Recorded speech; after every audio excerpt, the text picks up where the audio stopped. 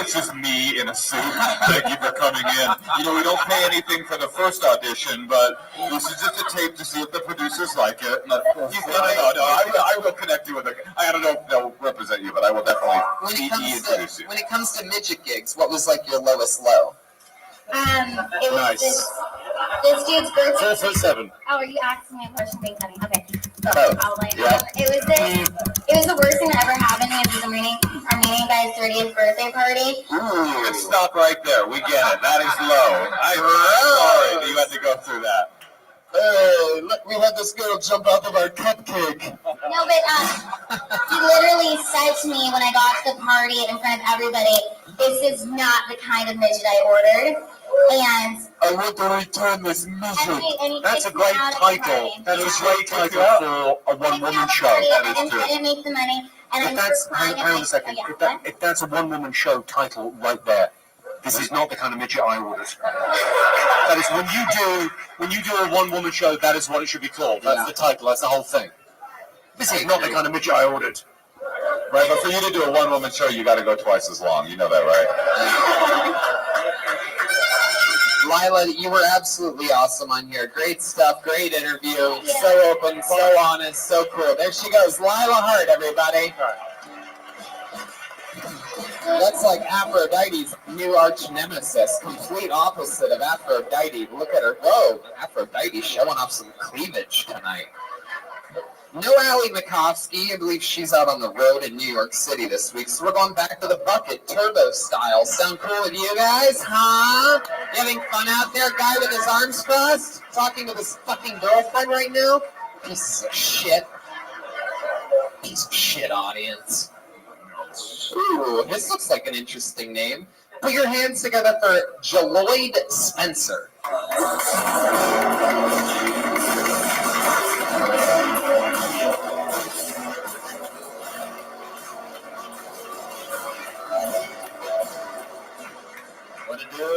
What's happening? Yeah, had a situation the other day where I realized that I'm at a point where I'm not the man that I thought I was. I was doing a catering event, going to the job. This guy was behind me, kind of like honking his horn very loudly while I was in the lift, kind of wouldn't let me get out of the passage. I was like, dude, what the fuck is going on? So, I'm in the back, and I just like flipped this motherfucker off, what I'm saying? Like, fuck you, bitch. I don't play that. And then the Lyft driver stopped, and this large African-American gentleman got out of the van that he was driving. He was heavily tattooed, and I believe the first words out of his mouth were like, fuck you, nigga! And I was like, excuse me? I was like, what did you, excuse me? And he was like, fuck you, nigga! What's up?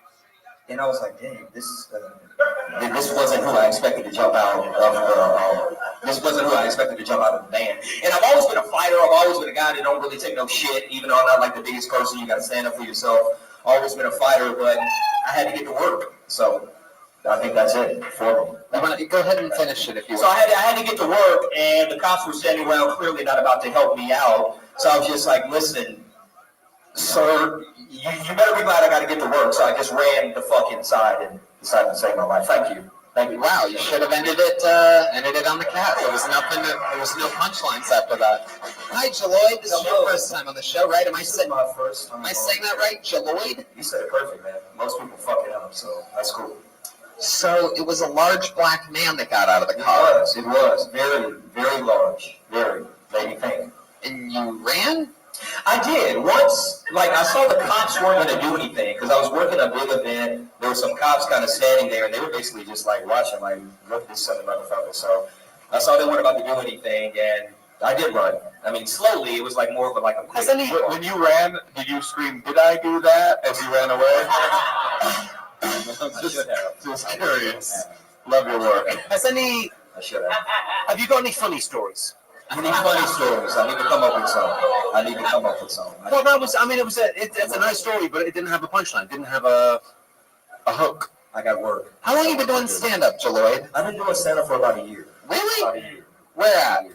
I've been at the Pasadena Ice House. I've been at I've been at the Comedy Store before. The fact that you called it the Pasadena Ice House Yeah. makes me wonder how many times you've done That's it. already a mistake. Pasadena, You caught California. me in a lie. You caught me in a lie. Oh, you lie? Is that a lie? No, I'm not. I live in Pasadena. If you had to guess how many times you've done stand-up comedy, about how many times, ballpark, would you guess? Just name a number. It's under 20. There you go. It's under 20. It hadn't been long. Right. You know what? It's not how many times you do comedy that matters. It's family that matters. Family matters. I'm not doing that. I'm with that. I'm with that. That was amazing. Yeah, no, that's not the right show. That's a different show. So, Welcome to Black Friends. I did think it was an interesting premise of a black dude being afraid of a big black dude in traffic. There is some, there's fertile information there because, you know, you don't present as like a tough guy. You know, you got the glasses and the, you know, the like hipster Urkel thing. And like, so like, I wanted that, I was like excited about, and then it fizzled a little bit. But I think there is something to that, right? I think the shirt gives you some sense of his blackness. It looks like a close-up of a sickle cell under a microscope. I'll take it. I'll take it. Wow. I'll take it. Yeah. I'll take it. So, Lloyd, you look like Floyd Mayweather Jr. There you go. I've heard that. Yeah, I actually went out there for the Floyd Mayweather Manny Pacquiao fight, and I got some of that commentary. So I don't know what you just said. So what's the hey, let me ask you a what's question. the workshopped version of that joke? Because it is, you're right, it's an interesting premise. You were scared of this guy, and then you said, I've got to go. Right. Okay, we need more than that. Right. We do. What's a funny thing that could have happened? It could be made up. It doesn't need to be true. It just needs to be funny. A funny thing that could have happened. I don't know. Maybe we could have like hugged it out or something like that. And you could do it better. What if you started running from him and an even smaller black guy saw you and started running from you? Yeah. Chain reaction all the time. That could work. That could work. I like it. That could work. What's that? Greg Fitzsimmons writer for HBO's Crashing. I can't stop. I also was very unclear about, you were catering and then you were in a lift. I didn't know the choreography Right. of it. And then the guy was in a van and you were in the back of a lift catering, but there was a... I was in a lift headed to a catering event. Oh, no, I wasn't can't hear interested. this again. Yeah. But I just meant, like, it needs to be tight, like, you know, why were you in a... Who cares that you were in a lift? Unless it's important to the story, who gives a fuck? Sure. I was driving, I flipped the dude off, he jumped out of the car. There was a big black guy. I was like, this is not who I thought I was flipping off. I was... I don't think 20 spots in the comedy. I don't think the technical side is going to get us far with Lloyd. So let's talk about your real. Let's talk about your real life. Tell us more about it. You have kids? Ever been No married? kids, man. I've never been married. I don't have any kids. You ever been arrested? I have been arrested. For what? A DUI. Ooh. Yeah. Pasadena? No, man. Actually, I moved from Atlanta, so I got a DUI in Atlanta. Gotcha. Thankfully, because I hear there are real bad laws out here. So. Yeah. How did Master Splinter feel about that? Not good. Georgia cops are kind of tough. Did they rough you up? No, cops didn't rough me up. You know, it wasn't a good experience. You know what I'm saying? But I guess it could have been worse. So, you know, it wasn't bad. This is like the most racist interview ever. So do you have kids? A lot of kids running around? You've been arrested a few times? Did the cops beat you up a little bit? Did they throw you down off your ground? Does your life matter, sir? Did we figure out what you do for a living? Yeah, besides I serve in a bar team. That's what I do. Where at? So I serve at LA Live, like downtown. Bartend down there too. Oh. And I do obviously some catering, so keep the bills paid. Yeah. How long you been doing that? Man, I've been doing that for like 7 years. Here in LA. No, I just moved to LA 2 years ago. Gotcha. Here's another really racist thing. Let's go. I can't tell if you're 22 or 50. I like that. That's cool. Yeah, a lot of people tell me that. That's cool. How old are you for real? I'm 32. 32. Right in the middle. Right in the middle. Very good. Wow. You date a lot? Yeah, I did a little bit. I wouldn't say that's a lot. I get out. Yeah. What do you use the internet to date, or do you go to? No, I don't do any internet dating. No. How come? I'm just not into it. I don't really think it's for me. I'd rather kind of like talk to somebody or something like that, you know, for real, face to face. Maybe you could try telling them that story about how you were in a lift one time. Yeah. That would work. Like a war of attrition. Really wear them down. So you like to meet him face to face. So like the last girl you hung out with, where'd you meet her at? I met her at the after hours. The after hours. Yeah, so like all these clubs out here close early, like at 2 and stuff. So with the job I do, I get out late. So sometimes we'll go to the after hours. Wait, is there only one after hours in Los There's a Angeles? lot. Oh, then why are you giving it the honorific of the after hours? It's like the club. I just love it. I don't know. That's kind of where I'll be for the after hours. So then, what, she's standing at a bar by herself, sort of, something like that, or were you introduced by a friend? No, I just like started talking to her. Like we were just kind of like hanging out, and she was with some friends. We started talking and exchanged info, hung out. You took her back to your place? No, not that night. We wound up like meeting up later to kind of like hang out, went out for dinner and stuff like that. Are you like Christian? Yeah, I am Christian. Okay. I couldn't figure it out for a while. No, because it was like you got this edgier look, and I'm like, but he's like so like, well, just like I spoke with her, a lady as a woman of God, and in the loving frankincense addled bow of the Lord. Okay. So you I try not to be too predictable, What does your hand tattoo say? You have a tattoo on your hand. What does that say? It says the devil is a liar. There you go, Right. Right. It originally said the Jews are liars, but you had a. That's not what What's that tattoo say on that arm? Which one? Both of them, I guess. I mean, I didn't see two at first, but choices, consequences, it's just little shit that I think about. Dude, the devil is a liar. What's the dirtiest lie the devil ever told you? That's A the few, fun man. cow was cool. A few. That is the devil, right? Now, are you like raised with Jesus, Christian, or are you like, I fucked up, found Jesus?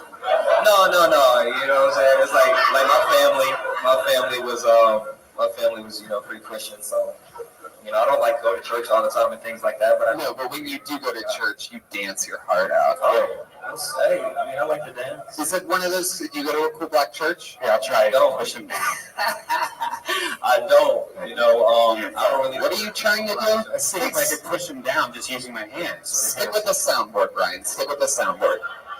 Oh, so you're not super religious? I mean, I believe in God, but I don't like go to church all the time. I will go to church sometimes. You're not Christian, you're Christ-ish. No, I'm a Christian. I don't want to I think, if somebody asked me that, I'd say it. I think if I had to say what would Jesus do, I think he would make up a punchline for that story. I feel like he was a good storyteller, and he would cut to the chase on that. Yeah. Right. He drew. I do that. All right, Jaloid. Well, it's your first time on the show, right? Yeah, appreciate it. There you go, Jaloid Spencer. Nice to meet you, everyone. Thank you, guys. You got to get out more often, Jaloid. Do more spots. I guess you work at night. He's on Twitter at Jaloid, Jello. That's not a joke. YD. Jello, YD. Spencer. His Twitter handle is Jaloid, JMJ. Jaloid. Quick shout out to the movie Tin Men, directed by Barry Levinson from 1987 with Robert, Danny DeVito, and just check it out. It's a great movie. Fuck yeah, I like that. Are you broken? I didn't know we could do that. Alright, this looks like even another new name, I do believe. Put your hands together for Charlotte Keeney.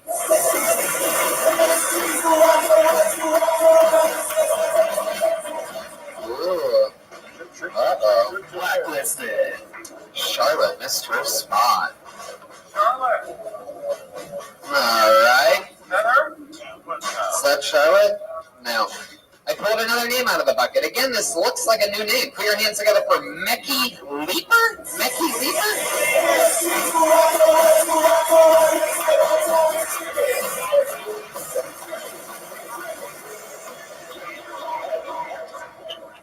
I watched gay porn for the first time recently.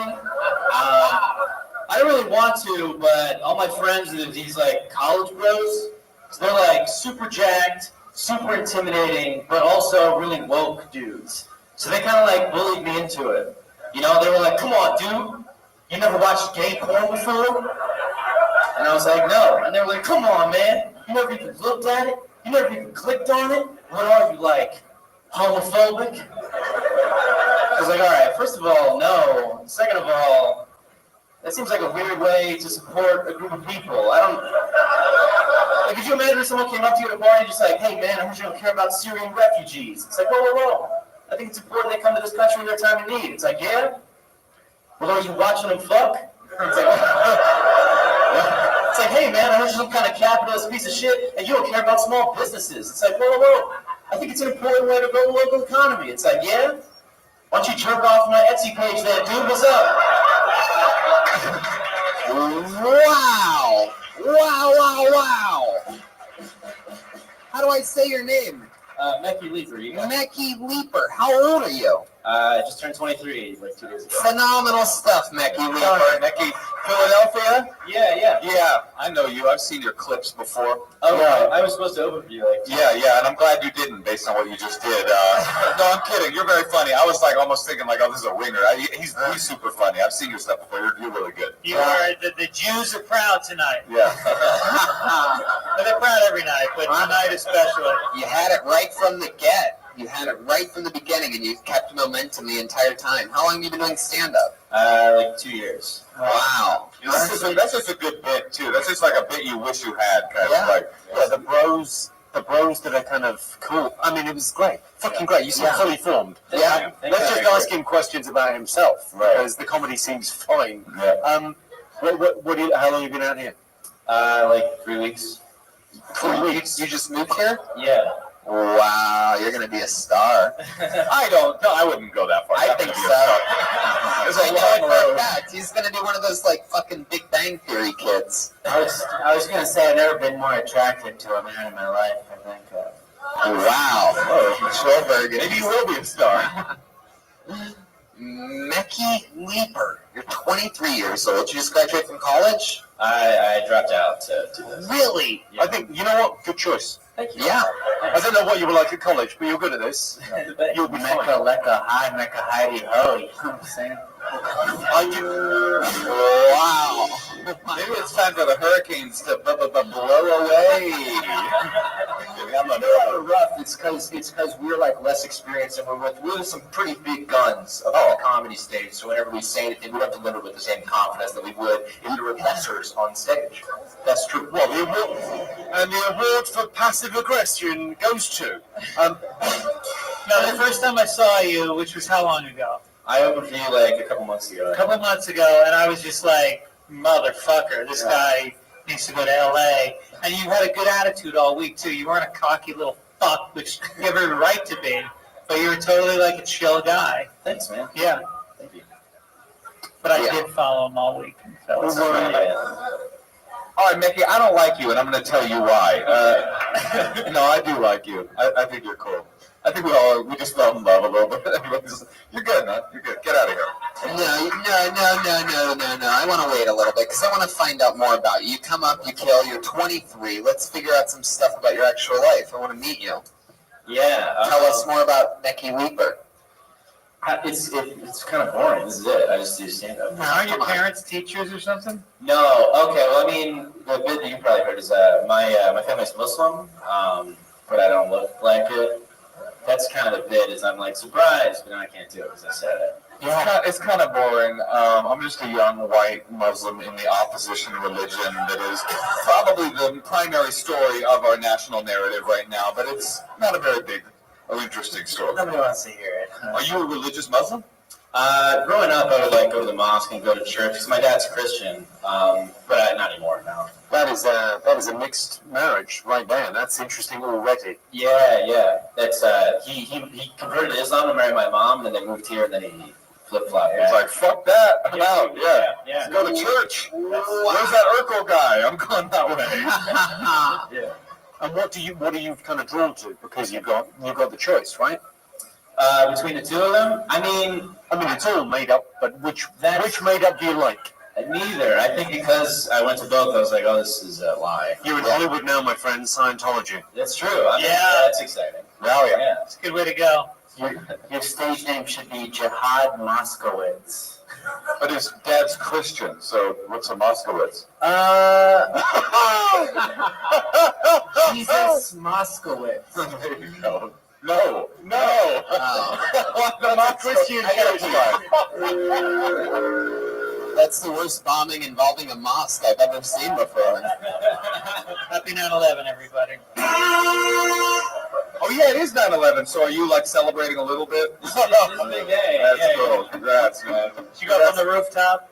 Yeah, I just laugh and be happy. I mean, that's already, and it's, as you say, it's a really interesting perspective to have on that. Yeah. Is your mother? What is she? What's her ethnicity? Moroccan. Oh, okay. Yeah. So she's legit. She's legit. What does your dad do for a living? He's retired now, but he used to work for like the state government or industrial. Can I ask how your parents met? Because I would say, as a Christian guy in Morocco, Right. to nail a Muslim chick, not easy. Right. That's true. Yeah. You got to get out that Your dad veil. is a player. Right. Yeah. Well, they both worked at the U.S. Embassy, and like I said, my dad converted, and it was a whole thing. They did like, you don't do that. I mean, that is some. I bullshitted some women into bed before, Yeah. but that is above and beyond the Call He of did Duty. it. It was big. That's some James Bond shit. You're Yeah, I believe that God. There's only one God, but God and Muhammad is his only prophet. Just give me the pussy. Do you know if your mother held out till he fully converted? I know any of the story? She brought that up like one time in passing, and I never forgot it. So yeah, I think she's on the episode of my dad. Oh, what a trip! Well, Wow. did she wait until he converted, or Oh, definitely. Yeah, I think she waited till they were married. wow? And did they met in Morocco? What did they live? They just live together there. No. So it was when they got here, Yeah. and right, and then they put the sign up on the bedroom. If this bedroom's Moroccan, don't come a knocking, right? Moshe motherfucking Kesher. It's just interesting. It's just I just want to see you do longer. What's your living situation? You're here in LA? Yeah, I live in East Hollywood, and I have a shared studio with another dude that I met on the internet. Who makes you watch gay porn? No, he's gay, but he's very respectful about it. Never forces me to watch it. Oh, he's not like one of those gay dudes that's like trying to rape you. I believe the phrase is he doesn't shove it down your throat. That's hilarious. He's gay, but he's very respectful about it. He's not like a typical gay dude that's like always trying to sexually assault you in the night. A shared studio with a gay roommate. Is that you ever walk in on him doing anything? He takes his laptop in the bathroom, which I wish that he wouldn't. You know, You want him to just do it out in the open, or it's like feels like the same thing because I can hear it and everything. Uh-huh. But he doesn't have headphones? no, well, it's just like he just walks into this very small bathroom with a whole laptop. Does your shampoo bottle smell? No, it doesn't. But What are you paying in rent? $625. You pay $625 to share a studio? Yeah. God, rent is fucking horrifying, man. Now, I feel bad because, I don't know if I should feel bad or you should, but I offered to be your mentor in Philadelphia. I just hadn't seen you yet. You said I'll see you in the clubs, and here we are. I didn't give you my number? No. What a shame. Mentor. Also, I didn't even know that there was a mentorship program in comedy. Did you ever have a mentor? You offered to be his mentor. I did. Did I get it? I did. Right. But you know what? He'll be a mentor, but he's not one of those respectful gay guys. Yeah, He'll force himself on you. It's more like a dementor. I put the men in mentor. Mackie, I see it in you, man. I do this show so fucking often. I know when people are going to work out and when they're not, and you absolutely are. Thank You have everything of a successful person. Mackie Leaper is catchy. Yeah. Everything. The look, you look much younger than what you are. Your delivery is insane, and it's all well written. At least the minute that I saw. I guess what Tony's saying is that someday soon, you'll be splitting a one-bedroom apartment with somebody else. Right. Yeah, you'll be living in a living room on a couch. I think I speak on behalf of everyone when I say very best of luck with puberty. You're going to see some changes. We can talk. There he goes, Mickey Leaper, ladies and gentlemen. His first time on Kill Tony. Just moved to Los Angeles. He's on Twitter at Mickey Leaper. That's MEKKILEEPER.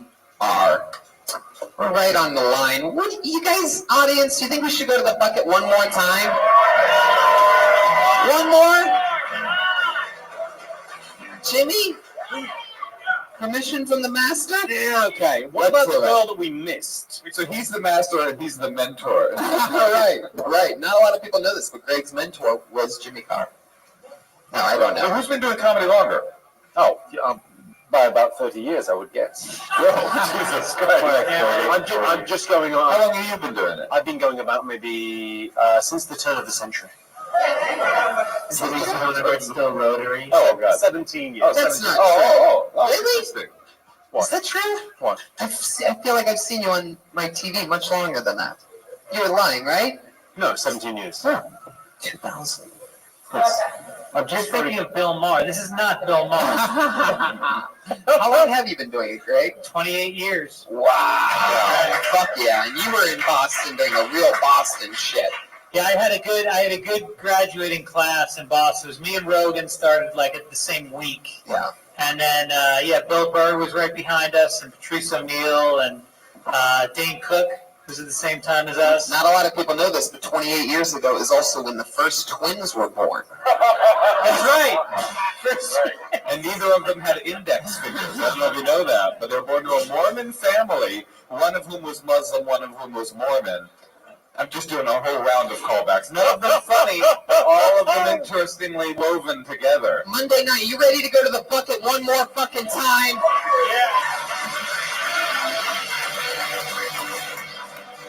I pulled a name out of the bucket, and that name is Tierney McCauley.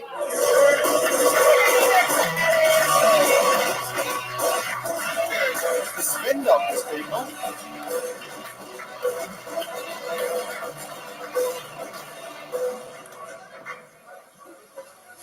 My parents sent me to an all-deaf college. Yeah, I guess they were just like sick of listening to me talk.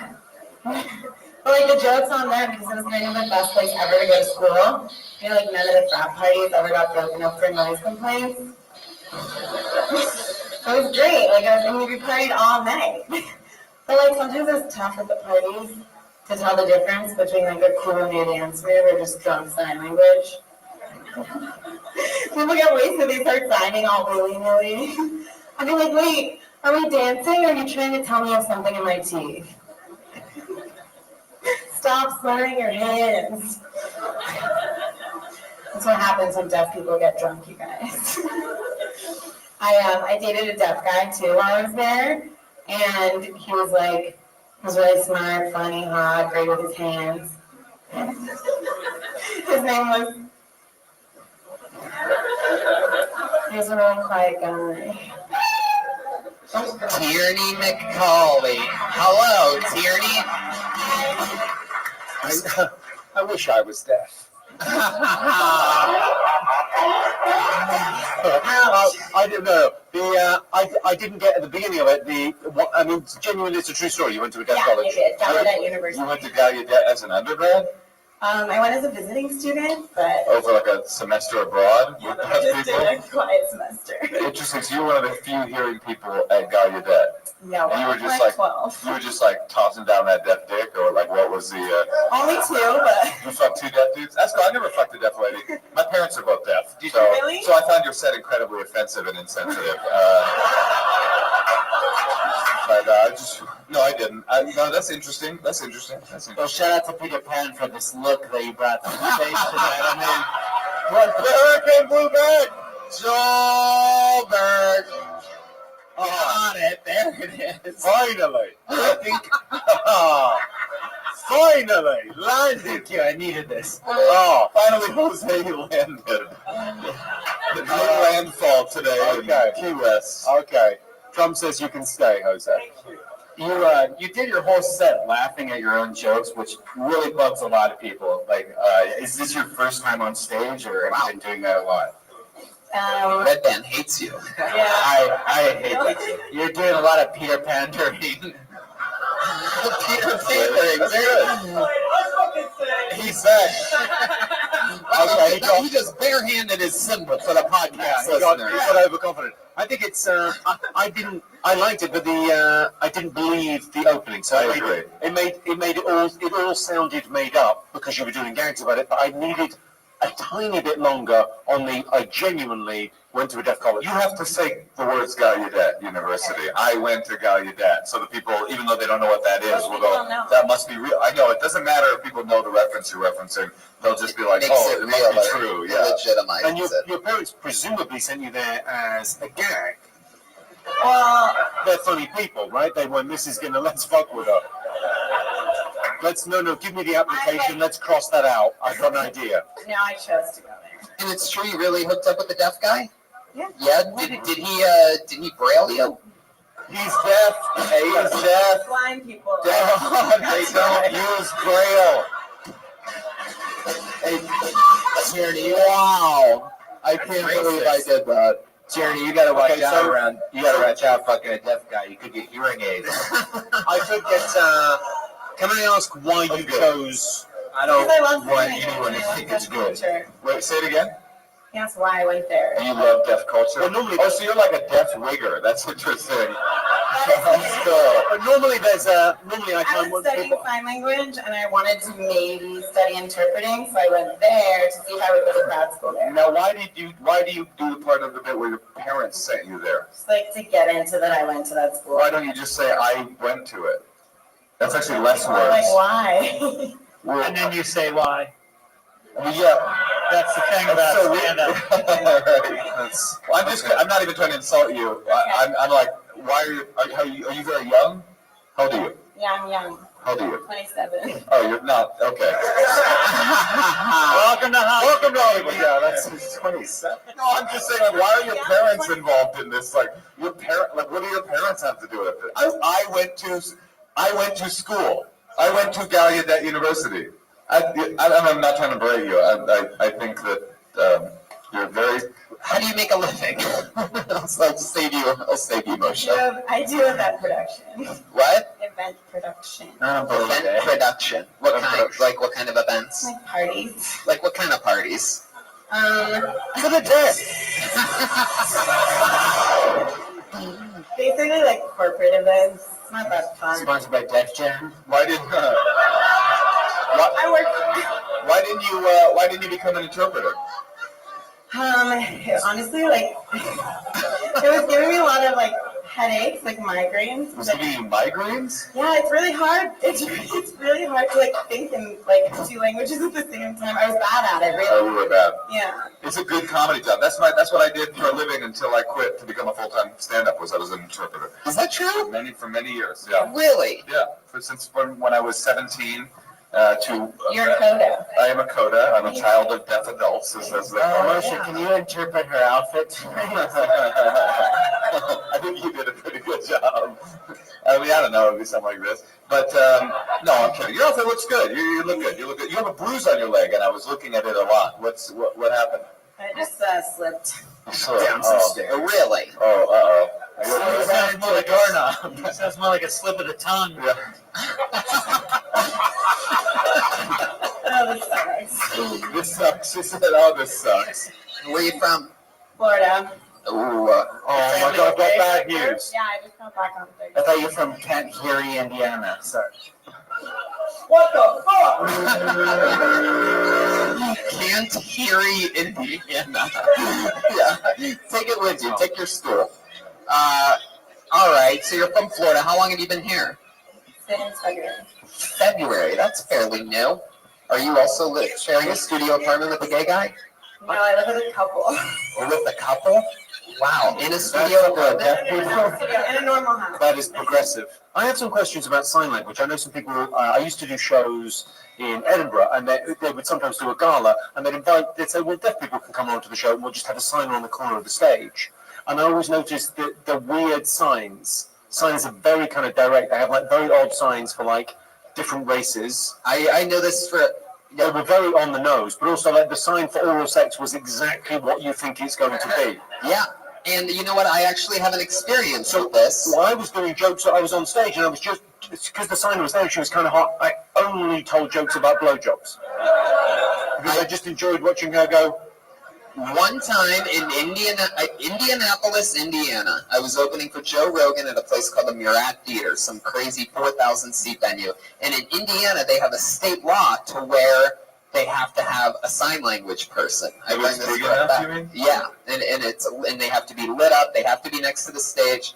I couldn't believe it. I like finding any excuse to not do my material in the first place. Well, obviously, yes. Exactly. So I see this guy, and I think it was a lady actually, and I was making a blowjob joke, and I just so happened to be looking at her when she did the blowjob. I like the eye contact. And they stay completely professional. They don't smile at all. It's all very, very, very fucking serious. So what I did was, I literally go, blowjob. And then I'm like, wow. And it's just killing, by the way. And then I go, blowjob again. And she keeps doing the same thing. And then I said, black blowjob. And she literally was like, it was like a trombone all of a sudden. Literally. The place was fucking... I buried myself because it happened 12 minutes into my set, and I had nothing funnier than that to go So, to. did you just find out she played trombone? It's quite interesting. It's quite an interesting thing though to get. I always think the detail is the thing. Like if you're going to talk about being an interpreter of sign language, getting to the detail of it and the true detail of it is always more interesting than the. It's more believable. I'm not an interpreter because I wasn't good at it. Right, but I went to college for it. And What are you good at? Apparently not comedy. Oh, that's not true, Tierney. I'm good at event production. Really? Yeah. Can you give us an example of an event you produced that you're proud of if you're good at it? Yeah, I just produced like a series of 6 events for the Gym Equinox for their Summer On campaign. It was really fun. And all the events went really well and the client was happy, so I think I'm good at it. Do you love comedy, or you just sort of hobby it? No, I love comedy. I do event production because comedy doesn't exactly pay for anything. How much money can you make doing events in a year? It depends. Well, I'm kind of just started doing that because. So what about 30 Before you were Peter Panhandling. Yeah, exactly. Thank you, Joel.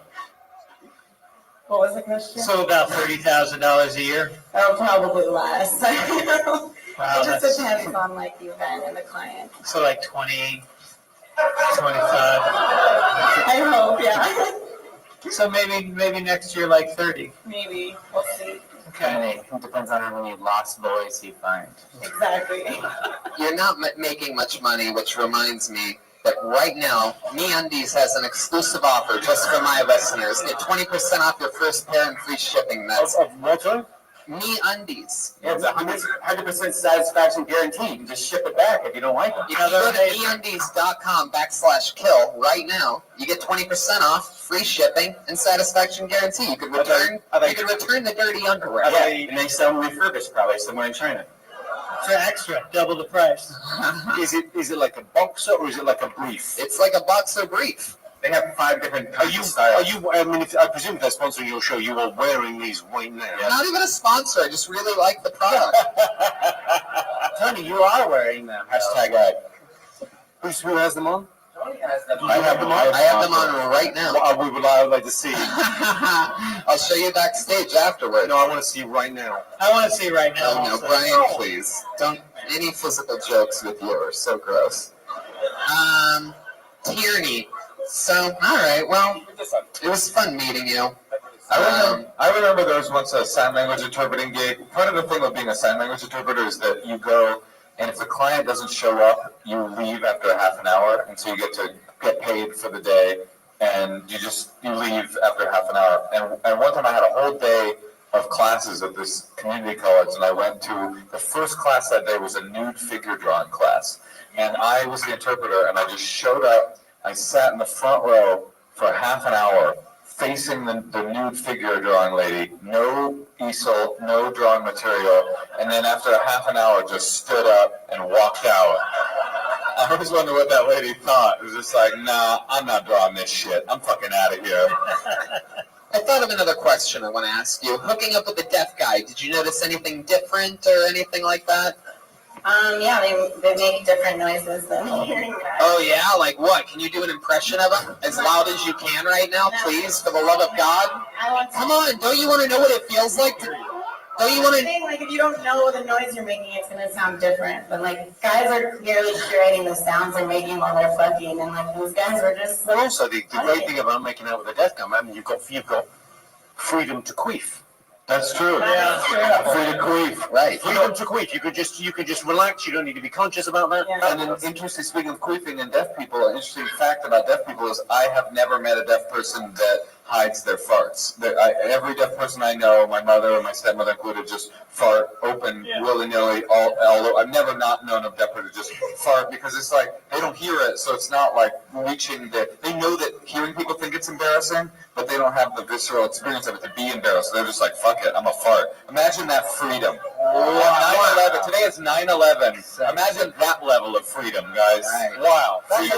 That's genuine. That's kind of. I get that they don't have hearing, but do they not have a sense of smell as They well? know, but what I'm saying is like for us, our culture, hearing culture, has decided that like that sound is funny, and that's what makes us embarrassed to do it in public. But they don't have that sound. They know that it's like farting. They're not like dumb.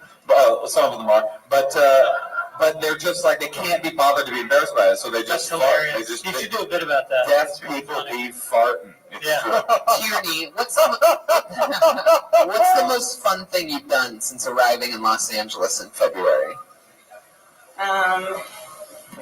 Kill Tony. I killed No, that's not the right answer. No, what have you done for fun in Los Angeles? I mean, I try and get to the beach as often as I can. That's like my go-to fun thing, I guess. That's I try fun. and get out on boats as often as I can. Try and meet people at boats. Oh, yeah. You hang out on boats. She doesn't plan on being a band producer for People long. have boats and get invited on them. She's trying to marry a rich guy, I guess is what she's trying to say. How do you got a boat? Do you want to go out on my friend's boat? Sure. All right, give me your number. I'll give it to him. Greg. Wow. I swear, And then- my and then- friend's got a boat. And then at the end of it all, Tierney, when you put on the hat that Greg is wearing, you can fly away magically. Looks like it's all part of the same outfit, no? Yeah, All right. Captain Hook has a boat. Also, Oh, that's great. Hey, the good thing about Greg having won it, you know he doesn't have lice. well, I love that your punchlines never land. You know what There she goes, Tierney McCauley, ladies and gentlemen, episode 229 of Kill Tony. 229, 4 years, 3 months, 229, hour and a half, commercial uninterrupted. Look at that drawing. Oh, Brian J. Boat. Me upside down over a jack-o'-lantern. Can we plug dates? Plug it. Oh, September 21st, I'll be in Washington, D.C. at the Improv. I'll be at the Nashville Zanies, September 28th through 30th, and in La Jolla, November 3rd and 4th. Charlotte, North Carolina, November 16th through 18th. Come see me. You're in La Jolla the week before me. I'm there the week after you. Come see both of us, La Jolla. Well, that's my favorite. I love that fucking club. Me too. I haven't been there in way too long. Leave something fun in the condo for me. I'll do something fun. There's a condom for you. Oh, how dare you. Make some noise for the great Jimmy Carr, ladies and gentlemen. Appreciate it. You got anything you want to plug or anything to the millions and millions of Kill Tony fans that are listening live I right now? genuinely don't need this. Perfect. Perfect. If you could plug us on some of the stuff that you do in the future, that'd be great. That could be That's fun. also not happening. The great Greg Fitzsimmons, ladies and gentlemen. Thank you. I always need the support of the Kill Tony people. I will be at the San Francisco Punchline September 14th through 16th, and then in San Diego September 21 through 23, and then also dates coming up in Cleveland and Spokane or Spokane? Spokane. Spokane? Spokane. Spokane. Yes, I'll be there also. Fitzdog.com for details. Fitzdog Radio is the podcast. I just worked with Greg Fitzsimmons on the unbelievably awesome HBO show Crashing, in which I'm going to be making a special appearance on season 2. Tony did fucking awesome. He can act. This kid can act. I'm really, really excited Yeah. about it. That's the season finale, but watch the whole season of Crashing, an awesome show with our friend Pete Holmes. Reagan and Jimenez down there. Look at them. Pat Reagan has a new album out, Bad Chat, that's available on everything. Joel Jimenez is on Twitter at Mostly Sorry. What did I miss? I want to listen to Mozart's Requiem. It's really great. It's made a lot of best year-end best lists, so check it out. There you go. We got a Snapchat show coming out, Comedy Central Snapchat. Me, Pat, Brian Moses, John Shevsky. Look for it. All the It's called Boy. Fuck up. All right, peace. I love you guys. I love that. Don't forget, we're in Boston next week doing this show. Episode 230 of Kill Tony is going to be there then. Don't forget to sign up for DraftKings. Come see me in La Jolla, Cap City in Austin, Texas, Denver Comedy Works, and so many other fun places. Hey, and I'll be in Indianapolis at Morty's November 8th, at Columbus Funny Bone November 9th, and the New York Comedy Fest. The game inside the game. You can win $100,000 in total prizes this Sunday. That's promo code CHANT, DraftKings.com. Thank you, live audience. Have a good night. We'll see you on the patio.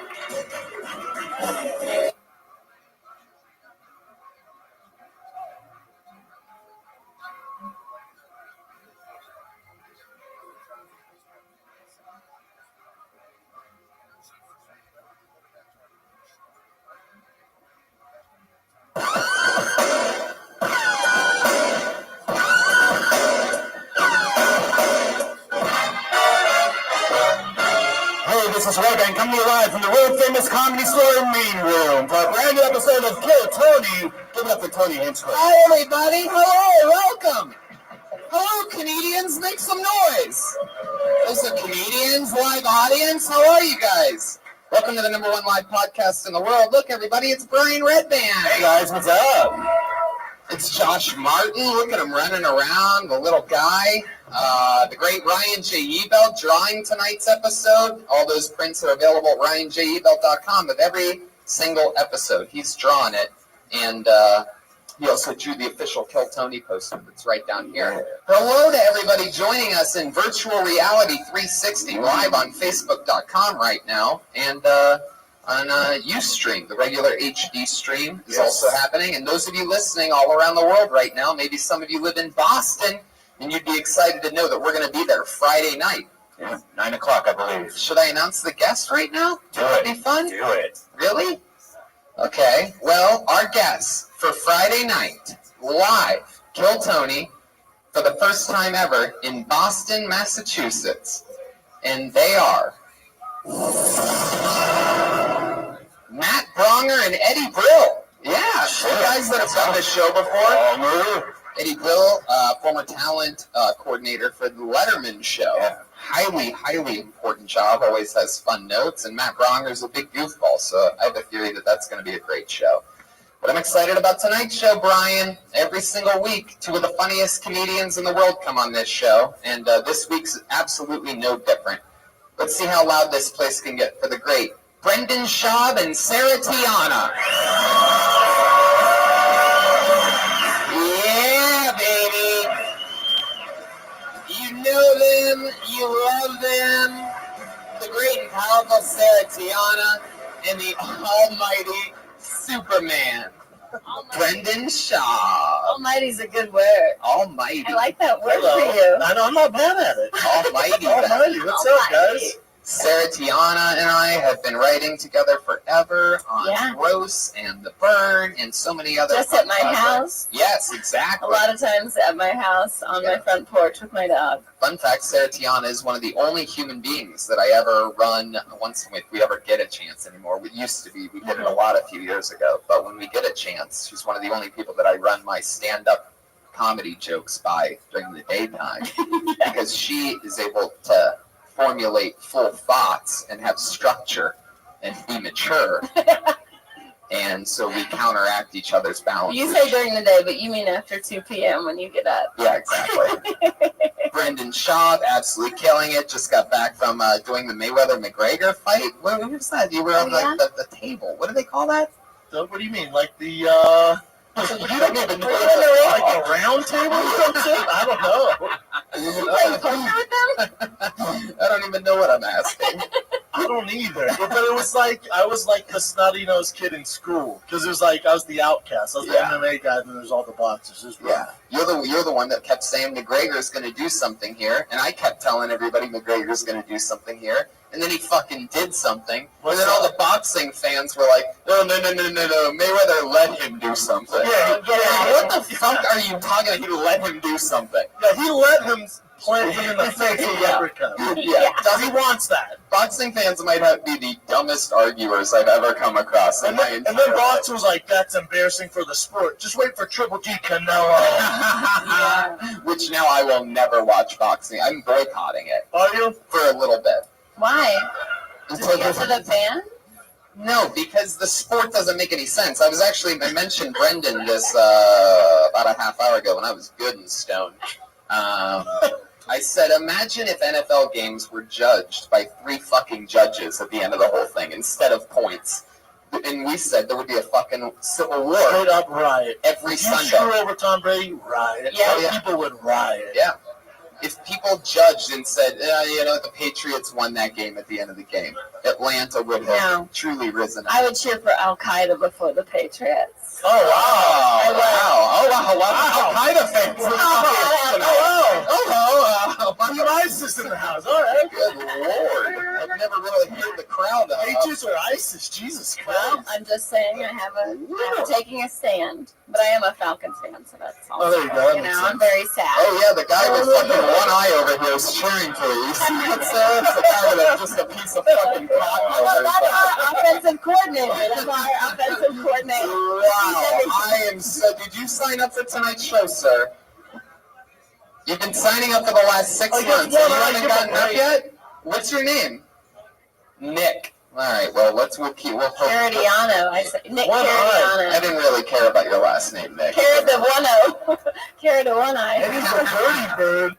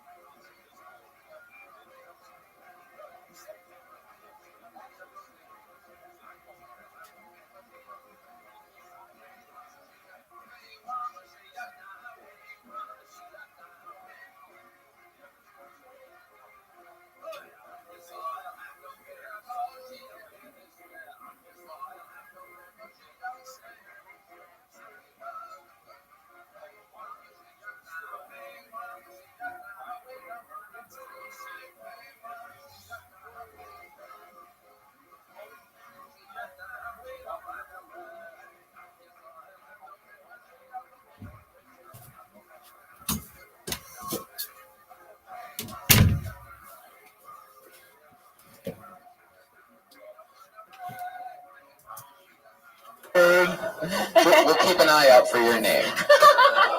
What happened to your eye? You were playing basketball and you lost an eye playing fucking basketball? Were you playing basketball with a bow and arrow? Is this small basketball? Tiny basketball! All right. That's this show for you. Instead of a spot a guy with missing an eye, we just go crazy. Let me at him. It's not every day though. One eye. I know. Are you playing tennis? Koreatown? Was it just you, or were there other people? This is the worst game of horse I've ever heard of in my life. Please tell me the name of your team is the Pirates. Hey, there is no I in team. All right, so No longer. also has a band, guys. I love this band. I call them the best damn band in the land. They are my favorite. They commit to characters every single week. I don't ever know what they're going to do. You don't know what they're going to do. But I'm about to bring them out right now. Here they are, the Kill Tony Band. Pat Reagan, Jeremiah Watkins, Joel Jimenez, and Chris, the bass player. Oh, shit. Oh! You really know why, but you want to justify ripping someone's head off. Oh, my God. There are 4 Fred Durst on this stage right now. It looks like Dodger fans. Wow, I can't believe you guys are going to be pizza delivery boys for this entire episode. Are those Make America Great Again hats? Wow. Hello, is this, you guys all Fred Durst? Am I right about this? Yeah. No, we're just douchebags, dude. They're extremely limp biscuits. Wow. Hey, Tony. Yeah. When was the last butt you ate? Yeah. Killer. Awesome. You guys are definitely douchebags. I love it. I can't wait for this. We got the douchebags. We got Brendan Schaub and Sarah Tiana. Are you guys ready to start this motherfucking show or what? Everything's in its place. We got no ads this week. I'm at Cap City the first weekend in October. You guys know how it works. People sign up for the bucket. There's a bunch of little pieces of names in here. I pull your name out of the bucket. That means you get 60 seconds of stage time. You can, sometimes it's a completely crazy person. Sometimes it's one of the top young rising comedians in the world. Sometimes it's somewhere right in the boring middle. You know your time is up when you hear the sound of a kitten. That means 60 seconds is up. Wrap it up then, or else you're going to bring out the angry West Hollywood bear. Who's that? Uh-oh. Oh. That's him. You guys ready to start the show or what? Monday night, main room. I said, are you guys ready to start Kill Tony or fucking what? What's up? Make some noise for the great Chris D'Elia walking through the room, everybody. Yeah. VR360, turn around and look at Chris. Wow. I'm trying to book him for this fucking show for only about 2.5 years now. He shows up when, Did it once. when there's not a seat available. Yeah. Sure, I love it. Sure. Here we fucking go. Okay. If you know anything about me pulling names out of this bucket, you know I love it when the name excites me. This is a name that excites me. Put your hands together for Crocodile King. Yeah!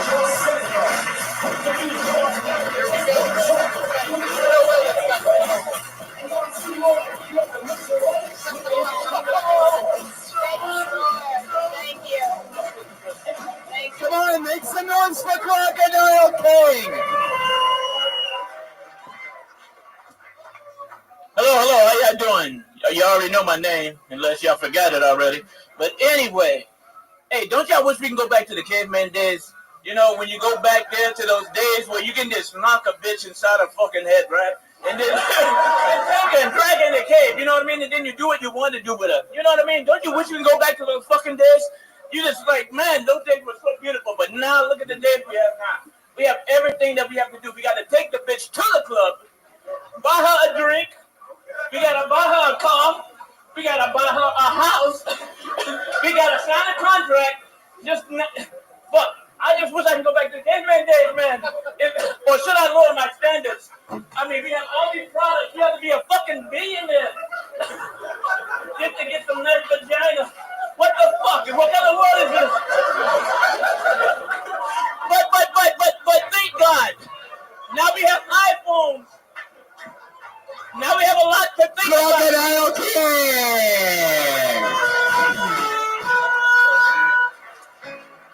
talking, it pretty much just sounds like you want to beat a woman.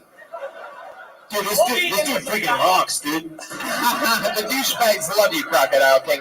Dude, I always have to buy cars and houses for my bitches at the club. You do, man. You know what I'm saying? What kind of girls you date, man? I date A. They're called high exotic. Crocodile, you gotta talk right into the tip. Yeah, you won't even put the mic to your mouth. I know. Magical powers activated. Yeah. Deaf people. Deaf people? Yeah, it's hard to hear and understand what I'm really talking about. Yeah, because you don't have the mic to your mouth. Oh, excuse me, I'm sorry? You don't have the mic to your mouth. I know, you understand how to put things to your mouth, don't you? Whoa! You just got fucking crocodile, dude! Hey, guys! Hell yeah, Hell yeah, she does, dude. I guarantee that's the most you've ever gotten to say to a woman. You know what? Oh, dude, she's probably right. Dude, she just queefed in your face, you idiot. No, she's probably right, because all the other times I was probably asleep. After my time, Crocodile I'm King. going to sleep. I don't Crocodile. want to hear nothing you say. Crocodile, pay attention, dude. Yeah, I gotta get you in line. You're a naughty fucking boy. I love that a black guy is schooling me on oral. Oh, yes. I would too. Sarah, you never know. He might want to make you his crocodile. No, be honest. Hello. Tell her, it'll be long distance. Okay, I'll talk. Yeah, no, I'm sure you live in a cave. But I will school her. Hey, why the name Crocodile? I teleport. Crocodile, because you have to have tough skin. Wait, first of all, you answered two questions at once there. Oh, is this true that you teleport? He didn't ask Yes, teleport from the cave all the way here to the future just to fuck up. You didn't understand that. No, nobody does. Talk into the fucking microphone, Crocodile. Okay. I know you want it on tape. You might sell this information to somebody else. We're streaming live in VR 360 right now, Crocodile. I don't need to put it on tape. It's not 1980, Crocodile. Right there is looking right at you. All I'm waiting for. Hey, I'm just saying, they might fuck more shit up for us. Crocodile, I have 754 questions that I need to ask And you. then I have to sell one product. Crocodile, stop talking. This Listen. beautiful women. Crocodile, listen to me. You need to listen, Crocodile. Okay, go ahead. All right. You'll First, catch up when you see it on the video. Crocodile, you son of a bitch. You are a true misbehavior. Okay. Okay, Crocodile, let's start with some questions. Okay, How question one. long have you been doing stand-up comedy? You know what? This is my first time on the stage doing comedy. Okay, First of all, put your hands together for Crocodile King. Popping his cherry live in front of you. He accidentally killed his entire set. He doesn't know why. We couldn't really hear I you. do know why, because this is my first time, and I'm probably the best comedian that ever done it. yeah, that's. Wow. I don't think that's a leap. I don't think that's a This is leap. some reverse Conor McGregor shit that I wasn't expecting right now. I've never tried it before. I'm the best that's ever done it. Hey, you should try a lot of You did land a lot of punches, so If you tried her, you fight Mayweather. you don't. You probably win. You don't make any sense. Clearly, yeah, I second that. He didn't get it. Crocodile, stop doing crowd work. Oh, Over here, Crocodile. What are the chances he says, I'm the captain now? What was it like working with Tom Hanks and Captain Phillips? Was that fun? Dude, leave Crocodile EBT alone. EBT.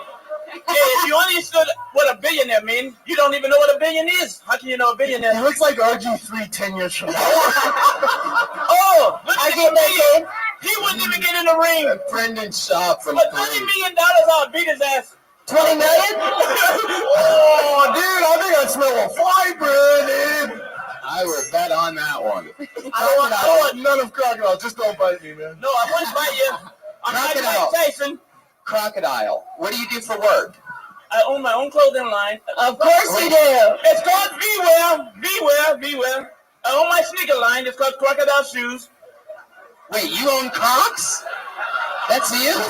No, Crocodile. There's a difference. Croc is C-R-O-C-S. Crocodile is C-R-O-C-O-D-I-L-E. Like Crocodile. It's a little different. What? It's a little different. What did Louis Vuitton? Welcome to Spelling B-E-T. Yeah, but he's smart. He can spell B-E-T. Yeah, most I of bet he can dial 911 too. But he has it on speed now. He got you there. The guy with one eye is crying right now, and I don't know. He just lost another one. What is he crying about?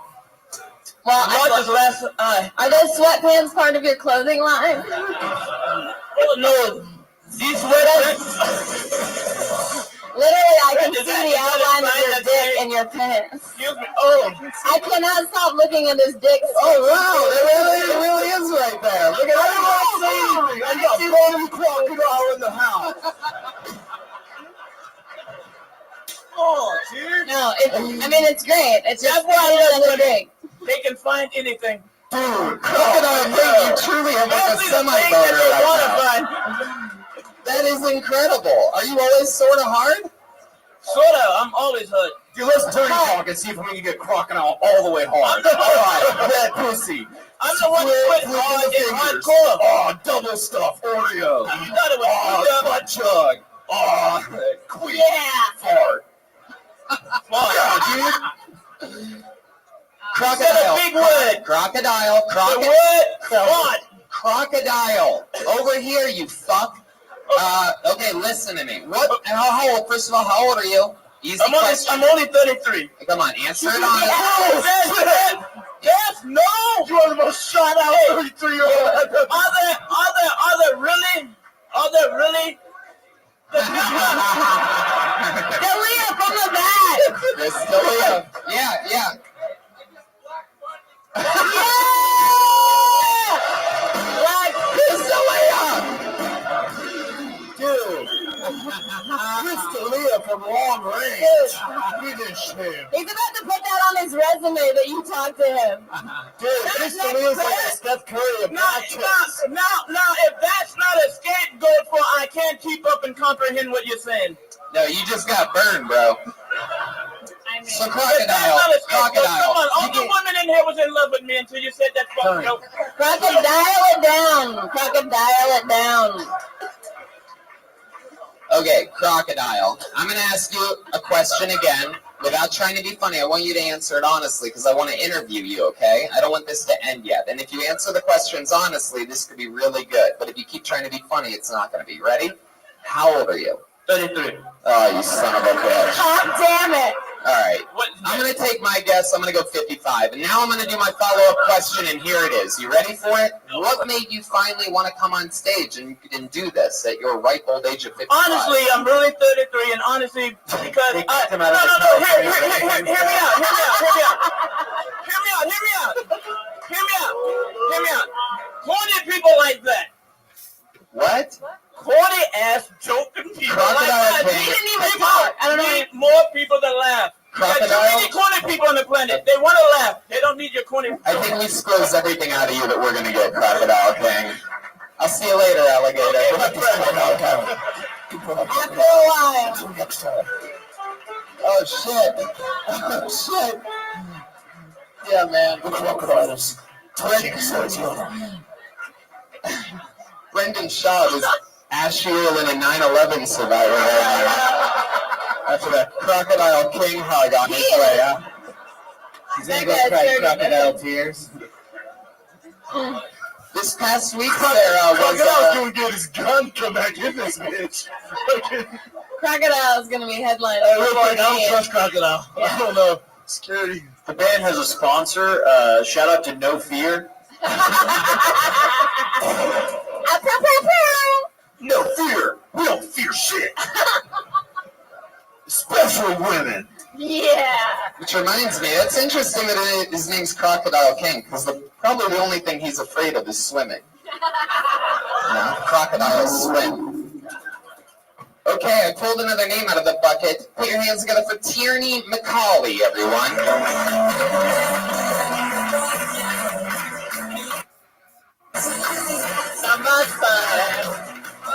It's a long walk.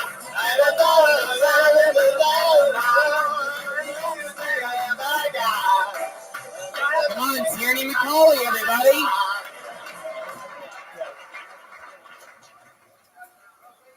I've worked in tech for a really long time, and I love when I tell really old people that I work in tech, like my grandparents, because they just automatically assume I'm a genius.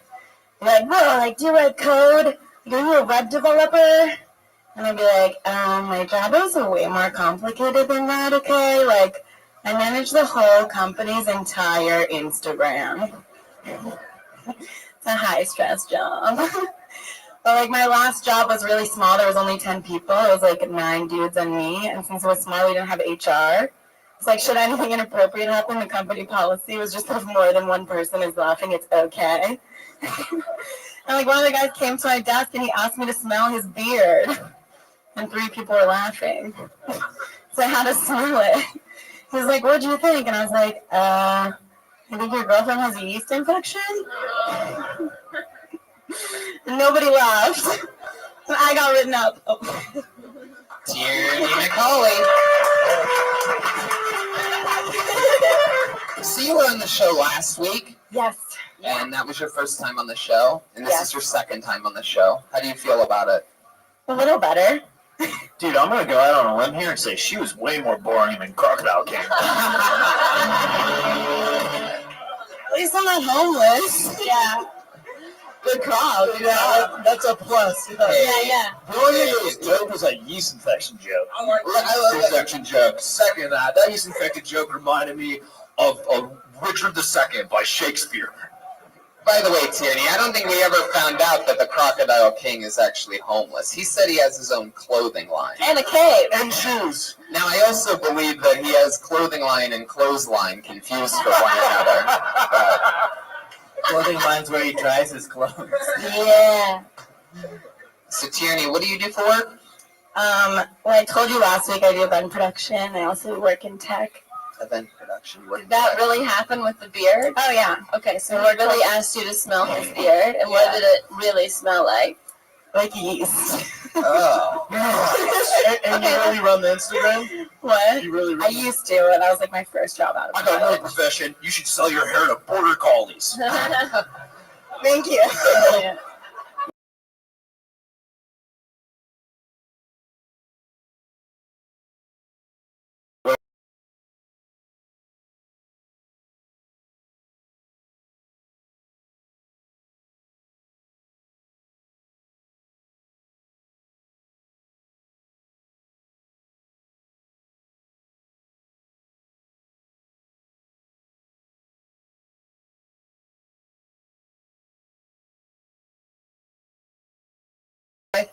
Eight months. Where are you from?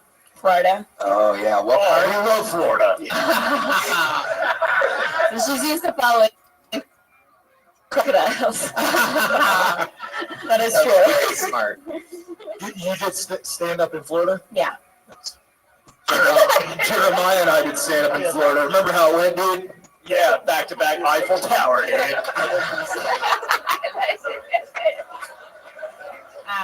What else did we find out about you last week, Tierney?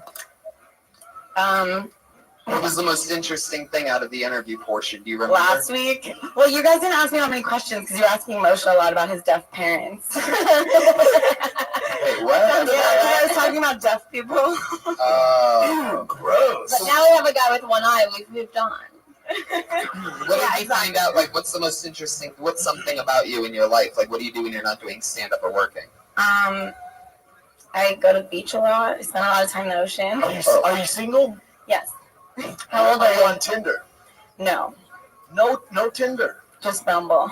Bumble. Oh, you say like. Are you to LA? That's down to have sex in LA. Yes. Did you go to college? That's my day rapist Patty Reagan right there. I'm like, Have you been with another man since being in LA for 8 months? Yeah. Oh, okay. Like, where do you meet guys at? Bumble, son. Really? Was that guy off Bumble? There has been some. Yeah, is Bumble like Bumble? You're down to fuck. no, Bumble, you No, asked Bumble the guy was out. those first. Yeah, she knows. Bumble is true love, you retard. Yeah. Brendan has women throw themselves at him, so he doesn't understand online dating. Oh, preach, Like girl. what? Women just don't come to your door. So does the Bumble thing usually work out for you? No. No, it doesn't. No, it's not going great. Have you ever been catfished? No. but kind of. What do you mean, no, but kind of? Well, not like it You're wasn't talking to a pro with catfish right now. It wasn't a different guy, but like I'm tall, okay, and the guy didn't mention that he was like, and not that I'm not like have anything against short people, but like I feel like you should tell You someone. can. You It's should tell allowed. someone if How you're gonna short? show up on How the date and be 4'11". Oh, I'm 5'11". I'm 5'11". 4'11"? And we went skiing. This is not in LA, but like we went skiing on the date, and his skis were like little baby skis. Sounds like a very weird day. Yeah, that's a terrible Yeah. day. Did you use them as one of your ski poles? Yeah. I could have. Is that how you measured him? He was like, well, when we put our skis next to each other, my skis were like this, and his skis. Oh, you had a bigger I was piece like, than oh, God. Do you guys bone on this chairlift like wild animals? Douchebag, have you seen a wild animals? No, but I have a question for Tierney McCauley. Yeah. What is that, Iranian? No, it's Irish.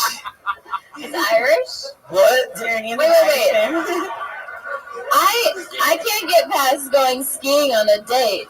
That seems like a very bizarre. Yeah, wouldn't you want to meet him first before you like went skiing? Why did you decide to go skiing on a date? I don't know. It sounded like a great date to me. Wait, were you already living near? No.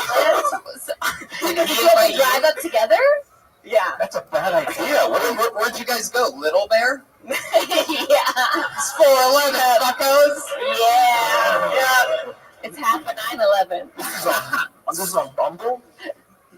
Yeah, but going skiing is like Yeah, that's drive there. That's a crazy. He came up with the idea. and That's I was a like, yeah, crazy first. Duh. So, did you guys spend the night at the ski resort? No. I was like, I gotta go home. And 3 hours later, you get home. Yeah. Did you get your skis waxed? What about your puss? Jesus. That guy's so intense. Jesus, that is intense. Did you get your puss waxed? Not on the date. Wow. I think talking about going skiing on a date was What a kind of great car? bit. What kind of car did he have? He had a BMW. Oh, of course he did.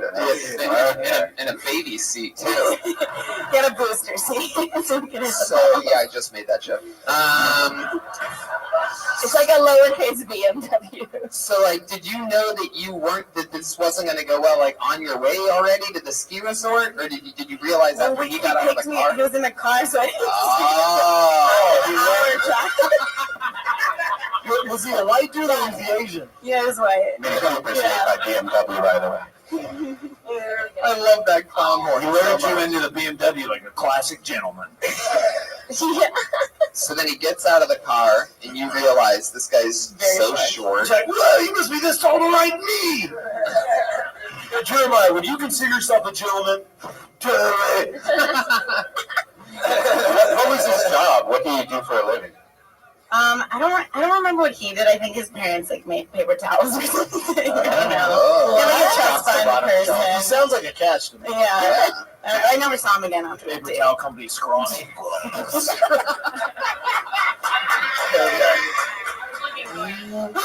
I was looking for it. You got it. That's good. The band is fucking I know, annihilating me yeah. tonight. Jesus. Did he try to make a move on you? No. A little move?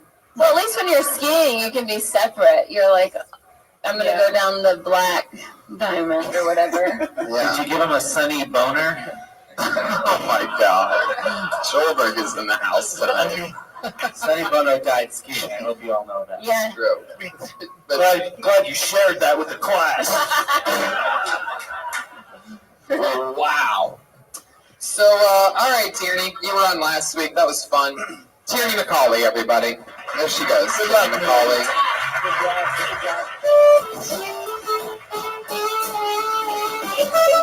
By the way, just a little fun fact. If the Crocodile King had the ability to listen, he'd probably still be up here right now. Crocodiles don't have ears. I pulled another name out of the bucket. Put your hands together for Michael Larimer.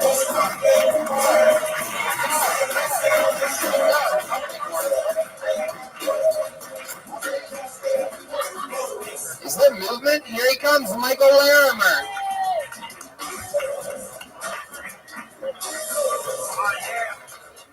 Oh, yeah. How's everybody doing? Yeah. I am also blind in one eye. Whoever that guy is, I can't see over there. Oh, there he is. All right, nice. My bad, it's my left eye. Any other macular degenerates out there? Okay, it's supposed to happen when you're like 98 years old, but unfortunately when my left eye turned 28, it just seen so much shit and decided to black out completely. But it's cool, you're still allowed to have a driver's license with vision in just one eye. And how awesome is that when you're trying to merge onto a major freeway, and it's your left eye that's blind, so when I go like this to check my blind spot, I literally see fucking nothing. I'm still facing forward by 45 degrees.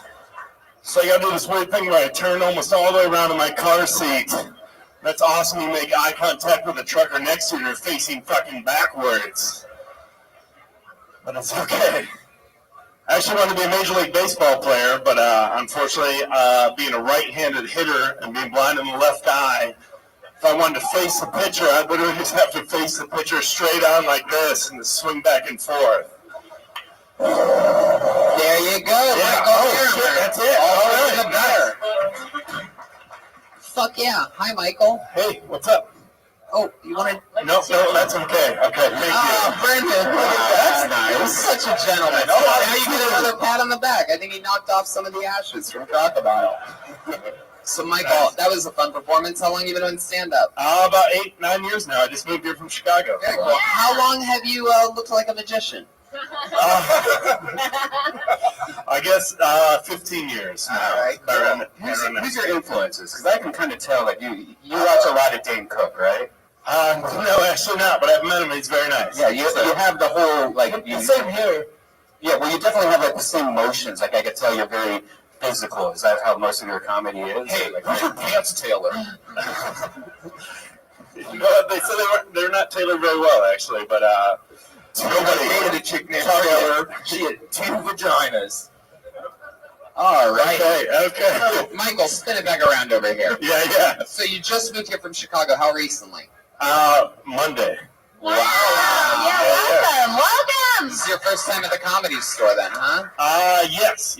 Officially performing, yes. And how long have you been doing stand-up in Chicago? Like 8 years. 8 years. Yeah. What do you do for a living? That's pretty much it. And I also try and teach it and teach improv and play with kids, too, for Lego. That's what we were waiting for. We knew there was something. Dude, are there a lot of hot kids on Bumble? No.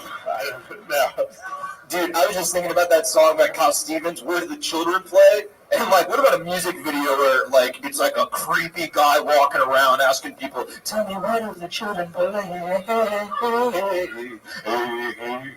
All right, Pat just wrote a sketch in front of us all. So, Michael, how much money do you make about a year doing stand-up and teaching stand-up? I don't think $5,000 a year, pretty much. So how do you survive? I don't have a refrigerator right now. My fucking apartment came without a refrigerator. That's how it goes. Welcome to LA. It is? Yeah, it's like the law. I literally started crying 1 week ago today because I'm like, wait a minute, what? That's how I am every week in LA, even when I have a refrigerator. So what do you tend to eat that you would put in a refrigerator? Well, I have a cooler now, and there's Numero Uno Marketo place across the street from me, so I have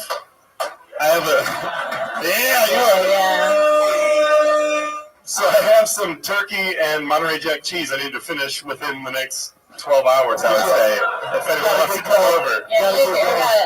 Are you single? Yes. Yeah. Oh, you seem like a married guy, like a dad. Well, I'm actually dating somebody back in Chicago, but she's trying to get the podcast. So. She does now.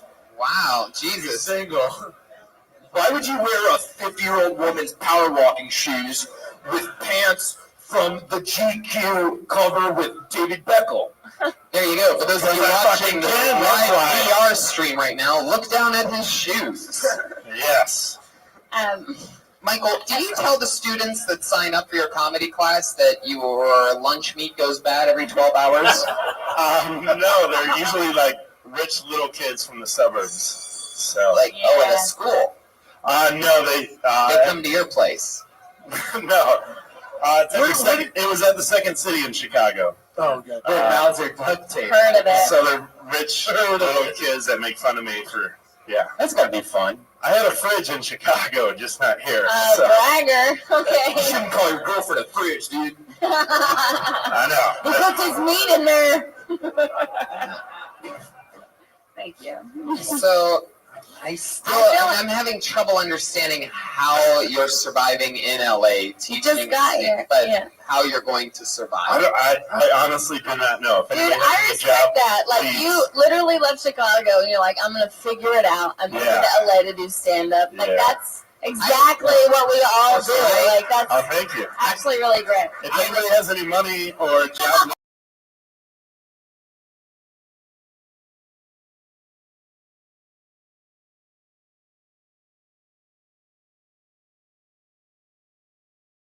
On babies you've done for money lately. I just I hosted the Lego 85th anniversary party barbecue in Connecticut for them. Meanwhile, they're cutting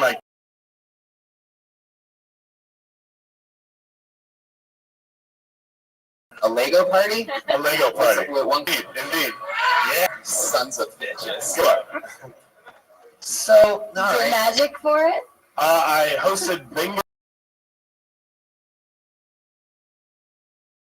Oh, Yeah. Got a really good laugh during bingo when I said the prize this round is going to be you all get to keep your jobs. Yeah. And like 20% of the company's getting laid off. So That's great. hilarious.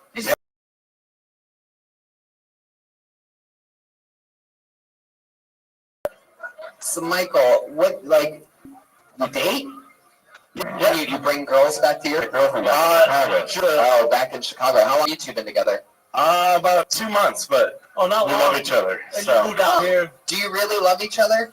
she's from Ireland, so Dude, how big's her thigh gap? I'm thinking, what? Her thigh gap. If she doesn't have a thigh gap, she's disgusting. Like a thigh gap, you know, the area between where you put the legs together. I think she has that. Wait, Yeah. she lives in Ireland? No, she lives in Chicago now, but she's So from you Ireland. just met her and just were like, "Hey, I'm leaving you," and like a month later, like, So what does she do in Chicago? She works at an Irish bar. An Irish girl? She's an actual Irish girl that works at an Irish bar? Yeah. Oh, yeah. She already cheated on you. Could be, yes. Yeah. So, Wow. all right, Michael. I'm impressed. Thank you for moving here. That's really awesome. Thank you. That's Yeah, a yeah. tough Good luck, thing. man. Good. Yeah, good luck. Appreciate it. it's tough enough with 2 eyes. No, you have a great stage presence, I think, and I feel like if you're doing that traffic thing, you should say something about rubbernecking if you only have one eye. And those are great pants, too. Pat Raven tried to make a joke about him, but if Crocodile King wore those pants, I don't know. Crocodile. Is he still here? What is your other material like? Like you did. It's really good. Like how long a set do you have? Like that you're comfortable with? I can do it like an hour. I've recorded an hour before, so. You recorded an hour before? Yeah. Where at? Oh. In Waterloo, Even the Iowa. answer is going to be funny. Waterloo, Iowa. Yeah. Waterloo. Waterloo, Iowa. If anyone's okay, it's over there. Yeah. Jesus. Yeah, What do you it's weird. think, Michael? What do you think is the most interesting thing about you? That I have a black cat at home named Apollo Creed. You're Irish. I think if he has one eye and hangs out with kids. Yeah, I mean, there's lots of things I could have said there. I guess. But Wait, you're really blind out of your left eye? yeah, That's really true, huh? yeah. Legally though, not like as blind as he is out of his left eye right now. I still got about 40% left or whatever. Oh, dude, you're not at the level of having a. So you didn't drive here? I've never seen a blind guy make fun of another blind guy before. Yeah, fuck that guy. I mean, it makes sense though. Clearly, this guy has a drink coaster taped over his eyes, so it's not in the best shape. Does that throw your balance off, like being like slightly blind? Yeah, a little bit, and I drink a lot too, so that does it as well. All right, guys. Hey, I gotta know, are you gonna lose that eye, my man? What do you have? How'd that happen? Oh, playing basketball. That's right. I don't give a fuck. I did mine golfing. Oh, you weren't born with it. You know, golfing? Is actually when I started doing stand-up. I was golfing and hit a 4-iron off a tree, like from me to you. Yeah. And it bounced right back into my left eye. So Oh. I thought I was going to lose the eye, but it stayed there. Do you tell that story on stage? If I have enough time, if it's like 1 minute, it usually just grosses people out. Your vision used to be 20/20, but now it's 24. Yeah. That's good. Still not going to touch you. Still not going to touch me. That's fine. Here's going to be Michael Larimer, ladies Thank and you very gentlemen. much. Come on. He's on Twitter at Michael Larimer, all one word. Tierney McCauley is all one word. Tierney McCauley, T-I-E-R-N-E-Y. You're welcome, Michael. And believe it or not, Crocodile King does not have a Twitter handle. Or a phone. But he's got a clothing line. You just got to go find it somewhere. Doesn't get good reception in his cave. No photo card with clothing line. All right, I pulled another name out of the bucket. I believe you've seen this young lady before. Put your hands together for Kirsten Alberts.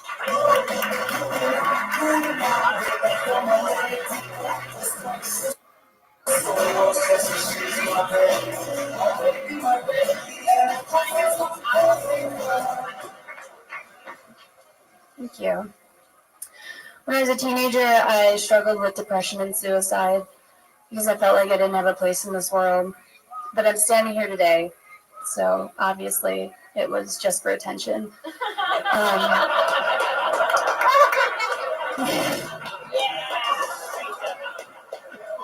But for weeks, I would go bungee jumping and skydiving because statistically, if you do it every day, one of those times the cord is going to break.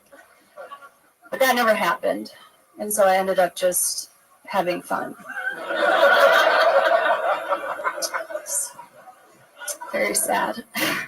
But there was two reasons why I didn't kill myself. The first was I didn't want to die a virgin and let the necrophiliacs win. Because that's what they want. And the second was people told me it was selfish. And then I had sex for the first time, and I was like, wow, he really did not need me to be alive for that.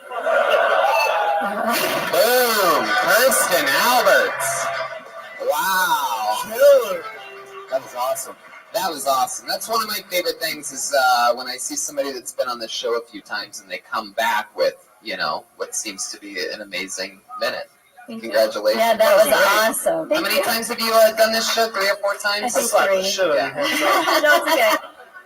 3 times, and yes, Jeremiah? Dude, this is the first time I've ever been attracted to a nerd before. Oh.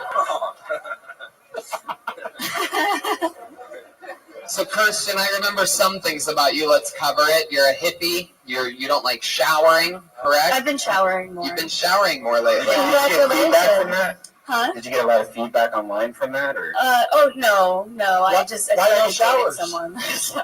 Why no showers? Just depression and laziness. Well, it's a good thing it looks like you're out of the suicide woods now, because with all those bracelets, no way you could slit your wrists. Yeah.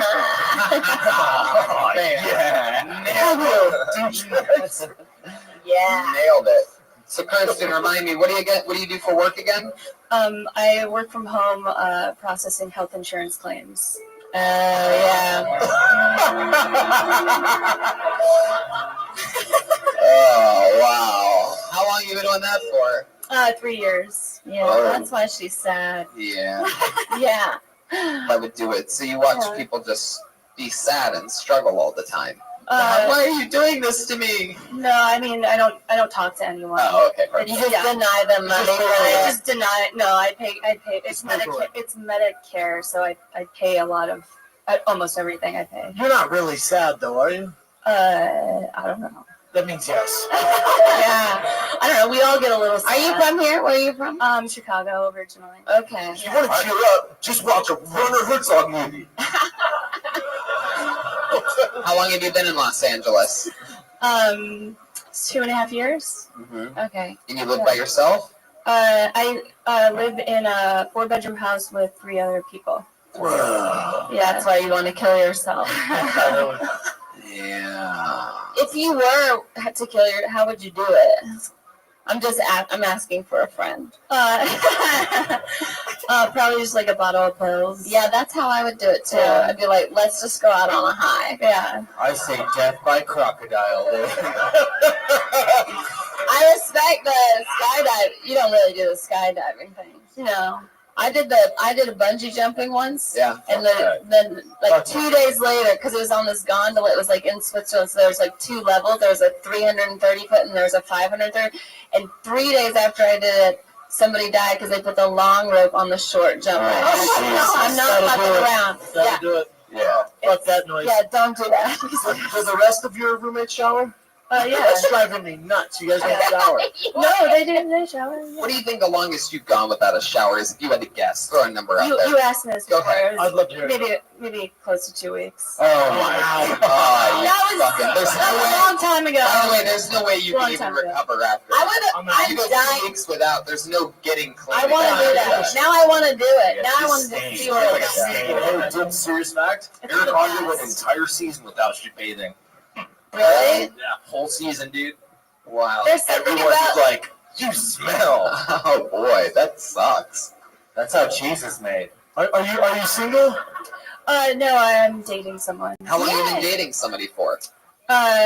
Since May And officially. have they ever mentioned like, ooh, babe, you sort of have a little something going on down there, or something like that? Like, No, I started showering when we started There's dating. something about like body odor that can be really attractive. Like your natural pheromones. Like sometimes when my boyfriend has like just a Hannabia, like a rocks, like oh you maybe just played a concert, like a little bit like. Yeah, Sarah's nasty. Yeah, you a freak. No. I saw her making out with Crocodile King before the show. She gets down, man. She's Listen, They what call it a happened? crocodile hunter. Yeah. Where did you and your man meet? That's not a noise. Where? A comedy festival. Oh, good. Ooh, what comedy festival? Slow Fest. San Luis Obispo. San Luis Obispo Festival. You're gonna have to speed that up. Man, so he's a comedian as well? Yeah. That's cool. Is he Has he here? been on the show before? He's not here right now. Has he been on the show? I Is don't he know. sad too? No. What does he do for? Oh, he is a comedian. Yeah. But does he have a job? Yeah. If he killed himself, how would he kill himself? God damn. You guys If make it was a with pact. pills, if it was with pills, you guys could Billy Joel it. Like you could be like bottle of red pills, bottle of white. Yeah. Wow. No matter what you want, Kristen, what's something that, what is something that scares you? Like, what are you afraid of? What are you afraid of? What scares you? Water. Soap in the butter. Getting up in front of people. Really? Yeah. Good job. Yeah. So, like, You're really, really funny. Oh, thank you. Yeah, it was great execution. Yeah. And let me ask you this, like, so like when you're saying that you're afraid of getting up in front of people, like what are the thoughts running through your head when you're like walking from that seat over there approaching the stage? Like what's really going on?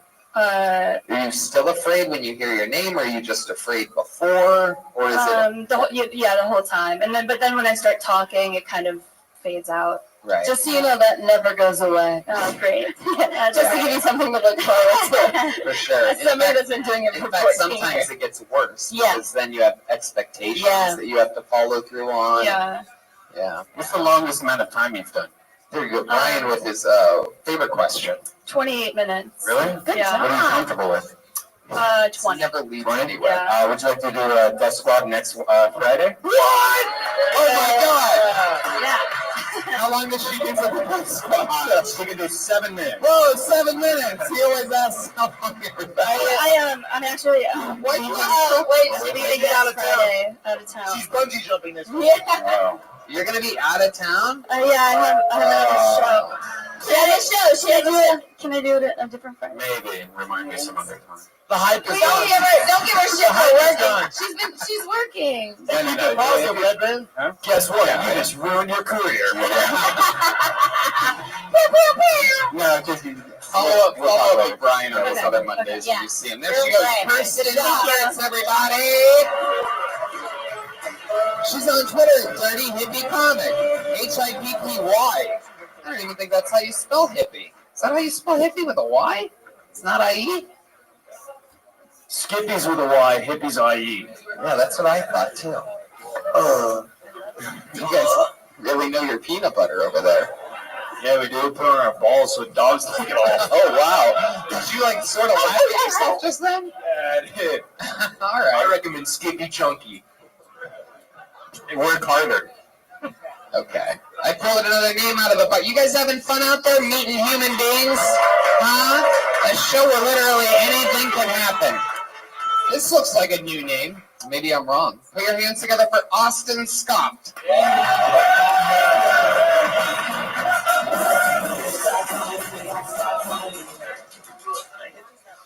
Yeah, you two should know that, so.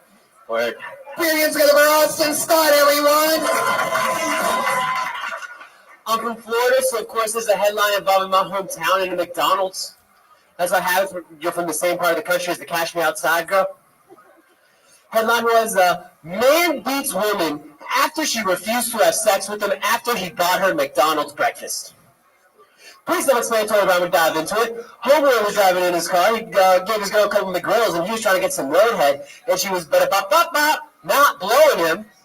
So he got out of the car and started beating the fucking shit out of her. Yeah, that's why when I say I'm from Florida, I feel like y'all should be clapping like I'm 6 years clean off heroin. Then we got teenager poses as gynecologist, fooling doctors and patients. He got away with it for a fucking year, folks. And I know what we're thinking. It's probably like an autistic kid. No. He comes off and he's like totally fucking intelligent. And I know you're thinking, he's probably right. But no, Malachi Robinson, a black man, which says one thing about this country, that race relations are getting just a little bit better. Because that couldn't happen in the 1950s. Fuck yeah. Oh. Austin Scott. I have no idea what the fuck you were talking about that entire really time. fast. Where are you from? What? West Palm Beach, Florida? Florida. Oh, hell yeah, dude. Hell yeah. Dude, this is my new favorite comedian, dude. Combined our two favorite things, dude. Florida and talking about beating your girlfriend. And there's a punchline with that, but I can't remember it. Neither could Austin. How long you been that autism bit was dope. Dude, I like how you tilt your head up when you talk.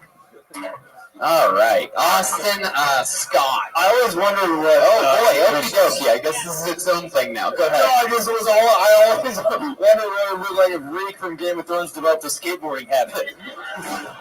There you go. Radical.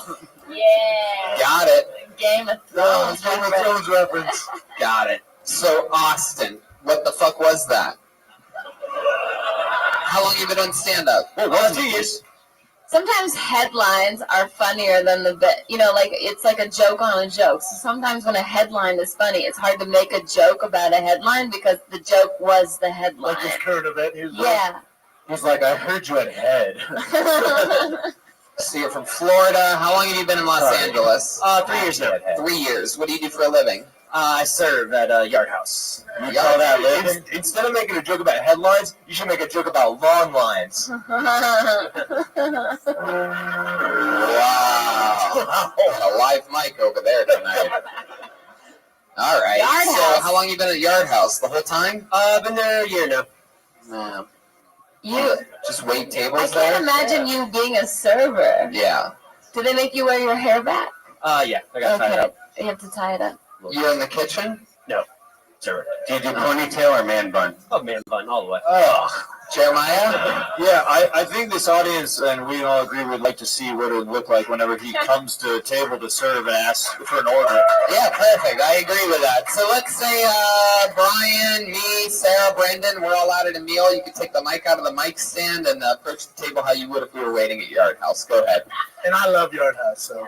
Yeah, man, I'm so excited. Problem I'm so excited to order this. I'm so What are you guys going to get? I'm so hungry. How we doing, folks? Oh, shit. This is disgusting. I'm supposed to go to Applebee's? Let's get the fuck out of here. We're done.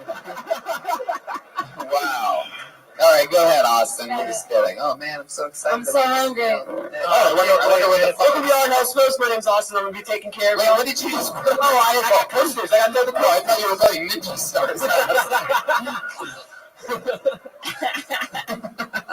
Okay, Okay, I cut you off again. Boy, man, I wonder where the fucking waiter is here today. It's taking forever. I know. I'm so sorry we did. Oh, shit. Oh, we're good. Welcome to Yard House. My name is Austin. I'll be taking care of y'all. You can start off with something to drink, maybe a half yard of your favorite beer or a Moscow Mule. Ooh! We go with 2.5 meters of drink or a little cup of vodka. I don't know. I understood that more. I'll have an Arnold Palmer, please. There you go. I'm just gonna have a water, no ice. Okay. You would like a lemon with that? No. Okay. Yeah, I'm gonna have about 7 yards of beer. Two of those. Good, man. I'll have what he's having. Okay. Do you have any, by the way, before you leave and get our drinks, do you have any recommendations for what we should eat tonight? Nashville hot chicken. Yeah, Nashville hot chicken plate. Brian, why are you helping this guy do his job right now? That's what I go to. So good. That's like the better thing they have. The Yard House. The only thing they have. What is it, the Nashville? All right, that's off the plate, by the way. I'm going to re-ask the fucking question. Jesus, how are you a better waiter at Yard House than this guy is? My Yelp review. By the way, before you go get our drinks, question, I'm thinking about maybe ordering like an app. Do you have a recommendation for like an appetizer? Yeah, we have an onion ring tower. That's peanut battered onion rings, deep fried with a side of Chipotle ranch or regular ranch. Do you have anything that comes that's not 3 feet to the table? I have an onion tower. I got the yard of beer. We got the World Trade Center wings. They're hot. They will take you down. Everything's the size of Tierney's date. You have anything that we won't share our pants with? All right. What's your least favorite experience you've ever had waiting tables at Yard House? What is that like? Seems like you have some real douchebags over there. Oh yeah, we got all kinds of people. Who tips the worst, like race-wise? Good question. Good, Brendan Shaw with It's question. MMA fighters. Yeah, Lakers fan. It's across all races, but if you look like a bum and you order the lobster garlic noodles, you're probably not going to tip me. Yeah, that's all you have. Yeah. Our tour bag waiter's never going to come over and take our order. Yeah, what is he doing? He's No, this is my worst Dude, nightmare. we might leave. Do We people might leave and take our business to People walk out all the time. always Austin, Do people ever it seems ask like you if those you're customers over there really want some help. What's up, Rose? How you doing? You want some Jaeger bombs? Hey, good call? Yeah. Gleek on that guy. Do people ever ask you if you're what you do and you say you're a comic and then they say tell you a joke? dude, right over and talk to the What do you do when they say that? here, and then you just went back to the Austin, can you please go take those guys' order real quick? Can I get you something to drink? Hell yeah, dude. Yes, can I have a rosé, please? We'd like a nice Chardonnay, please, if that's okay. Would you guys like a 6 ounce or no for? 6 ounces. We don't want to squeeze the stomach too much. Okay. I'll also have the 6 ounce. Cool, can I see And your Pinot Grigio. What? Fuck you, man. We don't have these. We're dude. Dude, suck our knob. Yeah, dude. Wow. What was your question for him, Sarah? I was just saying, like, what do you say when people ask you if what you do and you say you're a comic and they say tell me a joke? When I was waiting tables, people always did that. I guess I just want to know what you said. Yeah, I don't know if it ever really went in. He just kind of looked at us and then he kind of walked off. Did he have Pinot Grigio? I asked him. He didn't even get Joel's order. Chris the bass player. They know he wants a margarita. You're right. Hell yeah. What does he know? Austin, have you been in love since moving to Los Angeles? Austin with an E-N instead of an I-N. Alright, wow. Okie dokie, Austin. Dude, now this other table's talking to us. Dude, hey, are you guys having a good time up with it? No. What's up? We're doing drinks. We'll do Hey, this guy's pretty sweet, We right? share your onion ring tower? Hell yeah, it is. Sorry. Dude, take it. When Jeremiah misbehaves, the whole thing goes off its fucking track. A little fun fact for you diehard Kill Tony fans. Sometimes he pretends like he's not misbehaving, like he knows that he's not, and then it fires up. He's a naughty boy. It sucks to misbehave in comedy. Austin Scott, because there is a live show happening. So Austin, have you been in love? Nah, not in LA. Not once in LA. You've been here for a year. 2 to 3 years. 3 years. What's the closest that you've come to being in love? Fucking. Hell like a true yard house. Dude, Yay. one time a girl tossed my salad. I was in love for like 6 minutes. Oh, yeah. All right, Austin. We're gonna keep moving. Toss salad. We're gonna keep moving along. Go. There he goes, Austin Scott. Everybody. No Twitter handle, huh, Austin? No Twitter handle. Brendan, who do you think the funniest? Listen, moving. You guys are fired. So, Brendan, who do you think the funniest fighter would be? If somebody had to do stand-up. I know this is a random question that I'm asking you out of nowhere, but... Would it have to be someone creative, so either Connor or Chael, someone. Yeah. Yeah. Connor, 100%. Wasn't Connor supposed to be in Game of Thrones? He wasn't, he turned it down. Oh, he turned it down. Yeah. He'll get into Hollywood after. Me too. Yeah, I turned it down. I would have to say Brock Lesnar. Like, that dude is fucking hilarious. Hilarious, man. Have you ever heard him talk about Miller Lite? Like, he was the sponsor after he won, like, UFC 200 or something like that. And he goes, "Ever go home and fuck my wife and drink a Bud Light?" I was like, what the Can he even spell Miller Lite, Brock Lesnar? Tough. He has no dick on his chest. It's like what I heard they did. Yeah. You guys ready for more show or what? Huh? Fucking live main room of the Comedy Store. Ryan J. Eagle chiseling away over there. I can see the outline of Sartiana's head right now from here. All right, we got another Austin. If you like that last Austin, then you might like this next Austin. His name is Austin Langley. Yeah.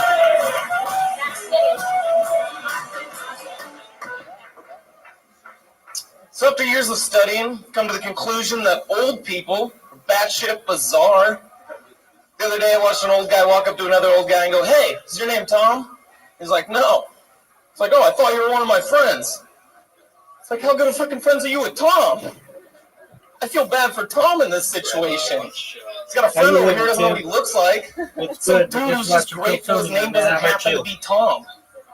My mom's phone went off the other day for a solid 45 seconds with the most obnoxious Motorola ringtone.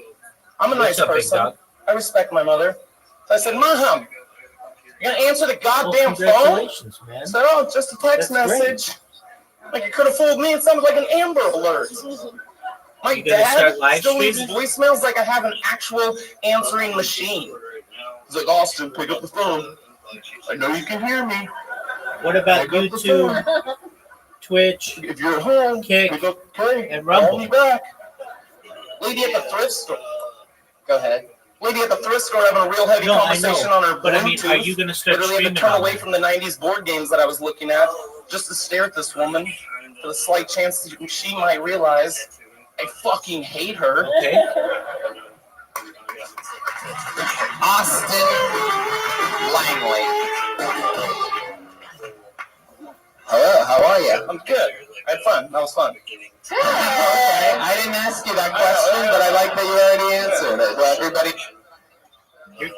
Yeah. one of the first things that I always do is I ask the person, "Did you just have Are fun?" you going to tattoo yourself? You're wearing a jersey. You're ready for fun. Yeah, you look like you started in the Sandlot and gave up and haven't done How many anything tattoos since. do you have? It's just, yeah. Still wearing the costume.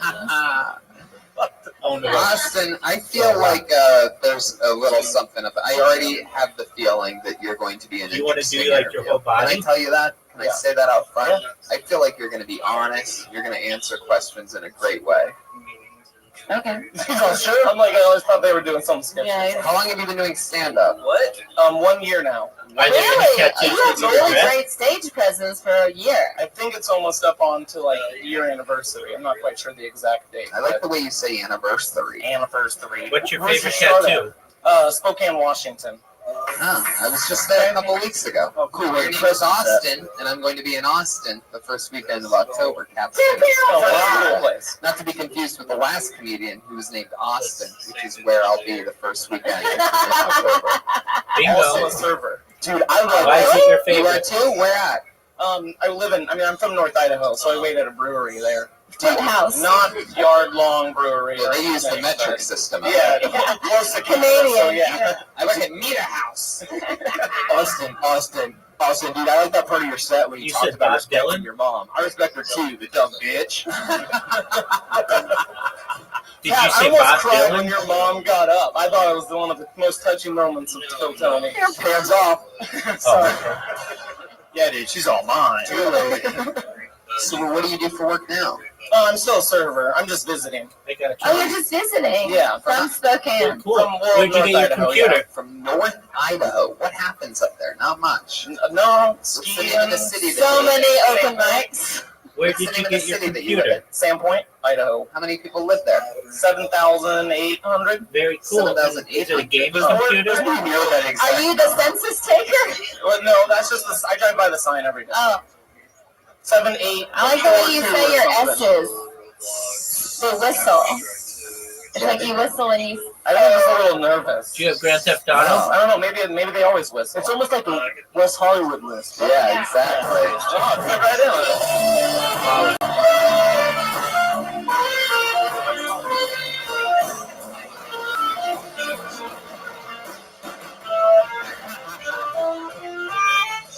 I accidentally pushed the wrong Feel song. free to send me an invite. You gotta understand. Everybody and their mother sends me an invite, but I'll come check it out. I can't. Now, Austin, another dedicate question. Do you all my always time in there, choose- but is I'll it- come take do a you look at always it. dress And then like when a I teddy need bear? it, I'll have the link.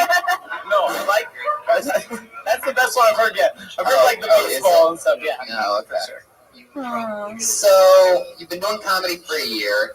You're visiting from Idaho, the middle of fucking nowhere, northern Idaho. Do you have a clothing line?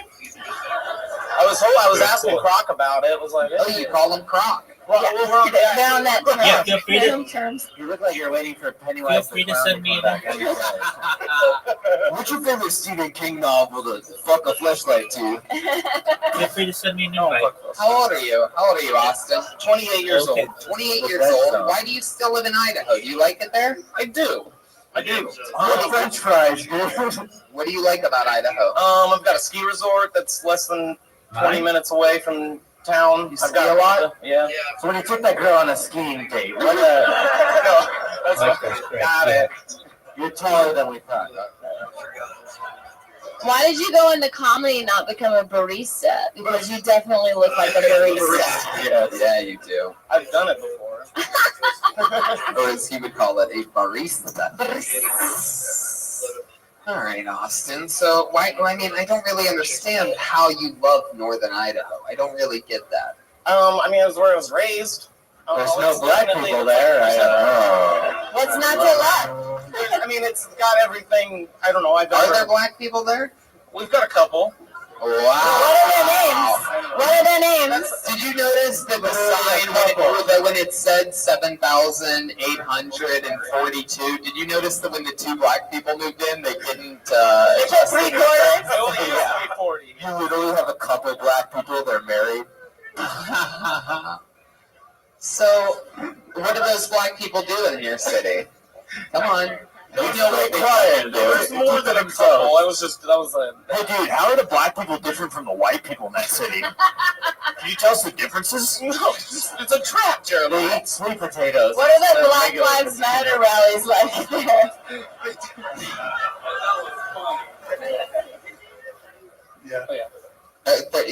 Do you know what any of the black people in your city do? Well, I mean, there's a big company that just moved in Coachella, so there's a lot of, people that work there. But what's the company do? You almost said a lot of them. Spyware. No, I mean, Yes, you did, dude. Yeah, you almost did. You almost said a lot of them, dude. Don't freaking do that, dude. Freaking watch that, dude. We got your racist back right here, dude. Watch it. What is the company that? It's like a spyware company. Like, so when you Google something, and then the next time you go onto a web page, it's like you were looking up Hawaii trips, and then that's the I don't know. So they like target track your market. like They monitor Yeah, like when you're looking on Amazon for protein powder or something. Yeah, and then the next time That's what Brendan does. And then you go to Twitter and then it pops up all day long. They're like, here's your protein shaker. Still want it? Yeah. Waiting all day. You're like, 1999. Oh, that's me every time. That is such a funny image. So yeah, Now I'm trying to picture how many pounds of protein there is in Brendan Schaub's Amazon cart right now. Oh, I got some straw some vanilla. Sorry, funny guy's healthy. Oh my god. Oh, look at him. So healthy. When they make protein cigarettes, I'm gonna smoke the shit out of them. I'm gonna be so buff. That's why he doesn't like the guy from Idaho, because potatoes are starchy. Carbs can't do it. That's North Idaho. Or Southern Idaho's Oh, potato. sorry. Sorry, North- now. Right. What's the Northern Idaho known for? Yeah. Huckleberries. Huckleberries? Huckleberries. Well, yeah. Oh, the N-word. All right. No, it's like one of the capitals of the huckleberry bush is a weird one because it can't be like domesticated. Can't like You make a nice jam No, out of it was created, right? Any kind of bush is gross. It's a man-made berry. No, huckleberry is just a wild berry that can't be like planted or anything. Are we talking about berries? Yeah, huckleberries. Is there a lot of spots to do stand-up out there? In Spokane, Yeah, the scene's I'm not blossoming. traveling. Yeah, more like chuckleberries. Chuckleberry. You knucklehead. Hey, Pat, has your mom ever walked in on you and you're jerking into a Hawaii trip?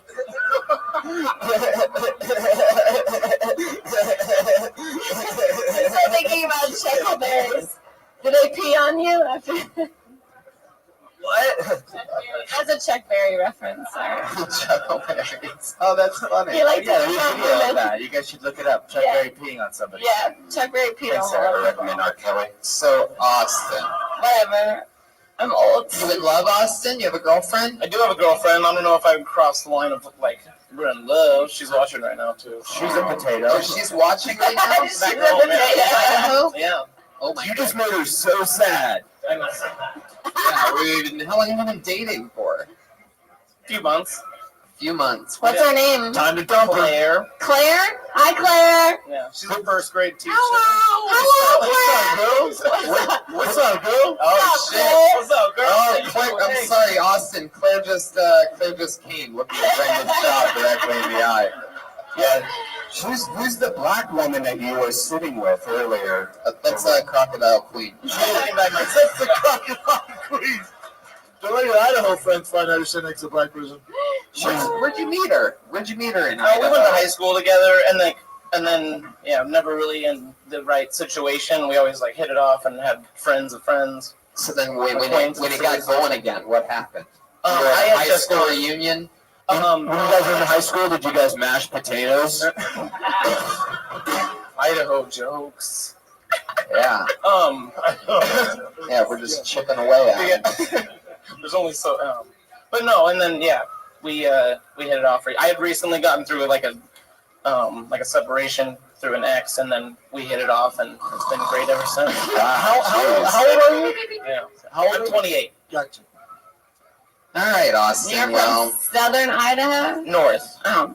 Potato, So it's like the panhandle, Right. basically like 40 miles away from Montana, 40 miles away from Washington, and like 60 miles away from Canada. Oh, the hub of comedy. So they speak English? They speak English there? Dude, is it just me, or is the North Idaho shaped like a dick tip? No, it's just It's not you, dude. all right, Austin. Well, it was nice to meet You were you. great. Yeah, thank you. You had great stage presence. There goes Austin Langley, everybody. I'm here on a little trip from northern Idaho where he listens to the show because surprisingly, northern Idaho has the internet. Yeah, reception in the Have cell the tower. internet.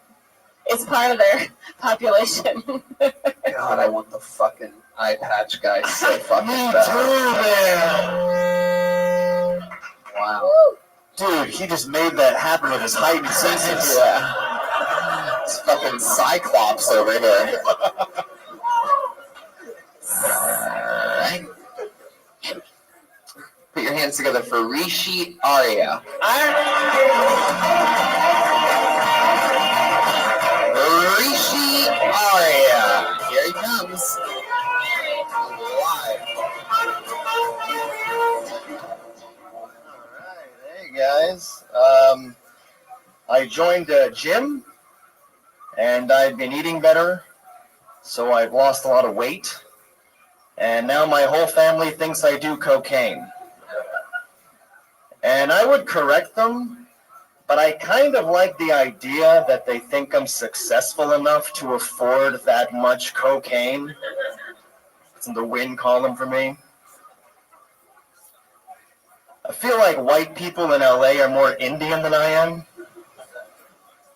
Like they're all doing yoga, and they have Hindu symbols on their cars.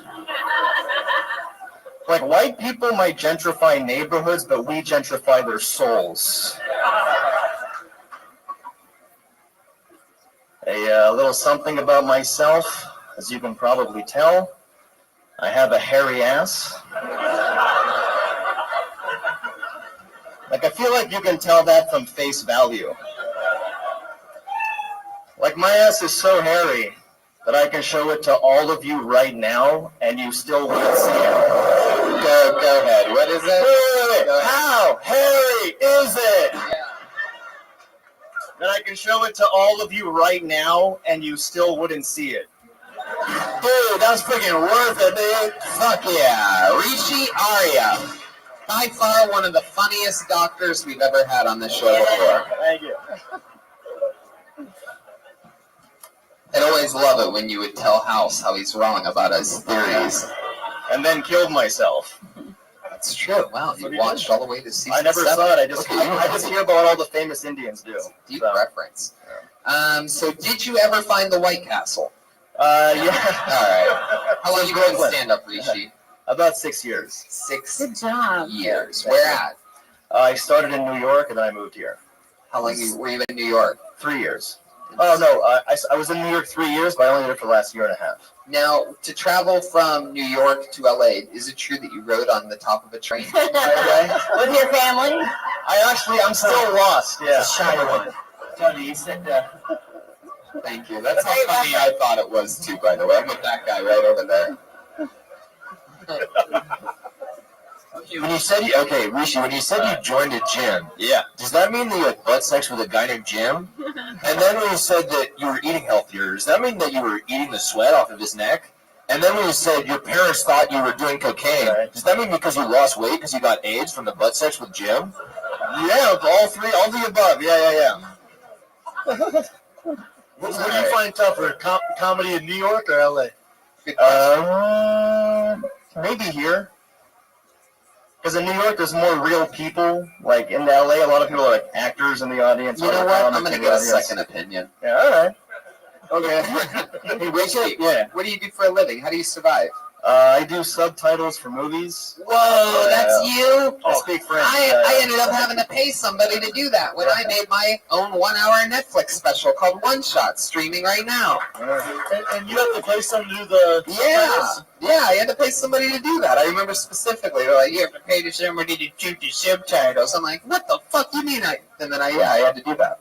Yeah. And you put it in that guy? No, I do the French subtitles. Oh, perfect. French? Yeah, it's my first language. Yeah, Netflix is... French is your first language? Yeah, I'm from Montreal. Where were you born? Montreal, Canada. That makes sense. Yeah. Almost. They have Netflix France, just to like, just making sure. Crown Canadian used to do that. The Really? subtitle thing. Did you set the foot traps in Montreal? Family? Early Russell petered out.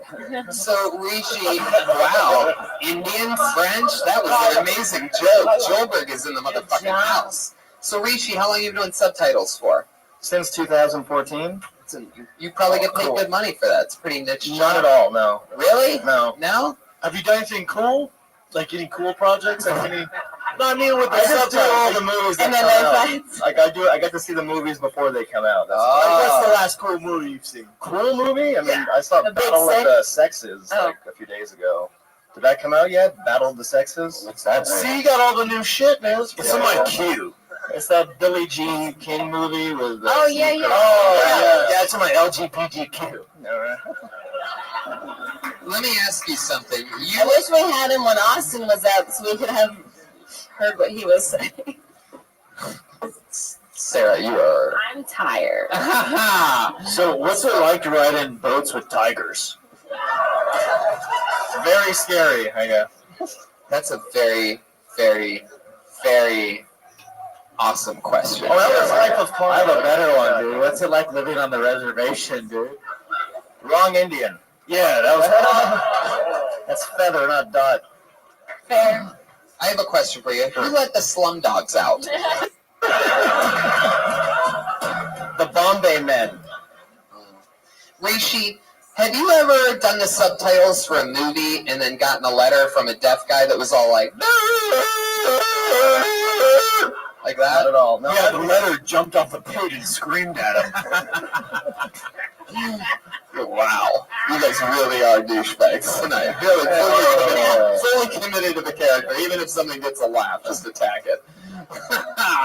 Rishi, if you got to rename yourself and not have your silly Indian name that you have, what would the name that you gave yourself be? Jim. I don't know, Max? You've really thought about this, and you really want to be a white guy. I always want like a one-syllable name, yeah. I wanted him to do a joke in French. Oh, can you speak a little French to us? Can you tell Sarah like something romantic in French? Yeah. Okay. Est-ce que vous voulez avec moi chez le Château Blanc? Oh my God, he said that he wants to eat your country dumpling pussy. Wow, I can't believe you You said definitely said biscuits and gravy. And I asked if she wanted to go to White Castle. yeah. Ooh.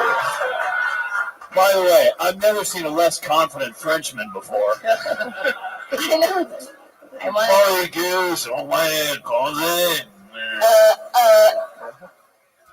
Okay, that was nice. So, How disappointed are your parents in you? Oh man, like crazy. Yeah. Really? What did they want you to be? They wanted me to be an accountant.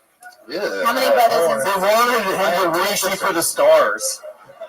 You have two sisters. Are they both like a dentist? and One's a doctor, one's a lawyer. Okay. There you go. So. And you're the comic. Is the Maharishi the guy who was with the Beatles? I have no idea. I'm wondering. Maharishi? Yeah, that's it. I was just wondering that. No answer. What do your parents do? They own a bowling alley. Really? Yeah. What? That's awesome. Yeah, that's sweet. Where? Like a Brunswick? In Montreal. Yeah, they own the... That's a really tough job to pin down. Yeah. Yeah, that's Chris Hardwick. His family owned bowling alleys, Hardwick Lanes. Really? Yeah. More than one. That's how, yeah, his parents owned so many, like started Hardwick Lanes. Huh. Or his dad. Are your parents still together or did they split? Yeah, I heard a 710, but you look more like 711. Hi, everybody. The feedback. Austin, first week of October. The employees went on strike. Do you have a spare joke? Yeah, dude, it's got 3 holes. Do you talk about like speaking French? French? No, I don't really. You don't bring that up? Not really, no. I think you should bring that up. Yeah, maybe it's like a little throwaway. Yeah, it's a bumper. Yeah. Yeah. You don't want it to end up in the gutter. Mm-hmm. So let's see here. Man, I feel like your dad's an Indian guy that started his own bowling alley? Yeah. Man, that really takes a lot of balls. Yeah. Oh, Jesus. Did you? Are you a good bowler? Jokes over here, Brian? You're a good bowler. Gone too far. Oh, have they gone too far? I haven't heard you come up with one. Yeah, exactly. You know the last. Yeah, you turkey. Come up with one. Is there a poopy bum bum bowling joke that Brian can make anyone? The last time I bowled a 301. Is that true? You can't bowl a 300 and lose. Wow. Well, you said we were doing I agree with Brian all of a sudden. That was the one. Well, man. All right, Rishi. So it was nice to meet you. I thought you were great. Thank you so much. If Sarah always says that she thinks everybody's great, right? Yeah, that's why I had a lot of bad relationships. Crocodile King's gonna hold you to that. Hey, I'm in love. That's a lady that said I was great. Get over here. Rishi Arya, ladies and gentlemen. There he goes. He's on Twitter at Rishi_EH. RISHI_EH. Austin Langley is on Twitter at Wes Langley. I was going to ask if when he met girls, he tried to hold them like a bowling ball. Well, good thing you didn't get a chance to ask him that. Let him mistake. Like 3 fingers automatically. I feel like dancing right now. Okay. Do you guys want to go to the bucket one more time before we end this fucking super show, huh? You guys having fun out there tonight? That was the most bunk-ass response I've ever seen in this fucking room. You guys ready to go to the bucket one more time? Fucking lazy-ass LA crowd. Everybody thinks they're too good to have fun. Did you order an Uber? Who's getting the Uber? And fill your dumb peasant thoughts out there. Jesus, fuck. Enjoy yourselves until it's over. Live in the moment, you idiots. Yeah. Please be the guy. Exactly. This is exciting. I don't even know what to say here. I'm just going to start naming things and hope that this human being walks to the stage. I'm excited about this, and you will know why in a moment when I say the name Gormless Gabe Garola Gabriel the Fifth. If any of those sound like you,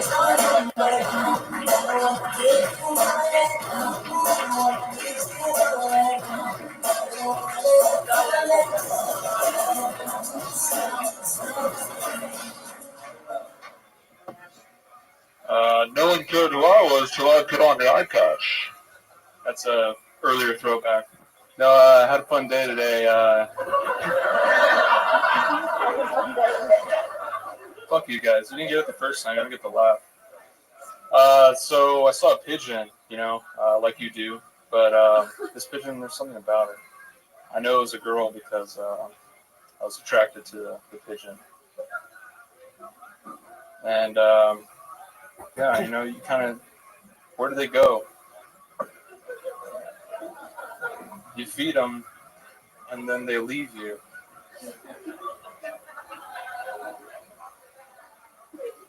I keep feeding them, and the birds, they leave.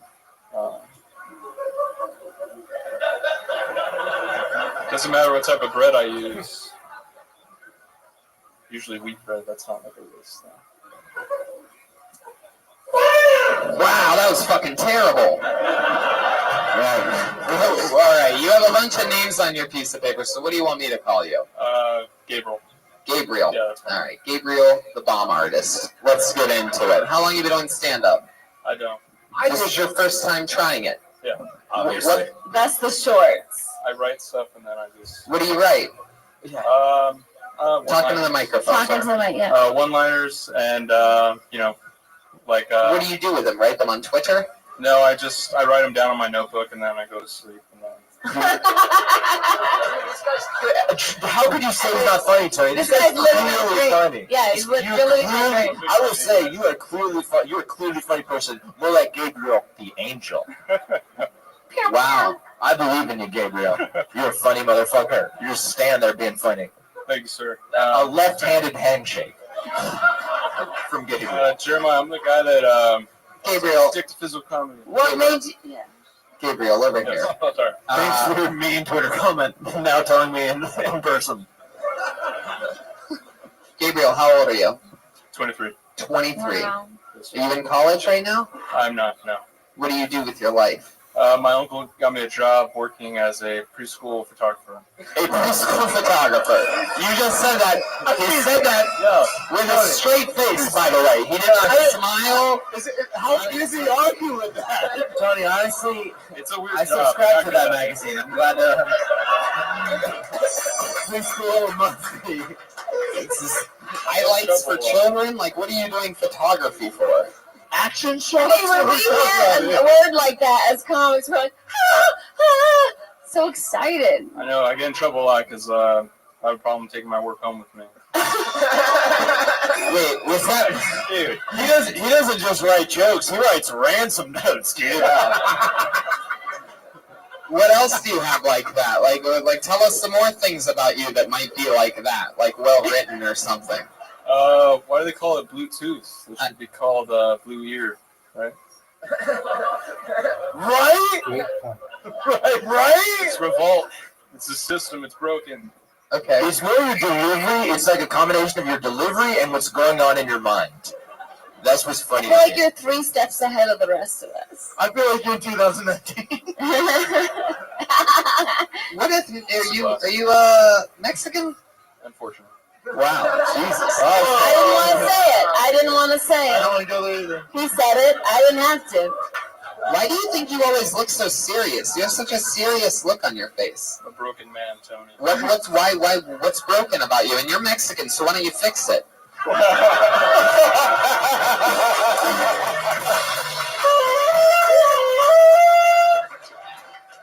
What's broken about you? No, I'm just messing around. No, you remember Brianna Upton, the chick? Nope. No. No, no idea. I know, I barely remember. No, she was on here twice, and she's Was she on tonight? No. She's one of the persons you took a picture of. No, she's of age. Okay. What are you saying? You like her? What just happened? Are you trying to ask her out? Is she in the trunk of your car? What the fuck are you trying to get out? Is she in your cargo shorts? Okay, let's say I did say yes, I remember Brianna Upton. What would you have said? Just because she mentioned me during her. About what? What did she say about you? Just sort of my background. Like what? What did she say about you? I was after high school, I went into the military, and then I got out, and then I just needed a job, so I'm doing that. Why did this girl Brianna talk about you? What was the context? What the fuck is going on? I know, I'm trying so hard to figure this out. What the fuck is going on right now? Somehow, at the end of the day, I'm responsible for whatever the fuck's happening right now, so I'm trying to really dig here. I know. I'm thinking of jokes, and... Don't think of jokes. Okay. Don't do that. Just answer the questions honestly. What are you looking at? Over here. Okay. All right. What are you saying about Brianna Upton? You guys have a past or something? Yeah, well, we used to date. Uh-huh. And, okay, and then what? brings us to now. Everything brings us to now. Yeah. What's now is now. You can't just say that. We're in real time. This is live. Brings us to now. Does it bug you when people say in IRL or is it IRL? I don't want your jokes anymore. What the fuck? No, Jeremiah. IRL Don't do it. in real life. In IRL. Do you guys still hook up, you and Brianna? No, we're friends. Oh, okay. Well, very good. Yeah. It's like Bob's Burgers character that they cut out from the fucking... What do you do for a living? I'm a.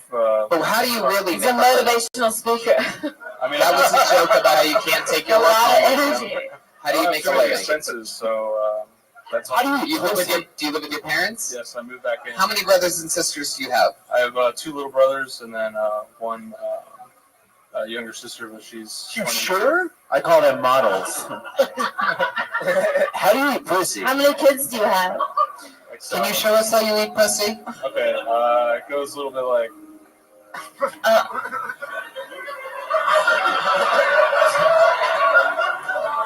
Ooh, you just put a bib on. I believe I just saw a He bib. just made guacamole first.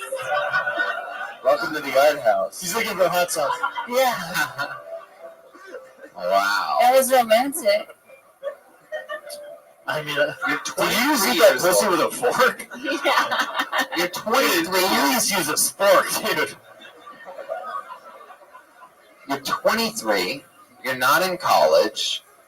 Did we find out what you really do for work? Did you answer it honestly? to do comedy, which was a bad idea. So you live with your parents. You're going to do stand-up full-time. You're going to live with your parents for about a decade. That's the plan right now? And take pictures No, I of don't. kids. No, this is just something fun to do before I have to, Have to what? buckle down and. Buckle down and what? I'm gonna be a police officer. Are you really? Or is this another joke? I don't say. It sounds like a setup to me. Okay, what are you going to do when you're a police He's officer? going to shoot an unarmed black person for sure. He definitely is going to overreact. It'll definitely be the first time he kills, that's for sure. So easy. Too easy. Shut up. Yeah. I'm allowed to do that dumb kill joke once every year. I allow myself. Do you mean do my bowling joke again? Yeah, do it again. 301. You have a 301. 301. All right. 311 means public nudity. Does it? No, 411 means a dope band. All right, you know what? We're gonna do something fun. We're gonna do something fun because you're not. I don't think you're really that passionate about being a stand-up comedian. So, in your place, we're gonna get rid of you. There you go. You're done. Good job. There he goes. It's Gabriel, everybody. Yeah. Tony. I was gonna end the show, but I think we should do something fun. What do you think, Brian? Something fun real quick? No. You guys want to do something fun real quick? Yeah. I had Josh write down his name during that last comedian, so he's coming up to give you a little taste of his fucking eyeball. Put your hands together for Nick Paragoyanis.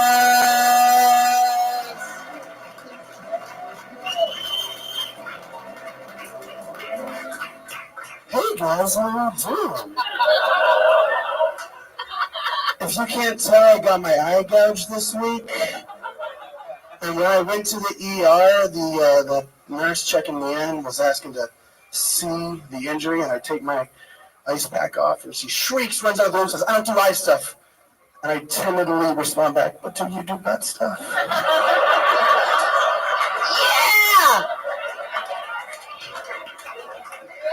Guys, do you ever see a dolphin with one of those soda can rings around his snout and wonder where the other 5 dolphins went?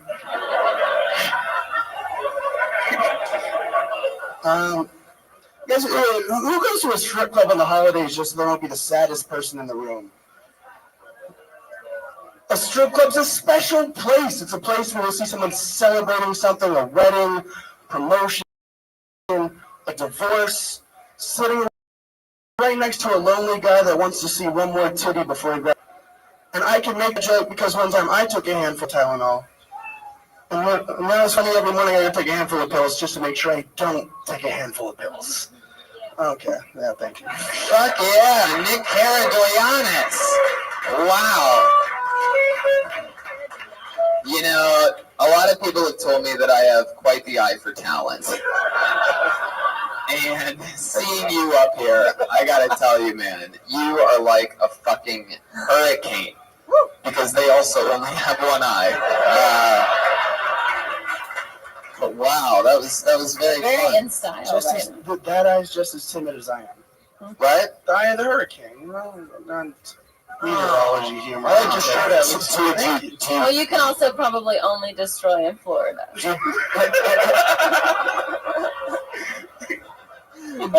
This is probably the best question I'll ever ask. Do you cross your eyes and dot your T's? Yeah. No. Wow. Wow. That was impressive. That's my party boy Patty Reagan right there. Man, what do you do for work, Nick? I also work at Yard House. What?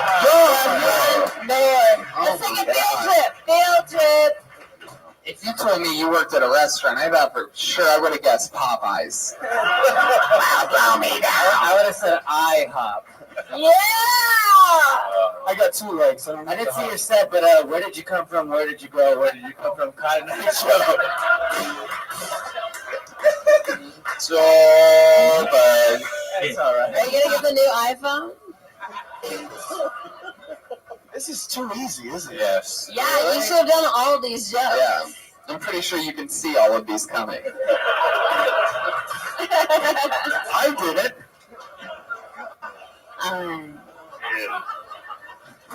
Queer eye for the queer eye over here. Man, how long have you been working at the Yard House there, Patch Adams? A little over a year. Wow. You enjoy it? Sure. Where are you from? Boston, Massachusetts. Boston. Yeah, you're going to be there on Friday, right? Yep. I'm gonna be there at the end of November. No big deal. Kill Tony live in Boston, streaming 360, or if you're Nick Cardoyas, 180. What is that? What's that name? What's your ethnicity? Greek? Yeah, it is. It literally means Walnut John. Walnut John? Yeah, I don't know why. Aren't you guys glad I asked that? How long have you been out here? I've been out here for 2 years, been doing stand-up for 1. And the goal is Like your eyes? full-time. God. And the goal Super one. full-time stand-up? Full-time stand-up, yeah. Yeah. Oh, you didn't sound too enthusiastic. I'm just checking you out, man. So are you waiting tables right now at Yard House with that scary ass eye patch? I did this morning, yeah. Really? I bet you get better tips. No, I don't. Motherfucker! All right, you know what? Let's do something fun here. Let's do our thing. You come up and take our order. Man, I sure am hungry. I'm fucking. Me too. I'm starving. I want a ribeye. What are you guys? What are you guys gonna do? Fucking creepy. Welcome to the Yard House. Disgusting. Come on, you little bitch. I need more coasters. Fucking disgusting. Come on, guys. We're gonna have Get to another leave. later. Bring Austin back up. He's better than Oh my god. So did people like handle it well earlier? Did people just laugh I at got you? so many dirty looks. Oh, wow. Right? Like everyone thinks I got in a fight, and I'm just a boy. So you could have made that up. Well, I wouldn't assume fight. I don't look at you and think fight. I don't think fight at all. Either that or it's the biggest Magic the Gathering disagreement ever. You fucking cheated. Much closer. Man. Is your eye leaking something? Or like it looks like there's like some juice leaking through it. That's not true. That's just Red Band's go-to for comedy. Word, juice leak. I have an ophthalmologist appointment on Wednesday, and that would be good to let them know. So you lacerated your eye, so you have a cut on your eye. Yeah, You have to cover it for what? just so that it can heal without bacteria and like dust. Well, they're all out of eye patches, and they just wanted to use that? No, I'm not a Kaiser Permanente member, and I went to their ER. Are you a Kaiser temporary member? No, so they legit did the least that they were allowed to do. It looks like it's coming off a little bit near your nose. Is that true? Can you take it off for me?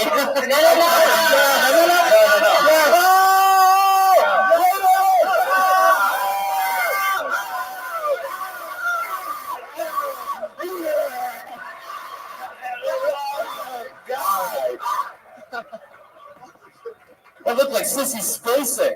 Can you put it next to the VR camera so the people at home can see it? Yeah, that one right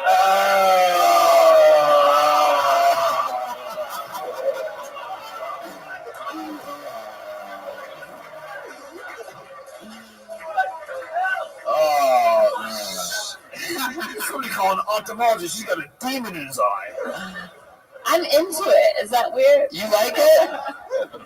Maybe you guys can. Maybe I'll take you out to dinner. You guys can go get some like poke or something like that. Poke. You got poke your eye out. We got great poke at the Yard House. Is that true? You don't. Do you really? Yeah, well, it's good. They do now. They're not paying me to be here. Man, I could have sworn that they told you years ago that you would shoot your eye out. And then look at you now, all grown up. You just never learned. Yeah, 24 hours a day on Twitter. CBS on Christmas. Yes, Like, TBS, I get it. Yeah, everything you say kills my momentum. Ask for John. Bitch, I'm a moderator. Nick, this was fucking I'm an awesome. admin. Thanks for taking us home. There he goes, Nick Doyanes.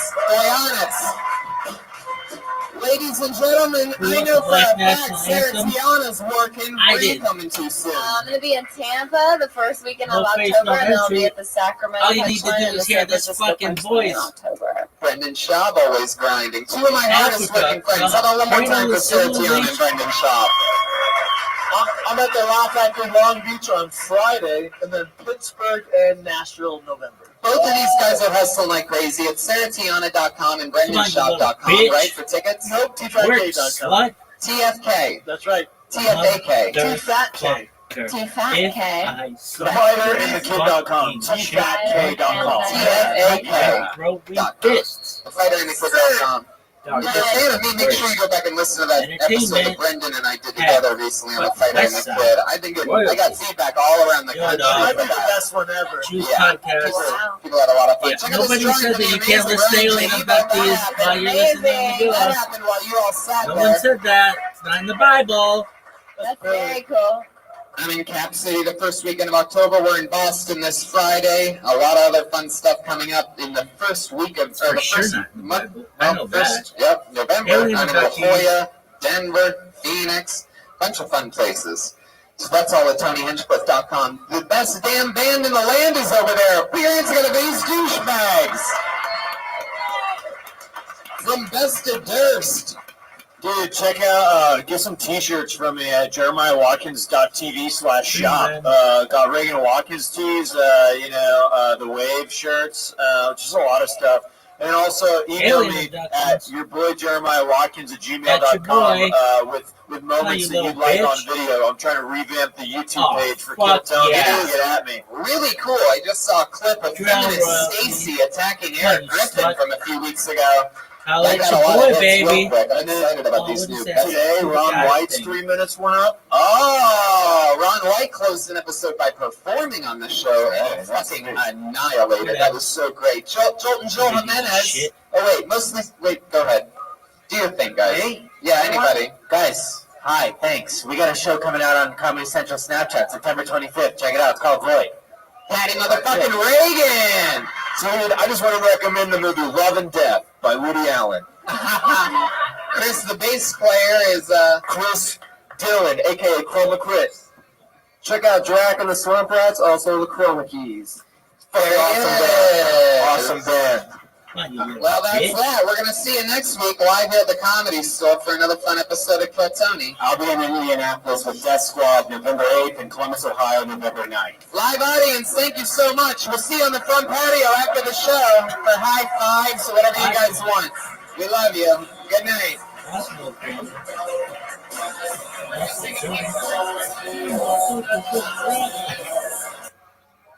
Oh, you know who I am, baby. I'm the best. McGilla time sucks.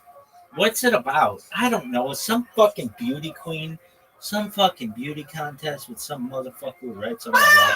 That's all you have to know. It's just like, I don't know, the Miss America pageant with fucking who knows? Who knows what that shit is? It's the worst. It's Hebrew Halloween, kids. Oh, I'm gonna shit myself. Push, perhaps. Posting in the community. Yo, bitch, I got it, dog. Got it. Next. Come on, you little slut. Get that shit together, son. Get that. This fucking girl. Dude, put your shit together. Not gonna complain.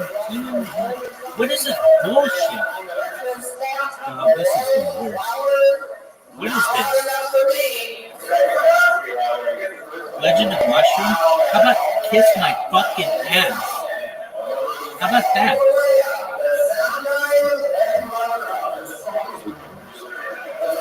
Pass that box. This is the worst. That's crazy. What is this? I need the one that's like, hey everybody. I'm excited about this. We have a very fun show planned for you guys. We have a hard out, so let's just jump right the fuck into it. What do you guys say?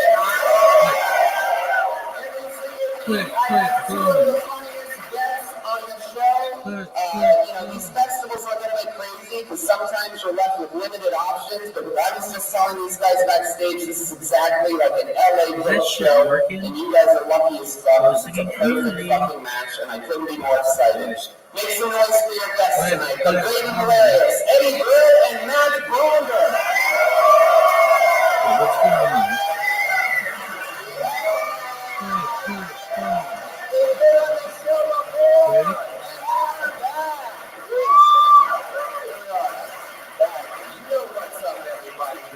How many of you guys listen to episodes of Kill Tony on the internet? Wow. And you should be pleased to know that these are two returning guests, and I couldn't be more excited that you guys are here. You ready for this shit or what? Yeah, I think so. Bronger, I just watched you destroy in this room right before we were on.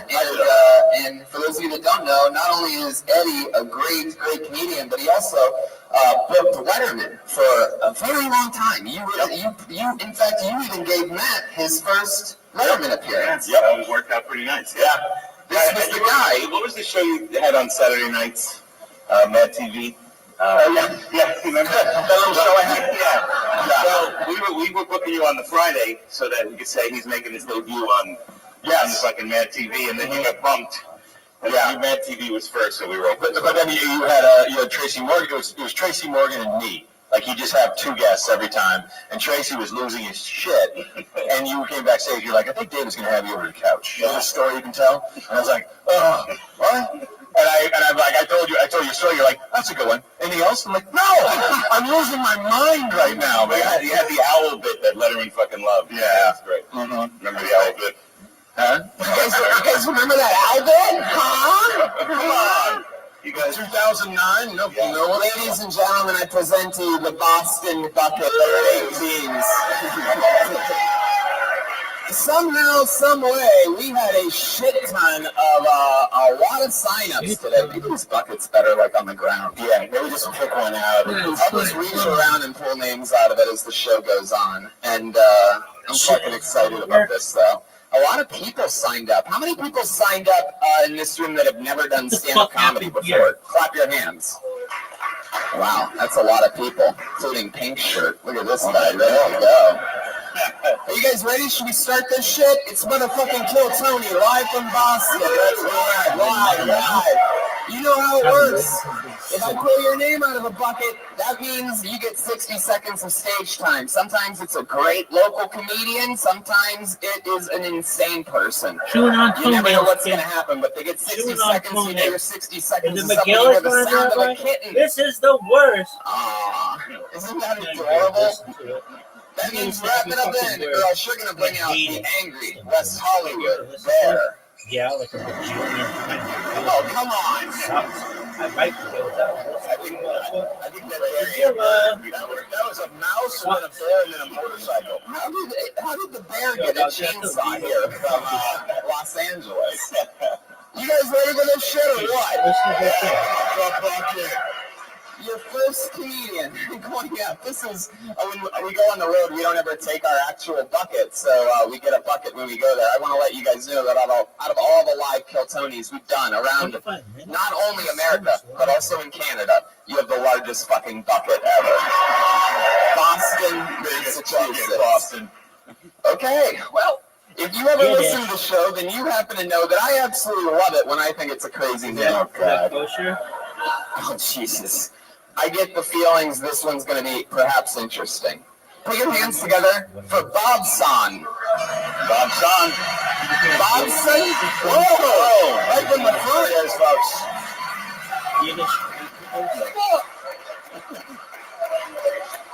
Oh, God. Dude, but you know what's going on. Good so far. All right. Hold on. You get 60 uninterrupted seconds. Put your hands together for Bobson, everybody. Right into the microphone, Bob. Dude. I listen to this podcast a lot. That's it. Oh, my God. Fucking love it, baby. Oh, shit. This is fucking weird, people. This is like the weirdest thing I've ever done in my whole entire life. I can't believe I'm doing it. I'm just going to keep talking. Kids, it was like the fucking Miss America pageant with God, when is that going to happen? This is not comedy. I'm just laughing. But it's not funny. That's the time. I'm visibly shaking. Happy Hamantash. This is gonna. Millions of people are going to see this, right?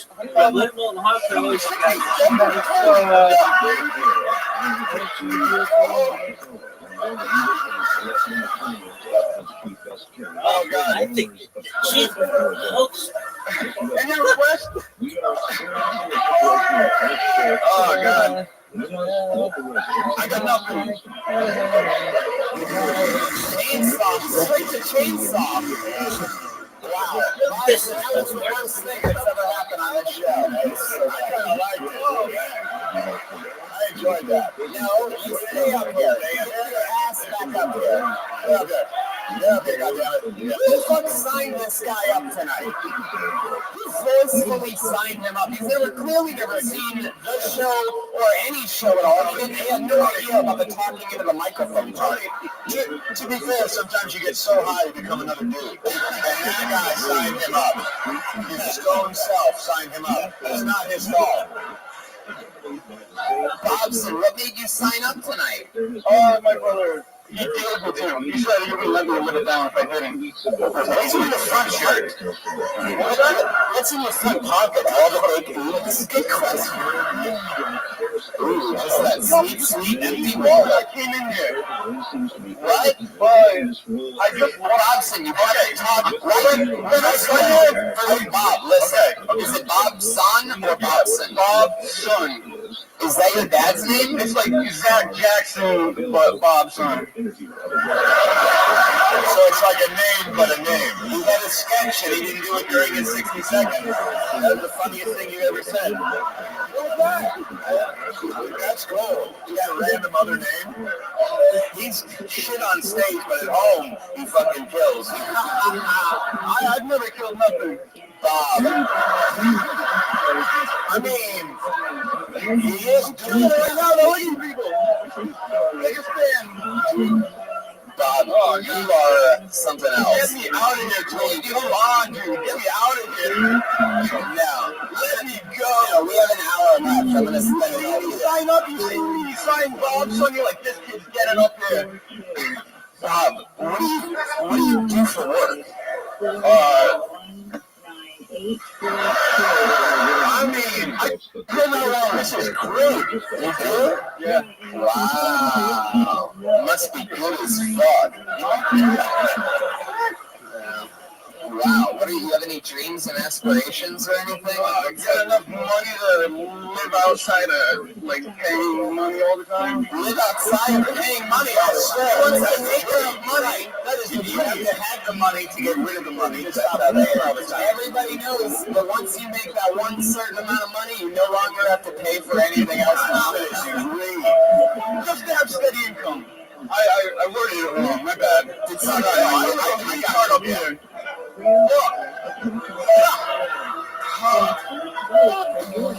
Are you gonna play like the sad hope song now, Brian? No, that's happy. No, you didn't even hit a button. This just happens when moments like this happens with special. That's the song you play when you make so much money that you don't need money anymore. That's what feel that in your heart. It comes. Wow, solid advice. Can I say first of all, like amazing balls for getting up here and for standing up here because it's tough. It's tough. You hate it. Yeah, real. And also, like, there's something you said for someone that can just get up and have a presence that's hilarious. Like you're making that face and you're going, I got nothing. I found it hilarious. And I'm not dumping on you, man. Like you weren't deer in the headlights. You were just like, oh, where'd I wake up? Those were headlights. I'll give him that, man. That was great. Bob, before I let you go, do you have any special skills or talents or anything like yo-yo mastering, skydiving without a parachute, anything like that? Nah, I don't. You don't have any hobbies? Shut up. Shut up permanently. Fucking idiot. I get blackout drunk and fight sometimes. That's a special trick. That's trick for Boston, yeah. You get blackout drunk, and when's the last time you got into a fight? It sounds like you didn't win that fight, right? I never My birthday last year. Oh, we all know when Bobson's birthday is, right? You know. Oh, July 19th. When's your birthday? July 19th. July 19th. Where was the fight at? Outside of Dunkin' Donuts. Every fight in Boston is in some way outside of a Dunkin' Donuts. You guys have fucking Dunkin' Donuts. I love it. I love Dunkin' Donuts. I'm allowed to say that now that the Monster Energy outbreak is over. See, you knew that right away. You didn't hesitate. Boston Cream. Very good. There's a hotel room like a mile away from Foxwoods. I'm done with you now. Bobson, everybody. There he goes. Thanks, Bob. The end of Bobson. It was a hotel room. Jesus Christ. We're going to fight room 255 at the Ramada off Highway 9. What? Where not here outside the bar. Oh, I like fighting in hotel rooms. You should see Bobson's reaction right now. Like, all the color just went out of his face. It looks like he's about to throw up. Awesome. Deep breaths, man. Good job. Good job. I go back to the bucket of Boston.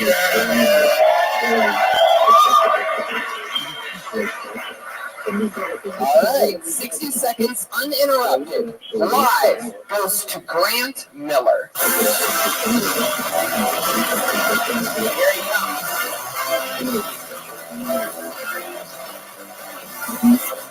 All righty. Namely came out tonight to avoid listening to my roommate try to learn Blackbird on the guitar for an hour and a half. But at least it wasn't a Green Day song, you know? You guys remember Green Day in middle school? Isn't it weird that Green Day's been around long enough to be everyone's middle school band? I'd like to get a Green Day tattoo though, huh? Like the heart grenade, you know? I'd like to get a Green Day tattoo so I don't have to regret it when I'm older. I can just regret it right away. My current girlfriend is very upset with me right now because I've been referring to her as my great girlfriend. I think if you're a white parent and you name your daughter Asia, you're a fucking asshole. I think the rule should be if you name your daughter Asia, you have to name your next born South America. Alright, that's gonna be it. Alright, 53 seconds for Miller. Fuck yeah. You are by far the funniest H&M mannequin I've ever had at this stage before.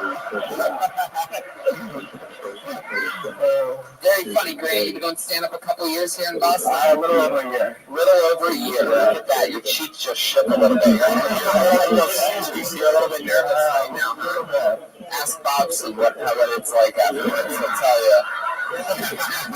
Bobson was composed because he didn't know where he was. Grant, I love it. What's your story, man? You're from Boston. You live here. You got beat up a lot from guys like Bobson. You're both not even get beat up by Bobson.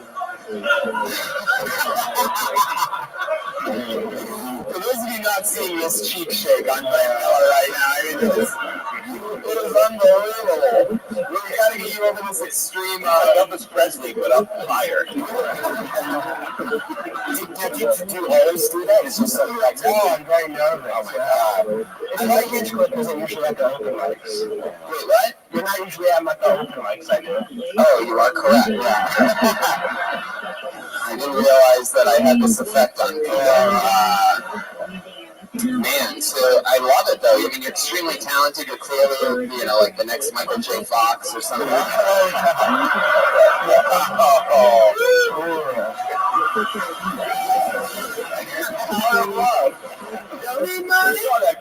like a psychic DJ. Yeah. Grant, what do you do for work? I'm a student. What are you studying? Advertising. How old are you? 21. 21? Wow, look at you. Where do you go to school? Boston University.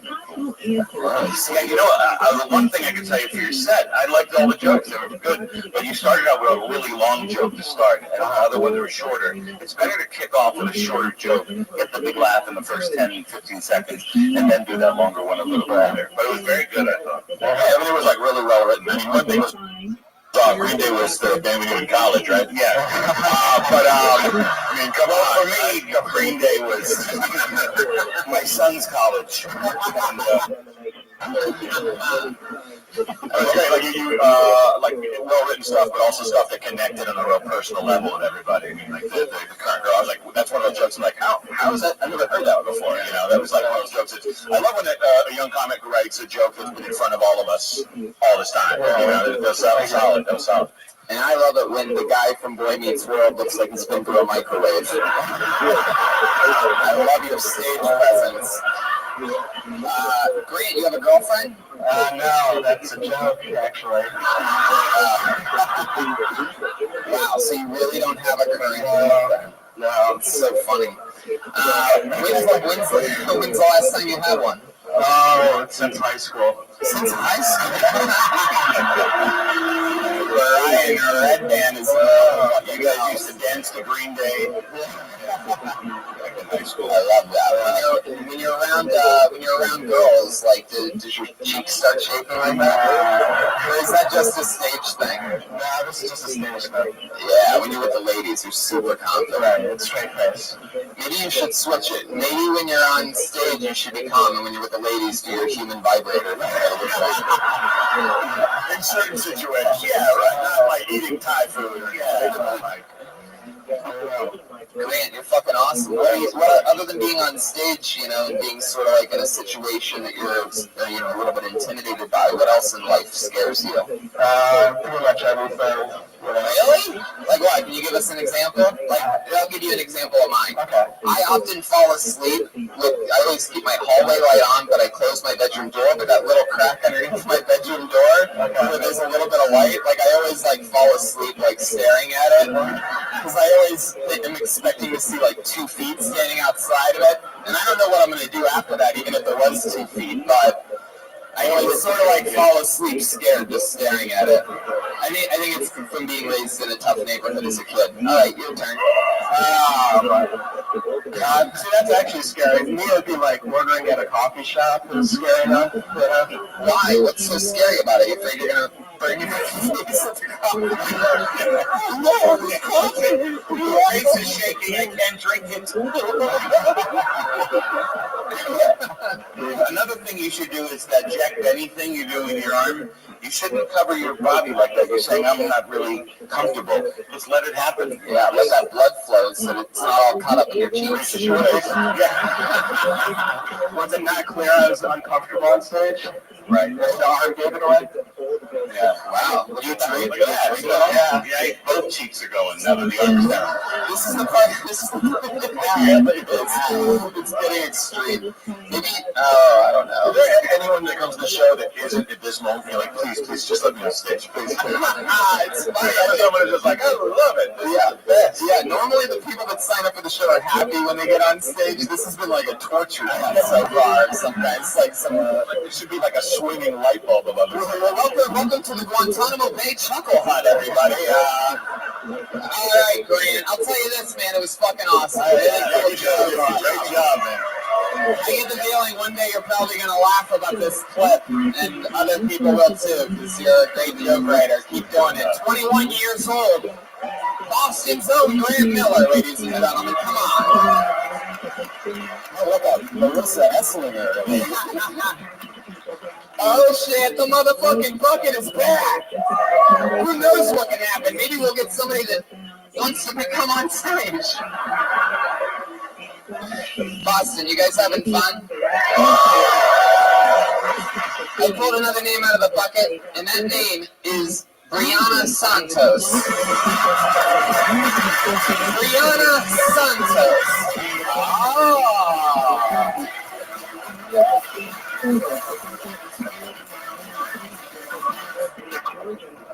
The guy at the door made me put my name in there. He's like, you need to sign up. I had no idea. I'm really short. Like 5'2". Oh my God. That really happened. It's a real thing.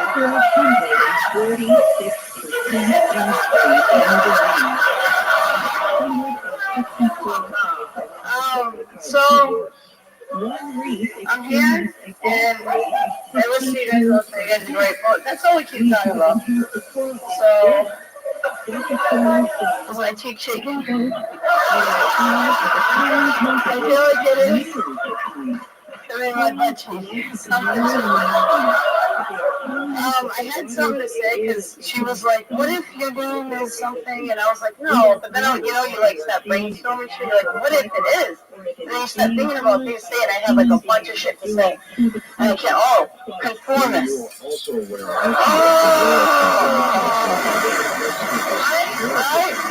That is exactly what I hate conformists. Oh, that's it? That's the whole thing? That's what you want to get up there? That's all I want to say is I fucking hate conformists. No one here is a conformist. Brianna, I don't know what the fuck's going on right now.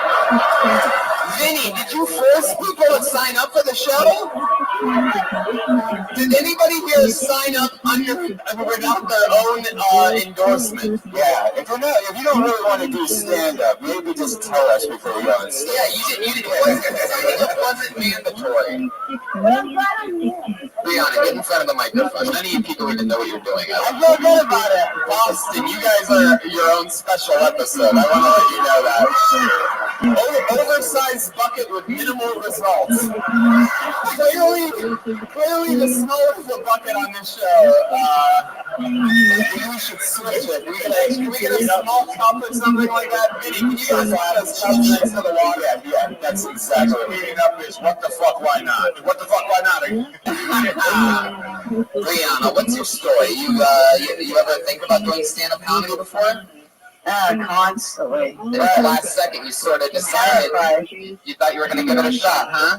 I did not. No, I didn't. No. Oh my God! What is this lady talking? Is this your girlfriend, Brianna? Brianna? I'm a construction worker. Oh, okay. Yes, this is your girlfriend. How's it feel to be in front of a lot of people like this? I feel like I'm in my Bristol Community College public speaking class. How did that go? Terrible. I talked a lot about the environment, and every Do you ever wear a hard hat? I do. Twice a day. Twice a day? At work, yeah. Is that code for like a strap-on dildo or something like that?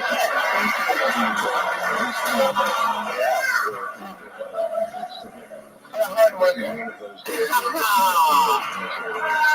Very nice. All the best stuff after. Yeah. That's the wrong one. Isn't it Monday? That's the wrong one. Brianna, you reminded me of a young Edward James Almost Funny. I don't know what this is. I really thought you were going to say somebody. I was like, really? I remind you of someone? Yeah, like a Mexican Roseanne.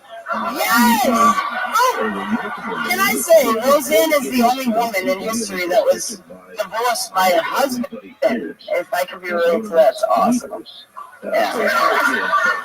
Oh, you hate like he had to pay him money. She had to pay him money. Usually women get money, Bill Burr hates that. He doesn't like that at all.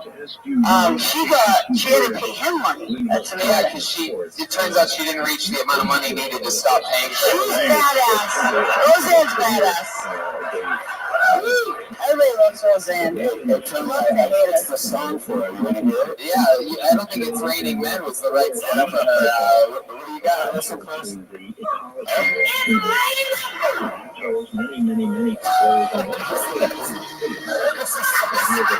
So stupid. 6 minutes of his time went into making that moment. Good job. Oh, a lot of work. Rihanna, you're from the Boston area, right? What's your favorite thing about Boston? I'm from Bedford. Everybody knows. I'm sorry. I'm trying to move out of there. But I'm still alive. So that's good. Do you have any special hobbies or fun things that you like to do when you're not doing construction? My girlfriend's hairdresser calls me Joe Rogan's best friend. Why? Why did she call you Joe Rogan's best friend? My girlfriend texted me at work the other day, and she said that my best friends are my TV shows. She was like, I think your shows are your best friends. TV shows? And I work so much and I don't like people conformists, Are you still watching Fear Factor? I love Joe Rogan on TV anymore. He's just being from news. Game of Thrones and Joe Rogan. That's all I do. That's all I'm about. I listen to Joe Rogan and watch Game of Thrones. I love that. That's my life. I'm with you on that. Yeah. All right, Brianna. And that's my comedy career. I think it's over now. I mean, is it something that you ever wanted to do, Brianna? Is it something that you ever really wanted to do, or you just sort of gave it a shot? I don't know, Okay. I always feel like I was a special kind of person, but I haven't found that special purpose yet. Well, if you just keep signing up outside of random things, then I think one day you're gonna. Next time you're here. I'm gonna work on it. You be here next year? That'd be your thing, signing up. I'm gonna work on it. My whole life I sign up. And I will tell you this: is that you handled bombing better than Bobson did, and you handled it better than Grant Miller did. Good, and you handled this better than his shaky ass. So. Yeah. In the end, you can take something from it. Brianna Santos. Next time it'll be on purpose. What did you say? You're giving out free flannels after the show? What is it with lesbians and flannels? Why are you asking me? I don't know. How would I know? you had a choice. I am one of not a lot of people know this, but I am one of the top young lesbian comedians in the world. We do.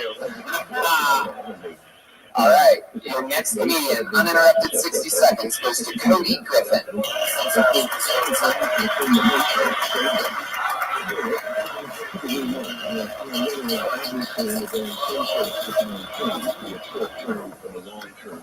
So a lot of times when I meet someone for the first time, they're like, Cody, that's my dog's name.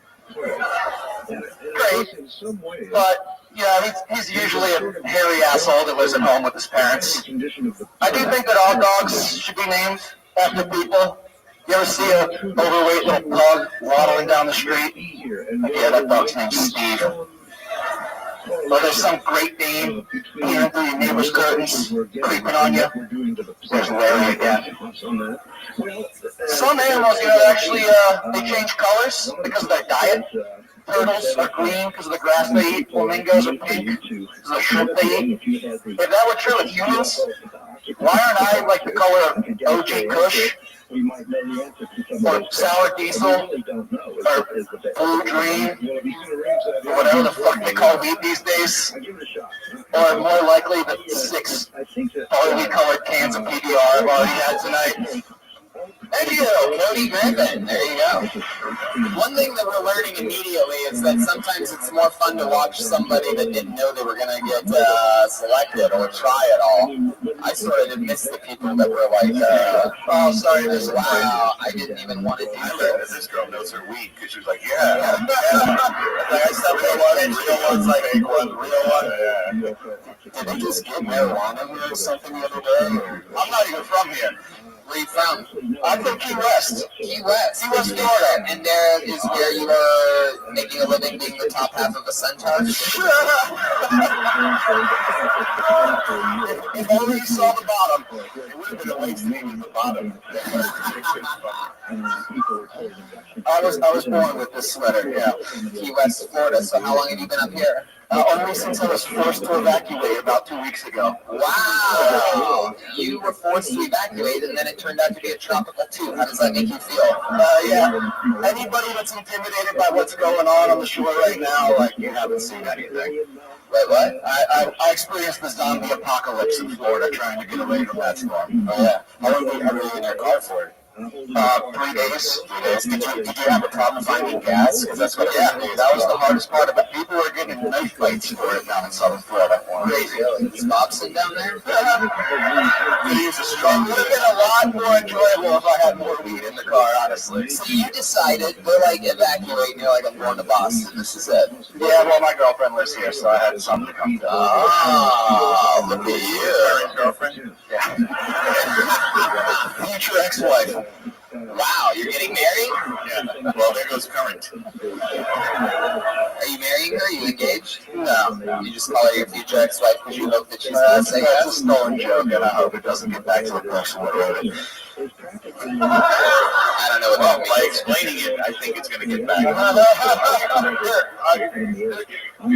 Yeah. Just jump in. Like, I mean, all of your jokes are kind of just like jokes that you probably don't even think are all that funny or so okay. You know what I mean? But I mean, then we started asking about why you're here and all that stuff. Like, I want to hear those stories. I want to hear about the knife fight for a life raft and a thing of Debbie snack cakes or whatever you're Had you come out right from the beginning and literally said, what's up, I'm not even from Boston, I'm from Florida, but I got evacuated and I figured I'd come up here. Like, it's like all of a sudden we know what sets you apart. We know what it's a better backstory than what did you start with? People call me a dog, and I'm a hairy ass. A lot better humor in my routine for sure. Right. So the dog's name's a dog's name, and the punchline was hairy asshole, and you jumped right over it once you realized nobody laughed at it, right? You pretended like it wasn't even a punchline. A minute is tough, right? A minute is tough. But it can happen. If you see, listen to the podcast, you know that it can happen. So, no offense to the panel. I listened to the podcast for the first time today. When he did Letterman, it was 4.5 minutes, and that sucks. But you have to do it in that time frame. So instead of beating your head about it, just say, come out with something, you know. But the essence of what you're doing, it's so much better to hear about your life and the deeper stuff than the surfacey dog asshole bit. That, you know, nothing wrong with it, but I'm more interested. Yeah, I'll give you the best example I've ever known in my life. When I was in Chicago starting out, there was a guy on stage, and he was talking about how Gatorade had a new flavor called Fierce Lime. And his whole joke was, what the fuck's so fierce about a lime? And this guy next to me, who was older than me, who I really respected, just under his breath went, yeah, that makes you mad, dude.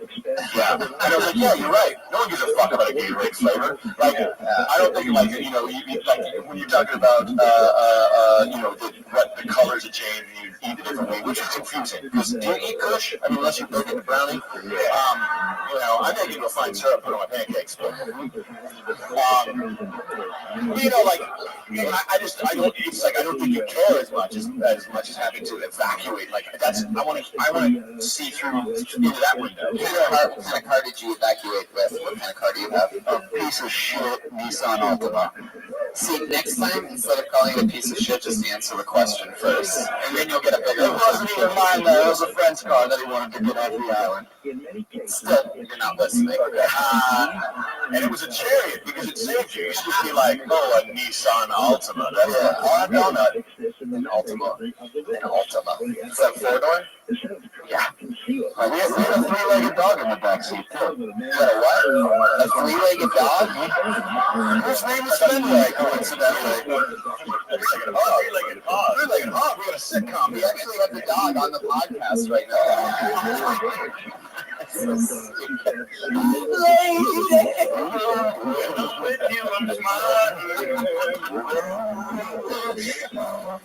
Cody, so you've been banging your girlfriend a lot now that you've had to evacuate?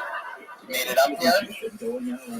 Yes. Is that her blowing your nose to me now? She's been back creeping. When people talk about her hug, that was just a sick person farting.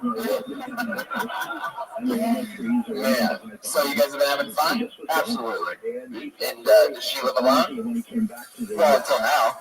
Right. But she lives alone and you're staying with her. She takes the black guy out, right? Yeah.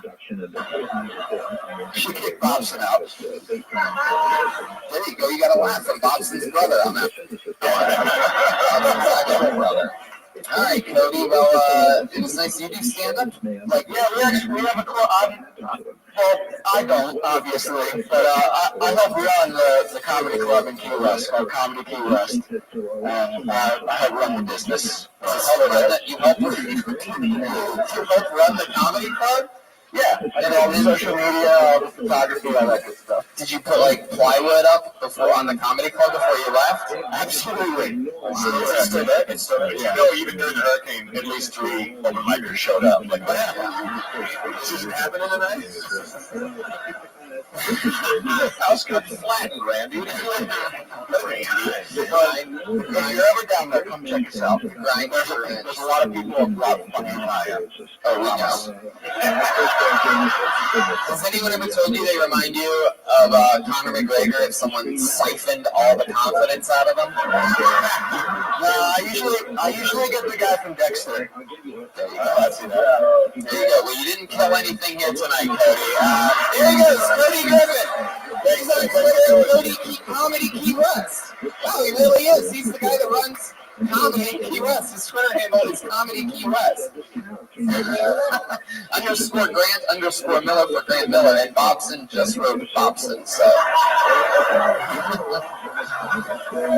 He left. Oh, he's going to punch somebody. He's the guy. You did my jokes. Okay, I'm really excited about this. This is another interesting name. Let's see what happens. Put your hands together for Boston Baked Charlie! Oh, Jesus. Oh, no.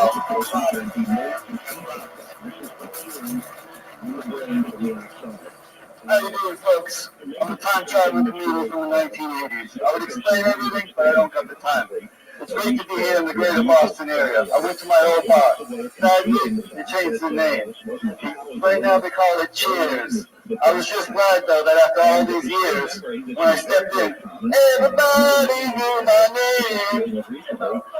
You know, when you go to a bar, you meet some interesting people. Like this one lady, she had a tattoo right below her belly button, or right above her vagina. And it read VIP. And I was like, duh, it's members only.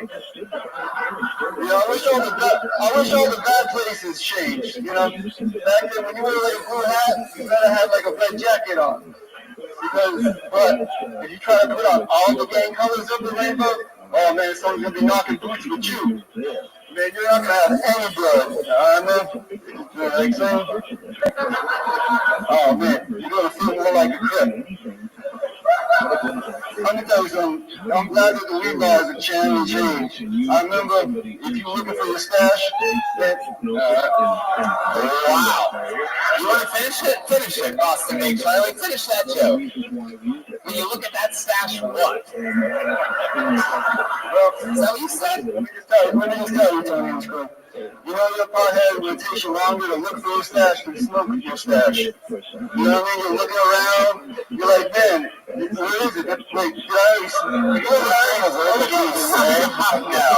right, Boston Baked Charlie. For those of you listening to the podcast and not watching it, Boston Baked Charlie decided to do something a little bit different than the other people. He's still bombed, but he came in a disguise.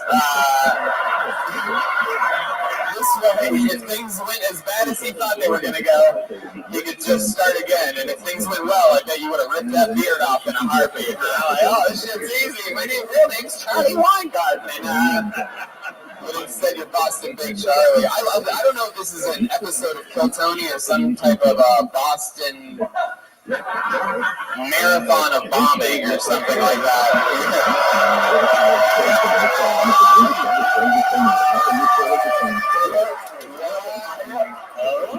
The thing about America is that we can laugh at a joke like that. Fuck those, what are they, Syrians? Yeah, I look across the crowd and be like, are they going to rush the stage? No, we're good. The only guy that looks Syrian is Boston Baked Charlie, so we got him right where we want him. Charlie, are you going to stay in character? Can we talk to the real Charlie? Take off the muzzle, then. Can you take out the beard? all right, but I am Charlie. Are you hiding something underneath there? Lipstick. It's my smile. Charlie, it's tough to understand you through the beard. Can you pull it down? A little bit. Wow, you are hell-bent on maintaining the beard. Why are you in disguise? What do you mean disguise? Looks like he's not going to break You know what disguise means? You know, like, if I were to say, use it in a sentence, I'd be like, this guy's bombing horribly right now. I'm excited about that one. Disguise. All right, Charlie, well, since I don't really want to talk to a character, I guess that's probably about it. There he goes, Boston Baked Charlie, there you go, whatever that was, Boston Baked Charlie. Don't be afraid to move the nightstand away from you and not hide behind it the whole time also. And if it doesn't sound like you're being clear when you hear yourself, then nobody else can understand you either. Just a little something from a person with common sense. I will say Triple B really hit it with like 6 people in the audience were like, yeah. Did you notice that? And we were like, mm-hmm. I know what he's talking about. That was amazing, dude. I love his big beard. I love that you just called Boston Baked Charlie Triple B. Oh, Double BC. Oh, I know his name was Barley. His name wasn't Barley? No, it's Charlie. Because the beard, you heard Barley. One more time for Boston Baked Charlie. I pulled Luis Diaz. There he comes. He can't believe it. I think it's Luis. Luis Diaz. Yes. Alright guys, I got a big ass head. Most people are scared of a dentist, I'm scared of a barbershop. Sometimes I feel like a hot chick with huge tits. The reason is because I get a lot of unwanted attention and I have to ignore it because things usually go bad.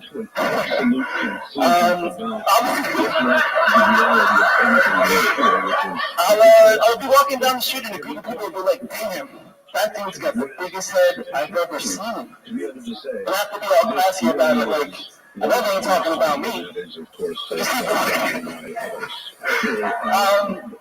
And also, I mean, there's nothing I can do about it. I can't wear a hat, I can't wear a hood, I can't really hide it.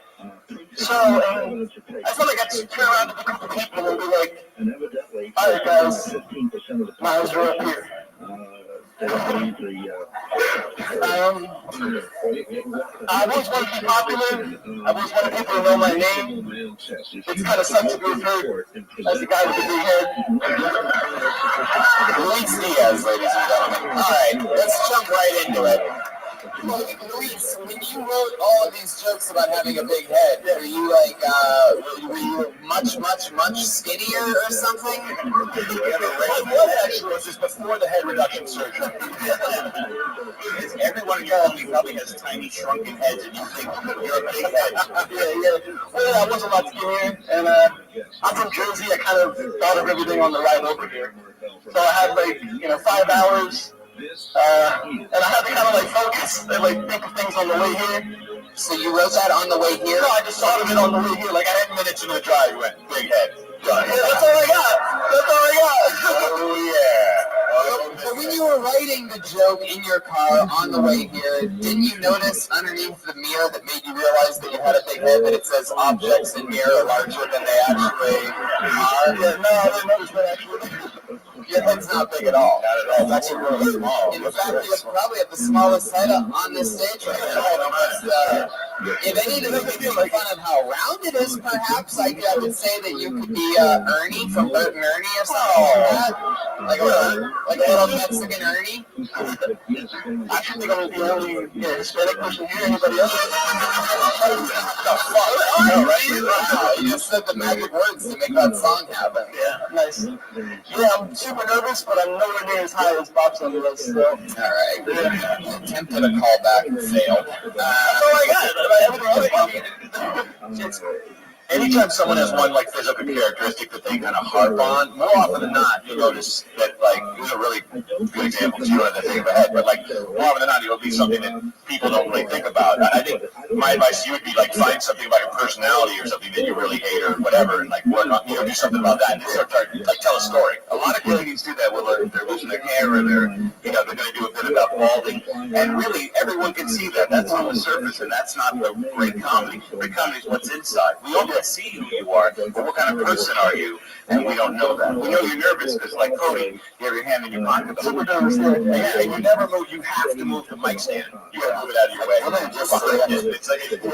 It's a psychological weird thing where people are like, you going to strip? What's going on? You have to get it out of the way. You know what's funny? Actually, no, we don't know what's funny. I watched your show enough not to set you up. I had some other bits, but I literally get shit for it all the time, so that's all I really. Who gives you shit for this? Just people straight up one tiny head uncle. If JFK had your size head, he'd still be president. No, he wouldn't be alive. Come on. Wow. Damn, I wasn't expecting to get picked for this. I know everybody says that too, but I never got what they meant until being here in this moment right now. And why'd you come up from Jersey? Did you go to school here? Why'd you come up from Jersey? I just really liked the show. I wanted to go to the New York one, but Skankfest was sold out before I found out about it, and I just said, fuck it, I'll just drive up here. 5 hour drive? Anything interesting happen on the way? My girlfriend fell asleep and I just Are you running your jokes by her? not at all. Not at all. Listen, Dave, I think I'm going to do this big head thing. I'm talking about your head. She was totally behind it. She said, give me head, and you thought, well, I didn't understand. And ladies and gentlemen, no, your head is fine.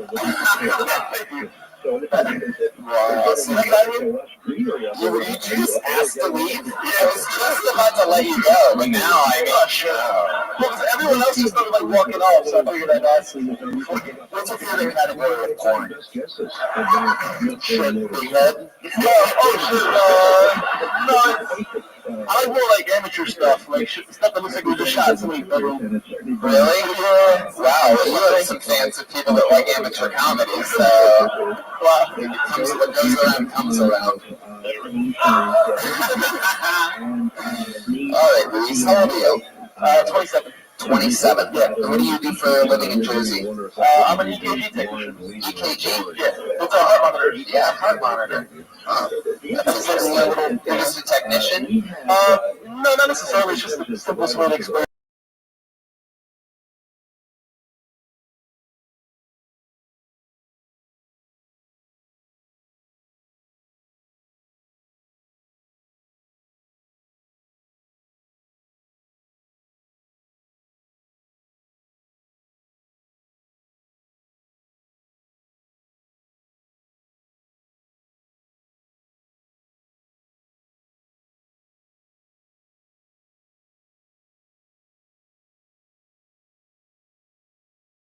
Yeah. I put another name on it, but put your hands together for Eric Monroe.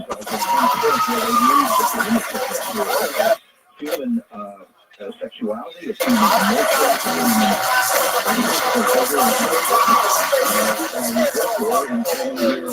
What's up, guys? There's no real leader to the Black Lives Matter movement. And there's no reason for that. There's no like real true leader. Because nobody wants to get assassinated. That's the actual reason.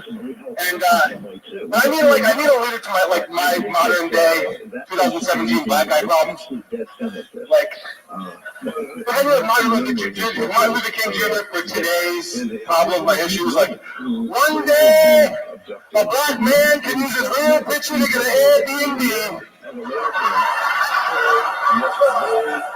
She went through like a waterfall and shit. And she like, no matter what side of the issue you're on, we have to come together as America. As America, we have to come together. We have to decide. We have to make a decision. Are we swiping like debit cards or are we inserting them, right? Let's fucking make a decision here. I treat it like sex. Here's what I do. I kind of swipe and then insert. You know what I'm talking about. It's like a skinny little white girl though, because we can only fit like just the chip. Just the chip was the last line there from Eric Monroe. There you go, Boston. How about that? Eric Monroe. Finally. Just like, by the way, let me say this so that he doesn't have to. He also had no idea that he was going to get kicked out of the bucket for this. Nobody knows. But there you go. You absolutely executed from beginning to end. Great premises. I've never heard anything about there not being a Black Lives Matter leader. It's a very funny, compelling thing that I haven't really spoken about loud, and I love where you went with that. And chip slide card thing. We hear about shit that's part of our lives every day that quite often isn't exactly spoken of, and I think that's the type of thing that we all look for. How long have you been doing stand-up? About a year and a half. A year and a half? Really? Yeah. Wow. All here in Boston? Rhode Island. Yes. Rhode Island? Rhode Island. Providence? Comedy Connection? Comedy Connection, yeah. I've seen you there. I've hung out with you after that. Yeah. We did? We hung out with you on that. Oh, wow. Sorry about that. Dude, we hung out for 3 days. You don't Yeah, I mean, you've got a lot of confidence and a lot of presence, and it's that's what everybody looks for in a comedian, is someone who can just talk about whatever they want, and you're going to want to come with them. You know what I mean? Like, you didn't show any kind of, like, worry about switching from Black Lives Matter to ATM cards. You know, like, it was like, is it going there now? All right, well, what about that? You know, it was great. It was great. I think it's just, you just change gears, right? Like, the material was great and really smart. The only thing is the nonverbal stuff, which is a year and a half in. You know, you wanted to grab the microphone, you kept wanting to grab it, and that threw me off. I knew what you were doing. You need security there. Big fan. Brought a drink up on stage, had them just come up with you, and be able to, like on television, a lot of times the comedian will just wear a lavalier so they can do this. But you have a mic and a drink, and you're trying to grab the mic stand. Too much stuff to do. And it's because you're naturally nervous. When we all start, there's little twitches and stupid things that we do. And we're trying. 20 high school season out of the open mics. Yes, again, that is. I know I'm not at the Boston open mics. You all can save that from here on out. I'm very aware that I'm not at Boston open mics. You of all the people so far, you've had the most of my favorite kind of person that just comes on stage. It's like, yeah, I know you want me to be here. Calm down. I got something to tell you. You know, like that's how every comedian. And everybody else should also take note. You got right to the joke. You know what I mean? Nobody really gives a fuck how likable or whatever the fuck you are. Just get into it, and that's the best gateway to convincing people that they're about to hear something funny. What do you do for work, Eric? How do you make a living? I do corporate team building facilitation. Corporate what? Team building. Yeah. Team building? Yeah. What does that mean? I play games with adults, and I do like improv games. I travel around the country and do like game shows and like stuff like that. They have a boring meeting, and then I'll ask them questions about the shit that they're supposed to learn. I'll go and have fun with them and just talk shit. Yeah, no, you're very good. You're going to be a great comic. You already are. Yeah, well, yes, another year and a half. Yeah, it's true. Let's just keep flying through it. That was a great performance. Ladies and gentlemen, come on. If you would have said Boston instead of Providence, you would have just gotten the biggest applause of your life. Yeah, well, Providence. And then everybody's like, nah. The fuck out of here. Everybody wants their own Boston little killer. Who knows? Could be Vicky Porter.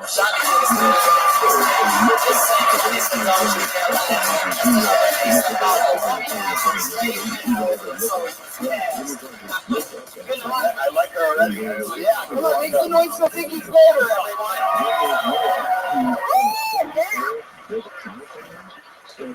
So, I grew up in a city that was 90% white. Yeah, it's really funny, I know. But like, so, I was really surprised when I figured out that I wasn't. Yeah, you don't know. But, like, it messes up your racial identity growing up in a place like that. So I'm basically the racial equivalent of a chocolate-colored marshmallow. On the inside, I'm white and gelatinous.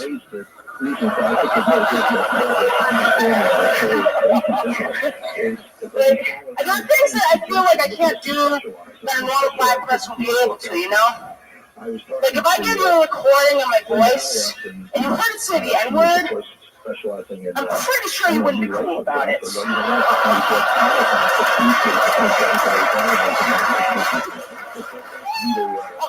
Vicky Porter, 60 seconds for I just have one punchline for that one. Go ahead. You want to do another one? Go ahead. You can't really have the Walmart skin with the Whole Foods voice backing it up. Wow. Yeah, we needed that second one. Oh, man. Vicky Porter. Remember that name. That was awesome. This is the first Kill Tony Live you've been to, right? Yeah. But I have seen you and hung out with you after shows that I've done in multiple cities. Where was that at? I've seen you in Boston a couple times, and I've seen you in Providence a couple times. Right. Yeah. Wilbur Theater, Comedy Connection, all Yep. those things. The one Is this that your you went before. first time doing stand-up? No, I've been doing it for 2 months. 2 months. Yeah. Jesus Christ, really? Yeah. That's awesome. Awesome. That's amazing. You're wearing the Girl Tony shirt. You listen to every episode? Huh? You listen to the show? Oh, yeah, of course. Right. And do you think that listening to it a lot sort of helped you? Is it something that you've always wanted to do? I was a musician before this, and I realized that it didn't really fit me, so I had to think about what I really wanted to do, and I realized that I love comedy, and so I decided to do this. And I found your podcast, and it really just listening to all the advice that you and Red Band and your guests give, it just really helps me out and gave me confidence at least to start doing this. Yeah. All right. So, what type of music were you playing before? You sing or play an instrument or what? I played a lot of jazz, really, like contemporary type stuff. I was a trumpet player. Good choice, right? In 2000, whatever, to do jazz. That's really smart. But you got to do what you love. Oh, yeah, of course. You don't put it down. Yeah, I realized I was falling out of love with her. I got accepted to Berkeley up here in Boston. And yeah. Wow. Yeah, those pauses are necessary. I stopped doing that. It's done. You dropped out? I didn't end up going because of $60,000 a year. Obviously I can't afford that. I couldn't either. When you put your hand in your face like this, that's the signal of not having money. But I liked you when you were walking, even just to the stage. You have such a personality. Yeah. And it really shows it when you do your stand-up. You love it. And when you love something, it really shows. The audience fell in love with you, too. You had perspective right away. Perspective is one of the hardest things for any comedian to find, is their voice and their perspective. You had something that was genuinely your own. And, I hate, giving someone, a tip on how to do their joke.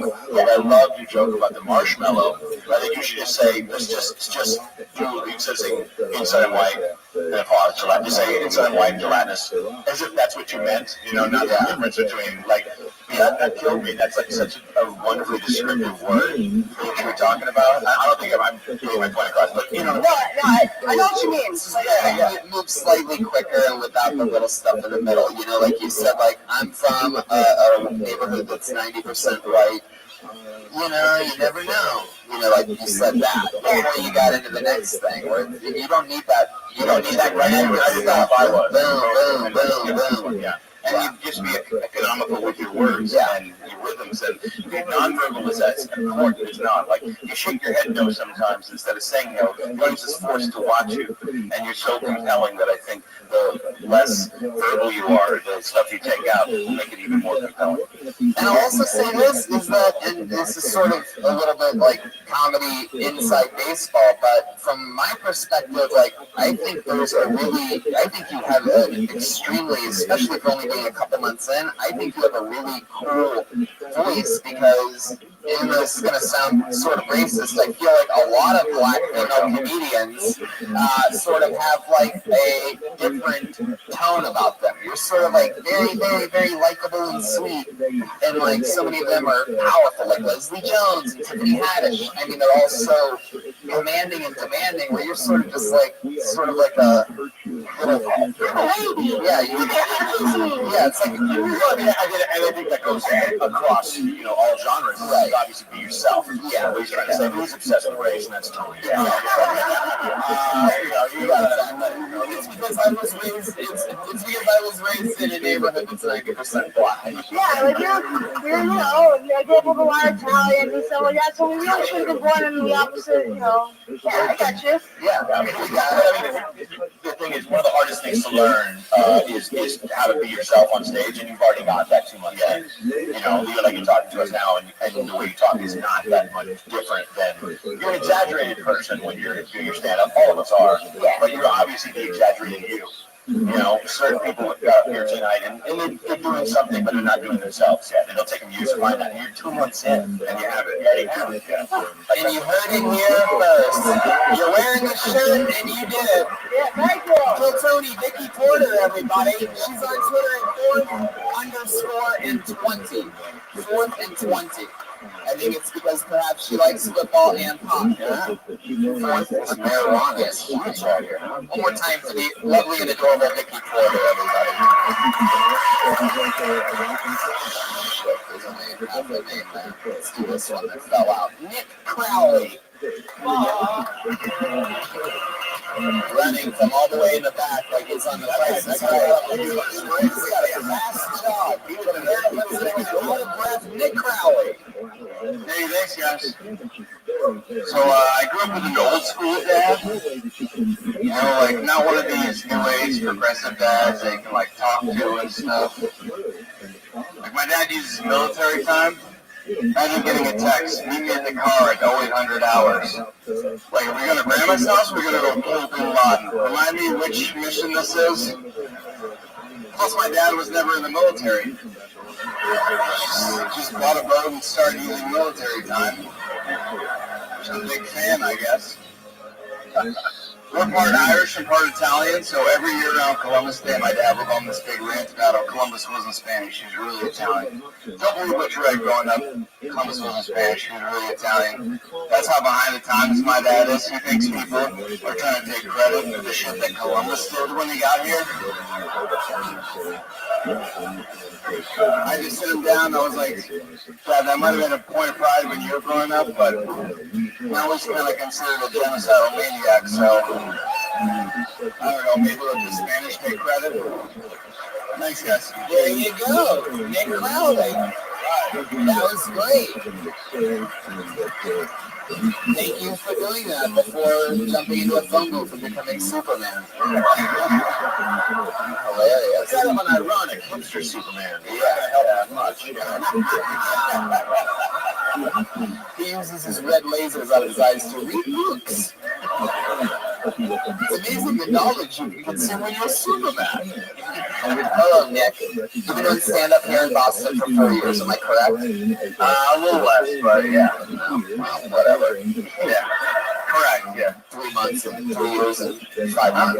Anyway, it doesn't matter. What do you do for work? I have a regular day job. Yeah, that's what I just asked my dad. Yeah. What a business. What do you do for work? I have a job. Yeah. I work for a mutual fund company. What? Mutual fund company. That's all I'm going to say right away. Yeah, fun.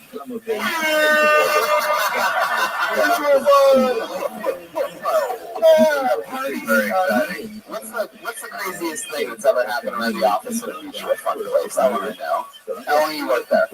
I've been in the industry for 6 or 7 years. Greatest thing that's ever happened around the office. Yeah. Is it like Wolf of Wall Street out there or something? No, it's just like H&R Block. Yeah. I mean, people fucking each other pretty much is probably the craziest stuff. Wow. They just fuck each other? Are you part of any of these fun? I'm not involved. I like the pause between people and fuck people. Yeah, no. Yeah. Fuck each other and stuff. I'm not involved. Do you help them? Do you hook them up or you coordinate? I play matchmaker a little bit. You do? Yeah. So you're not an H&R cock block? I have a girlfriend, so I try to. Oh, how long have you had a girlfriend for? Coming up on 7 years. Wow, 7 years. What do you think? How do you feel about that, Nick? The pressure's on, buddy. Pressure's on. Yeah. Wow, you guys 7 years there's not a lot of surprises left. So you guys still fucking? How often do you fuck? Once a week? Dude, usually I send a Google Calendar invite. Longer, that works, by the way. I know That works because they have to.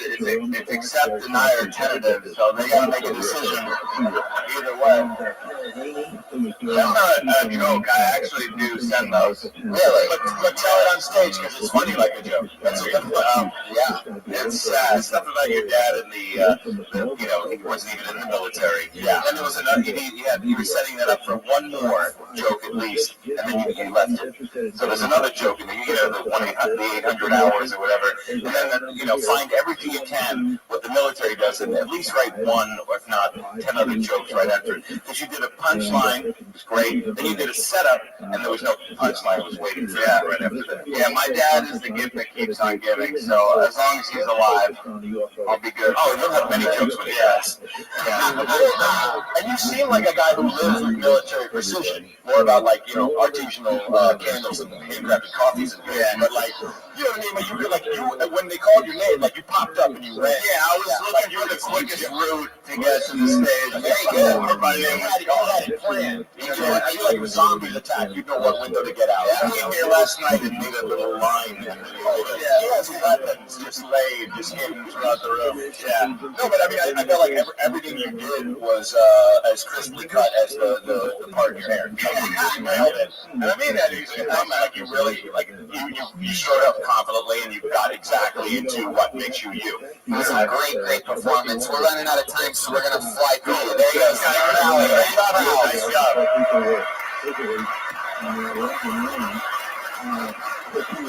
Should we do one more? You guys want to do one more? And then should we do the 30-second one? Well, I don't know if we have 2 minutes. We have literally 2 minutes and a hard out. Let's say no. Let's say no. Don't even do it. 30 seconds. Yeah, we have a 10:30 hard out. 30 seconds from Jack Ryan, ladies and gentlemen. Of course. No way. No fucking way. Yeah, I'm up there now. Laughing at my brother earlier. So I was in the bathtub today, sitting on my phone, and I was like, hey, maybe I can fuck my elbows. And I thought about that, it was a serious thought. And I was like, what's wrong with me? I probably need some help. Maybe a therapist? There you go, 30 seconds from Ryan. Jack, did you fuck your elbow? Did you try? I did not try. I had to get ready to come here. I didn't see why. By the way, for those of you that haven't been paying attention, that is Bob Off's brother, all right? Whatever, find you. There you go. And he's done. Jack Ryan, everybody. Thank you for honor our 10:30 hard out because the Boston Comedy. Big noise for the Boston Comedy Festival. Jimmy Q. Over there is the one that was smart enough to book us. Eddie Brill, Matt Bronger, what else is going on? I'm good. I'm running around I'm doing stand-up tomorrow night at the Ding Ho show. The Ding Ho was the first club. Oh, yeah. I've heard of that place. I watched your own documentary about it. Bronger? Just go to mattbronger.com. Mattbronger.com, EddieBrill.com. Tickets for that. TonyHinchcliffe.com. Tickets for me. TV's real, boss. Thank you. Thank you so much, everyone. Go have a great night. We love you. Bill Tony. Boston. Live. To be clear about that. The possibility of an off-the-shelf in-the-basement operation sort of managing all of this information right now. The internet, of course, would be an ideal place for any disinformation to be distributed and for any infighting to be instigated. Yeah. You agree? Well, yes, except that because of the mass of stuff on the internet, I think it's harder for disinformation people to be dominant. In other words, they're only one more voice in a gigantic group. One more, but consider, for example, the Kennedy assassination.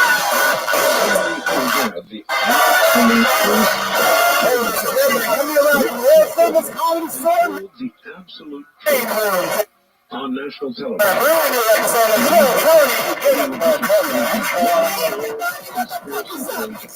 Come on. Wow. I gotta get louder. Do it again. Louder. That's motherfucking Kill Tony. Ryan Redman's in there. What's up, guys? Ryan J. Eagle joined tonight's episode on princeofryanjeagle.com. You guys are the #1 live podcast in the world. Make some noise again. Yes. Power. I'm excited about life, Brian. A lot of fun stuff happening in the world. I'm fucking pumped about everything. I had a great fucking meal recently. Yeah, Kill Tony is supported in part by HelloFresh, the meal delivery kit service dedicated to making cooking fun, easy, and convenient. I actually got it today. It arrived on my front porch. It's like this box. It has like ice packs in it. There's just bags. Each bag is a meal. Every single bag has all the ingredients. So everything you need, just like a little salt, a little oil, it's all in there. And it only took me 20 minutes. I had an awesome meal. It was great. I ate tacos today. Send me a picture of you wearing the apron. Yeah, it came with an apron. I was cooking with my booty shorts on. Just adorable. Each week, HelloFresh creates new delicious recipes with step-by-step instructions dedicated to take around 30 minutes for everyone from novices to seasoned home cooks, short on time, all for less than $10 a meal. They source the freshest ingredients, measured to the exact quantities needed, so there's no food waste. They also employ 2 full-time registered dietitians on staff who review each recipe to ensure it's nutritionally balanced. All delivered to your doorstep in a special insulated box for free. For $30 off your first week of deliveries, visit HelloFresh.com and enter the promo code KillTony30 at checkout. They did a show on abductions. If not everybody who's listening right now. Are you hiring? Have seen. Huh? How many people out there are hiring right now? Make some noise if you're hiring.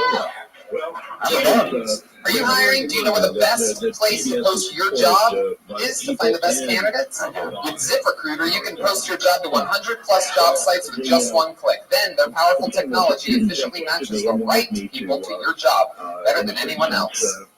That's why ZipRecruiter is different. Unlike other job sites, ZipRecruiter doesn't depend on candidates finding you. It finds them. In fact, 80% of employers who post a job on ZipRecruiter get a quality candidate through the site in one day. No juggling emails or calls to your office. Simply screen, rate, and manage candidates all in one place with ZipRecruiter's easy-to-use dashboard. Find out today why ZipRecruiter has been used by businesses of all sizes to find the most qualified job candidates with immediate results. And right now, our listeners can post jobs on ZipRecruiter for free. That's right, free. Just go to ZipRecruiter.com/KillTony. That's ZipRecruiter.com/KillTony. One more time to try for free. Go to ZipRecruiter.com/KillTony. Do you guys love Kill Tony? Do you? If you do, then you love the Kill Tony band. Fun fact, they just got a new show on Comedy Central Snapchat. Philly is one of the most hilarious and compelling new things you could possibly watch. 5 episodes total, all coming out this week. There's 2 available right now. That's on Snapchat. Check out Comedy Central's channel. The show is created and starring Pat Reagan, Joel Jimenez, and Roast Battles Brian Moses and our good friend John Tomaszewski. It's really funny. The Kill Tony band got their own fucking Comedy Central Snapchat show. How about that? That's just a commercial out of the goodness of our heart. We gotta say thanks to Boston, by the way. We were in Boston Friday night, and we only had like 4 weeks' notice. Yep, started out. It was packed. Fire capacity in Boston. What an unbelievable show. Hopefully the audio, I saw it's a battle. It's a battle. But hopefully we're going to get that out there soon for you listeners that are out there and the ones listening to the live stream on the show right now. I'm in Cap City in Austin, Texas, the first weekend of October. In fact, I get there on Wednesday, Thursday, Friday, Saturday, a bunch of shows. Rooster Teeth Feathers in San Francisco, 12th to the 14th, La Jolla, November 10th and 11th. And I'm about to make an announcement. You want to do a breaking news? I'm about to make a big tour announcement. You guys like big tour announcements? Huh? How many Americans do we have in this audience tonight? Well, we have breaking news. I, Tony Hinchcliffe, one of the top young rising comedians in the world, am doing my second full-blown Australian tour, November 22nd through the 28th. 22nd in Melbourne, 2 shows in Sydney, the 23rd and the 24th, and then Brisbane, the 26th, day off on the 27th, fly to Adelaide, and then I'm in Adelaide on the 28th. It's my second November tour. I'm going to be spending Thanksgiving in Australia. Like my brother now, he's in the audience. Makes noise for Donnie. Let me crash on his couch when I was becoming one of the top young rising comedians in the world. I'm excited about tonight's show. We have 2 of the funniest guests we have every single week on this amazing fucking show. Are you guys really ready to start the show? Fucking half-ass energy crowd tonight, but maybe you guys will get a little more excited when I tell you that tonight's guests are Sal Volcano and Dom Irera, 2 of the greatest fucking comedians in the world. Oh, you know what? Let Dom take the inside. You take the outside, Sal. I like Dom next to me. Come on, guys. It's Dom Irera and Sal Volcano. There you go. That sounded good. Now they're getting it a little bit. You guys have both done the show a bunch of times. I'm super excited to have you guys back. As always, we always fucking have fun with you guys. I saw both of them last night at the Impractical Jokers live. If you're a fan of the show, you have to go see it. I laughed my ass off. One of the greatest nights I've had in a while, man. It was fun. So much. And a great ending. Also, what a great ending. Sal and his friends, the Impractical Jokers, one of our favorite shows, sold out the Greek Theater in Los Angeles last night. That's where you clap. Welcome to being in public, Tony fans. That's where you would clap like fucking adults with respect. Jesus fucking Christ.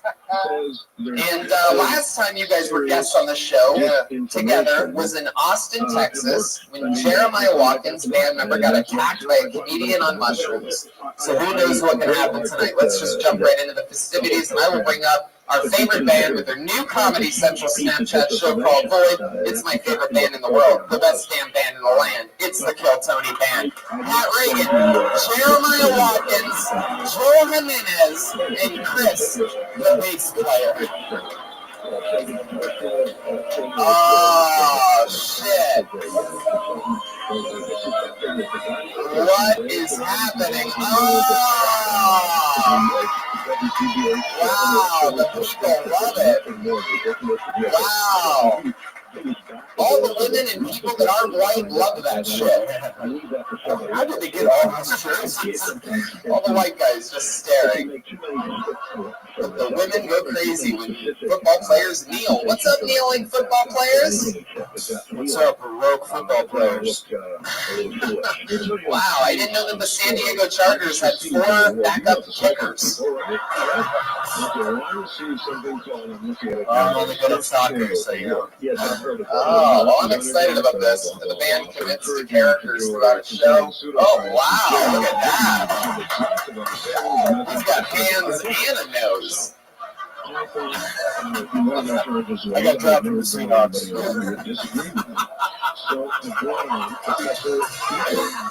Jeremiah Watkins, Pat Reagan, Joel Jimenez. I'm excited about your guys' show Void on Comedy Central Snapchat, but time for Kill Tony! Everything's in place. A bunch of people signed up before the show, some of them promising comedians, some of them insane people that just sign up lists when they see the spot to sign up.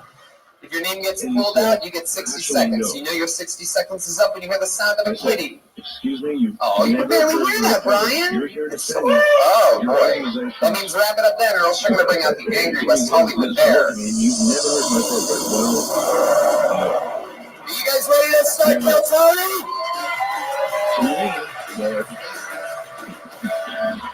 Alright, I'm going to pull a name out of a bucket, then make it an uninterrupted 60 seconds, and then they become a guest on the #1 live podcast in the world. Shall we? Let's do it. I pull the name out of a bucket. The first name going up tonight is Joe Welty. Here he comes. Deep in the darkness, Joe Welty.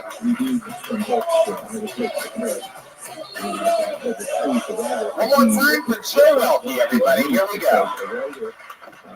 Thanks, sir. I'm getting sick of guys complaining about getting hand jobs. That's had this guy friend of mine come up to me the other day, and he was like, "Yeah, I hooked up with this chick last night." And I was like, "Awesome, man." He was like, "No, it wasn't awesome. All I got was a hand job. Was this 4th grade?" Is actually more skeptical than. I was like, "Yo, who's getting hand jobs in 4th grade?" The writer of this too. Dude, I think you might have got molested. You gonna call somebody for you? Just all these greedy guys are ruining hand jobs. No, you can't get them anymore. They're out of print. You're way more likely to get unprotected sex than a hand job. Like, way more likely. I don't know, just these greedy dudes, you know, they just ruined it. You know, like everybody, like I feel like everybody in this room can make eggs just as good as Denny's. Sure. But sometimes you don't feel like making it, you know? Like, all these guys... it's like...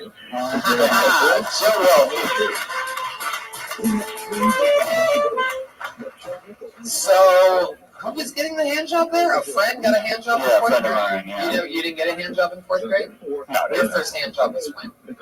Ballpark it. Freshman year of high school? Perfect timing. Freshman year of high school, Sandy. You remember your first blowjob? Yes, I do. That was... At the rate you're going with hand jobs, it's probably your yesterday. It was, I think, junior year, and elevator with a laser tag. Wow, an elevator. How many floors did you go up on that elevator? That's a quick finish, buddy. It's only a 3-floor trip.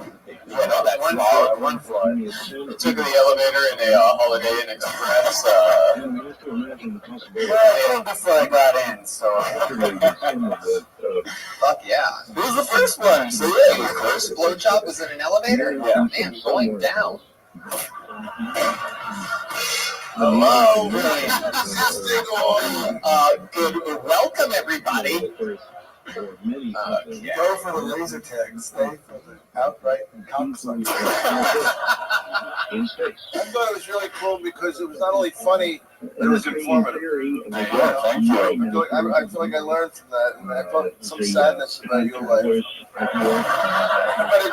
it's good for comedy, you know? Yeah. What's the last hand job you got? Dude, I can't even remember. Just a hand job. I have no idea. So Dom was right. You know, the massage parlors ever? What's that? You never go to massage parlors ever? That's the only time a hand job's like acceptable, I think. You think? Back to Brian Redban's thoughts, everybody. What do you mean? Only time it's acceptable. Well, I mean, if you were with a girl and you weren't at that location, you'd be like, unacceptable! Oh, I think that's like his whole joke. Like, yeah, I don't want a hand job. Like, who needs that? No, I do. I was getting nostalgic about them. But you just can't get them anymore. Yeah, massage parlors, webmaps.com. Oh my God. So bad. You can get them more now. You don't have to know where to go. Well, now that the cassette is out there. Yo, Tony.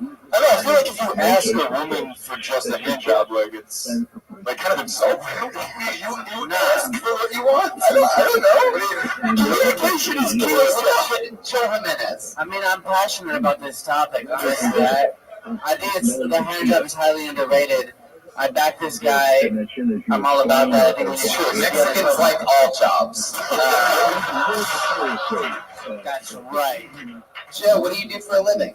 I do social media and like write articles for a couple different websites. What kind of websites do you write? There's one called Screen Rant that's about like comic book movies and shit like that. That's a popular website. Yeah, I'm just telling it. Have you seen the movie The Blind Side? What's that? Came up and they were rather very good. How long have you been doing stand-up, Joe? Embarrassingly, like 9 years. 9 years? Oh, fuck. I'm going to go to my specialist, Dom Irera, on this one. I'll jump in on this. I would move on. 9 years? Yes, sir, I was 18. Man, you did a hand job with the 9 fucking years? You got to hand it to him. Oh, that is so... Anyway, keep up the good work. Can I ask, I didn't track the ending with the dentist and the eggs. Yeah, track for me? Yeah, I fucked that up. I've missed the setup on that one. Okay. So. I don't know if it was me or if it was you. No, that's why I fucked that up. That's cool. Where have you been doing comedy for 9 years at? What cave in the desert have you been doing comedy at for 9 years? Well, I started in Joshua Tree Chuckle Hut? Well, I started in like DC, Baltimore, and then I was living in New York the last 5 years. I just moved here like 6 months ago. Wow, DC, Baltimore. Yeah. Yes, sir. 9 years. How much time do you have? Like if you had to do a set? I mean, I'm featuring for like 30, 40 minutes. Oh, cool. So like 2 quarters. Yeah. Oh, wow, 40 minutes is substantial. Yeah. Was that something new that you were trying, or? No, that's a little old. Oh. So it's old and you still messed it up. Well, that part is I made it like set. Part of How long have you been in Los Angeles for? like 6 months. Since the end of March. What's your living situation? I was with a delivery guy. And shout out to LA Speed. Shout out to LA Speed. Shout out to LA Speed. We delivered right to your door. You can get it all just delivered to your door. You can get your weed, your Hello Fresh, get the munchies afterwards. Delicious. Cook a meal yourself. I have a question. Yeah. Was this setup just like something that you made up? Because I was really trying to be perceptive as to it that happened, but it seemed very convenient. He was like, "What? 4th grade?" And that was real. That guy said that. He was like, So everything was kind of, it really did play out that way. Oh, okay. well, I wasn't quick-witted enough. I got that staircase wit where I just figured out. Well, then you should do comedy on staircases more. I got a hand job on a staircase in high school.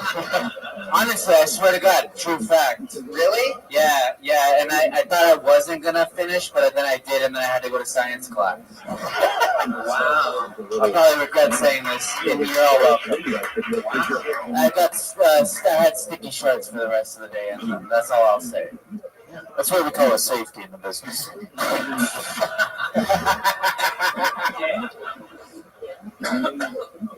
Joe, what scares you? What scares me? Dying irrelevant. Never having impact. Shit, you are facing your fears head on tonight. My goodness. All right, Joe. Did you have fun? Yeah. All right, there you go. It's Joe Welke, everybody. You had fun. You heard him. Some of these people like the punishment. It's like a S&M show. It's fun. We got into a conversation after seeing the show with Brian and his girlfriend about the first time we came. And I honestly came like at least a gallon of cum. Seriously, I'm not. I really came so much. I can never get this image out of my head now. Think about it the next time you're about to eat. But I came so much that I thought I'll never have a kid because I don't have any cum left. Anyway, let's go with the show. Just a musical break there. One time I came so much there was a rain delay. Wow. Now, are you doing a character tonight? I don't know. You came hard. I came so hard one time. I said, oh no, I've gone too far. I take it back, Carl. Wow. Joel Jimenez in the house. No signs of Joelberg yet, but dude, still waiting on Joelberg. Dude, Tony, yeah. I came so hard I win. What? Have you ever came so thick it made a bubble? Okay, there we go. That's where the momentum goes to die. One time I came so hard we lost all our podcast sponsors. All right. How hard did you guys are just a bunch of fucking rugrats. You know that? You fucking guys just love playing with the devil, don't you? There's one thing we do really make a joke about. Let's do it. Bunch of bad kids in a classroom. You gonna play something? I'm pulling another name out of the bucket. Put your hands in for Maddie Hansen, everyone. Come on. Maddie Hansen. It takes a while in the big main room. We used to be in the belly room. It used to take only seconds, but we've gotten bigger. Come on, everybody. Maddie Hansen.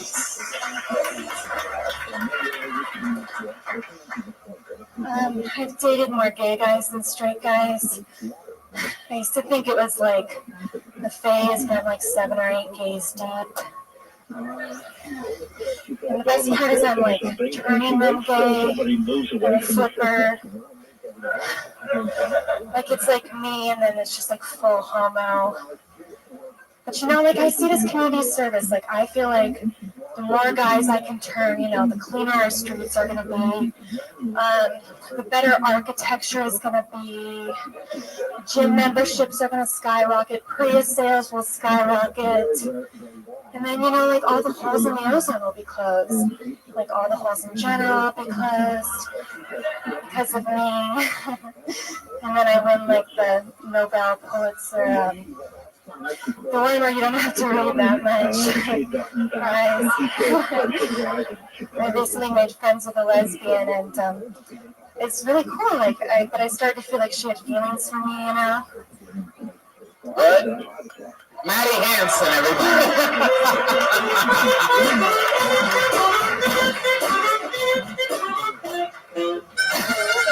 Wow, Maddie, you just set everything off. One time I came so hard while I was doing a lot of podcasts.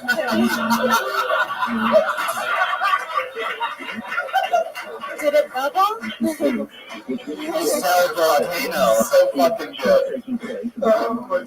Maddie Hansen, when you guys? You've been doing comedy 9 years. 1 year. 1 year. All right. You were just on recently, right? I was. A couple weeks ago. I told you that you're one of the funniest Fox News anchors I've ever seen in did. my life. You said right? that. Very good. All right. Maddie, what do you do for a living? Property management. Property management. Now, do you often tell jokes when you're showing people houses or apartments? Do you have any jokes that you regularly do? You know, or are you just very serious, like how you are right now? I'm very serious. Really? Yeah. Okay, so if you were gonna sell me, Dom, and Sal, and Brian a house. Okay. Well, I don't sell houses. I lease apartments. Oh, just apartments. Yeah. Oh. You let the wolf out. Everybody knows that if you only work with apartments, the real estate wolf comes out. Jeremiah, one of our most rare sound effects that we use. The apartment wolf, the wolf of the comedy store. Okay, there you go, the wolf of the comedy store. All right, Jeremiah, whose heart sell you a house? Hey, this is a house that 135 people died in it. Wow. Can you tell which one of the football players is the most concussed? So, Maddie, do you think you're good at getting apartments leased? No. No, you're not good at it. What makes you say that? I mean, I just have high availability right now. Like my percentage is high. If you were going to sell the 4 of us a 4-bedroom apartment, how would you do it? What would you say? I think that's a house. 4-bedroom apartment? Yeah, what is the number of rooms before it becomes a house? A house is a standalone thing, you fucking No, but that's a condo.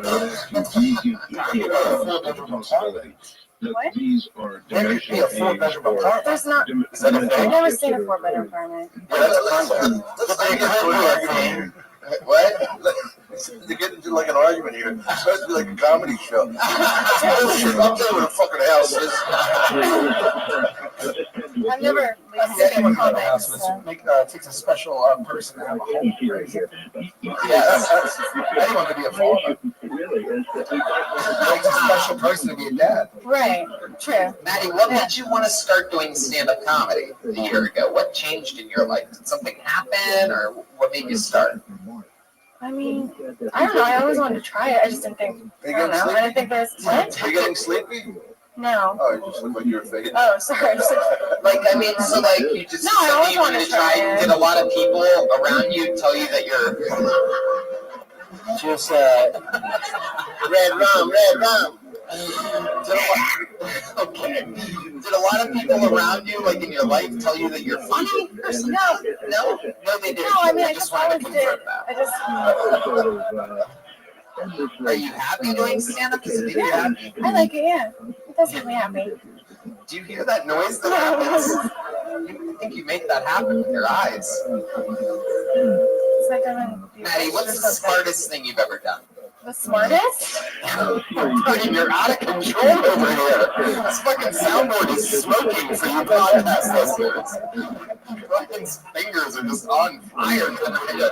The engineer going red. I get nervous at those things. The smartest thing I've ever done? Yes. Well, we talked about this last time. Okay, you don't remember yet. Well, I have a degree in American history, and that's like my that's like my passion is American history. colonial history. What's like something that you can teach us? Over the years, Yeah, nothing's cool about it. I don't know. I'm on my history in America that you just said that you've studied and that you love. That's all the things that have happened in American history. You just said, I asked you what you're into, and you said American history, right? Yeah. Okay. I'm trying to like just one like fact. Sure. Remember anything that you've ever learned? Well, I was like, I don't know. I'm listening to my second like Historically, George Washington. Our homes. I would like to see if you're passionate about American history. I would love to see you weave that into what you're doing. I like to. I first of all, just enough of these hand job jokes. Let's get a good old John Hancock show. You know what I mean? First of all, fashion sense off the charts. Oh, okay. Thanks. I would disagree because she looks like a 49er up top and a Raider down below. I thought you had a really fun delivery. Like really, when you began to speak, I was getting amused and like almost laughing at just your like leaning back, kind of like it was like a tippy toe type of delivery. And I thought that was like a strength. Yeah, your style is very interesting. Tippy toe delivery is you can sleep right through it. Is that what you call it? All right. I'm just being mean at this point. So, tippy toe delivery is one of the draggiest things I've ever said. Hey, you want to try and turn me? It's too easy. All right, Maddie. Whoa. Wait, Maddie just woke up. I was about to let her go. It's not going to be that easy to turn me. I swear to God, I love to. I'm sure you've been turned around a few times. You can fit a lot of dudes in Zenza. Maddie, are you single? I am. Wow. Oh, wow. How long have you been single for? Since the last game. 7 years. 7 years? Yeah. Wow. Like no boyfriend? No. 7 years.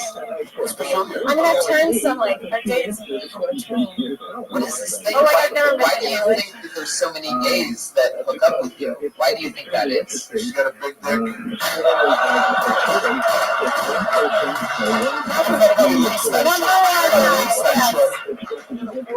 Dom Irera. Yes, you did get an applause break, Dom. I don't know. 4 of them. 4 gay guys. Well, yeah, some of them are, like, one of them is, like, full-blown. I want to say full-blown when you're talking about new gay. I know, I just hope, I know. One of them is like completely gay, and then I have like 3 that are like bi, which is pretty much gay. Wait a second, Dom Irera. Yes, completely gay. Does that mean he only puts your tip in? Well, like, I was the last woman that he dated, and now he just only dates men. So maybe you're hanging out the wrong place. I mean, you can walk outside, throw a rock, and hit a straight man. And in 9 years, you haven't dated a straight man. No, I have. I'm just saying there's some like gays mixed in there. I was saying the percentage of gays is higher than the percentage of straights. I mean, sexuality is like a. With the exception of one thing, How do you know them?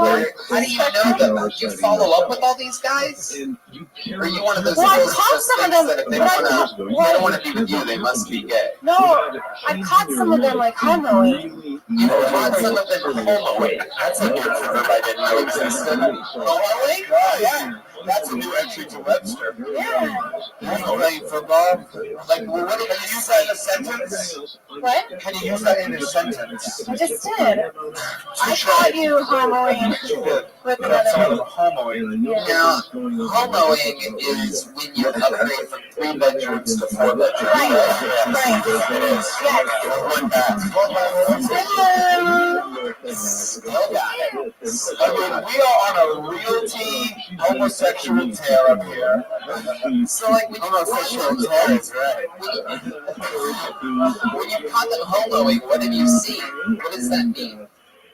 Well, one of them I had like suspicions because he spent like a lot of time in Rio and he used to be a dancer at Mickey's, which some straight men are. But so I kind of like I created a fake phone number and then texted him a picture of a hot guy from Grindr and I was like, hey, remember me? And he was like, nah, like I don't swim that way. And I was like, damn it. And then that night, like a few hours later, he called that number. You wanted him to get it. Yeah, this is crazy. We just found out you're crazy. You're crazy as your projection of gayness onto him. Fuck, he's not gay. Right. Even if you were going to try to catch him being gay, you decided to pick a random picture of a random guy. You thought he was going to be like, oh yeah, I fucking remember you. And it's Maddie Hansen. Maddie Hansen to catch a gay, I'm sure. Yeah, right. Well, I wanted to find like. It had to be. I wanted to make sure it was someone who would go for it. You're subconsciously dating these gay guys and then like trying to uncover it. It's almost right. Yeah. Psychologically. But I've also found. But I also had to like he would have me pick him up late at night and he'd be with his male escort friends. Oh God, you need to move. Stop, you know how it is when you're having male escort friends. Yeah. Your old male escort fans watch the whole football game. I just feel like you live a world that nobody in this whole room lives. Yeah. Oh. Yeah, I used to work in high-end retail, so that's probably there were a lot of them. What's high-end retail? Like a... Over the years, so many cases of people seeing... I don't know. I'll take a shot in the dark. Is that right? Warehouse? A department store? Yeah, you're right. He wouldn't know what high-end retail was. He sold out the Greek Theater last night, but he wouldn't know about high-end retail. You're right. He's just he's over here just homoing around. He doesn't know what the fuck's going on. All right, Maddie Hansen, you're one of the craziest ladies I think we've ever had on this show. You weren't really like outgoingly crazy, but there's a lot of demons. A lot of demons in that one. Texting a boyfriend a picture of another dude. Do you remember me? This show's out of fucking control. Kill Tony Band. I pulled another name out of the bucket. Put your hands together for CJ Kelly. 60 seconds uninterrupted. Here he comes. Steady job. How are you doing, everybody? My name's CJ Kelly. I was born in Boston, Massachusetts. I grew up in South Florida. And I hate to admit it, guys, but I'm white trash through and through. You know? Like straight up, if Kid Rock and Limp Bizkit were on tour together, I'd be front and center. And hammered drunk. Especially growing up in Florida. My dad never really laid his hands on me. He did it one time. I kind of deserved it. These kids ripped me off for like $400 worth of weed. And my dad had a gun in his safe with a fingerprint, right? Fingerprint scanner. I put a piece of tape over the fingerprint scanner.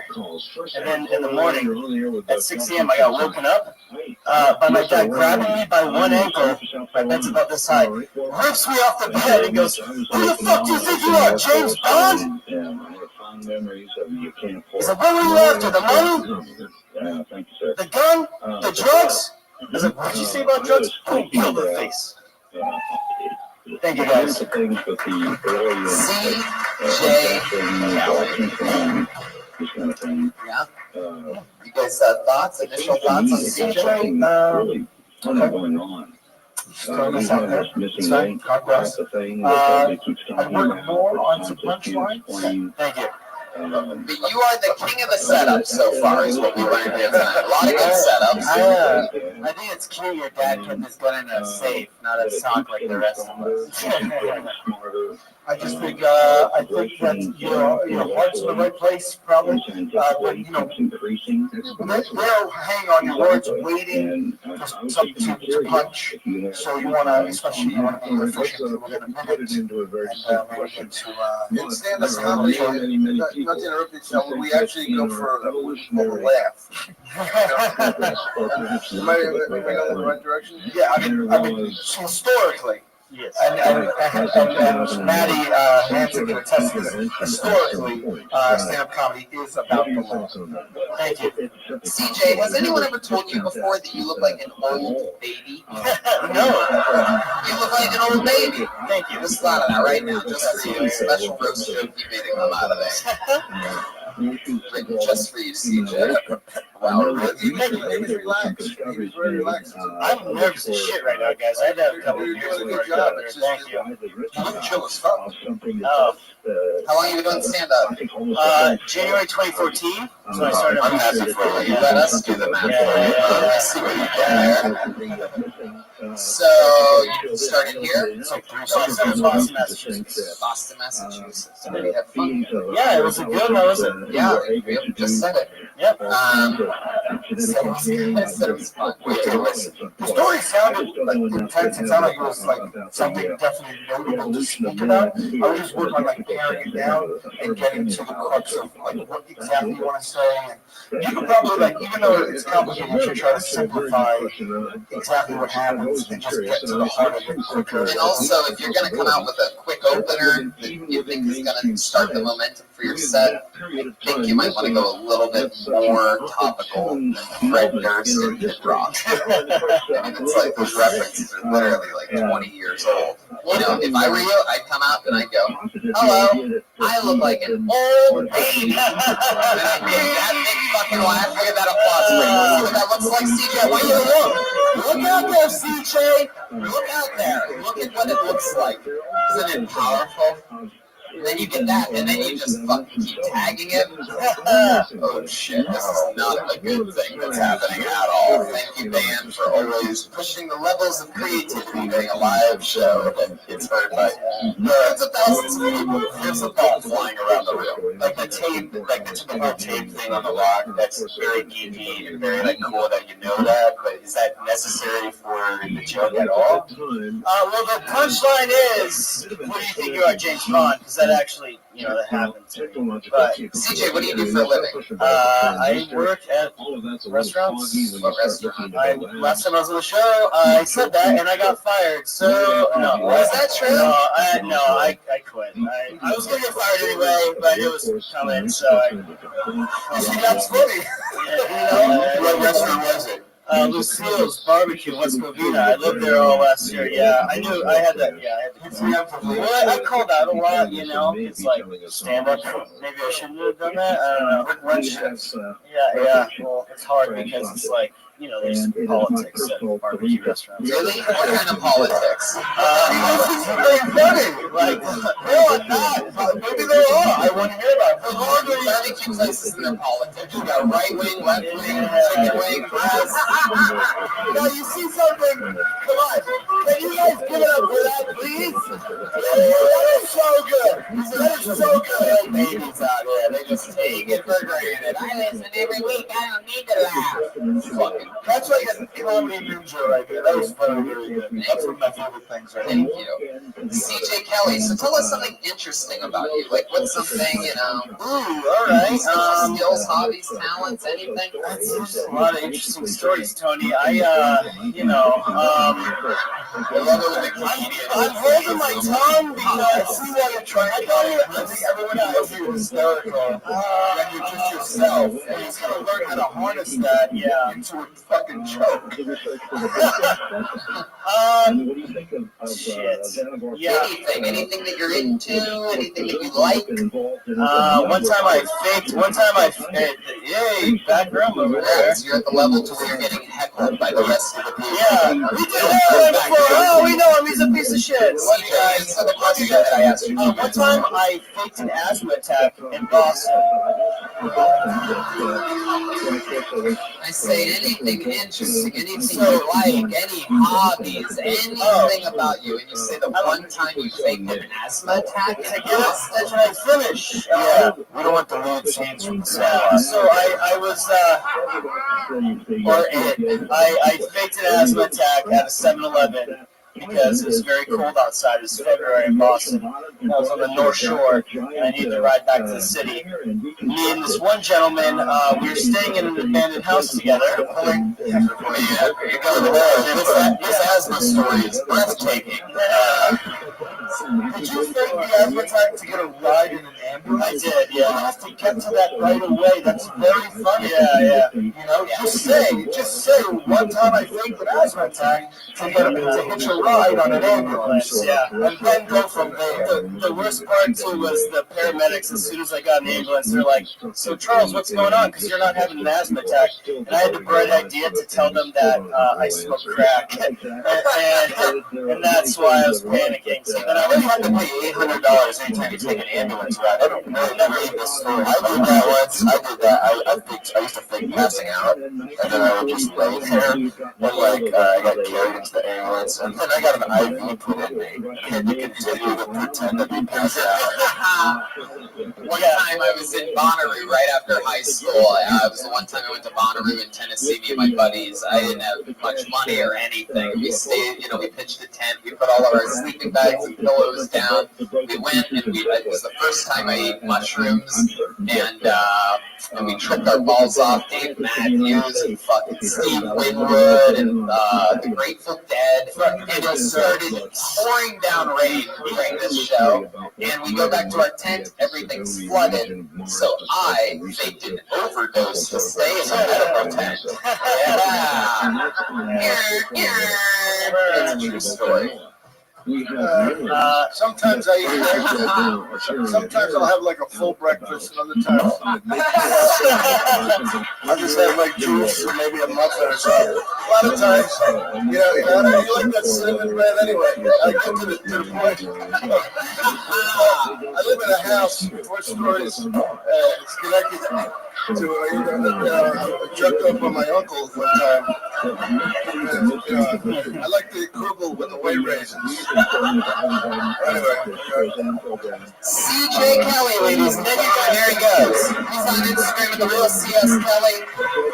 Maddie's not on social media. Joe Welby's at Joe Welby.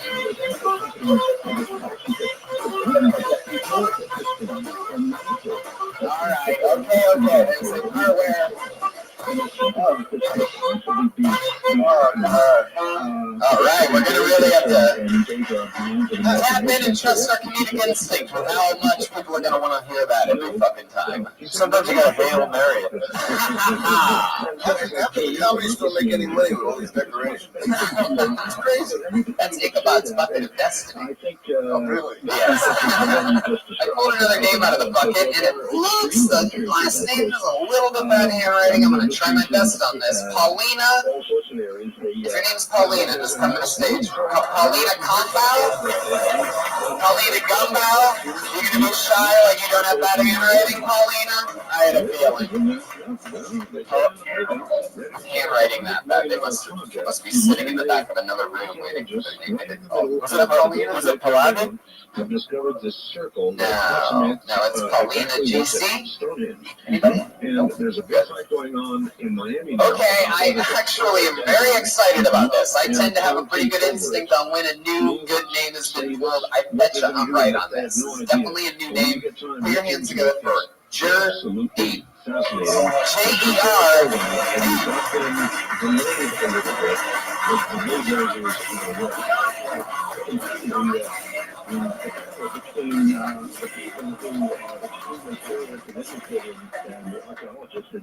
Oh, what's going on, guys? So I moved here from Montana about close to 6 months ago. A lot of my friends up in Montana think I moved down here to pursue my stand-up comedy goals. Not the case. Montana's got a three-strike rule. I voted for Obama twice, and I didn't vote for Trump. They were like, get the fuck out of here. He explained the same exact paradigms, religious institutions. My daughter, she just had career day at her school, and she didn't tell me anything about career day. I didn't find out about it until after it happened. When I found out about career day, I was like, well, why didn't you tell me about career day? She's like, well, Dad, I don't really know what to do. Well, I told you, I'm a stand-up comic. I get up on stage, some jokes, make them laugh. She just kind of looked up at me and goes, wouldn't it just be easier to say you're unemployed? It isn't going on now in the way that the UFO. My daughter, a few days before Christmas, last Christmas, she asked for an electric guitar. It was like 3 or 4 days before Christmas. I already done a one shot, so I couldn't do it. But she just had a birthday, so I got her to do it. There's a few reasons why I do. First reason is his musical talent runs very deeply in our family. That's the same possibility exists for us. All right. Exactly. Okay.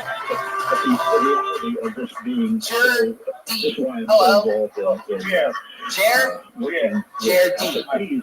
Jared D. All right. Step up to the microphone, Jared. How long have you been doing stand-up? Coming up on 7 years now. 7 years. All of it in Montana? No, I've toured around like the Midwest there, up there. Okay. And so, but you started in Montana? Yes. Do you live here now, or you just visit? Yeah, no, I live here. How long have you lived here? 6 months. 6 months. What do you do for a living? My rich girlfriend. You have a rich girlfriend? Yes.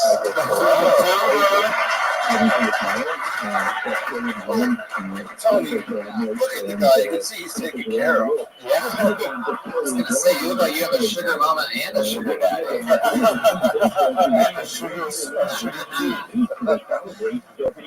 I had that sweater in college. Oh, they did? I've been thinking it the whole time. It was very Yeah, we did too. So, Jer, what does your rich girlfriend do for a living? She's that's also a ninja right there. She's an environmental engineer. So like an assistant coach? Yeah, basically. Man, does she ever tell you like what type of stuff she's working on? That's a pretty smart job. She does. I don't understand a fucking word of it, but you know. What do you into? You're speaking different language. You're a real manly man, sort of. You seem like you'll like cut down half a tree and then play a video game or something. You're not far off. You're not far off. Chop down trees in the video game. Let's be honest. It's my city just to go to the forest. No, that was about that funny. I agree, Sal. So funny. I agree. So funny. You just robbed someone and you stuck them straight to the forest. That's funny. That is. I like the hunt and the fish. You know, basically everything's Republican like, but you know, without the conservatism. Yeah, that's interesting. What do you like to hunt? I'm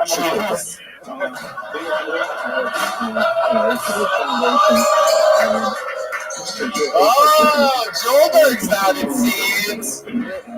Yes, agreed. No, I mostly predator hunt, like bears, bobcats, stuff like that. Wow. A hunter. That's amazing. That's actually what you should focus on, because you clearly, like, you come across as, if I had to take just a blind a conservative, but you're a liberal. I get it. That's really interesting. Like, I'm definitely the face of America that voted for Trump. I get it, you know? That's interesting. No, I wouldn't say your face. I'd say your body. Your belly leans to the alt-right. There he is. Somebody wrote the little hunchback of Notre Dame back there, huh? Oh, shit. So, Jer, you've lived here for 6 months. What do you like about LA different than Montana? What stands out to you? You know, there's always something to do, you know.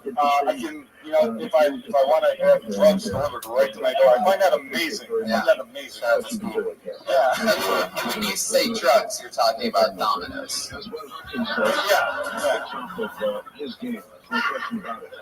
Yeah. Let the dopamine flow, my friend. So, that's interesting, Jared. So you like having stuff delivered to your house. You have a rich girlfriend. How long have you been with the girlfriend? About 4 months. 4 months. You met her out here? Yeah. How'd you meet her? Bumble. Wow. I wish it was more complicated than that, but it's not, you know? Do you think it's going to go all the way? How do you wish it was more complicated than that? Why do you wish it was more complicated than that? It's not that complicated. You wish it was harder for you to find a rich girlfriend? No. I just wish soon enough you guys will learn with that. I just wish it was like a more interesting story, you know, like we met like paintball or some shit like that, you know. Not that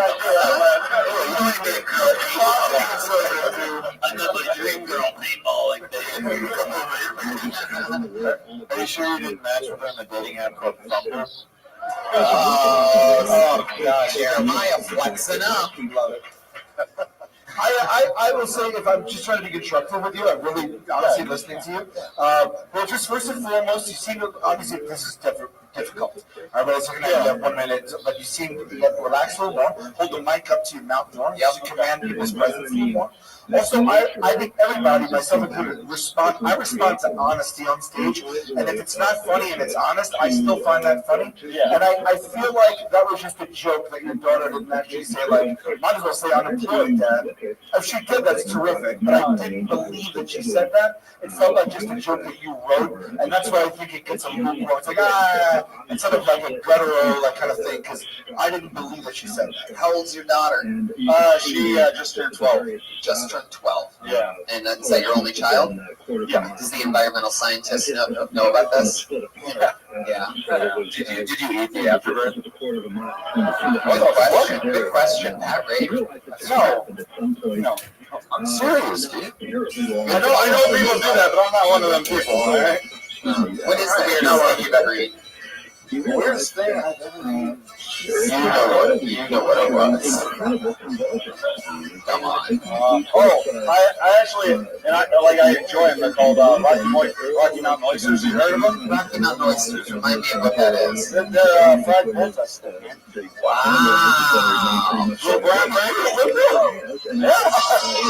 Oh, there you go. That's the sound of a bull. With no testicles. Everybody knows you can take away the bull's testicles. All right. Okay. I prefer pig skin. JW, look out. I think Gilbert's got the whole team fired up. Yeah, it could be more fired up, Tony. Yeah. There you go. So you got a shoe untied, man. And I guess in some ways, it happens, man. I'm just trying to help any way I can with this one. I'll deal with it. I'll deal with it out there. Jared D. All right. Well, this was fun to meet you, man. You too. There you go. It's Jared D, everybody. It's on Twitter. Jared D Comedy. JERD Comedy. All one word. You guys having fun out there? Huh? The #1 live podcast in the world. Oh.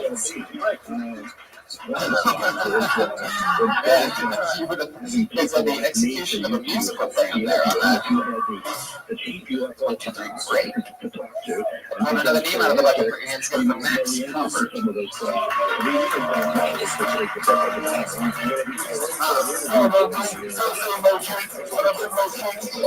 he coming? Max Cooper? Is that? All right. Is that Max? What? You know Max? Is that Punky? Hey, Punky. Punky's the only woman that knows what guys are in the men's restroom. The perks of being one of the only ladies in the comedy store to post standing up, one of the newest paid regulars, Punky Johnson. Here's Max Hoover, everybody.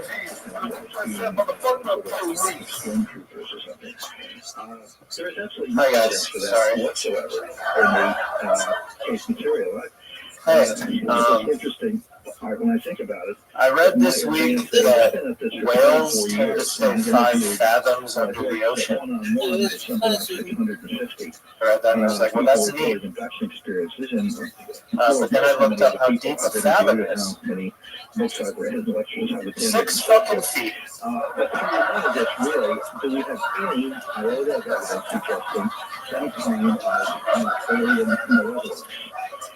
A fathom is 6 feet. Guys, that word's packing more of a punch than 2 yards. I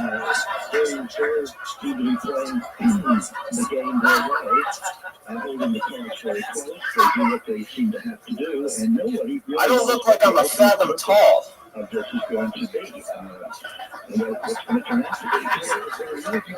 what we're doing up here, guys. Breaking new ground. Losing respect for units of measurement. Okay, thank you so much. Max Hoover, very good minute. A solid minute of the night so far. We met you for the first time a few weeks ago, Max Hoover, and during that interview, I asked you if there's anything interesting about you or anything like that. You didn't give too much of an answer. And then I put together that you are Max Hoover of the Hoover Vacuum family fame. Yes, he did. He is of that Hoover family. Yeah, you guys like generational vacuum wealth. That's hard to believe because that did not suck. But yeah, thank you. So Max, how's life going? Pretty good. No complaints, Tony. How are you? Thank you for asking. You're welcome. So you've lived here for how long, Max? A little over a year. Yeah, I moved here in August of last year. And a lot of your jokes, like, does it go along sort of like simple, slow, like that?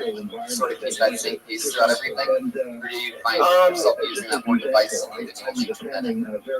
No, I tend to lean towards that the majority of the time. It's more, I lean on the writing more than the performance. I'm not a good performer by any means. So well, that was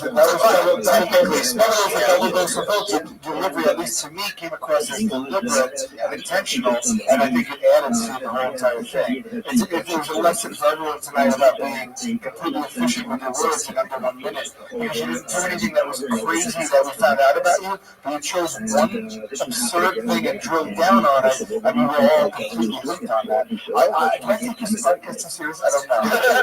I'm just trying to, I like it. I like that. I really do try to do both. No, thank you. I want to take credit, and Max is a decent friend of mine. I told him to do a fathom bit, and it works. We can toss that one up to Joel right there. Yeah, we do mics a lot. Wow, look at Joel trying to get his family a new vacuum cleaner. But, yeah. Max, so I know it's probably annoying to you. You didn't bring it up last time. I busted you on it. No, it's fine. But I want to talk a little bit more about this Hoover thing. I remember having a Hoover growing up from Youngstown, Ohio. If you drive through Akron, you see the big Hoover company. It's a big thing. Yeah. So your dad is also a Hoover, obviously. And what part of the company is he? He's not involved. He's not involved. What does he do? He's a stockbroker. Hey, guys. But see, if you establish it being the apartment wolf, then it wouldn't really make sense to Wolf of Wall Street. Oh boy! Wow, that's a reach. It sounds a lot like the apartment wolf. All right. So, is it who in your family is in the vacuum business? Honestly, no one. We sold it. Wait, go on. Let me say one more thing. If your Hoover father left the Hoover Vacuum Company to do something else, one could say that Papa's got a brand new bag. That's a fucking vacuum right there, guys. That is a clean vacuum. They could also say his dad doesn't give a Hoover damn, you know? Wow. All right. They could say that if they got bad. All right. They could say that if they got hit in the head with a baseball bat and started asking facial questions. Or they could suck it up and laugh. Yeah. Sometimes for breakfast I'll have like just lunch meat. So Max, is your grandpa alive? Is he in the business? Gramps is alive. Actually, this is a fun fact about my grandfather. Y'all know that Rick Ross song that came out a few years ago where it's like, I think I'm Big Meech, Larry Hoover. Yeah, Larry Hoover. My grandfather's name is Larry Hoover. Wow. Right. We started quoting that song to him and he didn't get it. Larry Hoover is a reference to like some drug dealer back in like the early times. Yes. But I wouldn't call it the early times. earlier than my time. Yeah, it's relative. But no, that's Gramps' name, and so he doesn't get that. But no, he's not involved either. We sold it probably back when he was like a teenager or something. We haven't had anything to do with it hands-on for a few years. We're still involved in some of the boring charity foundation side of things, but that's not the company where I regret going into that part. I should have just said we don't have any involvement in it. You guys do a lot of charity work though? I don't personally, but my grandfather does. Yeah, So what's your life like, Max? What's a typical day for Max Hoover? I wake up, I go to work, I work for a landscape architect. So we like build pools and shit for people. Yeah. You ever hit a woman in an elevator? I haven't, no. See, when I wake up, I have to have something to eat.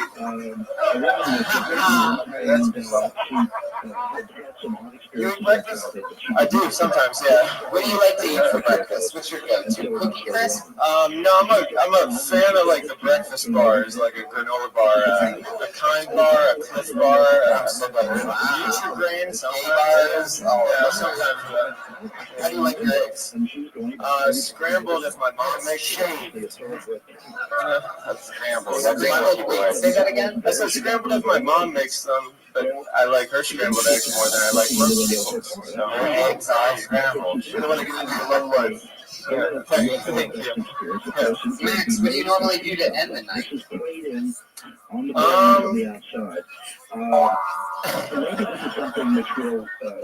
I usually end my nights with either a open mic or a nice basketball game. Just watching. Nice basketball game watching. Watching. I didn't want to make it seem like I play under the lights to like end my evenings. Like, also known as homos. Yeah. Watching basketball. Max, what's the weirdest thing that you've ever masturbated to? The weirdest thing I've ever masturbated to. Remember the Titans? I don't know, probably like a friend's mom directly, but like a memory of her. You know what I'm saying? Where it's like, probably wouldn't be porn. Yeah, her name's Vicky Reagan. I don't get the reference. I was outside on the back. Jack off to my mom. That's what was that me in the looking at the cold dead eyes. Jack off to my mom. Next Hoover, I'll ask the question. Did you jack off to my mom? Look at me, my cold dead eyes when I spank it onto your face. No.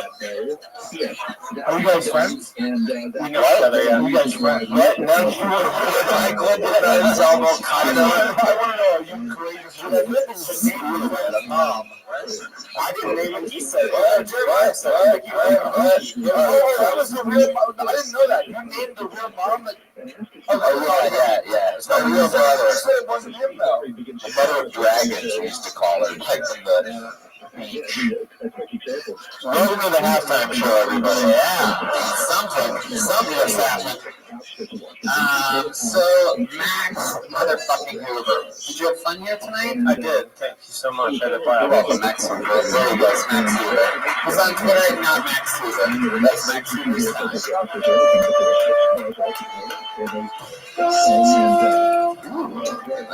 You got locked and loaded. How do people listen to this every week? I like that you say that right after you just plunged a minute of dead air right into everything. Really, really good timing. Yeah, dude, I'm tortured under lights like a lab rat in like a school or like a teacher and just like, I don't know. You're such an outside of the box artist and living in such foundations must be so hard for you with all your extreme creativity. I just like doing my shit more. I know, yeah, we all do different shit. Every Monday we do this, Pat. Congratulations. Yep. I'm one of the top young rising comedians in the world. You have the new show called Wait on Snapchat. So let's just keep plowing through and staying positive, fucko. I called another name out of the bucket. Put your hands together for Steve Weiss, everyone.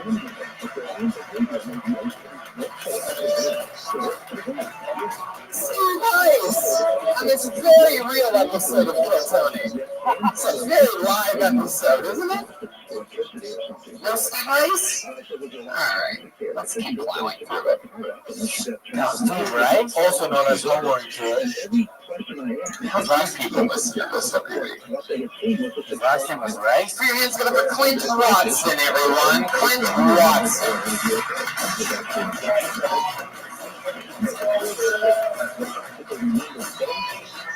Well, you know what? We'll go back to the bucket in just a moment. Let's do something special. It's been a couple weeks. She's been in New York City. She's back. The Frankenstein of Tony, the great, the powerful, the one, the only, Ali Makovsky, ladies and gentlemen. With a brand new minute, she's back.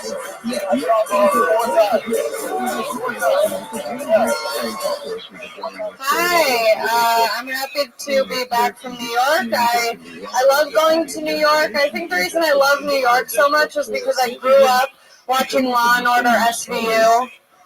So like as soon as I got off the plane, I was so starstruck. You know, I was like walking around the city and I was like, someone was raped here. Season 3, episode 15. Also, every other episode. It's a weird pattern. When I was little, I thought that Special Victims Unit was like, we're victims, but we're special. Turns out, not so special. My mom used to call me special growing up, and I was like, use a different word. My new safe word is in a criminal justice system. Like, oh, these acts are especially heinous. Okie dokie. Wait a minute, Ali Makovsky is back, the one and only regular. Writes and performs a brand new minute every single week. Had a couple weeks off. You were in New York City. How was that? It was great. They loved the Law and Order material out there. You do? I think it was like a close to home thing, maybe. Whatever. Did you get any Dick Wolf while you were out there? Oh, baby. Where's that wolf? Any Law and Order STD? No STD. I actually just got tested, and Mom is clean as a damn whistle. Really? Damn, whose whistle are we talking about? It's the rape whistle. That's funny. Thank you. I do comedy. So, what else happened in New York? Anything else interesting? Nothing too interesting. I mean, no, I was really hoping someone would kill themselves on the train, but... Ali, did anyone touch your Lower East Side? No. You had fun though? Did spots fall in love or anything like that? I might have fallen in love, but I fall in love everywhere I look, you know? I mean, I did a lot of spots. That was great, performing. And yeah, it was a good time. Did you notice a difference between like the comics from on the East Coast compared to the West Coast? Yeah, for sure. Yeah, what was the main differences? I would say that New York comics take comedy seriously and not themselves, and LA comics take themselves seriously and not the comedy. Wow, that's really interesting. That's about right. Hey, can you also tell us the difference between white people and black people? Yeah, so black people be like...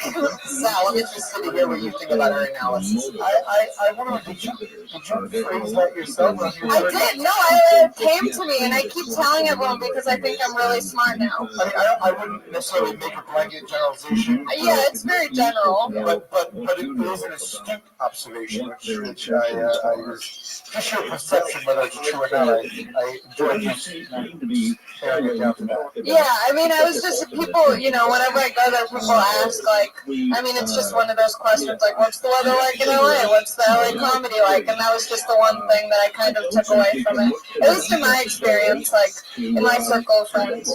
Tony, we were just talking about this the other day when they went and did Kill Tony did, how the quality of comedian out there is just top shelf. I mean, it was hard to even say anything to them except move the fuck out of New York because that's how good they were. The really good ones work both places. There's differentiation. You know, it's like they come out here for TV, they go back there to practice stand-up. Yeah. It's so good. Yeah. Ever have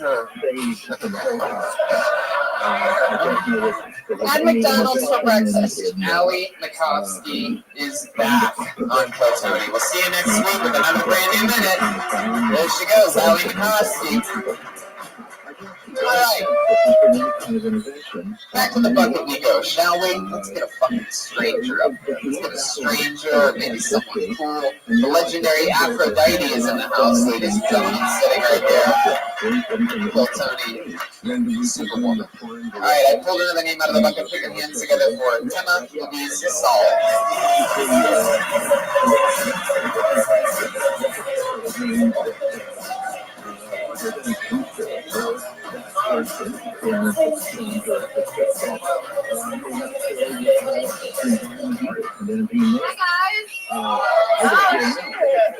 Hi, my name's Tema. It's a ukulele. Her name's Yukio now, okay? I'm black from the waist down, Jewish from the nose up. I just want to throw that out there. Okay, this is a little song about getting back into the dating game. It's called Get to Know My Brain. I know you can't help yourself from looking down at my beautiful butt. It's so bodacious and round, but I've seen you looking left and right because I've seen your face on Tinder, Bumble, and J-Swipe. What I proposed to you before we jump right into the sack is that you take me out for coffee and maybe a snack. Oh, I'm not on Tinder just to score some D because I want more out of life than an STD. Get to know my brain and baby you will see that I'm a nice Jewish girl native to Southern Cali. I'm well educated, 40 and funny, and I promise, and I promise to get better at the ukulele. Thank you guys. Tema Louise Saul.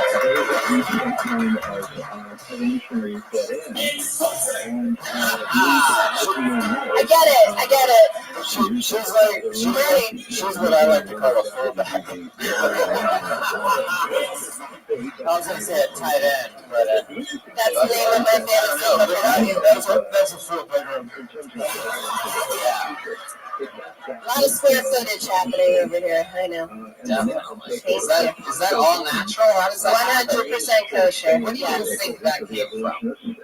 Genetics. Genetics? Your mom has that? I got it from my mama. Sorry. Genetics. So your mom has a big butt too? She does. And a big personality. Oh my God. What's she doing tonight?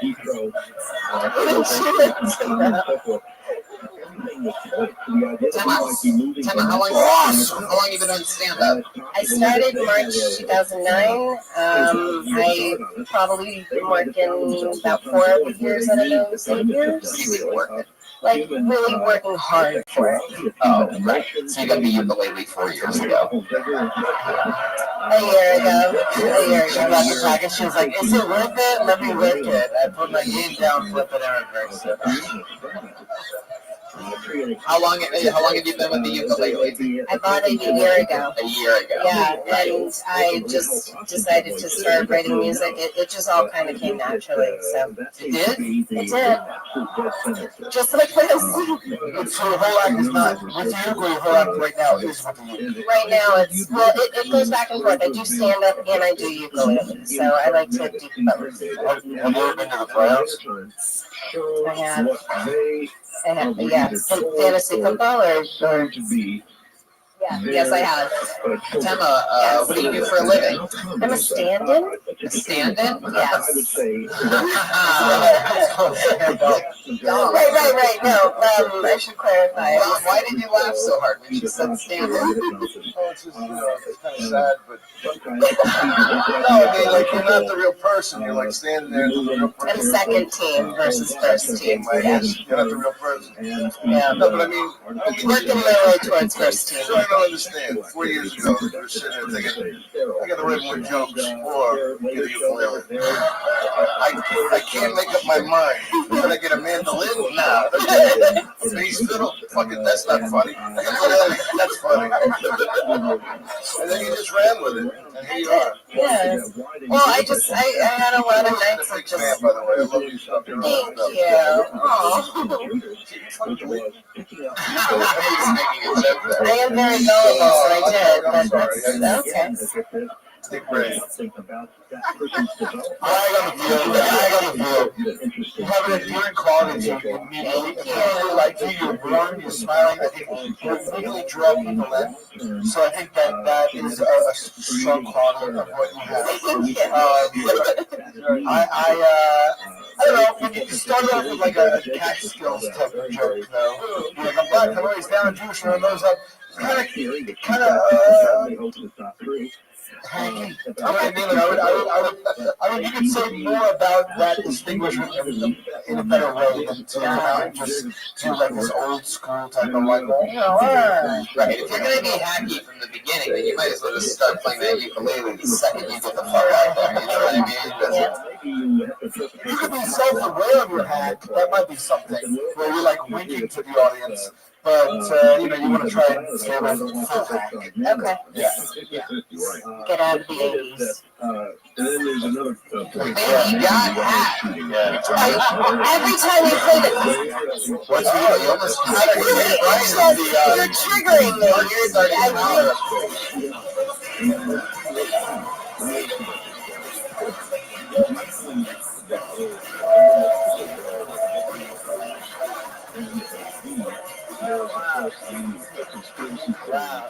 Wow.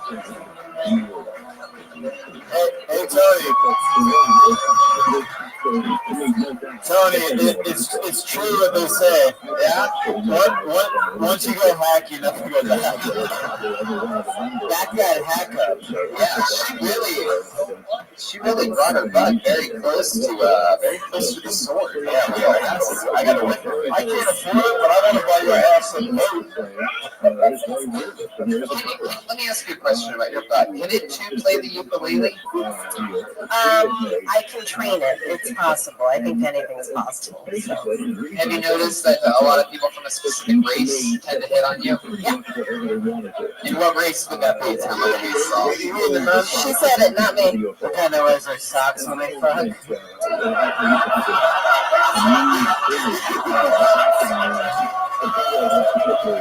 There he is. Number 76. Judas? Lepers? Little gray guy with a All right.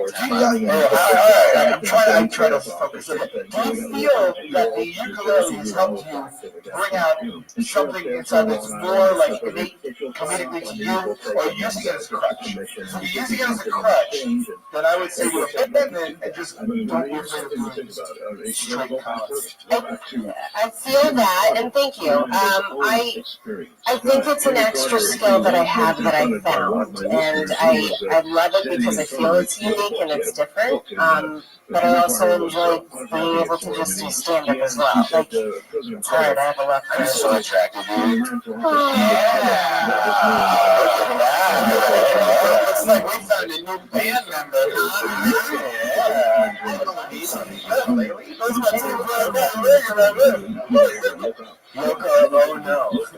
Yuki Ono. Are you gonna? How fast is your butt on a phone? Oh man. Timma, what do you think about Pat telling you that he's attracted to you? Are you single right now? I am. What kind of guys are you into? Funny, smart. Hawaiian.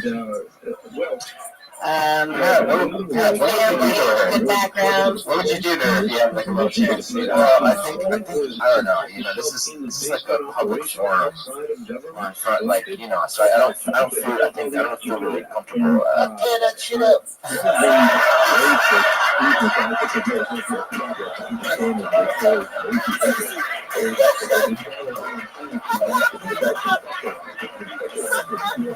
Dumb motherfucker.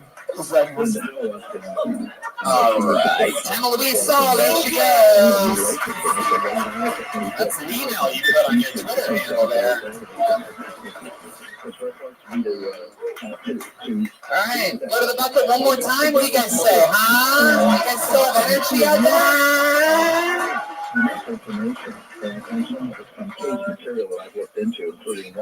Oh, this is interesting. Just one word, and it says first time next to the name. Perhaps this could be one of the Teenage Mutant Ninja Turtles. It says first time and one other word, and that word is Raphael. Whoa! And if that's him, start walking faster. Raphael making an entrance like the Undertaker. Oh, he just left. All right, I guess Raphael's gone. Wow, I've never seen a human walk exactly like Michael Myers before. That was fucked up. That was creepy. Alright. I pulled another name. This is Arthur Hamilton.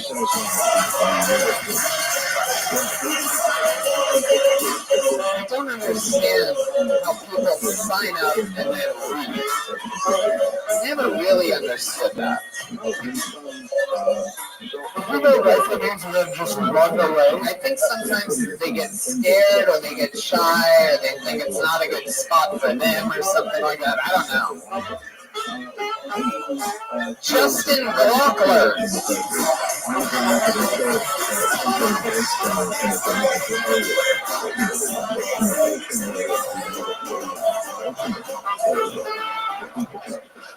Oh, so look at that picture back. My bad, y'all.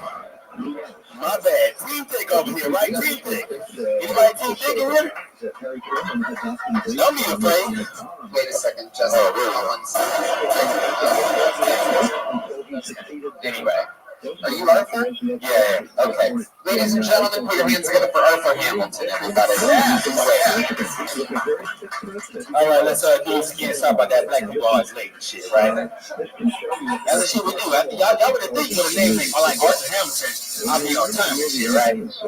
Yeah. Yeah, I guess so. I got a white ass name. My friend said I sound like a slave owner and shit.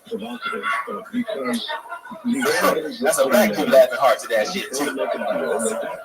I would have been good to my slaves though, man. I would have rolled blunts with him and shit, you know what I'm saying? If I had sex with big women, I would have let them hit too, you know what I mean? Your turn, dog. Right in. Right the fuck in. Hi, shit, y'all got my weed card though? Yeah. I got my shit broke out. Y'all neck pad, okay? So he's always rolled a weed like this.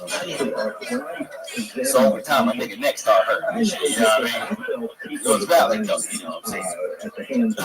I almost stopped smoking weed the other day because I took a dab, y'all. I was so high, I went to the bathroom. I had to sit down and pee, y'all. You can finish it if you want.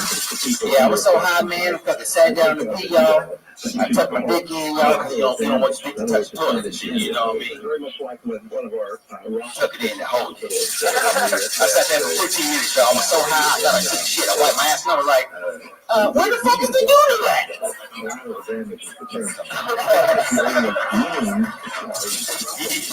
What the fuck is that? Where is the doo-doo, baby? Where that doo-doo be? I just feel like ukulele. Where did you be? How you doing, Arthur? Doing good, man. First time on the show? No, my second time. Okay, what you learn about your life?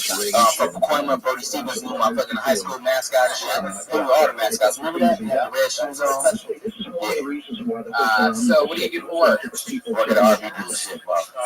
Okay, now I remember. Yeah, you remember? Yeah, not too many black dudes. Oh, my weed, you know what I'm saying? No sativa. No sativa. I just wanted to make sure I wasn't Smell it? It's called no. Definitely bigger than that though. I'm a stereotype bullshit. Indica all day. The world's crazy, so you gotta calm down. You gotta be calm in this world. Energy, right? No. Interesting. So how long have you been on stand-up, Arthur? 3 years. 3 years. And you always hyped up? No, man, I was upstairs at the other show. Helping run sound shit. Had to run down here. Somebody told you they pulled out the Hamilton. I almost pushed over white people. By the way, you did. You almost tackled Justin Walker. You got pulled after you. You only Justin Walker. It's all good, man. You know what I'm saying? In the future, if we call somebody else, then you already lost your face. I didn't hear him, though. I know the rules. I know. Okay. He ran past the other guy. Hey, he didn't want it, did he? If he saw me coming, he should have been like, hell no. I think he came up here. He just had the better route. Yeah, man. You know what I'm saying? Real shit. So, Arthur, you've been selling RVs for how long now? You know what I'm saying? I don't sell them. I'm just a service writer and shit. So I'm like, I do the bullshit. Like what kind of bullshit? And that's yeah. He sells RVs. Yeah. I'm a service writer, so I, whatever the problem is, I write it up and you hope that the shit gets fixed because nobody gives a fucking RV industry real shit. Really? If you want an RV or a trailer, you know that shit takes forever to get parts. And all that shit. They don't give a fuck about y'all. They don't. That's why black people don't really have them, because they don't give a fuck about us in the first place. So if we buy an RV, they still don't give a fuck about us. Man, that's interesting. I would have thought. Do you have Mexican people? A lot of Mexican people on the RV game? Yeah, I mean, they're running fast here to Mexico and shit. We had a dude, he had like 2 Corvettes and shit. It was like, yo, this nigga's running drugs. Be nice to him. How do you know he had 2 Corvettes? You drove both of them? No, he pulled up in him. He was like, yo, I need to get some shit out the RV. And we were like, do whatever you gotta do. You don't fuck with them, though. Does RV stand for really vague? You roll it too. Arthur, what's your love life like right now? You know what I'm saying? It's lit right now. It is? A lot of black girls? Black? Well, honestly, though, Sativa or indica? Just naming black girls like that. Yo, honestly, which one's black girl you said? I feel like I get a lot of sativa girls, man. Bitches be crazy, man. Like I gotta, Give us an example of a bitch that be crazy. A bitch that be crazy? Okay, a bitch that be crazy. Okay, she sucked my dick on Van Nuys and Ventura. Van Nuys and Ventura? Where's the text? No, right next to, no, man. No, elevator's there. This is grown man fucking shit, okay? Grown man fucking shit. Yeah, you just homoing. You just get no. Van Nuys and Ventura, like Van Nuys and Ventura. Yeah, like on the public street, man. I told her people was walking by. She didn't care. She just went. What time did it go? Hard. It was like 12 o'clock, man. Thinking about it at night. Afternoon? No, at night. Oh, okay. 12 o'clock. I can't get ready in the daytime, man. Insurance about it, bullshit. No, man, real shit. Get the fuck out of here. No, man, I'm telling you, dog. I'm telling you, she took the whole thing. So what are you even? Were you leaning against something? I was in the car, man. Oh, you're in a car. I was in the car. She was speaking to the mic. Yes. No passenger seat. You're in the passenger seat. She drove. In the driver's seat. I couldn't drive after that, man. You couldn't drive after what? The hair was so good, I wasn't able to drive after that. I shouldn't have drove after that. Wow. So you were sitting shotgun. There's no blow shops. Yeah. What kind of car is this? It's like a Honda Civic, like an 06. Damn. Wow. Yeah, with a dent on the side. When you see a girl with a dent on the side, she got some good head. Really? That's right. That's what the side. I'm not lying. By the way, Ventura and Van Nuys is a Kilo kitchen. What's that restaurant on the corner? US Bank Crave Cafe. Crave Cafe, yeah. We just left Crave Cafe. I had the barbecue chicken pizza. Fire. You at the barbecue chicken? Real shit. I don't believe that. Yeah, you do. You at the barbecue chicken pizza? If you don't take my advice, you're dumb as fuck. Get the barbecue chicken pizza. There's really barbecue chicken pizza, or did you just make it barbecue chicken pizza? You ordered wings If I didn't make a barbecue pizza, they would hire a nigga and shit, okay? Because I don't fuck around with my barbecue, okay? So you're getting a blowjob in a Honda Civic, baby got hatchback, if you will. And how long of a blowjob how long does that last? That seems uncomfortable for a girl to go. No, she didn't care. Is she on her knees on the driver's seat, or is she sort of like... No, she was like 6'2", so she wasn't on her knees. Okay. No, she still has her seat on. My homeboy to see me with it, yeah. I had to be an Amazon bitch, real shit. Amazon Prime? No. Amazon Hood, dog, okay? Amazon Hood. I think the correct term is transvestite. Getting some of that Eddie Murphy had. Hell no, they don't do me like that. Allegedly. So, you have a very funny way about it. Like, you literally said pushes me crazy. It's like, I know they do. But that is a very stereotypical hack type of letter. But it doesn't matter because it's still funny. So you said bitches be crazy. I'm like, I've heard that. That's what I would do. Someone's like, make a stereotypical black sweet hack joke. I'm like, bitches be crazy, and that would be hack. But when you said it was still funny, and that is actually really telling to me because that means that you could just, it doesn't matter, you're transcending that because it's so funny and you're just the way about you. I think it's very, very funny. When you went on with the joke ended with yeah, though, when you said something about duty, you reminded me of remember the beginning of Raw when they showed Eddie Murphy as a kid? There was what's his name from All News. No. What's his name from Different Strokes? Eric Coleman. Yeah, but his friend. I'm going to Dudley.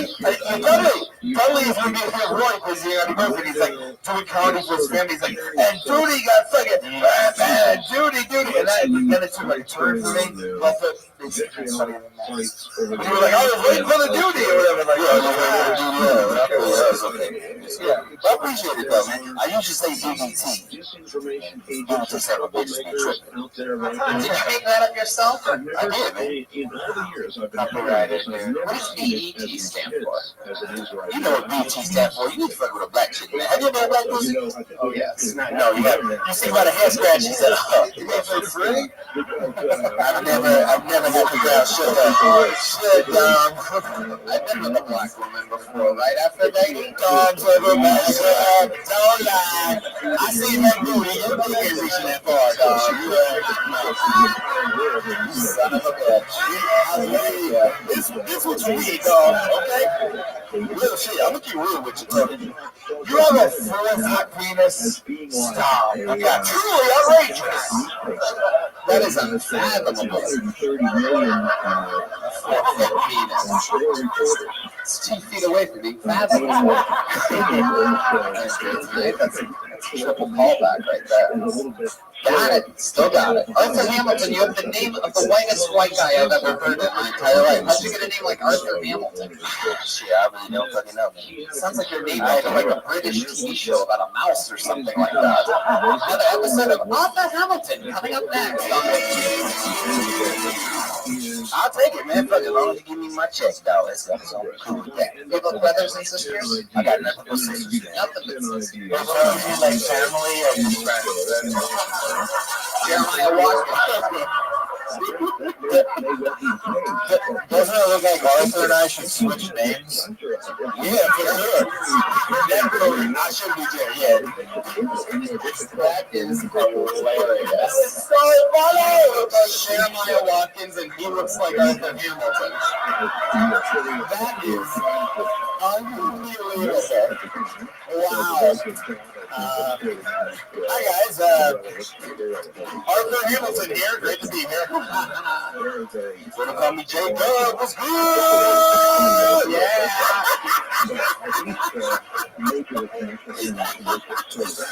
Shout out to the old Artie Hamilton. Yeah, old Artie Hamilton. Believe it or not, Jeremiah, the actual Jeremiah, is part of the all Negro wave. Did you know that? Yeah. I know that. I'm woke. All right, Arthur. So, you know, for example, like, you know, what when you're selling RVs or, you know what, fuck the RVs. Yeah, fuck them RVs. I hate my fucking job. Sort of managing What's your least all of favorite this part about information it? right now. Why they call in and they don't know me and they're like, For oh yeah, what's up, brother? this information. I'm like, yo, how you all back, man? What the fuck, man? I got my professional voice on. Sometimes I answer the phone like, what is we doing? What's up, motherfucker? You got that right. I'll be there. Got you, man. You gotta be a savage sometimes. But I love it, man. Fuck these customers, man. Real shit.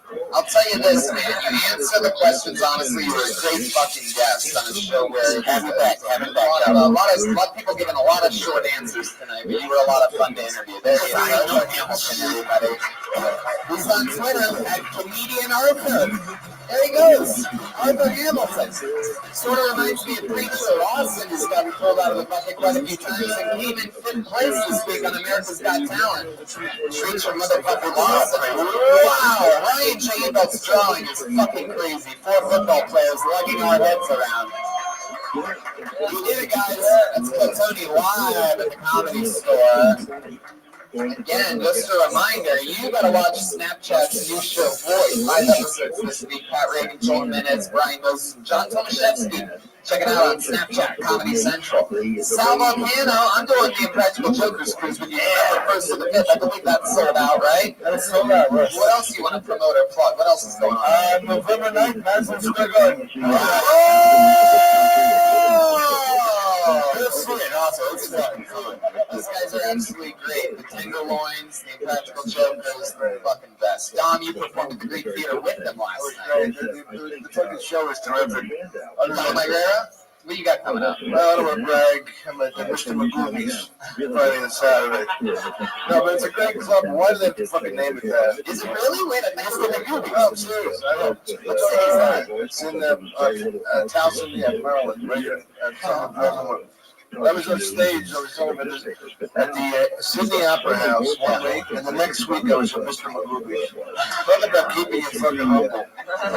Anyway, thanks for stopping by. I'm glad that I'm still filling the room, everybody. And come back when I'm not here to see Tony Phil.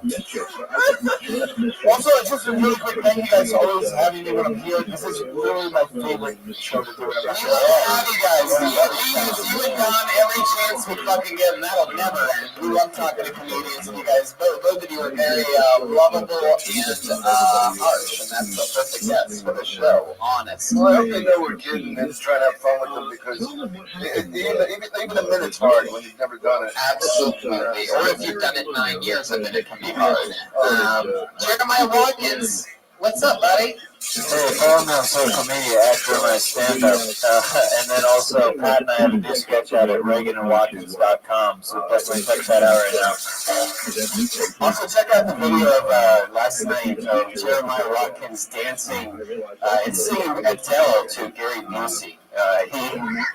It is one of the funniest things I've ever seen. Cap City for me, Rooster Teeth Feathers, La Jolla Comedy Store, Melbourne, Sydney, Brisbane, and Adelaide. Starting in Melbourne November 22nd. I'm spending Thanksgiving in Australia this year. Chris, what's up, buddy? If you like monsters, you like Monster Energy Outbreak. that's right. You like monsters, you like comedy, you like music, check out Dracula Snowcats. There you go. Ladies and gentlemen, Joelberg is in the motherfucking house. Joel? Guys, please, watch Floyd, Comedy Central Snapchat. Please do it. Follow him on all social media, mostly sorry. You know the dates. Come see Kill Tony live sometime. Make sure you check out this episode in VR 360, available on Facebook. Tony, I just wanted to say, sometimes I pinch myself and can't believe I'm here. I love the show so much. And then also, listen to Bill Withers. Yeah, let's check out Bill Withers. I absolutely love Bill Withers. I'll be in Indianapolis November 8th with Kate Quigley, November 9th, Columbus, Flamingo. There you go. Check it all out. See Kill Tony live. Check everything out. Go have more fun. Live audience, thank you very much for coming out. We'll see you on the patio after the show. Doing a high five or something like that. Thanks, Danny Lucas, running Geneva. Bye, everybody. Have a great night.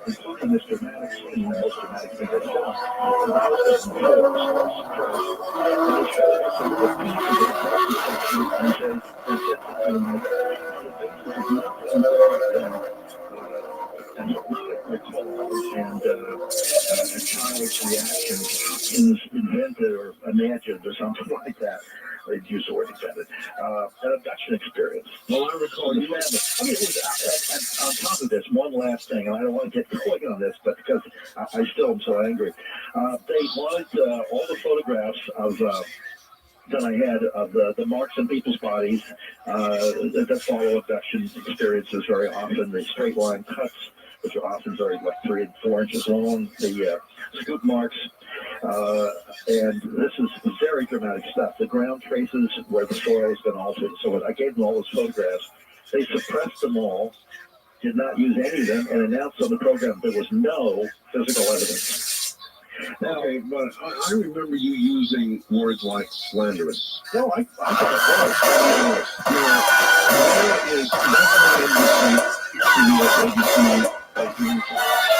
Hey, this is Rabbi coming to you live in the world famous comedy store in the main room. Give it up for Tony Rensko. Another episode of Kill Tony with Brian Redband. Hey, look, it's the producer, Josh Martin. Look at him, everybody. Make some noise for Josh. Ryan J. Adult is here. I'm excited about tonight. Destroying tonight's episode. RyanJAdult.com for every single print of all the shows, of all the most recent shows. And the official Kill Tony poster. What's up, Brian Redband? Not much, man. A lot of crazy shit's been happening in the world, and we're so glad you guys could all make it out here to have some fun with us. Shall we have some fucking fun tonight? We are live, the #1 live podcast in the world, streaming live in VR 360 from the Kill Tony Facebook account right now, globally. In VR 360, somebody's watching El Tocho drop off fucking empanadas to this table of inbred Diaz brothers or whatever the fuck's going on here in the front. You guys, I like your style. They look like they haven't eaten in weeks. Just digging into Comedy Store chicken strips, huh?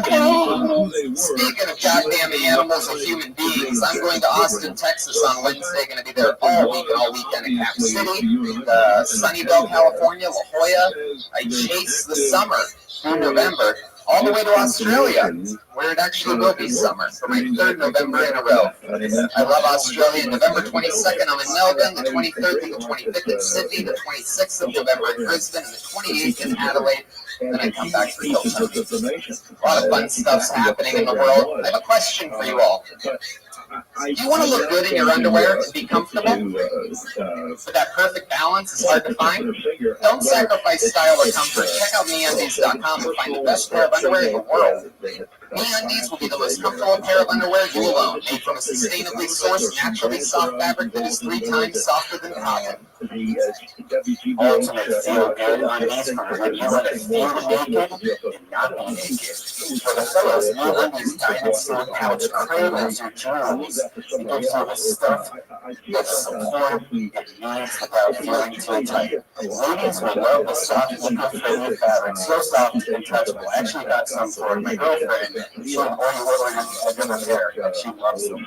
Really soft. I love that. There's a 100% satisfaction guarantee. They guarantee you will love your undies or your money back. And right now, MeUndies has an exclusive offer just for our listeners. Get 20% off your first pair and free shipping.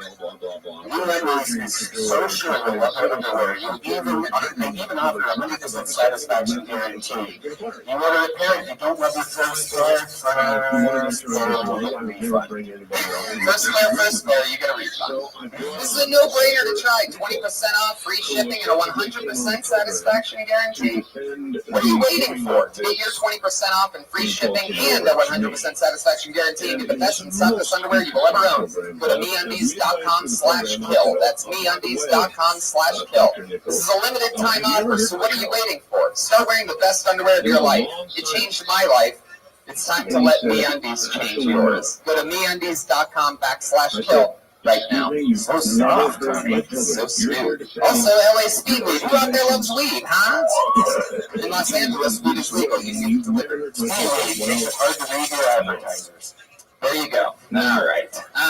Shall we start the show? Are you guys ready for this shit or what? Huh?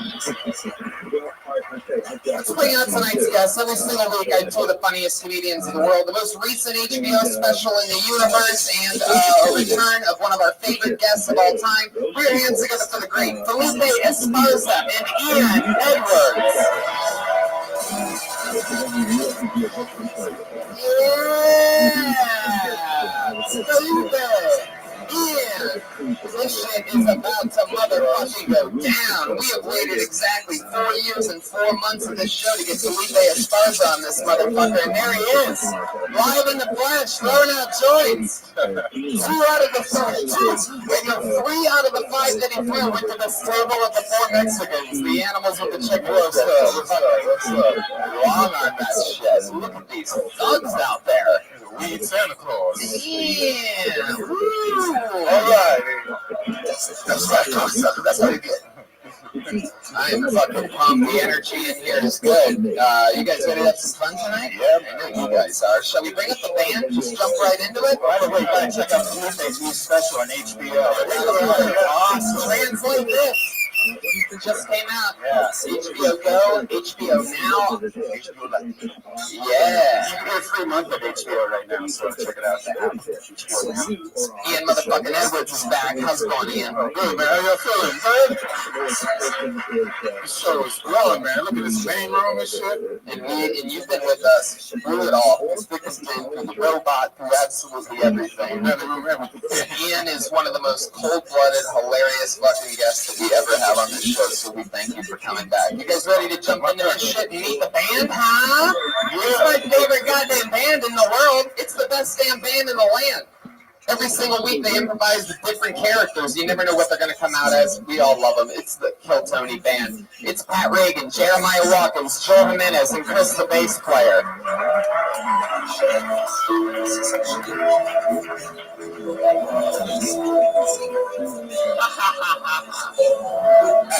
What is this? Chicken, the finest Monroe. Whoa. Wow.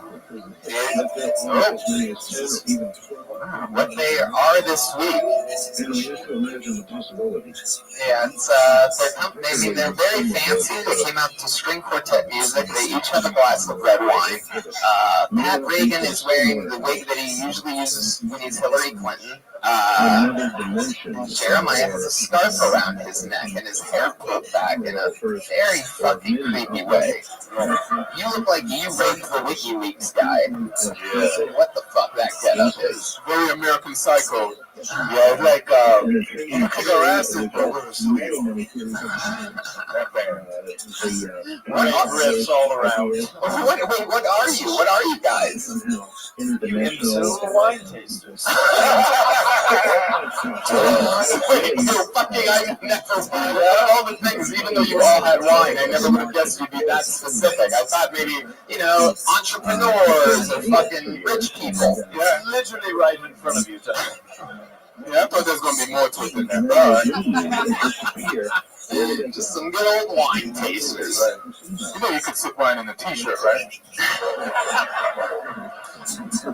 You don't have to cross your legs like that and wear that green tablecloth around your neck. I'm so pumped about this. I can't imagine what 7 jokes you guys must have pre-written as wine tasters tonight. So yeah, I know. Perhaps the most niche out of all. Last week you were just football players, but these jokes are leaving a bad taste in my mouth already.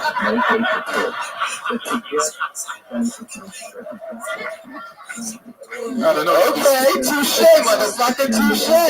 I've got 6 more where that came from. Jeremiah motherfucking Watkins, somehow. Jeremiah, switch the jokes around, it tastes better. Yeah, give another one. All right, so let's jump into it. In this bucket right here, I have a shit ton of names that signed up for the chance to have 60 seconds on this show. If I say your name, you perform 60 seconds of anything. Sometimes it's a top young rising comedian who we see for the first time here. Sometimes it's a fucking crazy person. Sometimes it's just a cool black chick with a big butt. You know what I mean? That's Aphrodite. Is she here? I don't see it. You know how it works. You get 60 seconds, humans. Your 60 seconds is up when you hear the sound of a kitty.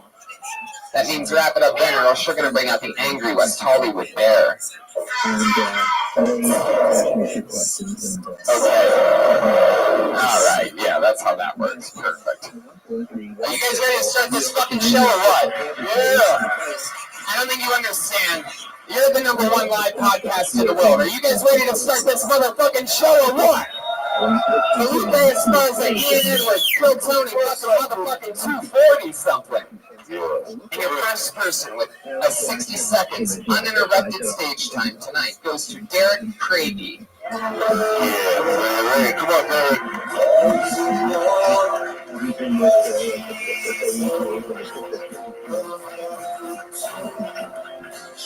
Here he comes. El Tocho, you have to get out of the fucking way, you idiot.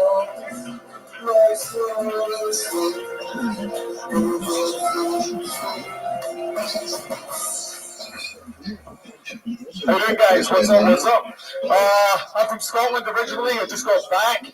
I was trying to have sex with a Scottish girl when I was back there. I couldn't get it up. She looked at me and said, maybe you should try a Viagra. I looked back at her and said, maybe you should try a fitness routine and a razor. Tough but fair, tough but fair. That's why the Scottish guy's drunk, man. We see these girls and we think, fuck me, I can't do this. Give me the booze. Then after we do, we can't believe we did it. We're like, fuck it, give me the bottle. I'm going to finish this off.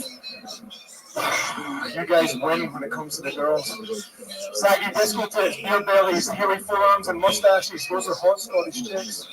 That's why when I get with American girls, I get a little too excited to try and smash their vagin like it's a fucking pinata at a Mexican kid's birthday party. I hooked up with an American girl. She said, let's try something romantic. I said, cool, let's do some role play. You can be a Jewish bakery owner and I'll be a Nazi dick collector. Hashtag abuse. Tried to be a cool guy the other day. I had my kilo on. I was in a bar in Hollywood. A guy walked up and he said, hey man, anytime I see a man in a skirt, I'll bend him over and fuck him up the ass. I said, don't fuck him. There you go.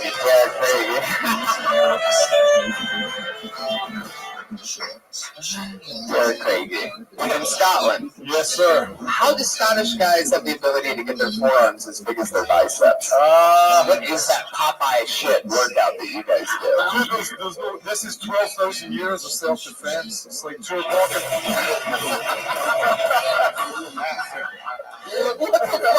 What was that? The UFC or something? How did you know he was going to say that? Well, so you could just see him.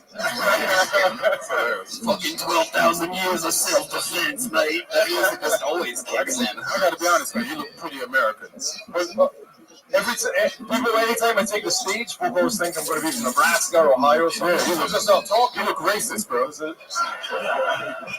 Surprised with the Scottish accent. Yeah, man, sneak attack. Not a lot of people probably recognize Derek from the Scottish version of this show, Kilt Tony. It's the #2 live podcast in the world.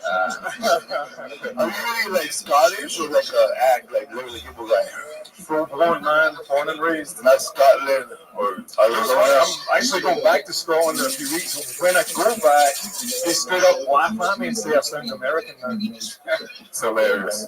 I hear they call you Brave Shark there. Joelberg's in the motherfucking house.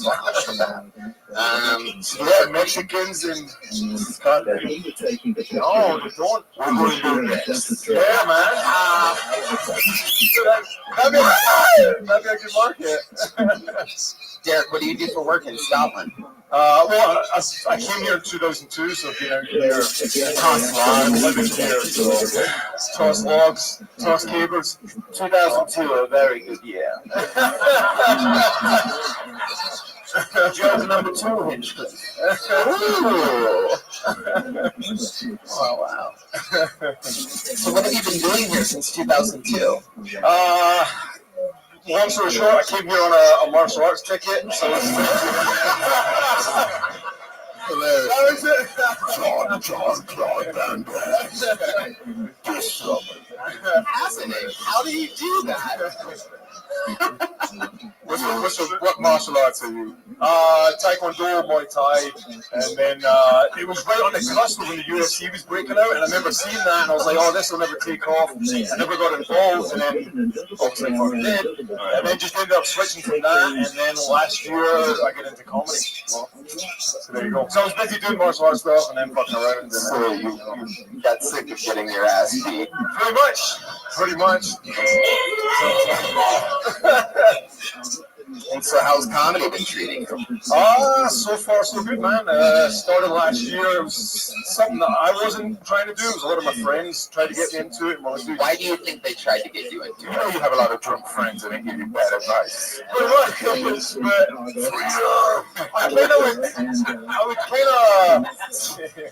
I just ended up doing it accidentally. I go to bars, I go to parties, go to clubs and whatever.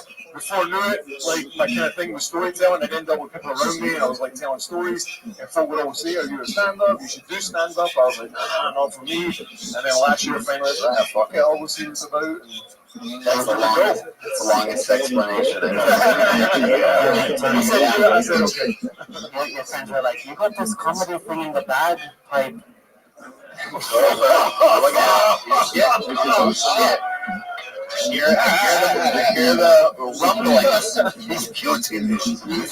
Eric, you've been allowed to stay in America since 2002 because you're beating up other Americans?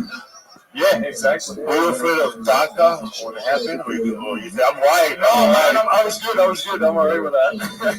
He's white. He's good. I'm whiter than white. It's like shit. Yeah, I know. Now, you kept talking about how the American guys like have it made with the ladies. Is that right? Did you cover that at some point? You said something like that? I just said there's the American girls are, like you say, a lot harder than the Scottish girls. A lot harder. Harder. Better looking. Has a girl ever said you're the best she's ever plaid?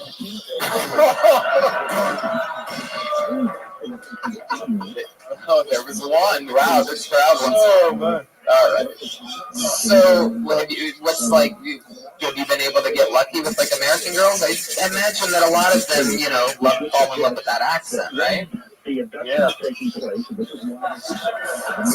I've asked so many girls, and they're just like, oh, it's so hot. And I was like, but what's hot about it? They're like, just anything you say is hot. And I was like, what specifically? They're just like, just keep talking. Wow, sounds like you're hooking up with deaf chicks. So all American women sound like Adam Sandler. So there's something like that.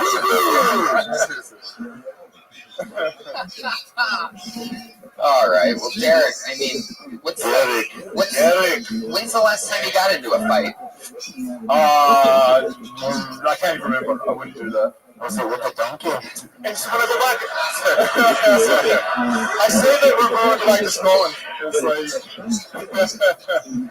You've never gotten close to being in one here in this no. You guys all got guns? It's fucking crazy. See, back in Scotland, everyone's just headbutting and punching. No one shoots one another, so it's like, it's a lot nicer. It's just a good old-fashioned beating. There's no getting killed. I'll do pipe. All right, Derek. Well, it was nice to meet you. Best of luck with everything.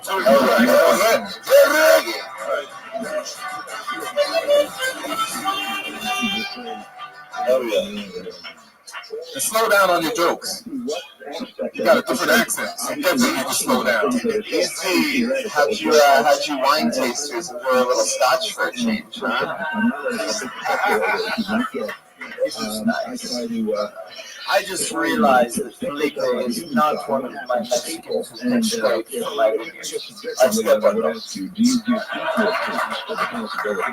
The microphone just basically gave up on life, but it makes me, the way that it went all the way down like that makes me want to give a special shout out to a former guest on the show, one of our favorite human beings in the world. The great Wee Man is in the audience, ladies and gentlemen. Awesome jackass motherfucking Taylor. Oh shit, it's motherfucking Steve-O. Hatred, Aaron. Holy shit. Wow. Make some noise for it. Bring some jackass. Yeah, that's the kind of. This is the kind of show you're at right now. Motherfucking jackass watching us. Yeah, it is weird, man. It's so awesome. Put your hands together for your next comedian doing an uninterrupted 60 seconds. His name is King Hassan.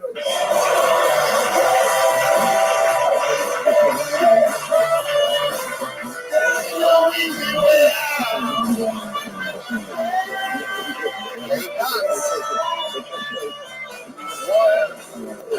Put your hands together for King Hassan, everybody. Where my weights at? My weights are? Yeah? Hey, I got a quick question before I start. Does that speed stick deodorant really go on clear for you guys? Is that like a thing? I tried it the other day, and I have a white powdery mess everywhere. It looks like I don't know how to do cocaine. That's... No, okay. Here's fun fact. I don't say the N-word. All right, and I feel like I've been up here long enough to realize that if the N-word came out of my voice, it would sound like a hate crime. Okay. I can't say it. I can say other words though. I can say words like synergy. These boat shoes aren't periwinkle. All lives matter. I don't mean it, but I can say it. No, the real reason why I don't say the N-word is because sometimes I date white women. And dating white women is hard. Not for me, but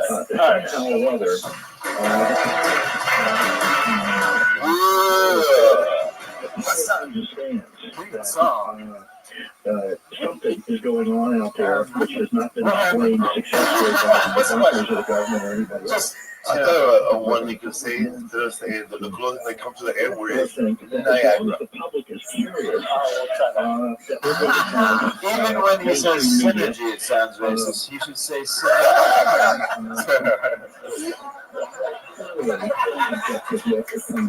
King Hassan, where are you from? I was born in Alabama. When I was 2, I moved to London. I was born in Nigeria, but I was raised in San Jose. Oh, right. Yeah, I'm sure. Television interviews tomorrow. We're doing What? this program as You sound like you lie to bitches a lot. A lot. A lot. I can't keep track of it. He's just from somewhere. I don't know. It's like the Russell Peters future or something like that. King Hassan, like, so the king part is his nickname? No, that's my real name. Parents named you King. Why do you think they did that? Ironic, he's now a pop. Quite a jester. So you have to like work out to beat a lot of motherfuckers up when they tease you that your name is King. years now has How's been that working? taking this whole thing a lot more seriously than the Wow.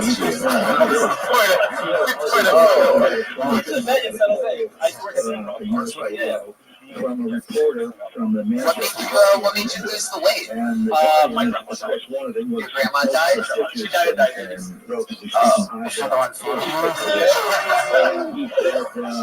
That's sad as shit from Yeah, I just had to put down my cat Tucky. I relate entirely. How fat were you? I was 200 pounds at Oh my God! You were Kingdom Hassan. How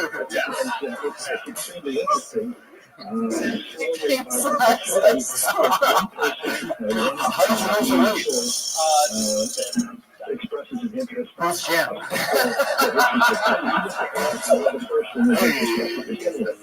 Your name's King Hassan, but you sound more like King Joffrey. King, what do you do for work? You wait, hold on.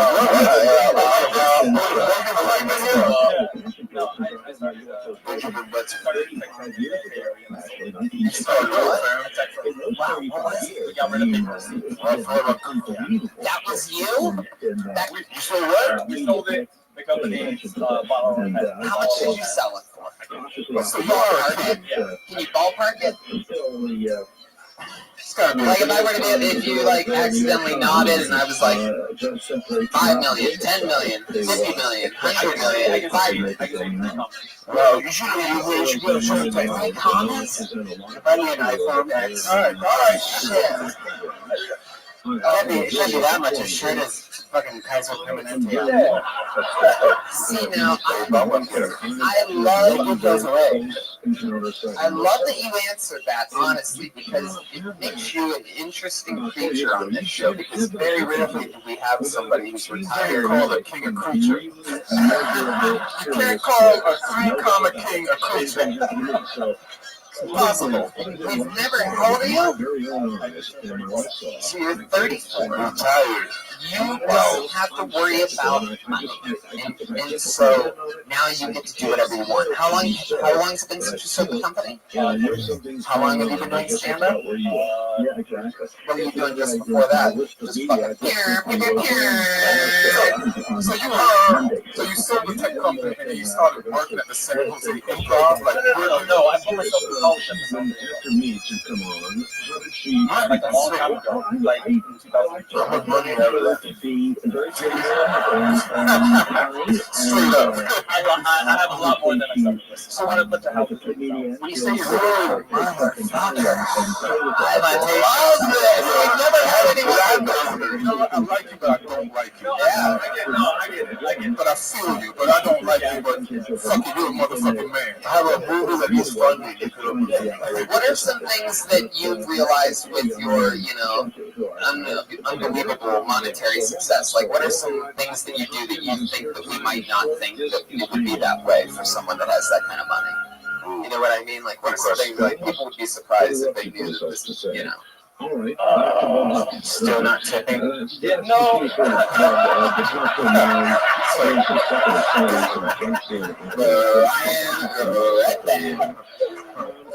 No, I travel a lot. Where are some of your favorite places to go? And by that I mean, of course, which place has the best food? Malta. Why Malta? I actually went to Jesus Christ, the lie continues. It's amazing. This is the amazing Mr. King Hassan Ripley up on stage. I'm pretty sure you've seen this movie, Coming to America, right? Coming to Malta. I came from San Jose University by working at a McDonald's. Just trying to blend in. American greed. So King, what's your deal? Like, you in love? No, I just proposed to my girlfriend last. What did she say? What? She said, are you going to get right? Yeah, well, I just. But over the years, so many cases of listen, man, you pull it out. You make the baby side of prenup. You teach that nigga to read as soon as possible and sign its name right there. Is she right? Yeah. So let me answer. She right? So let me ask you, how many times a week do you get up? I want to see how serious you are about stand-up. 4 or 5 times. That's decent. Where do you live? Glendale? Man, all that money you chose Glendale? That's how you save money. You must have a really big house. It's cheaper to live there because of the Armenians. I don't think you could have. Really hit that one right on the head over there. It's hilarious. Fucked up. Probably true. I fucked up. For you. Hey, let me ask you something. Were you surprised when your lady told you she was pregnant?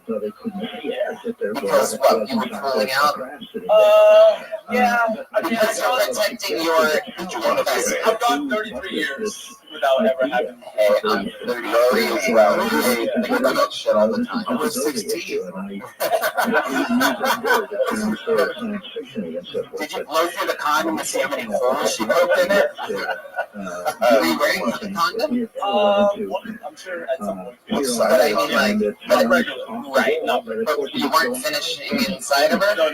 Because you're like, I don't want to. Yeah, still got pregnant. You're 100% sure it's yours. It's Asian baby, right?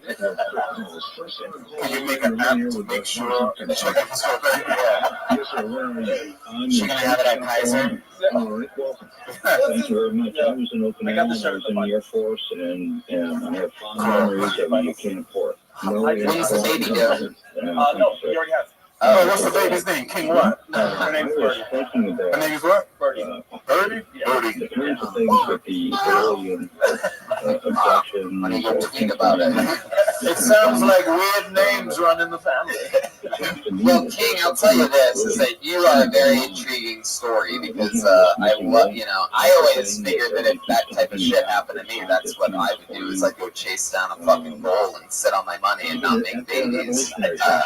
I did that for a year, and then I had to do something. You're such a romantic, aren't you? It's an amazing success story, and I love that you're here grinding, in a very tough setting. That's fucking awesome, man. Congratulations. Come back again soon, man. Yeah, man. I want follow-ups on all this shit. Come on, he's a fucking billionaire. He doesn't have to be here. King Hassan.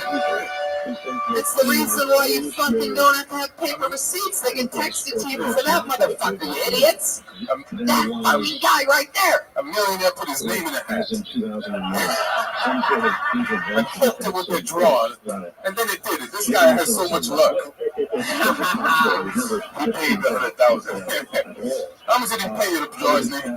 Hey, I'd take it. That's everybody. Your man's gonna be our next comedian, Michael Pena.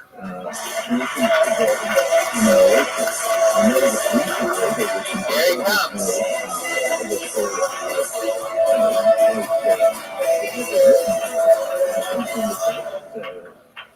I think almost a whole skeleton of. Hello, everybody. My name is Michael Pena. My 82-year-old Mexican mother who's fought cancer and got to the other side. She's been trying a new invention. That's her smartphone. She told me the other day, "Hey, Mike, I got a new smartphone. Can you tell the guy what you need to do to make it work?" So I told the guy, "Hey, make sure you help her text. Make sure you help her send messages. Make sure you help her turn the phone on and off." So about 3 hours later, I get a phone call. I don't recognize the number, and all of a sudden, it says, "Hello, mijo, it's me." He goes, "It's your mom. This is my new number. Don't call me back because I don't know how to turn it on." I was like, "What?" I'm like, "Mom." So I called her, "Mom, what are you doing?" She says, "Well, I was talking to the guy, and he says to me all these things how to do it." I said, "You know what? Turning it on and off is enough for an 82-year-old woman. We'll just leave it at that." So I'm like, "Oh, okay, Mom. You can handle a lot of things. You can handle a cell phone." Ironically, just recently, she also gave me a call. She says, "Mike, I have a phone call." Holy shit. Man, it doesn't get much worse than that. I don't know what you could have really done to be worse. Hey, Tony, I want to let Donald Trump know that we got 3 Mexicans on the stage right now, and that's You're Mexican? I'm Mexican. Well, you know what? You handled this well, considering you're the poorest person to touch that mic since King Hassan. And I know about that. Yeah, Actually, owns his own company. What do you own, Pena? Oh, you do own your own company, right? Oh, you do? You're still poor. Yeah. Compared to Hassan, you're broke as shit. What is your company? What is your company do again? New streaming platform. New streaming platform. What made you want to do stand-up comedy? Oh, I just thought it'd be kind of fun doing stage. Idiotic performance of Well, when you were talking, how was it? Hey, Tony, may I say, I don't know when he wrote those jokes, but they have not aged well. I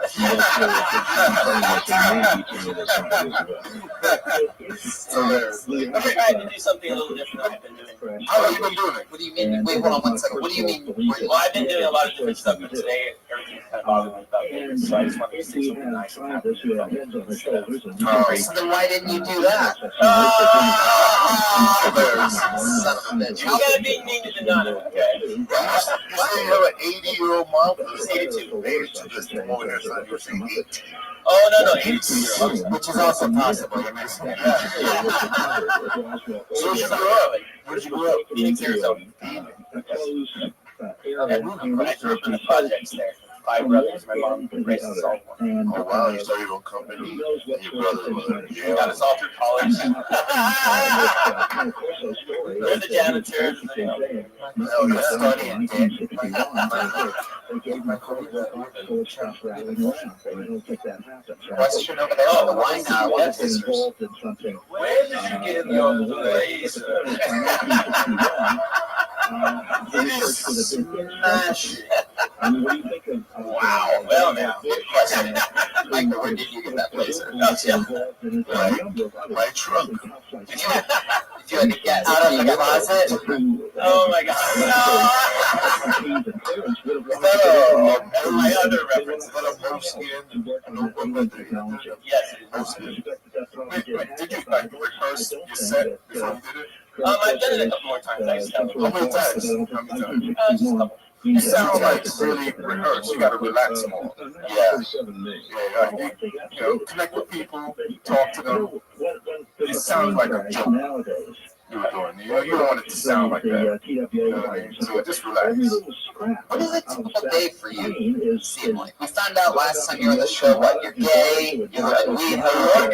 You have a tech. You're gonna laugh at that out of the closet joke now? Wow, you are. I've never heard anybody ask for residual laughter before. That's what I do. Well, I do that. Remember I told you I lost weight last time I was down with 30 pounds lost. So that showed your stretch. That's your stretch marks. Oh, no. What have you done to lose the weight? I do just let the AIDS do its job. No, I pile it up. No, not really. I've done NordicTrack put me on a program. What? NordicTrack put me on a program. NordicTrack? Remember his NordicTrack? I haven't been paying him to do it. Yeah.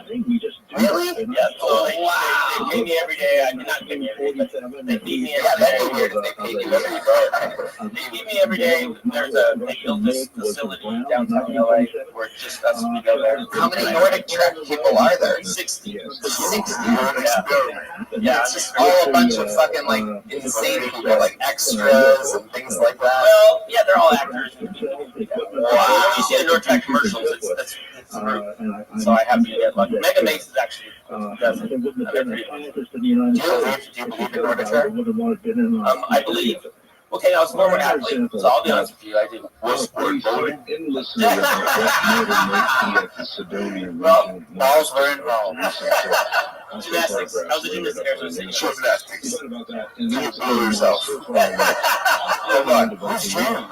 Do you keep up on it or anything like that? Gymnastics? Yeah, I still do. Really? Can you do anything on the stage right now? We're streaming live at DR360. I'm pretty sure right there that camera would love a big gay handstand or something like that. Grab on my parallel bar.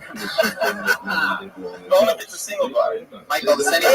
Hello. Listen around. Brown on brown crime. Michael, has anything interesting happened to you in real life in the past couple weeks? Since you've been on the show last, I feel like you were on pretty recently. Yeah, 3 weeks ago. It was my birthday last week. Did you do anything special? I came to blow out your boyfriend? I came to the Kill Tony show. Came to the Kill Tony It was show. my birthday Monday, last Monday. Now, do you have like a regular like boyfriend or? No, I haven't had dating in 5.5 years. What? I haven't dated in 5.5 years. Why not? You go to meetings for that? Yes, they're kind of like AAA. We need to get you on the right track. Why have you ever dated 5.5 years? No. Well, you know, the last 3 guys I've dated have gone straight. So. That's how bad of a gay guy you are. Man, how bad are you? Jesus, you're the worst gay guy ever. It must quit after your turn. Your dick is so bad. In fact, I started a new website called GetYourManStraight.com. Talk about that. No, I do. I didn't today because last week I came to do it and that girl did that. It kind of bothered me. So you can straighten out your act the way you straighten out a guy. That's easy. My goodness, Michael, what do you think it is? What do you think it is? Honestly, you must think about this. What do you think it is that is about you that makes gay guys want to go straight? Absolutely I call fascinating. it gay with Mike. And we've got them What? They're delayed just a gay with little Mike. bit, For but some the reason, I bulldozers have this are personality or whatever it is, and I think it's okay, and I say it's okay. the battle between I was gonna say you're corny, man. are extremely serious and Corny? interested in archaeologists Corny. observing it. And Yeah, corny, I saw that. I saw that. Well, I make really good tacos. I see you're saying, so gay with Mike, you're Mike. So were they straight before they hooked up with you? Some two were. Not the third. something so Wow. You have a preference in turning straight people gay? I think I don't turn straight people gay. They were gay. religious institutional paradigm. You don't take any pride in being the one that brings in the crossover? There's a major I'm not gonna win a refrigerator or a toaster oven over it. How about a fucking Nordic tracks? But I got Nordic tracks, so who knows? Wow. Do you ever use any of your Nordic track exercises on the guys? I mean, any of that crazy shit. Are you a topper or bottom? No, you asked me that before. What's the answer? Both. Put it in your own hands. A gentleman doesn't tell. Yeah, but we're talking to you. Whoa! I didn't put that hand out. We know he's a bottom, ladies and gentlemen. There he is. It's confirmed. What's the over-under? I don't believe in top or bottoms. That's kind of the... You don't believe in tops or bottoms? What do you mean? It's not like it's a ghost or something. It's a sexual preference. It's a flat earther. I don't believe in that shit, dude. I have sideways sex or nothing at all. You mentioned our favorite movie. I put my top in their bottom. No, I don't. I think that's kind of a bad stereotype for me. That's just my belief. What? Well, because I believe that when you tell younger people that they're top or bottom, you're kind of making them move into a direction that necessarily not. Some people just like to take it, man. Yeah, I do. I'm just saying. There's straight men who like it too. You're a bottom, by the way, Michael. Anybody ever asks, you're a bottom. It's not, I don't believe in that. You take dicks in your ass, man. We all see it. I don't know. I don't think we should put a label on it. Thank you. This guy's at Absolutely. All right, Michael. Well, it was fun talking to you. Best of luck with everything. Back in the closet here. Thanks, man.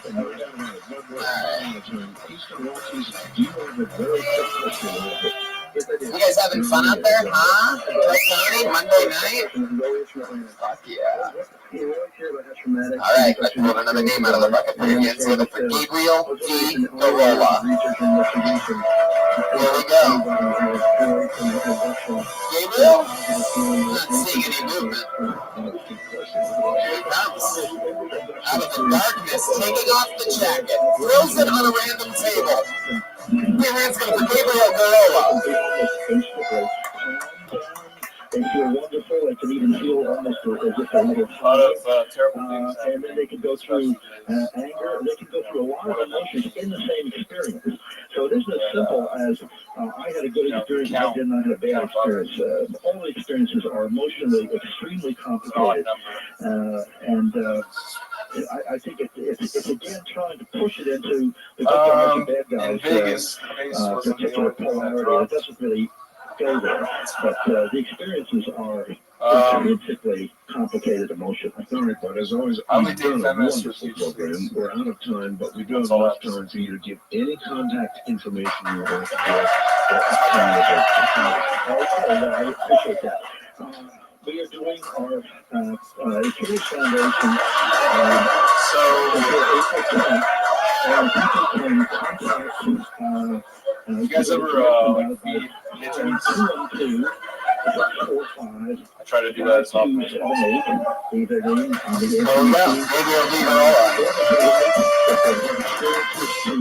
You just let me realize that from now on, when people sign out, I'm no longer signing out for them.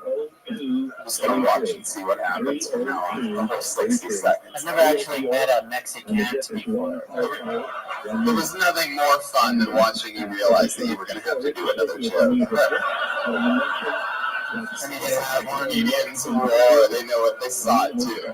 I mean, you only have 2 jokes and you roll one of them on your shirt. That is fucking bananas. Listen, look at this this guy in the white shirt he's fucking pissed at your set. He's fucking angry. He's like, Did you make that shirt or did you buy that shirt? I made it. Like, you ripped off your jacket and showed your best joke, which was still awful. That's how good. That's how much sadness. Yeah, but yeah, how did I not notice that until Ian made the joke, by the way? Like, I feel like it, like, switched. Like, maybe the letters only come out when you're sweating or something like that. Oh, my God. You said it twice, give him a call back. You put that joke on a shirt. That was a mean deadpan, bro. It just died afterwards. I liked it. I'm going to ask you a question, Gabriel, and I want you to answer it honestly, okay? Will you? Have you ever, in your life, dated a feminist with huge tits? I don't know if she's a feminist. Oh, no. The answer is absolutely not. The answer is no. Where are you from? Here in California. Lakewood. How long you been doing comedy?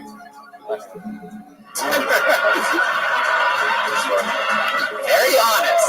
You were more honest about that than you were about the have you ever dated a feminist with huge tits. Honestly, what company do you own? I know, right? Well, guys, Tony, in his defense, he just turned straight again, so.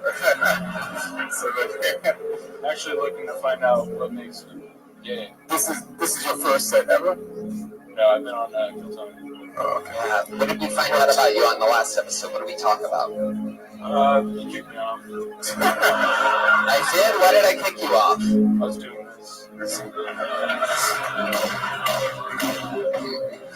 What do you do for work? I'm a preschool photographer. Oh,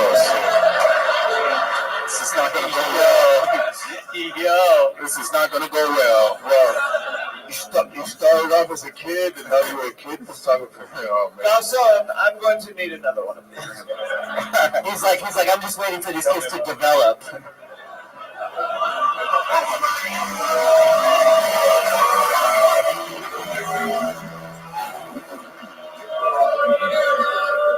Wow, Joel just hit a half-court shot.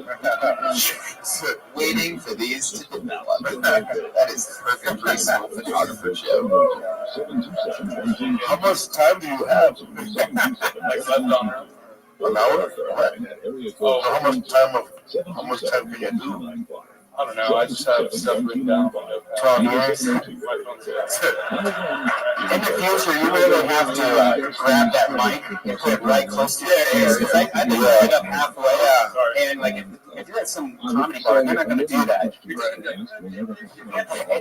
have to. You can hear you, but they can't hear you. And it's a live podcast too. So after all that, after the big fun intro and everything, you just die to slow down. So it's just so fun. Coming to the stage, he had wrestling energy, rip off his jacket, jump on the stage, and then just. And then you didn't know how to use a mic. Turn the switch off. Yeah. The only mic he's held close to his face was 4, so I. How old are you? How old are you, Gabriel? 23. 23 years old. There's something funny about you, though, for real. Like, he has some type of deadpan energy. Yeah. You just gotta write the jokes, and stage time, and you'll be fine. Were you checking your own pulse right now? Just making sure that I was still alive. Gabriel, is there any truth to your preschool photographer thing? What does that mean? No, that's totally true. When do you take pictures of preschoolers? Every day. Every day? Oh, shit. Oh, Jesus Christ. Who pays you to do These that? answers are not good. Are you a registered photographer? It's a website. It's kind of like Uber. Just get a call and sign up. What? I said it's kind of like Uber. You just get a call and then. No, it's not like Uber. It's not. What if like Chester, the molester? Every picture he takes is like through a chain link fence. He's like, no, it's a filter, bro. Only photos in vans. How did you get this job? You're clearly not explaining. I'm starting to realize why I may have kicked you off last time. You're not answering the question that I really asked you. My uncle, I needed a job. Oh, shit. It just keeps getting creepier. My uncle, had an erection. He builds playgrounds. Your uncle was a preschool photographer? Yes. So you're following in a long line of footsteps? Was your uncle your preschool photographer?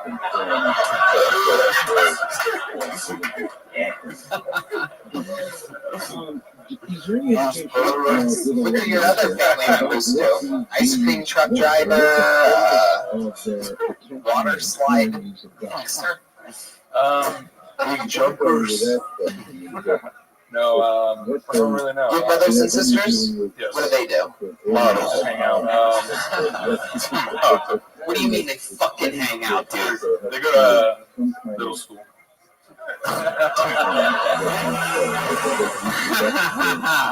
Maybe when you get a promotion, you'll be photographing them. All right.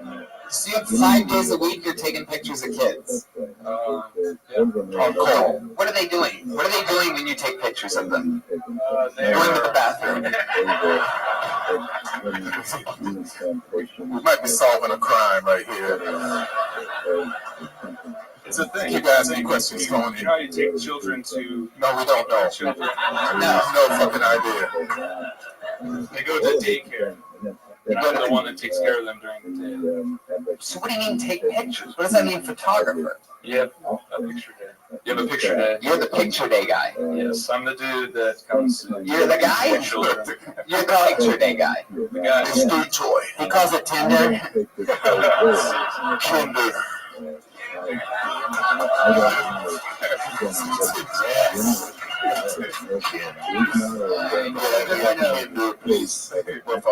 Is it mostly upskirts? Okay, alright. That's what happens when you just go for nothing. Gabriel, what is the creepiest thing that's happened while taking pictures of these kids? There must be a standout moment for you. That question for the kids or Gabriel? Is there ever an awkward moment? No, there's. I mean, most recent thing that was pretty weird is that I had a child pee on the set. Someone started to pee, and that's pretty weird. Oh, so you can say he was overexposed. So in their pants, and then into the mat, so their teacher had to come. They're actually teachers are not very nice. Are those all like your search engine words they use? Yeah, your delivery is weird. I wonder if this is how you talk when you hang out with people, or if this is like a delivery system that you think is going to work for you. No, I don't. I think this is him. There's something funny and offbeat about him. You just got to write, man. Yeah. And don't get arrested saying weird shit to people. Yeah, write on paper, not t-shirts. Yeah, my job's kind of the only place where at work you can get arrested for boner. Anywhere else, that's kind of fun. You know, are you confessing a crime? Well, you know when you're working at Home Depot, I mean, I'm not sketching this guy, but you're at Home Depot and, you know, you got to register or something. What do is this something, do you see yourself taking pictures of kids for a long time? No. What do you want to do? Terrible. What are you going to do? Come? Oh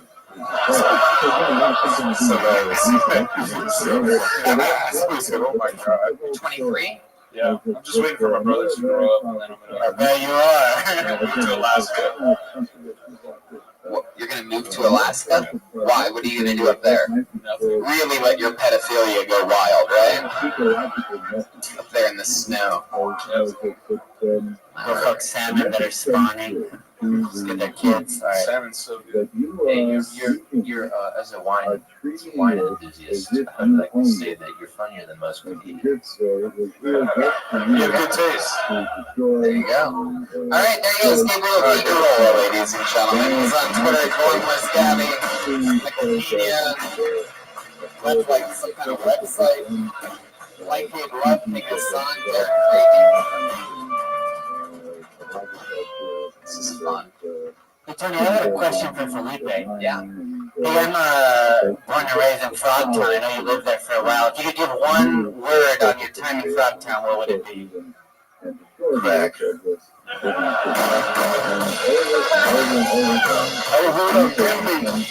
was living on Denby. Oh, Myrtle Street, baby. Don't come inside me, you fucks. All right. Pulled another name out of the bucket. We are in for a very special treat. Put your hands together for Danger Aaron, ladies and gentlemen. He signed up. He got out. Dreams really do come true.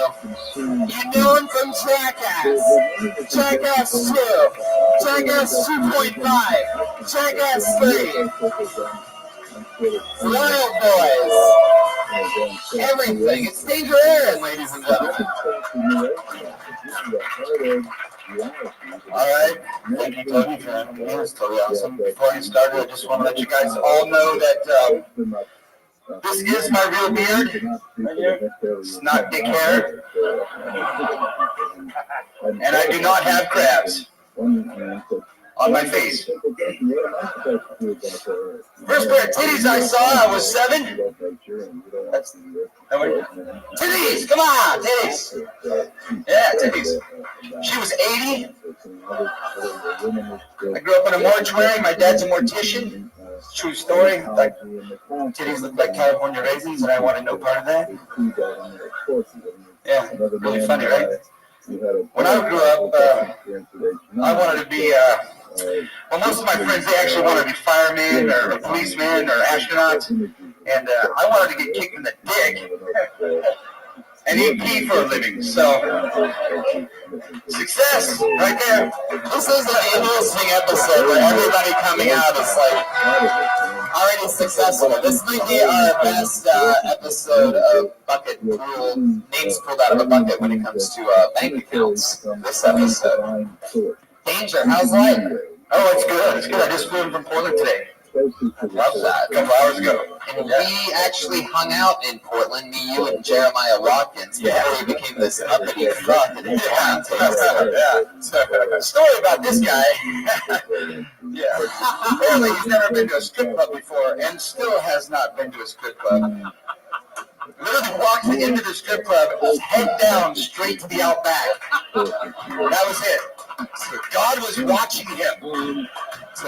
And he was not peeking. It's totally true. It's the weirdest thing I've ever seen in my life. I've never seen a dude with a penis, I hope, walk into a titty club and look down. And then go outside and eat steak. Listen, man, you're killing. That was better than you said. Just kill. Thank you. Jeremiah with you, but it's all true. It's true. You can feel the realness. Jeremiah, anything you want to say about that? I was the only other witness. I don't want to throw you under the bus, but you're already there. And, the steak bites and blue cheese in the strip club is quite good. They're so delicious. And that is well worth the way through the strip club to go out back, too. That is the true story. Is we were hanging out with Danger in Portland after our show a few weeks ago at the Aladdin Theater, and we're like, Danger, what should we do? What's fun? We're in the mood to, just eat some food. We're fucking starving. And you're like, I know a place with the best fucking steak. The best place is fucking steak salad. You gotta fucking come here. It's a blue cheese steak salad. And at the time, we were just low on carbs. A fucking crazy show that night at the Aladdin. We're like, fuck yeah, steak salad. Yeah, and we were high-fiving our way through that fucking place, right? You're like, he barely could find his way through because he was literally looking down the whole time and almost ran into the stripper. And I hope this isn't too embarrassing for you, but he's such a good human being. Yes, he is. And he's about to marry his high school sweetheart. He doesn't drink. He doesn't smoke. He's a fucking great guy. She's like, that's right. He looks down, eh? Do you masturbate? Quite frequently. You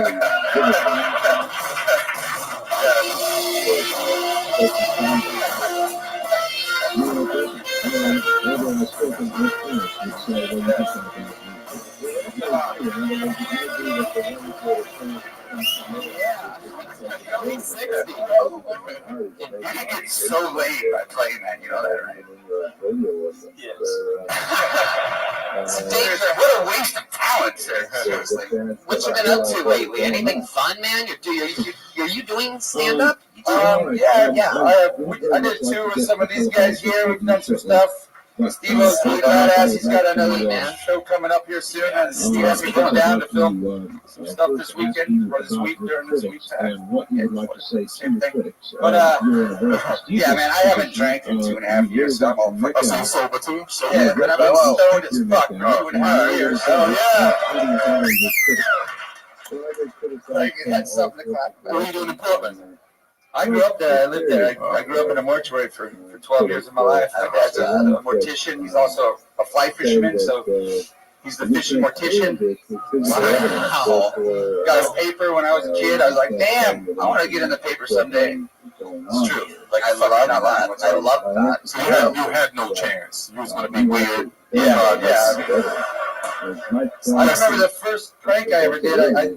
My dad was selling a casket to his family that lost their loved one, and I wasn't sure if it was a mother or dad or whatever it was.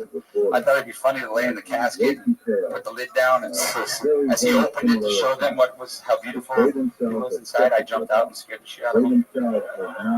I got spanked a lot.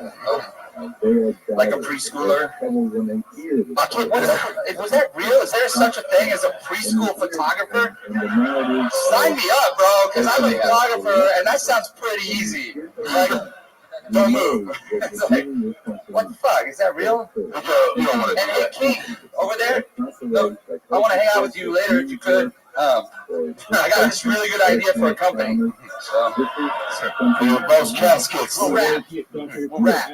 Dean, we raised upon earlier that how much we love Jackass, and it's always been surreal to me, the relationships and everything, and being the next door neighbor to Rick Kozik, the main camera guy, and getting to hang out with you guys and see you guys all the time. Because I've always been such a real fan. I've always said two of the things that really only always make me laugh: Jackass things and South Park things. So I'm gonna ask you a question. Out of all the shit that you've done, out of all the amazing Jackass stunts and everything, what's the one thing that you ended up seeing that made you laugh the hardest when it happened? You remember just your favorite thing? Cheesy of a question. Besides watching Jeremiah walk through a strip club when I'm looking at it, like, what is? I'm Jeremiah Watkins, and this is Shy Strip Club Goer. I mean that.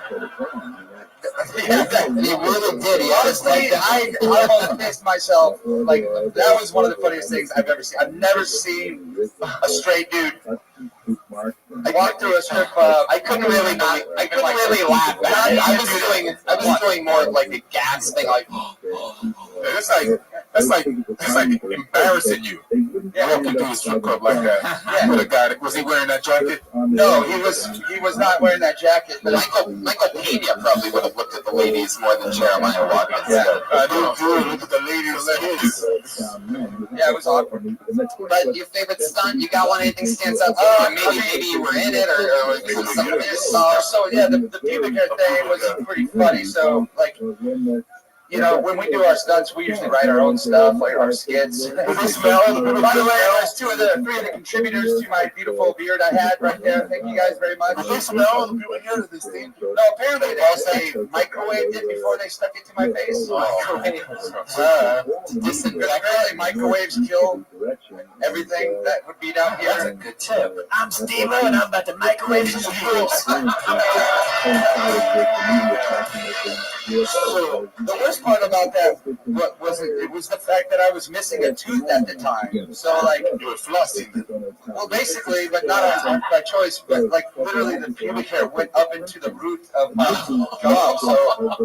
So like, and I just lost my tooth recently, so it was fresh meat. Wow! Like the kids that got photographs. Yeah. That's like the worst fucking. I'm sorry, dude, but I still don't get. Is that a real job? Like preschool photographer? You had your pictures taken as a kid, right? Yeah, and I would not let that dude take my photograph. It was usually some old lady that was very kind and didn't touch you. Like at all. She stayed very far away. And they gave you a comb. Yeah, that's right. They gave you the comb. Oh, the black comb there. That's great, man. What does that guy give out? Little mini corn, those little pieces of corn you eat. I don't know. That made me sad. Inches. Danger, you were fucking awesome. Yeah, man. I love doing stand-up. Do you tour with Steve-O? I've opened up for him a couple times. Yes. Tease and pleasant. Thank you very much for having me. That's right. You're my brother. Steve's killing it, by the way. If you haven't seen his special that I already did with Showtime, you should go check it out. Exactly. And I'll say this. Very proud of him. Absolutely. And a lot of, especially being built here at the Comedy Store and being such store guys and everything, like, it's like, there's almost a natural thing where it's like when somebody goes from doing something to being a stand-up comedian, there's always this thing in our head where it's like, of course, because they can sell tickets and this and that. Yeah. But Steve-O is really, and clearly you're working at Danger. But you guys, what's very impressive is you've really, I can tell that everybody can tell that you guys respect the art form and really put a lot of work into it, and that's so fucking awesome. And hopefully these spoiled billionaires that got up earlier will take it the same. Well, it's like the Steve-O, everybody. Danger you! The Check Out family, Wee Man, Rick Joseph.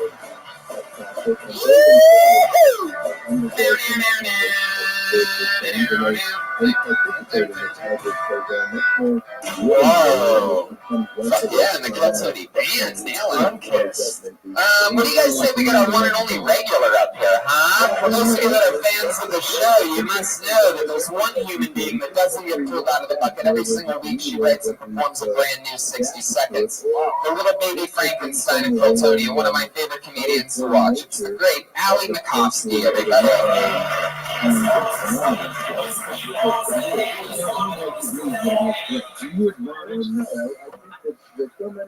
Still Eminem. Hi.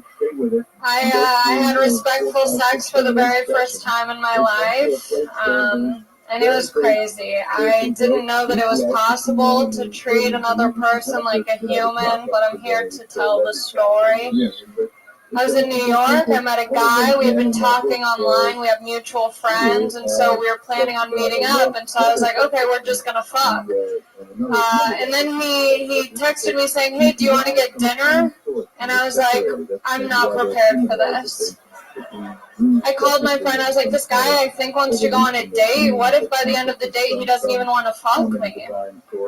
I go on the date. It's nice. Then we're leaving, and he's giving me a ride to my friend's place, and we get there. He didn't even try and, grab my tit on the ride over either, and he wasn't assuming that we were going to have sex. I was like, oh, give me a ride to my friend's place? Okay, I can't wait to see what your room looks like.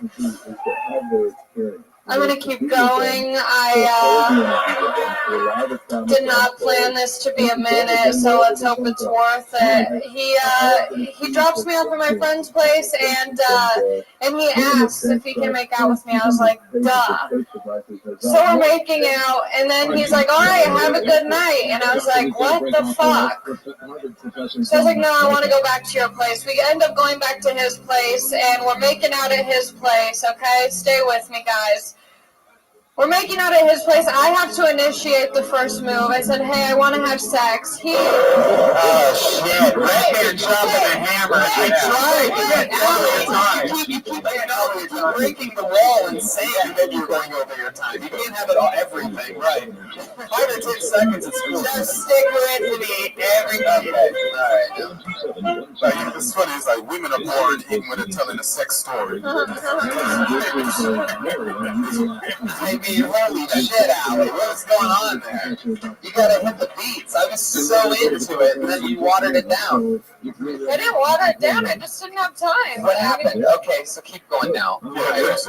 It's gonna go really great now. But you already did that. You did this yourself in the middle of it. It's the setup. Keep going. Keep going. Just like her, the joke will never finish. No, I don't want to have sex.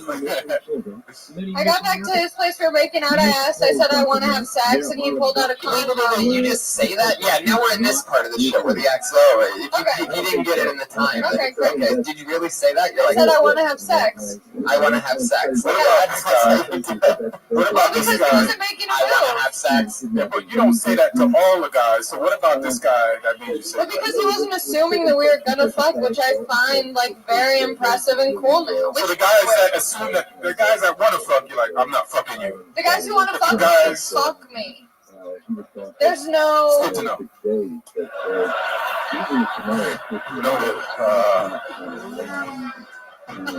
Everybody should write that down. That's a guy. So, name is Allie. Her last name. Make sure we have all that information. Blonde, looks like Eminem.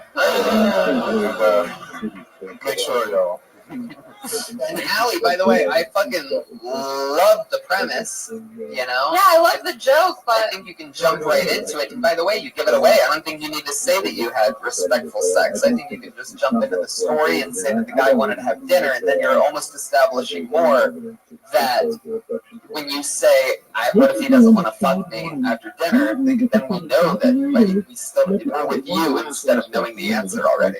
I don't know Does when that make sense? Yeah, it makes sense when I tried it out at open mics with just the short version. I feel like guys or girls assume that it's always respectful, and that wasn't my case. Let's figure out what the rest of it is. We never really got to it. Yeah. You said you wanted to have sex. So I go to his place and I say, I want to have sex. He immediately pulls out a condom. The joke is, I didn't know that guys had these. Condoms. Yeah. I've never seen one come from a guy. I always have to be the one who shows the condom. And then he didn't even say anything about wearing it. Normally guys are like, sorry, I can't wear a condom. I'm allergic to safe sex. Meow, rawr, jokes Allie just rewrote this episode in her head just then. Meow, rawr, killed it. Good night, Allie. It was the time of my life. I would like to have sex with you. I am ready for sex time. Allie, you could say like he pulls up the condom. You're like, I didn't know men had this. Respect for women. Oh, I What's like up, that. respectful sex? Just like not assuming, because I feel like most guys like, at least for me, because I'm young, so I grew up with like, Was it Tinder. really respectful the whole way through, though? I mean, I'd be more interested if there was a place he throws the condom on and just starts butt fucking you or something like that. This is not respectful at all. Allie, how many times did he say, "Are you okay?" Doing it. What do you mean? Was he like, "Are you okay?" Am I hurt? Was he? No, see, that's the thing. Like, it was all good. Like, he wasn't like a bitch or anything. He was just like very nice.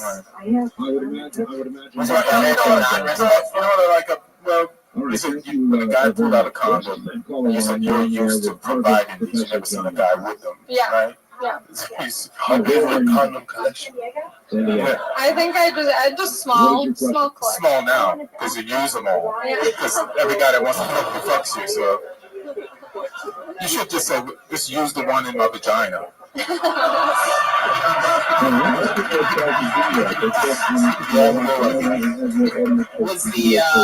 Was the guy respectful afterwards? Yeah. In what way? How was he respectful? He drove me to the train.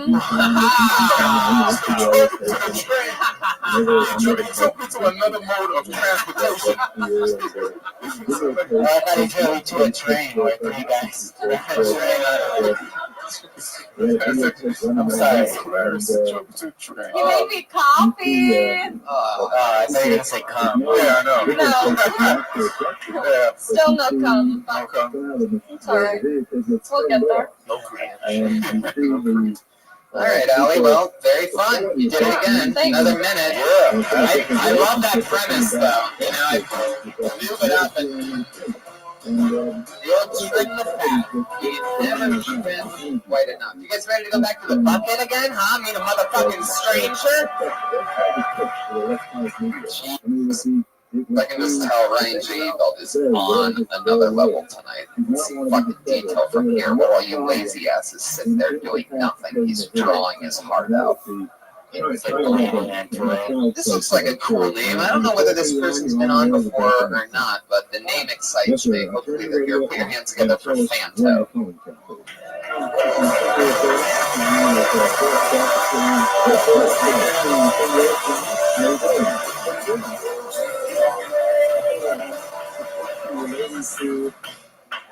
Thank you, guys. Thank you. My name is Fanto. It's short for Fantoccini, which is Italian for Fantoccini. I'm Sicilian, Armenian, Ukrainian, which means I know everything about money laundering. But nothing about actual laundry because my mom does it for me. She's also a criminal, that bitch. Every time I go to a stranger's house, and they tell me to make myself at home, I tell them to leave because I don't like having people over at my fucking place. You guys are a good crowd. You guys are a really good crowd. I usually like performing for gay crowds because it's harder for them to keep a straight face. Is that it? I got at least like 13 more minutes. Illuminated the car that his mother was driving. Except I hate performing for fucking lesbians. Bantu, ladies and gentlemen. Bantu. Thank you. I'm high as shit. You are? Yeah. How long you been on stand-up, Fanta? Gay-ass Facebook said 8 years yesterday. Gay-ass Facebook. Oh, I use that. Yeah. Are you also on gay-ass Instagram? I am. No, it's called queer ass Instagram. Queer ass for the straight gas. I love it. Every once in a while, just complete silence after they. I read that joke, Eric. I'm so glad, and I was about to walk out, but I'm like, I'm so glad I did. What did I not miss? Nothing. I was a little funny. So, Fanta, what's your story? How long have you been on stand-up? 7 years. 7 years. Where are you from? I was born in the former Soviet Union. I was in Ukraine. We came to LA when I was 4. I was raised in North Hollywood and Panorama City. I had a fucked up childhood. Huh, is this the beginning of Goodfellas? Something like We put his head in the fucking oven. How was your childhood fucked up? You got out of Russia. Ukraine. Yeah, it's even worse. I mean, I know North Hollywood is fucked up, but it's not Ukraine fucked up. You went from Ukraine to Little Armenia. Is it? No, that's East Hollywood. Was it insane in the Ukraine? Insane in the brain? Yeah, it was. It was. I don't remember it, but I hear some awful stories. Like what? So my grandpa was a minister of Ukraine, and we told him when I was a kid. What do you mean a minister? Like a priest? So he was involved in the Bay of Pigs. Like, the Cuban Missile Crisis? Anyway, they wanted to kill him, so we booked it and went to North Hollywood. Ooh, speaking of Bay of Pigs, I didn't share mine. Wow, you're getting a little bit drunk over there, huh? He's not looking at the ground anymore. I know. Take it to the strip club now.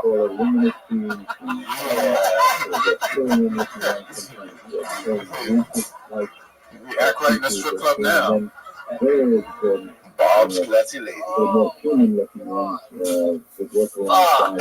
Sometimes it's so hard to host this show. How many times do you go up every week? At least 8 to 10 times. When I do this as much as I can. How many times do you go down every week? At least 8 to 10 times as much as I can. Yes, sir. What do you do? I'm a Lyft driver and I also like a substitute teacher. You take photographs too. Of high school kids. Or like, do you even live? You're like, yeah. That's fine. You're not an Uber driver? That too, but like they don't pay. They don't tip. Really? Yeah, fuck them. No, they do tips now. Yeah, but people who They don't tip you, Fanta. What's your story? What, you got the pine tree air freshener? What's special about your car? If you picked us up, what would we like be excited about? Your candy or anything? Toblerones or something like that? Little bottles of water, caviar. We can drink before I drive. Vodka. I smoke weed. But it's nothing exciting. I hate fucking people, man. When you drive them around, I fucking hate them. This is why you don't get no tips. Yeah, but Attitude right here. I should not tell them. Yeah, fuck them. I hope they get tips every one of these. I didn't realize the Ukraine was in the middle of New Jersey. Like, you have a filthy mouth on you. My mom's Italian. I said that. My mom's Italian too, but I don't sound like that at all. Hey, the fucking gays and the fucking Facebook told me that the fucking sticks were fucking. Your mom's not Italian, your mom's racist. I used to live in Brooklyn for like 9 years. Well, that's what the fuck that is, Fanto. Sorry if I forgot. We apologize. Yeah. I know that don't remember you lived in Brooklyn. Yeah. What's a day in the life of Fanto like? I mean, you drive, lift. Tell us something interesting about you. Any special hobbies? Yeah, I got. So I was born New Year's Day. I had a twin sister. She died. Oh, shit, so. She died. You woke up and there was just a horse's head in her crib. Fanto, she died before she was born. No, did she sleep with the fishes? That was Fanto's first murder. They killed her when she was 3 because she didn't tip. Who killed her? Her godfather? It was right before my kindergarten photos. Yeah. Did your kid sister die? Did that affect you? I didn't know she died until my mom told me when I was like 9, 10. So you don't remember her? No, we were like 2. Oh, shit, son. Yeah. And I'm the only person in my father's side of the family to not go to prison. Yeah. No worries, but you better hope they never find out that you killed your 2-year-old twin sister. How did she die? Oh, we had like a central nervous system problem. My mom had central nervous system. Yeah, we had like some. You said you and her? I didn't realize that was one of our sponsors. Central nervous system. Right now, with the backslash channel, you're going to get 20% off. A brand new central nervous system. Use hashtag central. By the way, I'm such a fucking big fan of 2Ds. This is an honor. Thank you, man. I'm still going to talk shit to you, though. Yeah, absolutely. Listen, please. Do it. Listen, I appreciate it. Okay. Oh boy, Fanta. You in love? You got a girl? No, fuck that bitch. She left. Jeez. She was in like the comedy industry. She worked with like Eric Andre and shit. Fucking too. I don't know him personally, but I loved her. She left. So yeah. She lived with Eric? No. She was like she went to go for a mess around with her? No, she lied about being raped and shit, and to who? To me. She raped her, somebody raped her. Something. It was like some shit, and then I told her. Did you have sex with her afterwards? After she told me it was rape, hell yeah. All right. You think you're a fuck, huh? It's not a pain, bitch. No, I was like emotionally hurt, and that's why I can come the best. Why did Fanta? Why do you think she liked? I'm all over the place. Fanto, over here, fuckhead. Yeah, over, like mainly right here. Just keep looking at me if it helps you. Fanto, why do you think that girl lied to you about being raped? And then I spoke to her family, and then. Did you just not hear the question that I asked you? No, like at all. You're the most ADD motherfucker I've ever met in my life. People like my mom's a behavioral therapist. People do that shit. Yeah, like she worked. Why do you think she did that to you? I don't think it was probably rape raps of great, but I think Jeremiah's had too many of that. Jeremiah is committed to character. Really making a point. There's no reason. It was crazy. I never talked to her after that. That's interesting. It was painful. Why have to talk about pain the first time on Kill Tony? And the show is Kill Tony. Kill Tony.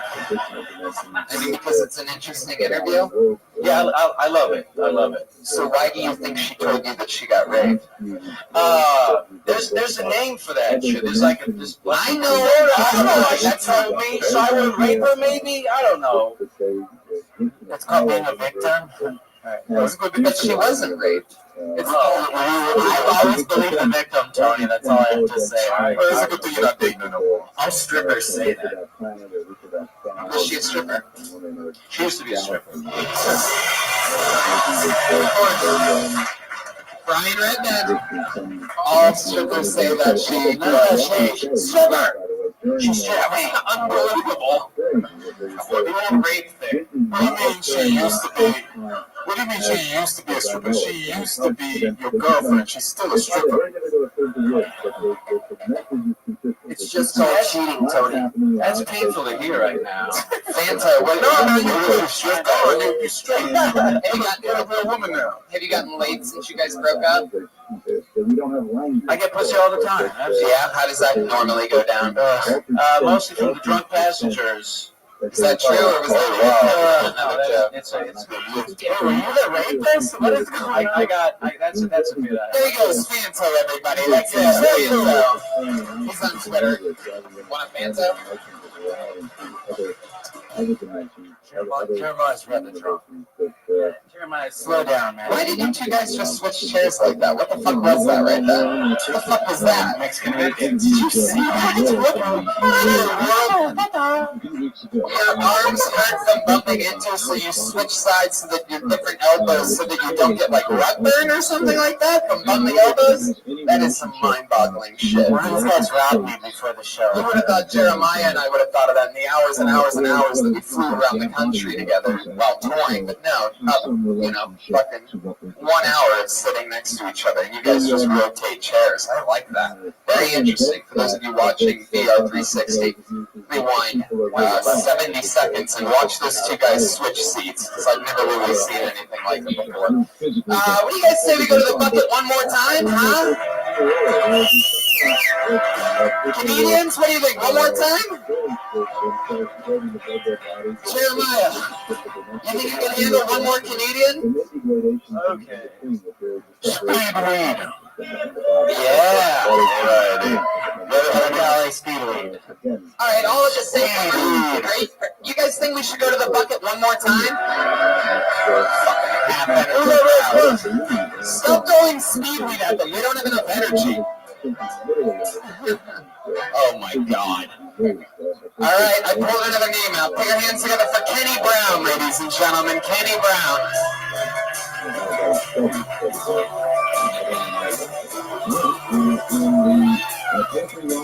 Oh, this side.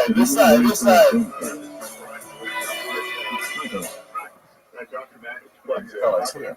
Put your hands together for Kenny Brown, ladies and gentlemen. Come on. A lot of comedians talk about what they look like. I don't like to do that because you all see what I look like, and I agree with you. But I decided to try it tonight. I look like Ruben Studdard if he wasn't sorry for 2004 and decided to keep eating Big Macs. Tony told me last time I look like Keenan and Kel Thompson. No, I just look like Keenan if he got fired from SNL after his first year. Tony says no. I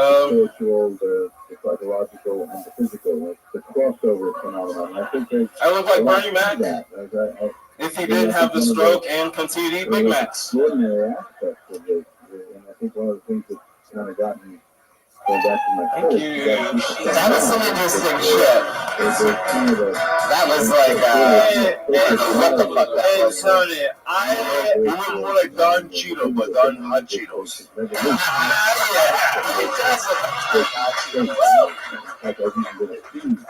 More like Takis. Takis is better. Takis is good. So, you said that you weren't going to talk about what you looked like, and then you talked about what you looked like. My favorite part was when you said that I was wrong about what I said, but it got a bigger laugh than the thing that you couldn't punch up in a week. Did you notice that? Yeah, I did. I realized I shouldn't have tried that. But I thought I did. Kenny, how long have you been on stand-up? Bell. You don't respond. You just keep saying I look like jokes. 2 months. First part of the joke was funny. I agree with you. That part's Do funny. you think you're beginning to cross that barrier, Doctor, because of hard evidence in your research, or because security guard for Asian food warehouse. I like social security. Wow. What is that supposed to mean, Joel? Well, it's black. Wow. Oh, yeah. Couldn't even tell. You were security as hell. Wasn't an Asian like they sell rice and sugar and like little chicken. You carry a gun. Your arms are weird, bro. Yeah, quite. Yeah. Why are your arms so weird? He doesn't carry a gun. He's got no arms. I was supposed to be. We went full circle this episode. We started with the Scottish guy that had gigantic forearms, and now we end up on these two pencils that this guy's rocking around. Tony, those aren't forearms. Those are like 2 arms or 3 arms or something like that. He's packing some tens. Tony, why is he shaped like an upside down wine bottle? Like your forearms look like black bull calves. So what they do in that case is just no, you got a lot of forearms. You got forearms. Like the bicep is like half the length of what bicep should be. But your forearms is long as shit, son. Just grew up fat and supposed to be skinny. Yeah, that was the last guy. Fanto's the Lyft driver. No, but he does have a nice rest for about 6-7 minutes. When we come back, you have a girlfriend? All right, Dr. Have you seen these forearms? Professor Harvey. Your wrist look like a ring finger. My guest. Fascinating session. That's how thin your wrists are, man. Put down the mic before you break your wrist, please. Yeah, those wrists are better than a Zinfandel. It really is almost like you've never frozen your hand together once or anything like that. They are very. You should say you know like Tracy Morgan if he stood in the project. Or you look like a Tracy Morgan if the Walmart truck was going 30 miles an hour faster. You look like a paraplegic version of Tracy Morgan is what I'm saying. That's when all 4 limbs go bad and you're stuck with sort of like a gut, but like chicken arms and chicken legs. And probably chicken breath by the look of you. You know what I mean? See, that was me going over the line. That's the line. I know where the line is, and sometimes I like to. It was funny. Like if you have 2 chicken arms, they look like almost real arms, but it's 2 chicken arms. I mean, do you ever walk by a chicken and chickens make fun of you for what your arms look like? It's hilarious. Chicken arms. Not all black guys are armed. Wow! Look at Chris, the bass player. Whoa! Oh shit, Chris. Holy no, I don't like this. Wow. That's the first time we've ever heard you speak. Kenny, what's the most exercise that you do? By aliens. I just We'd also like to tell everybody out there. I just got into hiking. That's the last day. When is forearm day? I don't need to add that to your workout schedule. Do you even it just seems like you don't even use, because your finger muscles could even make your forearms bigger. It seems like you never text anybody. Do you ever text anybody or play a video game or anything like that, or type at all or anything at all? I don't want you to see my hands. For you podcast listeners, his forearms, remember the Laddie pencil? Remember Laddie's? It was a thicker art pencil? He's trying to show us VR360. Look at his up in VR360. Look at Facebook Live. Look like a vacuum hose. His hand moves like he looks like he can get anything out of a vacuum attachment. This was on Tony. He could get anything out of in between the driver's seat and the middle compartment. Oh, I dropped my phone. Can somebody grab motherfucking Kenny? It's like Solaris. Is Kenny Brown here? We dropped something in between our seats. Your hands look like they've been so good at Palmolive. His arms are so tiny it looks like he could never hail a cab. Wow, Jeremiah's drunk. Cabernet! He's wilding out right now. Jeremiah's not. Man, it only took fucking 2 glasses of cranberry juice for him to get like this. Kenny, what else, man? Anything else fun about you other than the fact you have tiny forearms? Where you from? Long Beach. Long Beach, all right. Long Beach. Short arms. And the dick matches forearms. What? The dick matches your forearms? It's super tiny too? It's black. Why would you say that? We've been sitting on your arms the entire time and telling you how small your arms are. And then in your comedy head you said, my dick matches my forearm. What the fuck is wrong with you, Kenny? That's right. Come little garden snake. What he's trying to say to that joke is, As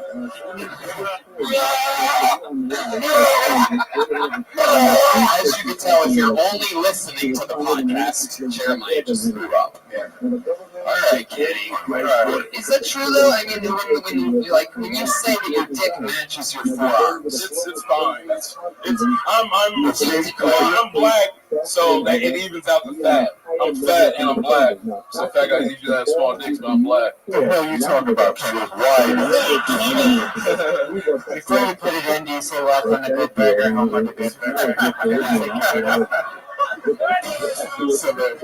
there he goes, Kenny Brown, ladies and gentlemen. He's on Instagram at Kenny Big Belly.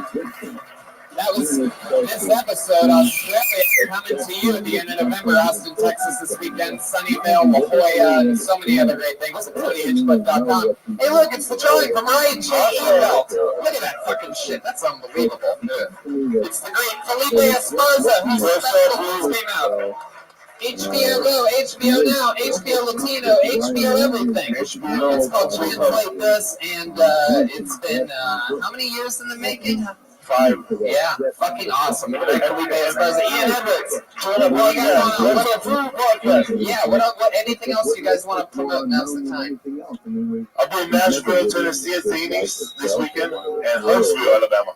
And I'll be in Atlanta, I think October 12th, at the Laughing Skull. Totally love that. Check it out. Place. Jeremiah motherfucking Watkins is sobered up. Hello, follow me on social media at Jeremiah Stand Up, and I have a t-shirt that I'm giving away right now. If somebody can answer this question, what is the name that Joe Rogan mistakenly called feminist Stacy in the first episode that she was introduced to? I know the answer to this. Well, what kind of answers do you come up with? Who said it? Who said it? Daisy. It goes to you, my friend. Yeah. Come get your studio Watkins saxophone. Wow, this is much more anticlimactic than I planned. Yeah, I would have guessed. Jeremiah, where can people get that shirt if they want to buy it? JeremiahWatkins.tv/shop. Okie dokie. Patty Reagan, Greg's dad on Twitter and social media. What else, Pat? Check out the musical artist Karen Dalton. Okay, Chris the bass player. Hey. Check out the Chroma Keys, Dracula Storm Rats, and thank you to Tom Petty for everything he did. Thank you, Tom Petty. Joe Jimenez. Yo, these guys are two of my favorite comics. Check out fucking Translate This, Stalker Comic Grant, 100% half-ass. Fucking, What's Up, Fool? Check it out. What's Up, Fool? I had so much fucking fun with you guys tonight. I almost pissed my goddamn pants up here. Thank you all, live audience, for one episode of Tony. Ryan Redband. I'll be in Indianapolis November 8th in Columbus, Ohio, November 9th. Thank you so much, everybody. Goodbye.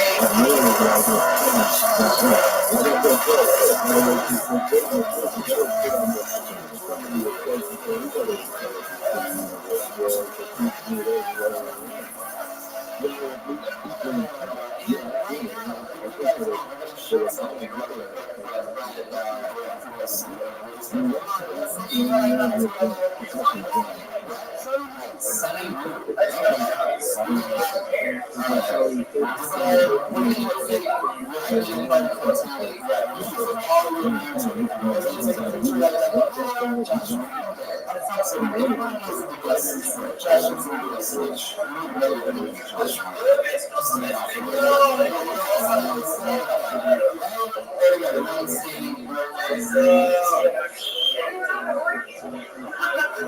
it.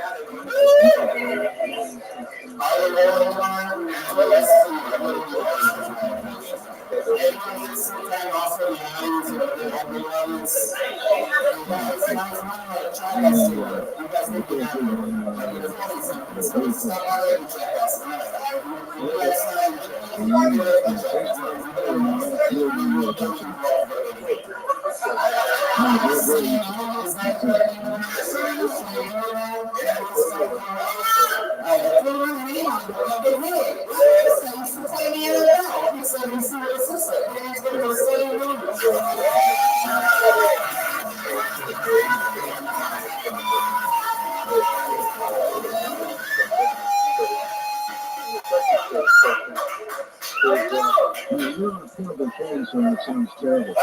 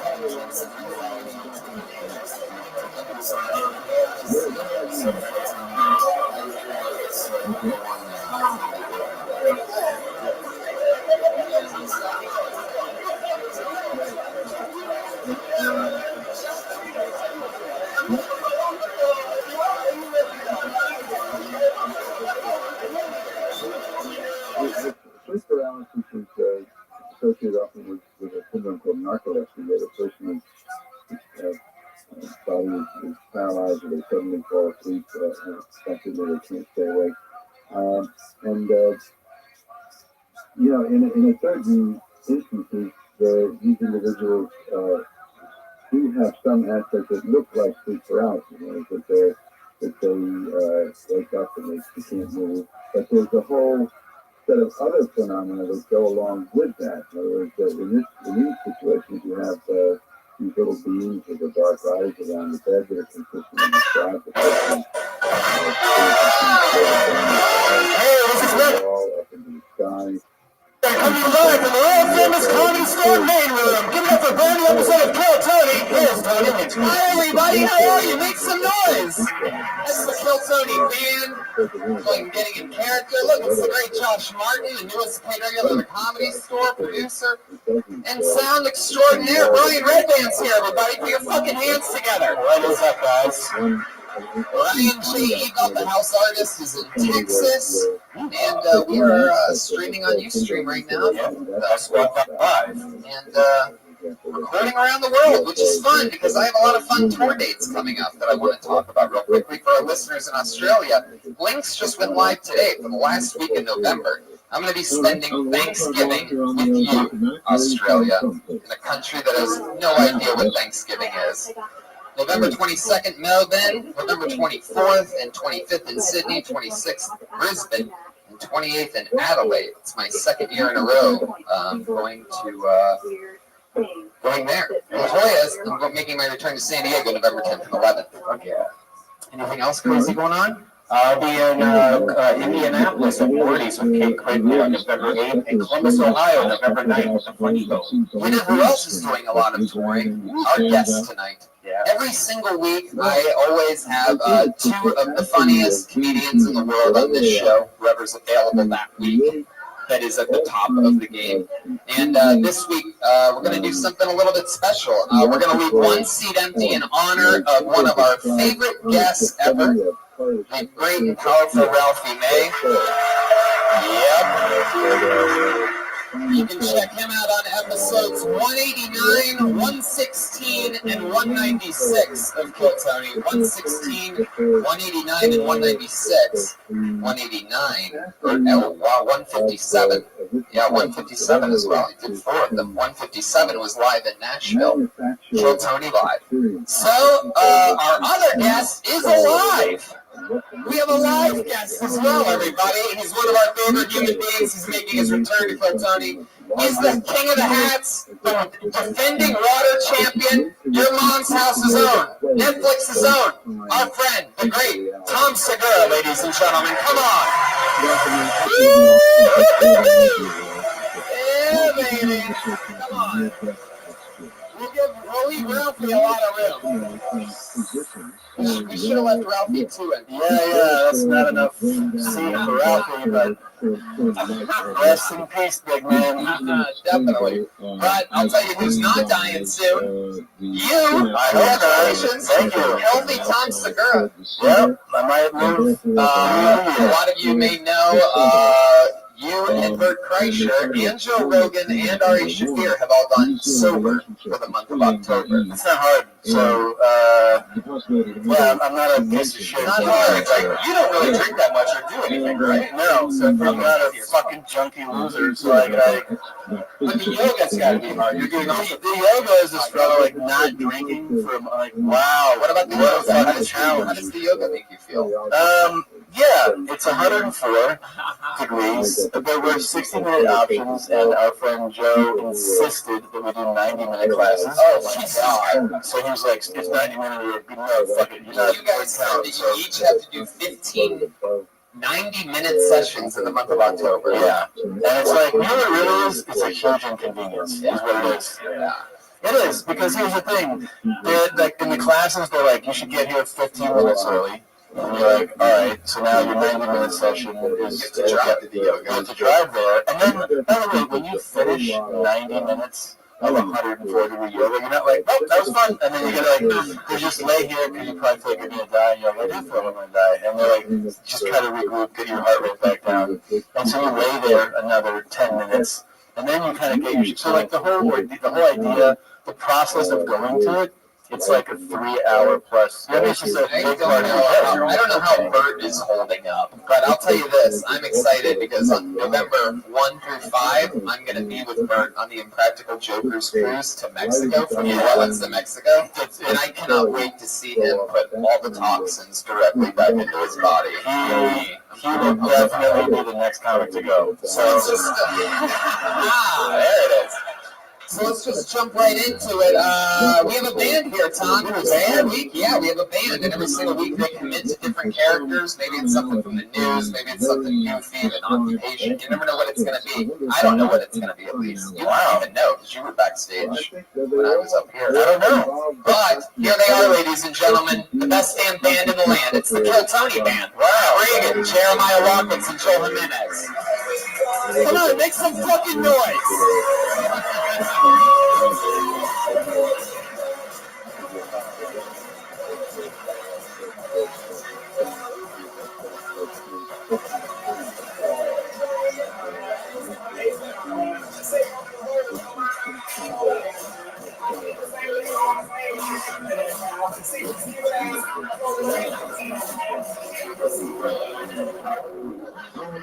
Wow, that was really something. I can't believe that you guys are 3 magician transsexuals in this episode. Clearly, you're going to be working in jokes throughout the show from a magician transvestite point of view.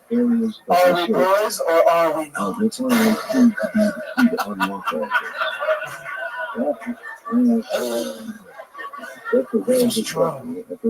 Wow. Very interesting. You got the blonde magician, the one with the hat, and we have clearly an Oompa Loompa magician on drums. It's Chris Angel, please. Oh, because he's Mexican, Chris Angel. Yeah, I thought I was going to do better. Magician jokes. Well, you guys know how it works. I have a bucket full. Do they stay? Oh, they stay the whole time. All right. Or do we disappear? Wow. That was good. He turned into a lamp. So before the show, I don't know, 70-some comedians signed up for the opportunity to get 60 seconds on this stage. This bucket here, this creepy jack-o'-lantern that was given to us from famous guest Ichabod, for those of you that don't know, is a real-life ghost. Ichabod is my birth father. Alright. So if I pull your name out, sometimes it's a completely, amazingly talented young comedian that I pull out of the bucket. Sometimes it's an insane person. Sometimes it's someone's first time. Sometimes they've been doing it 30 years and they suck. You never know what's going to happen. If I pull your name out of the bucket, you get 60 seconds. So you know your 60 seconds is up and you hear the sound of a kitten. That means wrap it up then, or else you're going to bring out the angry West Hollywood bear. So annoying. Okay. So loud on the podcast. That's what people just heard. I told you to put on another show right at that part. Gotta levelate your drops, bro. Actually, Tom, that whole track is not even recorded in the podcast. Oh, really? People complaining about that don't listen to the podcast. Yeah, oh, snap. They don't listen to the podcast. Tech argument completely guessing that he's loud with the sound effects at the beginning. There's a way loud for the audience. All right. You guys ready to start the fucking show or what?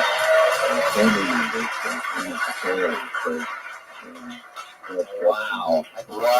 Jeremiah is this in character, right? He's so good. I feel like I'm transitioning as I watch him. It's fantastic. Wow, look at that. I didn't realize that. Oh, wow, he takes it well. Wow, you're going through all your tricks all at once, huh? That is the exact circumference of my dick, too, so that's perfect. I'll tell you this, I pulled a name out of the bucket, and I'm pretty fucking goddamn excited about this, Tom. I really am. Why are you excited? Well, there's a few reasons. I always tend to say that anybody who has a one name is always an interesting character. Yeah. This one happens to have 2 exclamation points at the end of this name. I don't think this person's ever been on this stage before. I'm just going to say it. It's Bunny! All right. That way.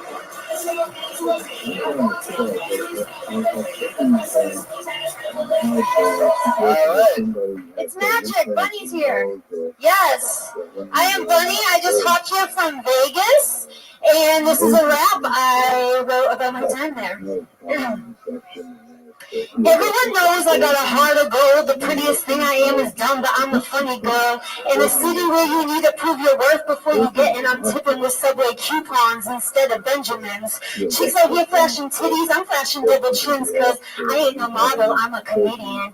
I can't be taken seriously whether I'm on stage or off, even while I'm trying to suck the chain smoker's cock. I'm a whiskey girl, but I'd rather be putting down mushrooms. I chew them up with no chaser, breath like a truck stop restroom. I fuck dudes who look like trophies. I never talk to them again. They become my Instagram groupies. Because the only man I ever actually loved, his name was Ronald McDonald, and he's been hooking me up with breakfast anytime I wanted cheeseburgers and fries, resulting in these all-American cottage cheese thighs.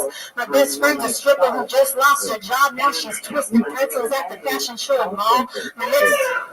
My next door neighbor is Breaking format of the show right so far today. Wow. All right, Bunny. That was about as horrible as it gets. Tony. I'm not that upset. I'm not that upset that you wrote those lyrics. I'm upset that you memorized them. I mean, a first draft of a rap about a bunch of different stuff. That'd be okay. Is there any rhythm to that? Do you hear a song in your head? Well, no, it's a... What's going on? Good question. I like that question. No. Wait. So, when you said in raps that you said you're a comedian, so do you do sets regularly? Do you ever do like just stand up, or do you always rap? I do stand up, but I thought that this would be a fun, different thing to do on stage here. I was hoping maybe the band would come in with a little beat, but it's okay. Yeah, no. That was one Bunny I would never work with.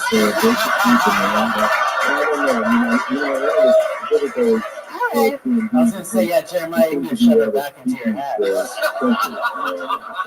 How long have you been doing stand-up? I've been doing it for 5 years. Wow. Yeah, I started in Nashville. Stripping 5 years ago. Wait, really? Nashville to Vegas? Yes. And then, are you visiting here, or do you live here now? I live here now. Okay. Yes. And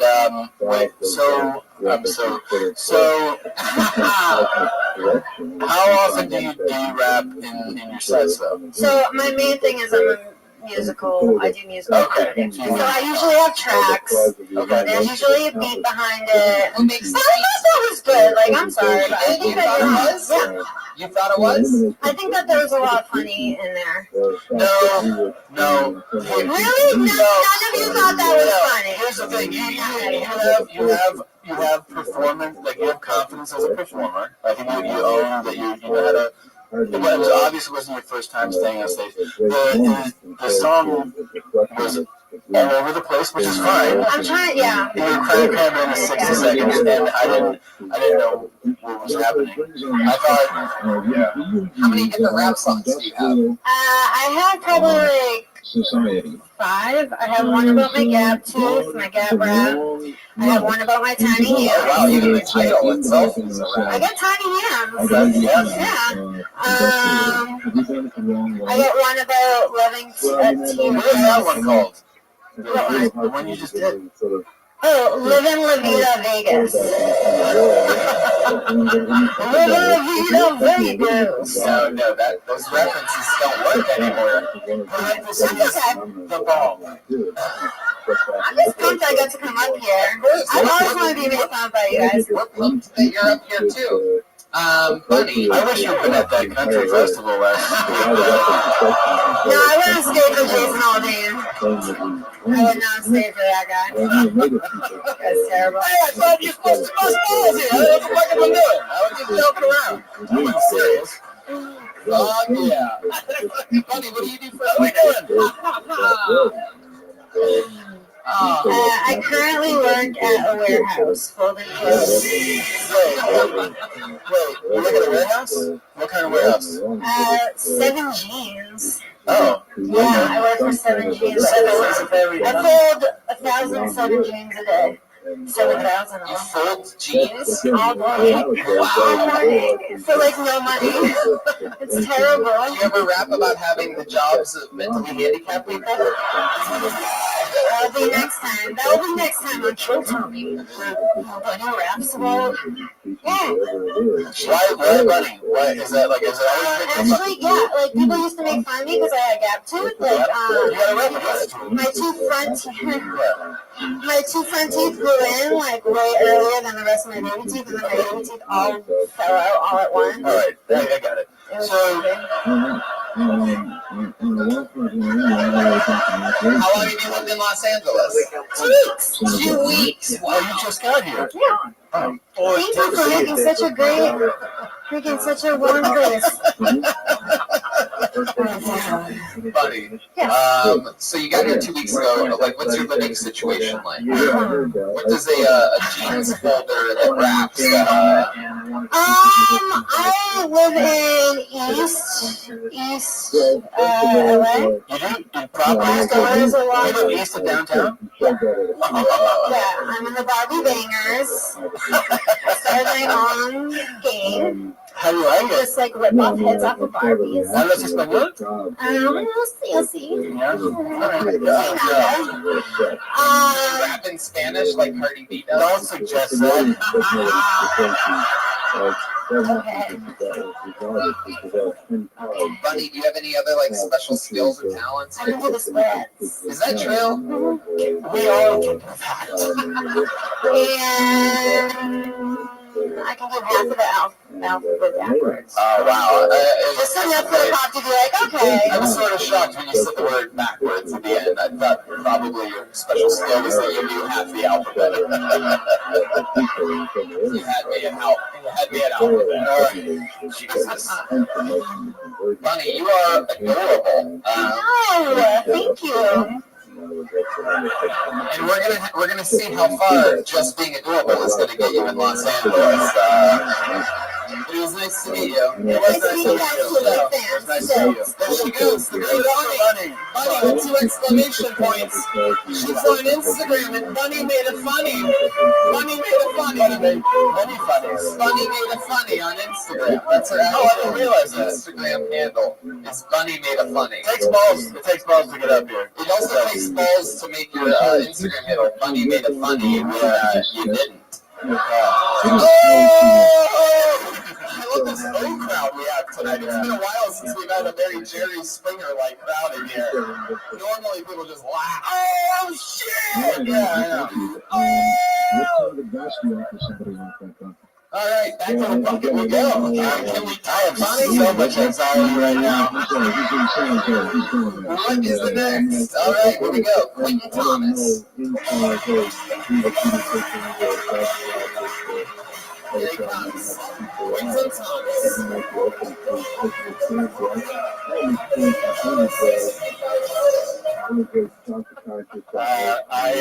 I'm friends with a lot of girls.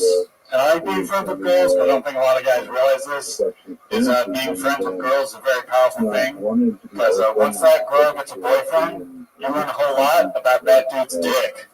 And then the first time you meet him, you have all the power in the situation. So I was like, hey, what's up? Nice to finally meet you. Average size, but comes too quick. I'm originally from Huntington Beach, California, and the way I describe Huntington Beach to people is like, you know how a lot of cities have like problems with gangs, like Bloods versus Crips? Huntington Beach has the same problem, except with Christian youth groups. Like growing up, once I got pushed and the dude almost ripped my Jesus at Homeboy t-shirt, it's rough out on the streets. I'm a tall person, I'm 6'7", and people stare at me in public, and it's really humiliating, so I'm trying to think of ways to get back at people.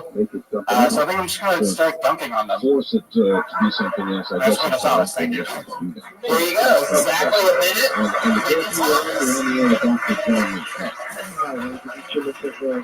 Clinton, why do I feel like Bunny is your mother? I wish.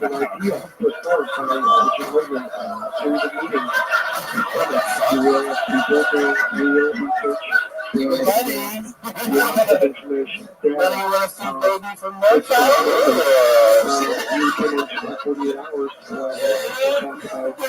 Dubstep shit kills me right in my core for some reason. Okay. Please don't say you wish I was in a mass shooting. That would hurt my feelings a lot. No. Awesome. No, I don't wish you were in a mass shooting. I wish you'd drown in Huntington Beach at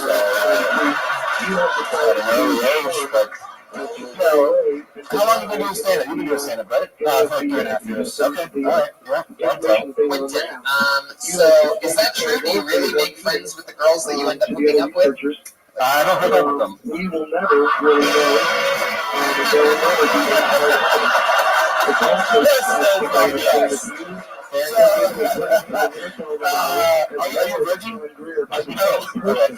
I mean, it's fun. How old are you? 23. Okay.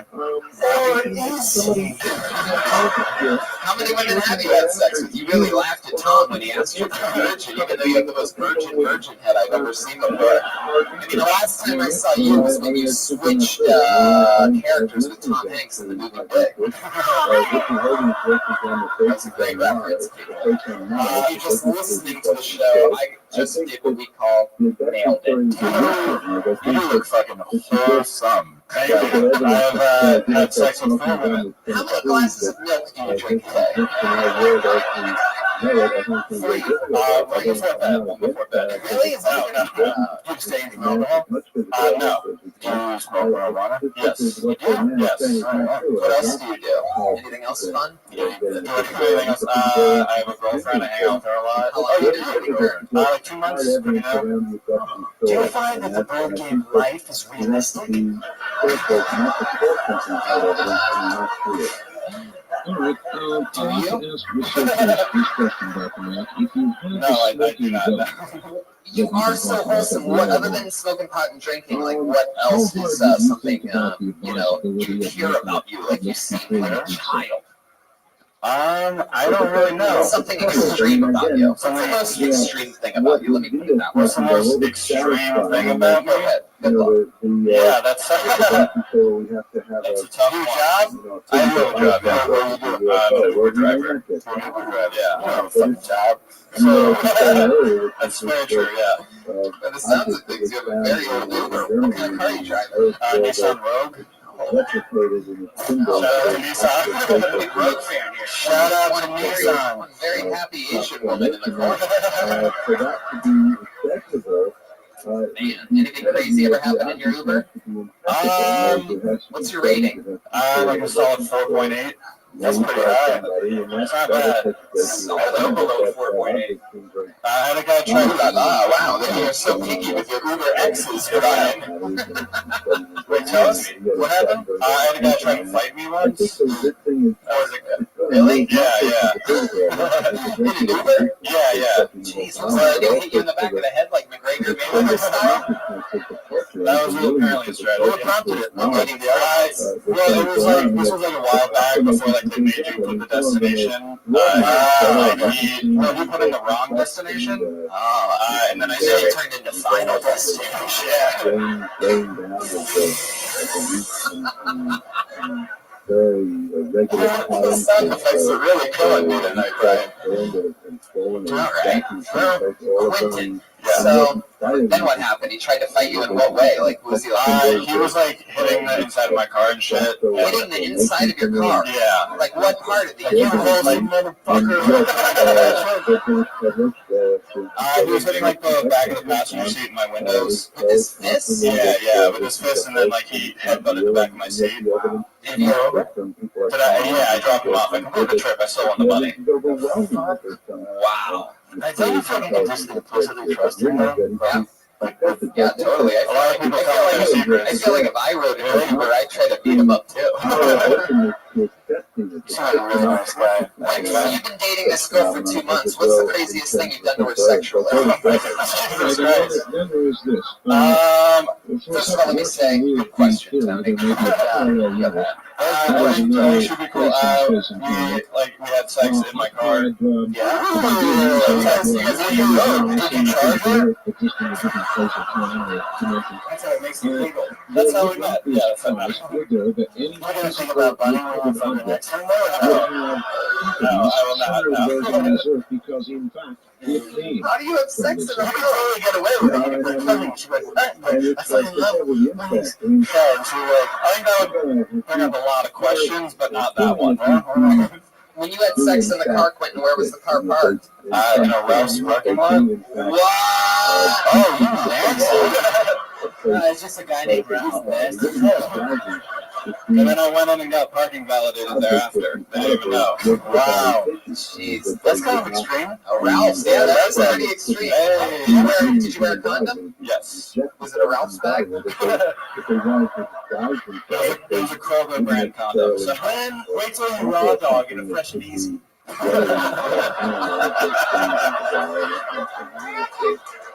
When does the Jeremiah Watkins? Yeah. when does the rubber come off? Like, because you're at one point in the relationship. Yeah. We've had like unprotected sex. Oh yeah, I love that that's what you call it. We've been calling it raw dog 7 times. I have had unprotected sex.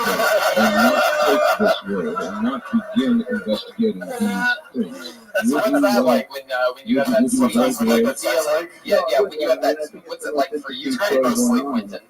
What's it like for you? Like what is? I know it's great. We call guesting it up right now. Great. Next.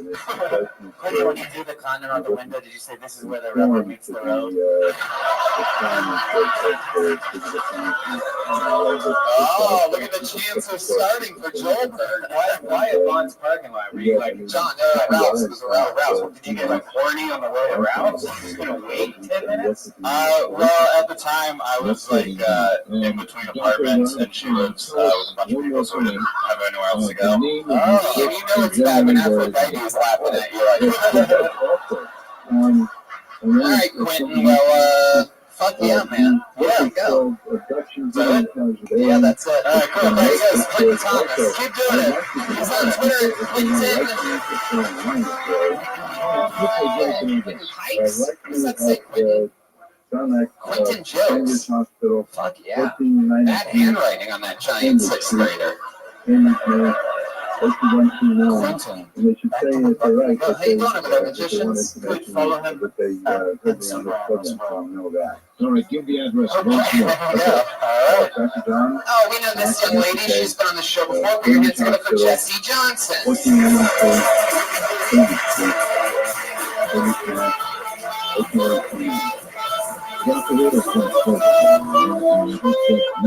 Thank you. Think about me, I smoke cigarettes, and I hate the habit. I really want to quit, so a while back I switched to nicotine lozenges, which suck. Like, literally you have to suck on them for 30 minutes until they fully dissolve.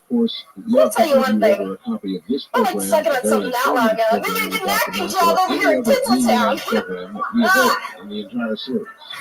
You can do so 24 hours a day by following Harvey Weinstein knows what I'm talking about. Tell the girl. Lozenges. Even the name sucks. What am I supposed to say after I have some slam dunk sex? Oh, well, I need a lozenge. Good night. Gross. That's why I've been only having mediocre sex. Just skip the craving. Which is weird because the only person I'm having sex with right now is myself. Keeping it real average.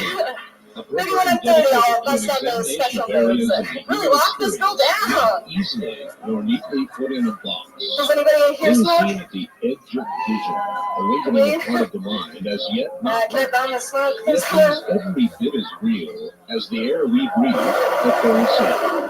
Please don't forget to this for dreaming. Does he actually play? Good question when Tom's ago. Does Jeremiah Watkins actually play sex?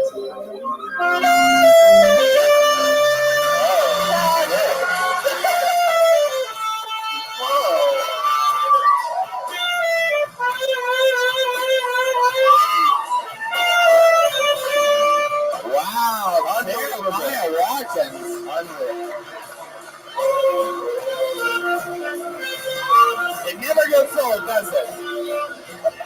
Every single week.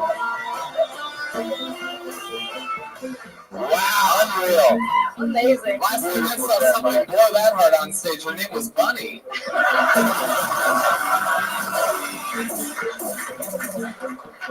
Oh, man. Special ed dubstep. All right, Jesse Johnson, slip back up there. What are you doing? With a beat in the heart.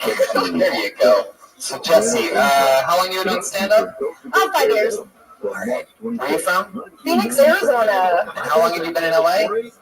Since May. What do you do for work? I'm a personal assistant. I work from home. Random jobs, mostly low pay. And I edit.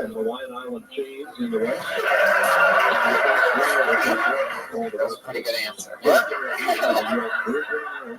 So you might hire her. That's a lot of stuff she does. Yeah, she has a long resume. Yeah. If her, yeah. Does she need your bills paid? Do you have a business card? No, Is this your card?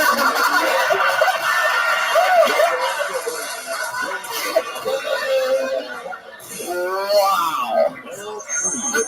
The first time I was on the show was, I was a magician. The first time I was on the show, I dressed up as Magic Johnson, and it was the Halloween episode. That's true. It is very true. And it's October now. Spooky. Look at that. For those of you playing Kiltony Bingo, listen to what Jesse Johnson just said and match up your card. So, Jesse, is it true that you're single? Yes. Have you had a boyfriend since being here? No. God, I haven't had a boyfriend in a while. How long? Maybe like 2 years. Why do you think that is? Yeah. It's probably everyone else. I'm sure. I know. I think I know a lot of guys that would like to get their bills paid. Well,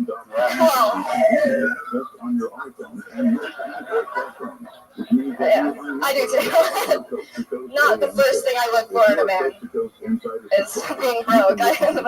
Oh, you don't want a broke? Okay. Have you been on any dates lately? No, I'm trying to make friends. Okay. Do you guys want to be my friend? Do you go to shows? Like, do you hang out at shows? Yeah, I go to shows like almost every night. No, I'm not yet, but mostly stand up. And then I went to the Dresden last week. That was the first bar I've been to since I moved here. The only place I went out. Yeah. You had drinks? A drink? Oh, God. They were on a date. I was like the third wheel on a date. I don't know why I brought that up. That's not really going out at all. Yeah, I mean, about this big night out, it's pretty depressing. So you're the third wheel. How long were you at the bar with them, if you had to guess? Ballpark. Hour. An hour? You had one drink? Did you get drunk fast? Such a red band question. I thought the MTC was for Ralphie, not Bill Cosby. What the fuck are you doing? I mean, I didn't know. Is this like a cup holding thing that you're on? You get drunk fast. Perhaps one of the grossest questions ever. So simple yet so funny. She's so small, you know? Oh my God. All right, now we're all not getting better. We're all going to have to go to the courthouse for this one. So the smoking thing, you know, you have something there. You just got to dive deeper into it. You know what I mean? Like I was actually expecting when you said, what am I supposed to say? Like, what do you want, a lozenge or whatever it was? That you would have a second half to that, right? So it's like the premise is worth exploring, right? But you just have to go deeper on it. It's a funny premise. You just have to explore it more. You know, because the lozenge just simply isn't as cool as a cigarette. Yeah. Right. So then, like, expand on that. You know, break down how lame that is. Right. Can I bum a lozenge? I stopped them. I stopped taking them. I'm smoking again. You stopped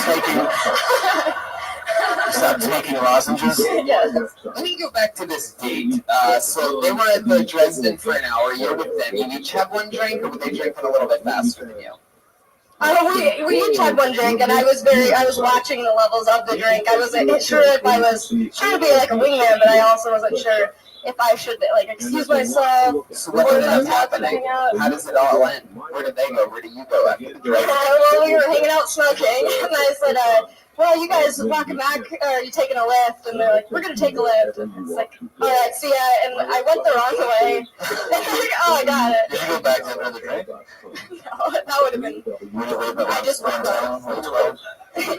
You were walking? Yes. And then you just walked home after having one drink. Wow. You're about as extreme as fucking Quentin Thomas. Well, I used to party a lot in Phoenix. It's just I do shows every night. I don't. So when you had that one drink where you kind of stumbling down the sidewalk? I'm just new here. Alright, stick with the sound effects.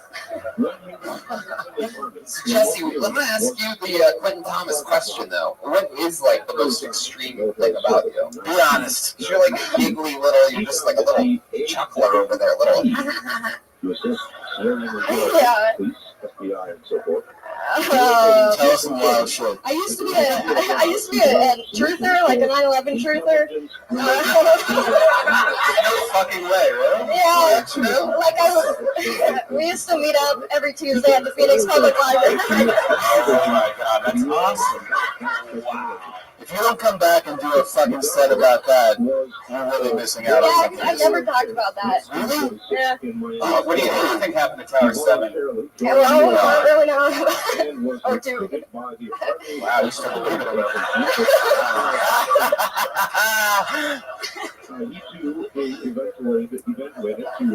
What was your angle on 9/11? Like, I mean, what do you think? What's your biggest? You said I used to be. Does that mean you converted?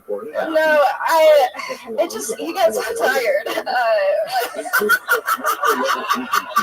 You got tired? Yeah, I mean, we're never going to know. Right. So, I mean, the group was like to get architects and engineers for 9/11 truth, like what really happened.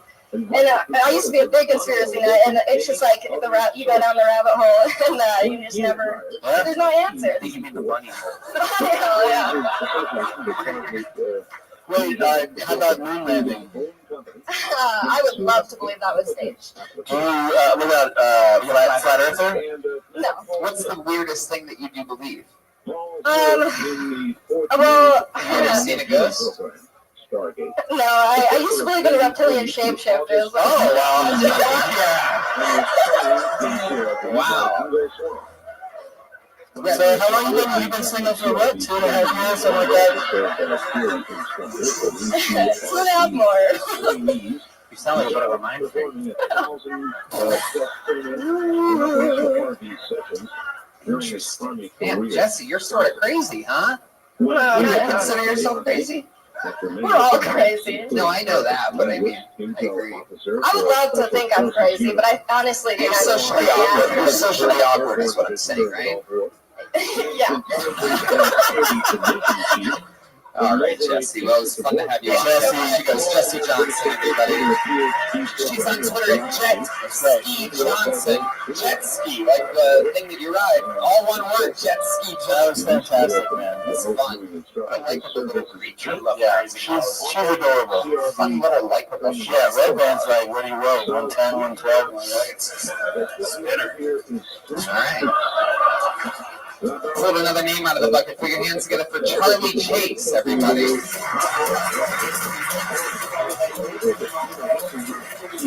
Charlie Chase? Is that Charlie Chase? Is that a guy? Wow, okay, here he comes. A long way.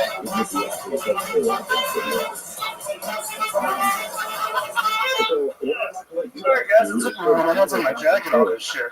It's a little hot out there. Oh, alright. This is not part of my set or fucking anything. This is just a crazy realization that has just happened. I want you guys to all witness this. Alright, you ready? I'm gonna take my hair down and I'm gonna show you how much I look like a creepy magician. Okay, I'd like to answer You guys ready for this? You look like my brother right now, man. Oh, I'm just gonna get knotted up. Fuck me, right? No, I don't look like a creepy pedophile magician. Oh, alright, fine. I got a whole lot of other problems too. I got some drug problems. Can't afford them. You know, anybody like cocaine? Yeah, dude, I found a great replacement for you guys, alright? It's called pre-workout. Trust me. If you guys don't know what it is, alright, it's like a powdered Red Bull. You're not supposed to snort it, but you're not supposed to pee in the shower either. Oh shit, not all those people like to pee in the shower, Tony.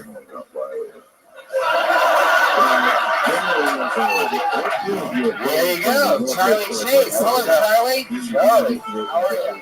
Good. Oh, sorry. All right, a lot of questions. Has anyone ever told you you look like Thor's autistic brother Snore? I got the Thor, but autistic, no. It's true, Charlie. You are one of the funniest amateur professional wrestlers we've ever had on the show before. Charlie, is this your first time here? Yes, sir. Right? How long have you done stand-up comedy? I just started. 60 seconds ago? I mean, this is like my third time on stage ever. Right. Who are the other two?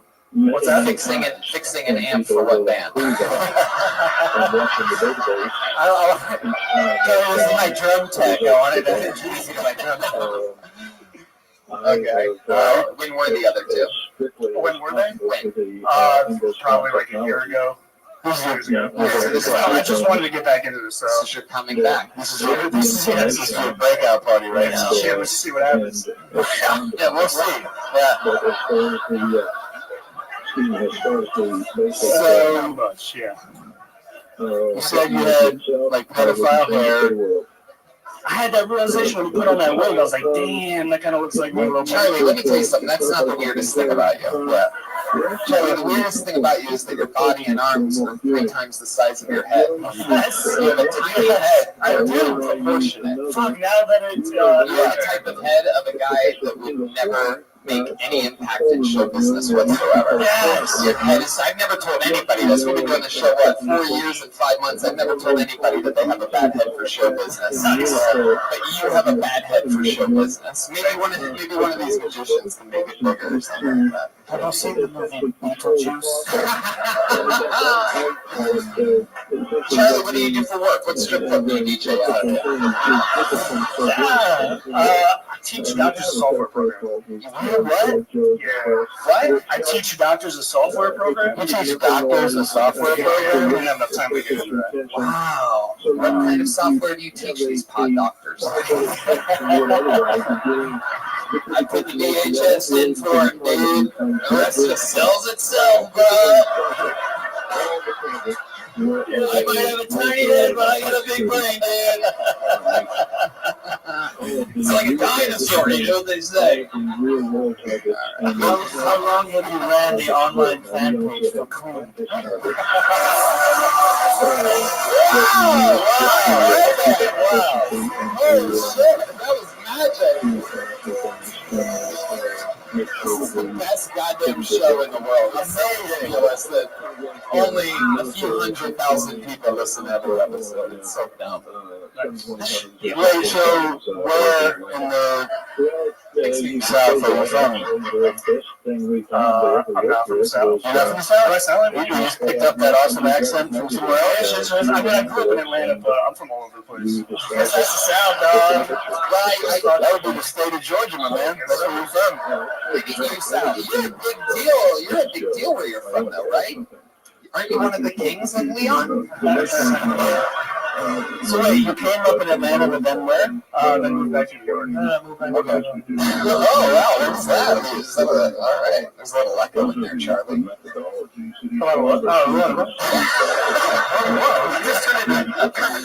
How do you do that, Charlie? How do you do that thing with your voice?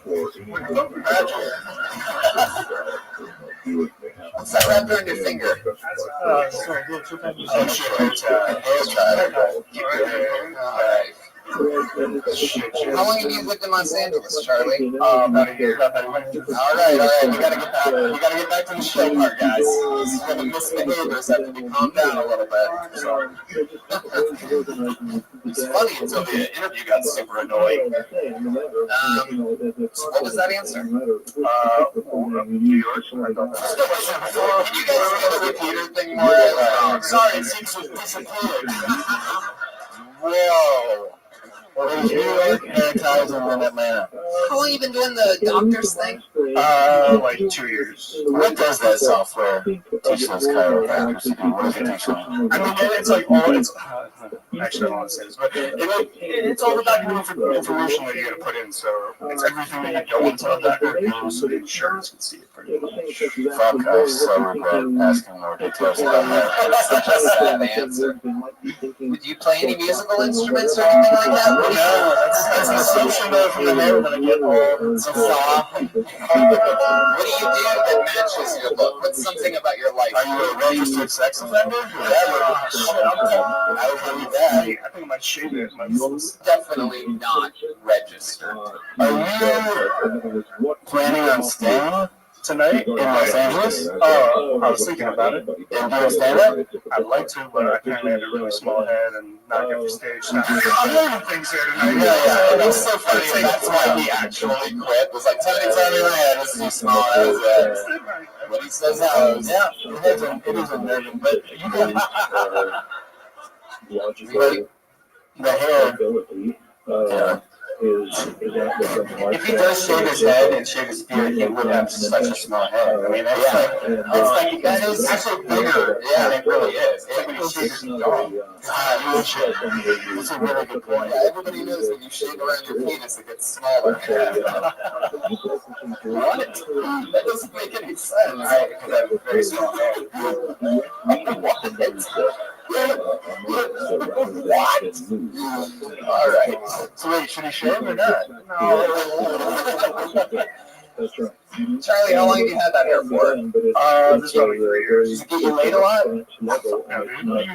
Well, I don't know. I mean, I don't know. Maybe you hook up with, maybe you're able to find chicks in, like, a place where they can't hear your voice, like a loud music venue or something like that. And you're all just like, they're like, what do you... I think it'd be a good idea if we did a dirty talk segment with this guy right here. Oh, okay. I like that. Let's do a dirty talk segment with Charlie Chase. Give us an example of some of the sweet things that you would say to a lady. Oh, yeah, what are you going to do to me? Yeah, there she is. There she is, Charlie. You better tell her what the fuck are you going to do to her. Look at me and say it. Charlie, dirty talk like this. All right, baby. With that saxophone, I can get it next to mine. Wait. Gotta mix up that ring, you know what I'm saying? That's what it is. Well, I came. I don't know. You done?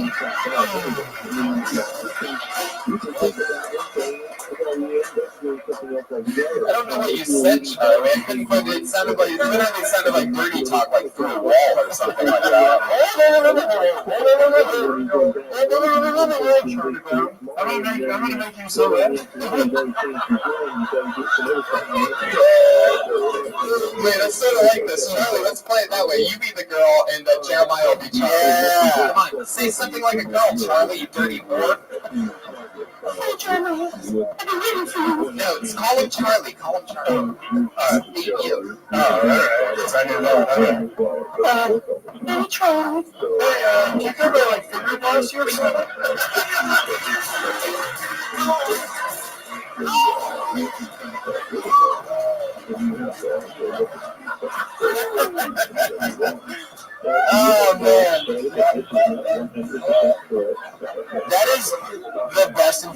you ever. Yes, like.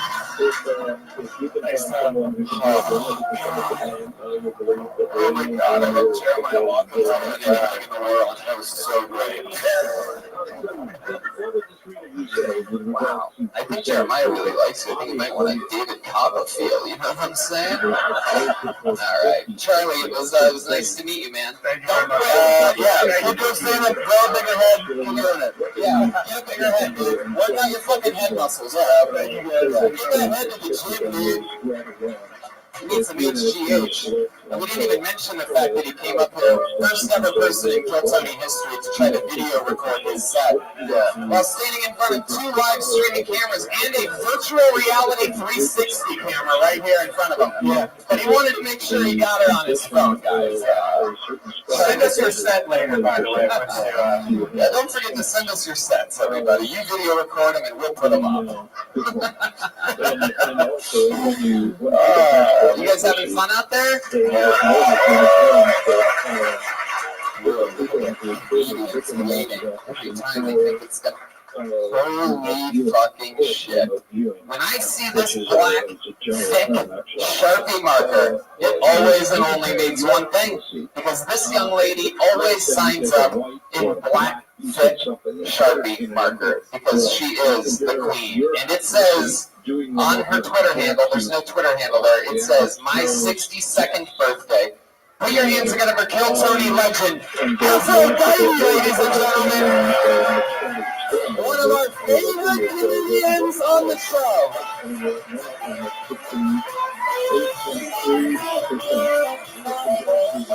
Make some noise for Aphrodite.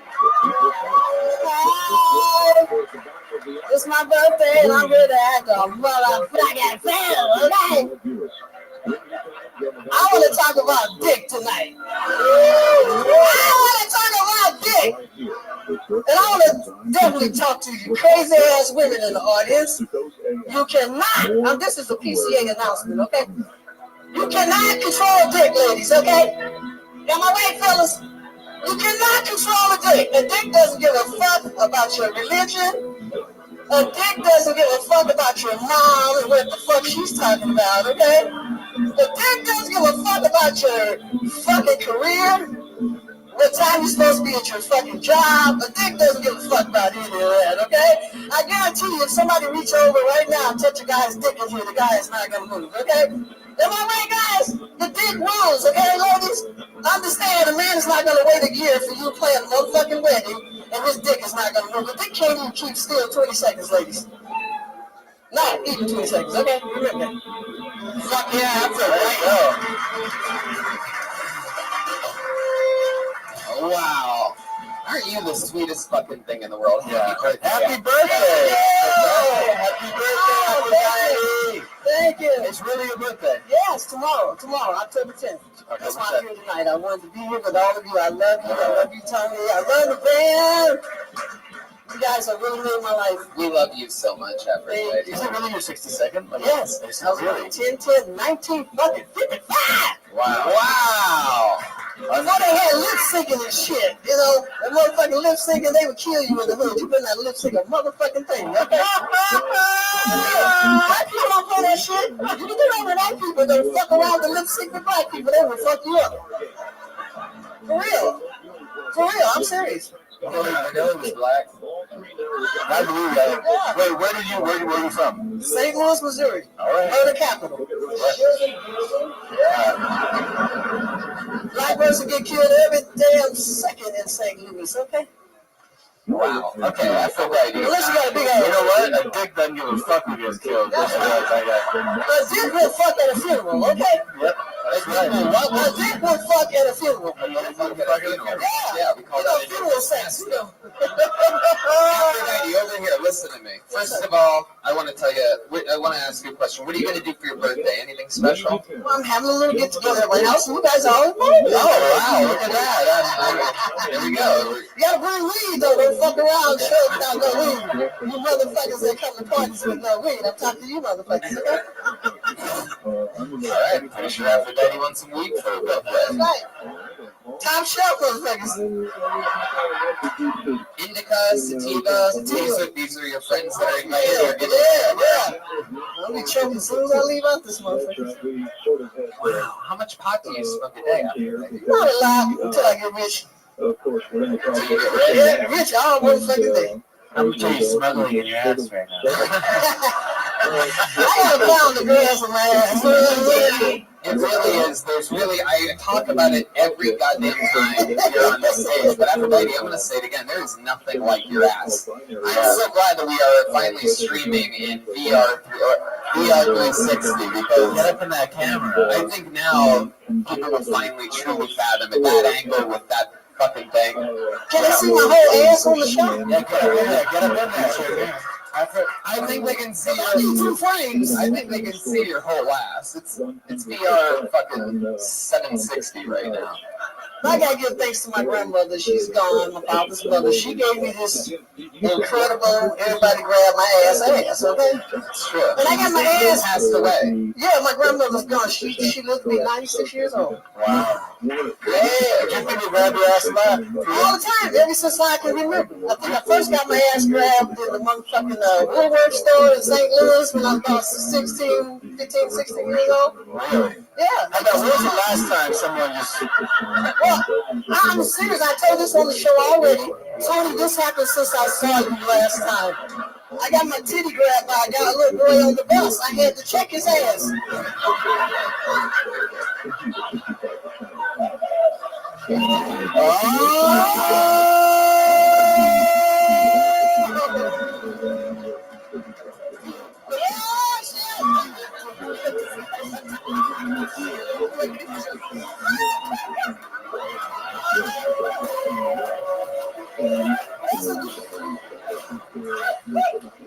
I'm not going to hand to the stick before.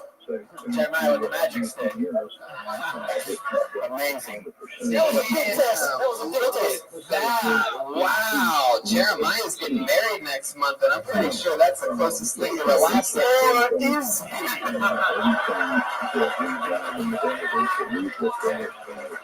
He's exotic.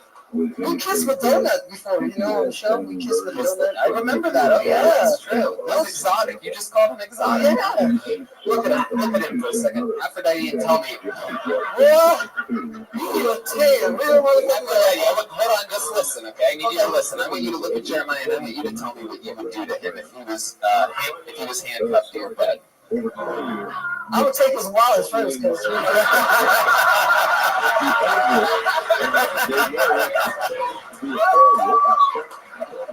oh wow! It's actually happening. Aphrodite, what else would you do? I mean, you take his wallet and then what? Picture it. Look at him. I would put some marshmallows inside his dick because it's about too little. What?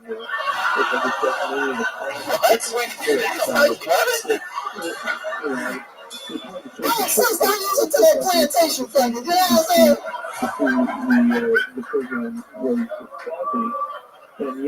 Oh, yeah. You don't think marshmallows and dicks have to do with plantations?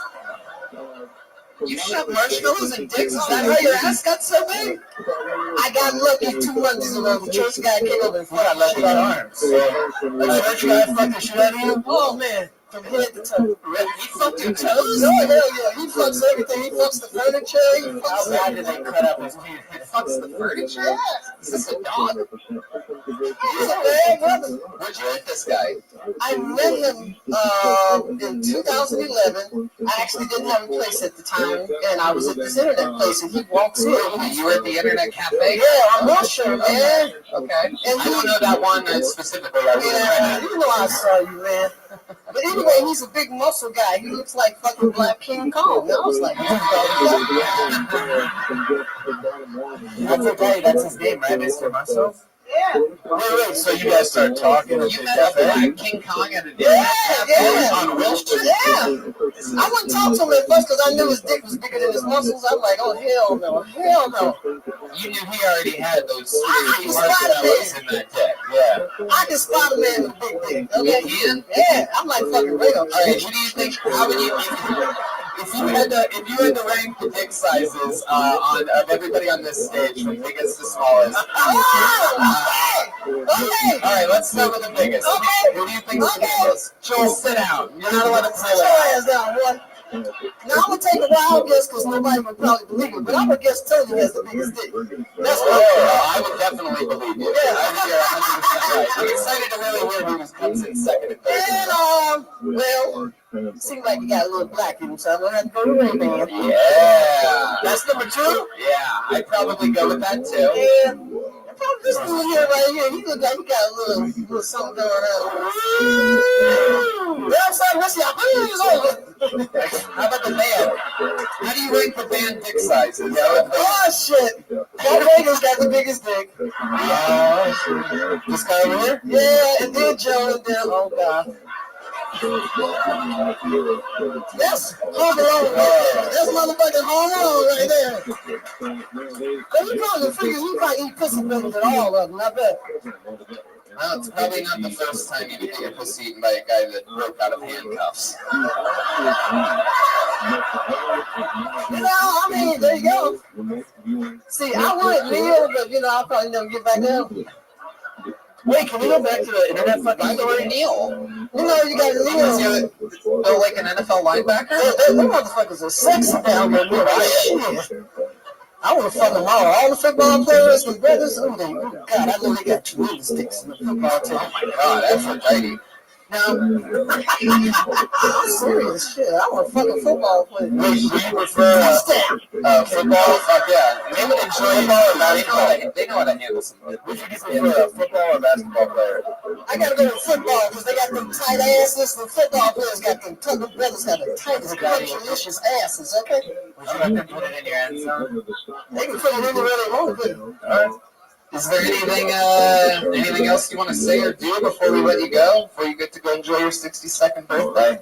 Well, can I sing a line? You want to sing a line? We have a new song? Yeah, I got something I Sure, go ahead. It's a blues kick. Come on, Joe. Let me tell you what I'm feeling. I gotta find me a man. Give me what I want, yeah. Give me what I want, yeah. I gotta find me a man who understands how to give me what I want. Oh,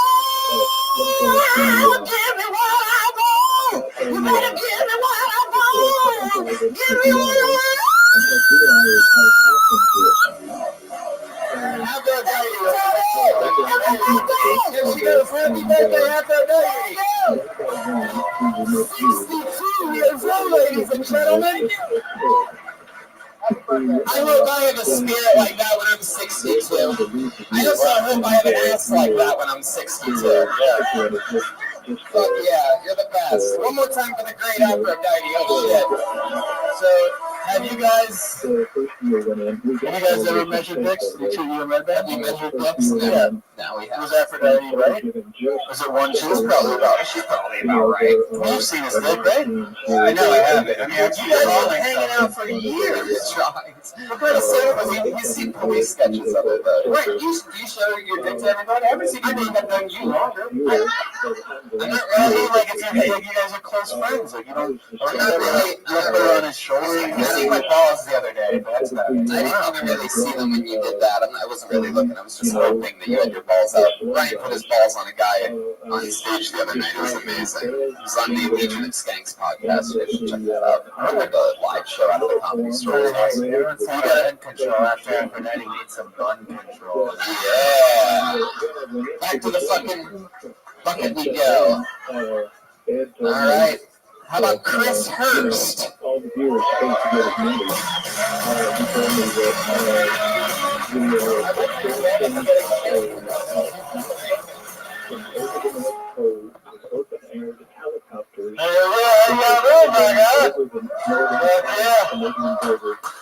This is awesome.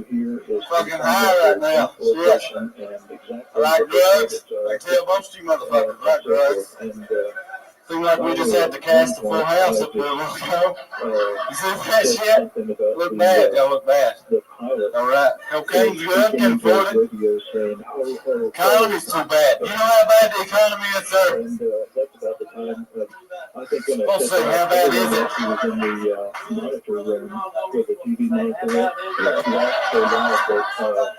The economy's so bad. Every time I call my drug dealer, that son of a bitch is at work. I did cocaine for about 3 days, you know. That was 8 months ago. I'm still behind on rent, you know. You ever do cocaine for about 3 days, you think everything in your house is right as cocaine. You know, like Bobby, don't step on that. What is that? What is that? That's just a fuzzy. That's just a fuzzy. All right. Chris Harris. Chris Harris. All right. Well, there you have it. Chris Porter really fell off, man. This is, has anyone ever told you you look like a live-action Confederate monument?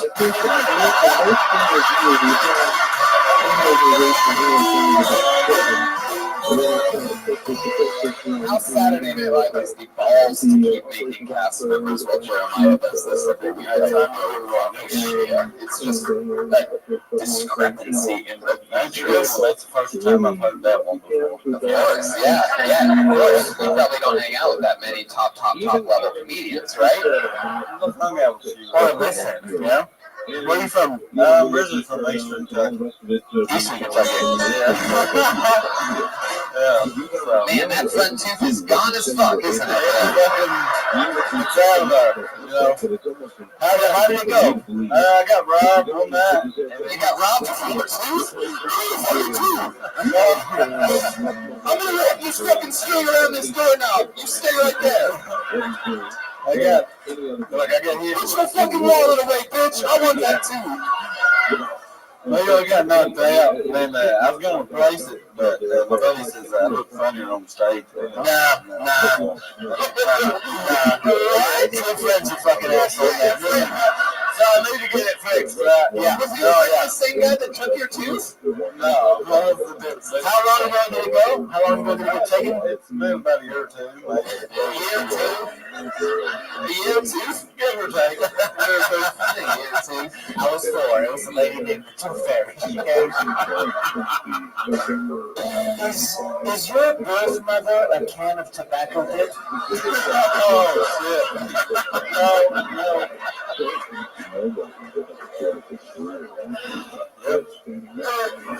Oh my God, Christ. All right, Chris. What did your parents do? I genuinely do want to know that. Like, what kind of family do you come from? I noticed that. Yeah.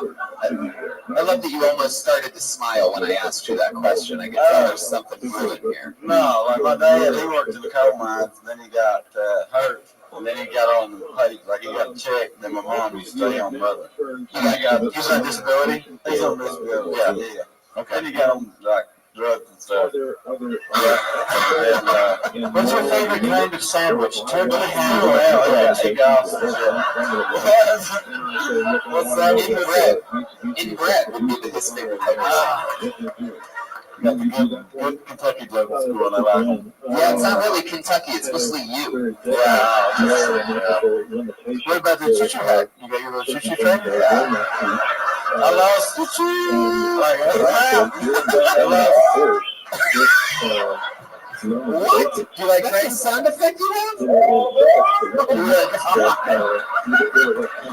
What? Oh, shit. Do you like trains, though? No, I don't care much for trains. We had Aphrodite's caboose up here just a second ago. I'm kind of thinking of Pinky Blinders. What's that show? Oh, yeah. He's not wearing like a TV hat. Yeah. Okay. But I lost it because he got blackout drunk. I lose him all the time. Was that part of that English? What the fuck did you say? I get blackout drunk. Oh, you get blackout drunk. I lose my things. Yeah. What's your drink of choice? Whiskey? I like vodka. No vodka. I wouldn't have paid you for a vodka guy. Yeah, I like whiskey, though, bourbon, but I'm alcoholic, so any kind of alcohol will do, per se. How old are you? I am 30 years old. Okay. You don't look a day over 47. Yeah, I've partied a lot, so put a lot of miles on this. Yeah. Keep going, man. Yeah. Yeah. Okay, man. You still have a lot of teeth left. The rest of it was going to fucking, I don't care. I like to party.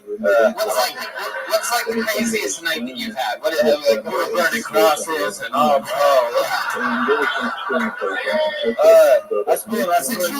is it true that you're the headliner of all the Charlottesville comedy shows? I think I did do a show in Charlottesville one time. Really? Did you do a show? But like I've been doing comedy about 4 years. I used to run my own show in Lexington, Kentucky for 2 weeks. Yeah, I just moved out here about 4 months ago. So yeah, I used to headline out east, but everybody's like, you need to move out west because I got a big hit. Headline out there? Yeah, I ran. Did you take the Oregon Trail on your way out here? Yeah, there's always a lot of dolphins on that Oregon Trail. Like when you move out here and like you I used to live out in Lexington, Kentucky. Like fuck you, buddy. That's Lexington. That's true. Yeah, like fuck that, you know. So I got this start and go up. So I'm getting shows. How long have you been doing stand-up? 4 years. I just auditioned for Showtime at the Apollo. What? Showtime at what Apollo? The spaceship? What the fuck are you talking about? No, I actually do cultural comedy. Like, if you see my whole set, like, I don't do redneck comedy. Fucking, like, I'm the opposite of Jeff Foxworthy, really. Really? Can we please have one example, Tony? Yeah, just one. Yeah, can you give us an example of your red? What would you say? Oh, like you want me to do some myself? Whatever Jeremiah wanted. I don't know. I'm probably not paying attention. Yeah. All right. So, like, how much time you want me to do? One quick joke. Like, you know, Jeff Foxworthy does, like, you might be a redneck of boobity boo, and he has, like, a catchy thing. I'll tell you that. I love black women. Hell yeah. I can tell I love black women from a young age, because every time I went to Dairy Queen, I always get my coat.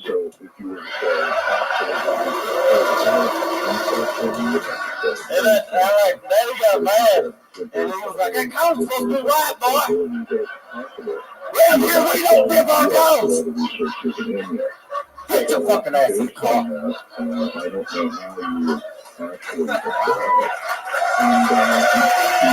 There you go.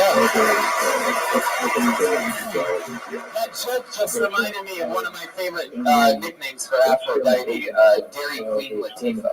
I just wrote that right now in front of all of you.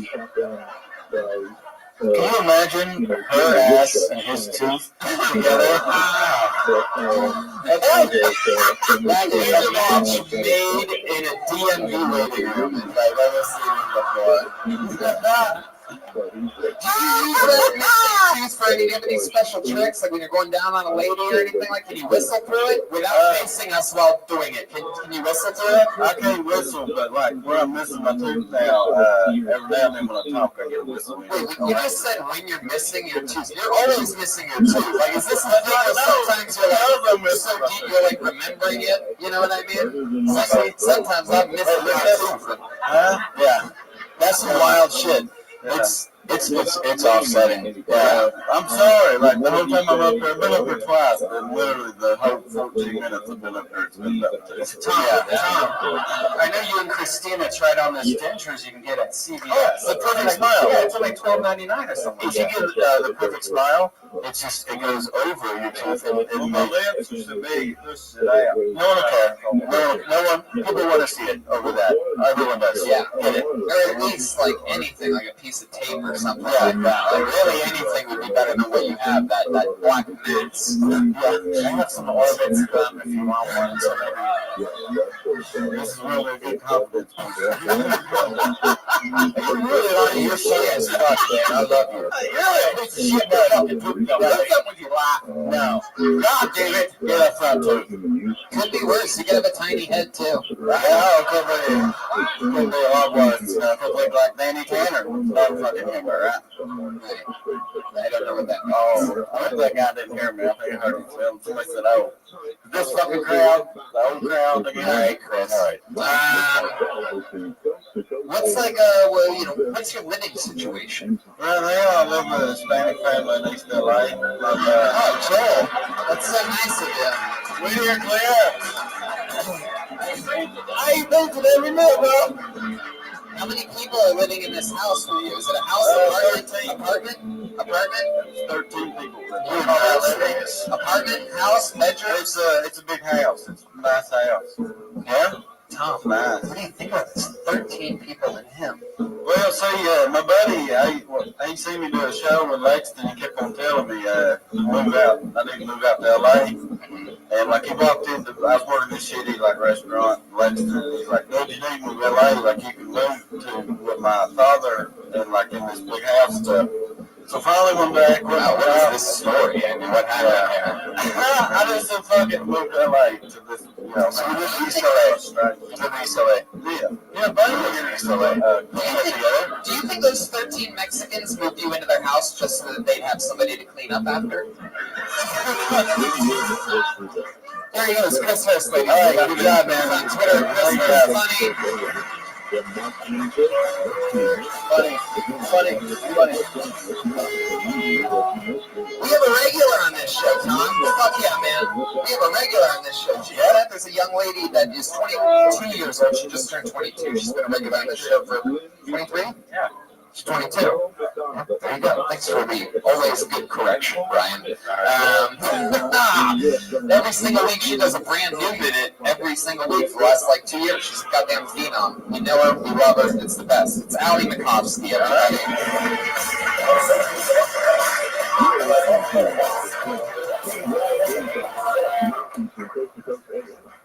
I look like I work at a fucking reptile exhibit right now. Want to know about the snakes? Yeah, I'm a prop comic now. I wear shirts because I have no jokes. I have a new joke. I don't know how good it is. The joke is my cousin's on a paleo diet, and he told me that what the paleo diet is you pretty much just like eat how cavemen eat. Which doesn't make sense to me because cavemen died at 22 of stubbed toes. What is he going to do next? Start dragging his wife around the house by her hair? I would rather live like my Uncle John. He eats McDonald's every day and will probably die soon. Okay, I just found out today that great white sharks don't eat for about 3 months, and I decided that I don't have the end of this joke. Wow, really? Yeah, I mean, I was just going to say, like, well, you're in LA, I don't know, something hacky and stupid. Anyway, what's up with you? A new minute from Ali Makovsky. That's just...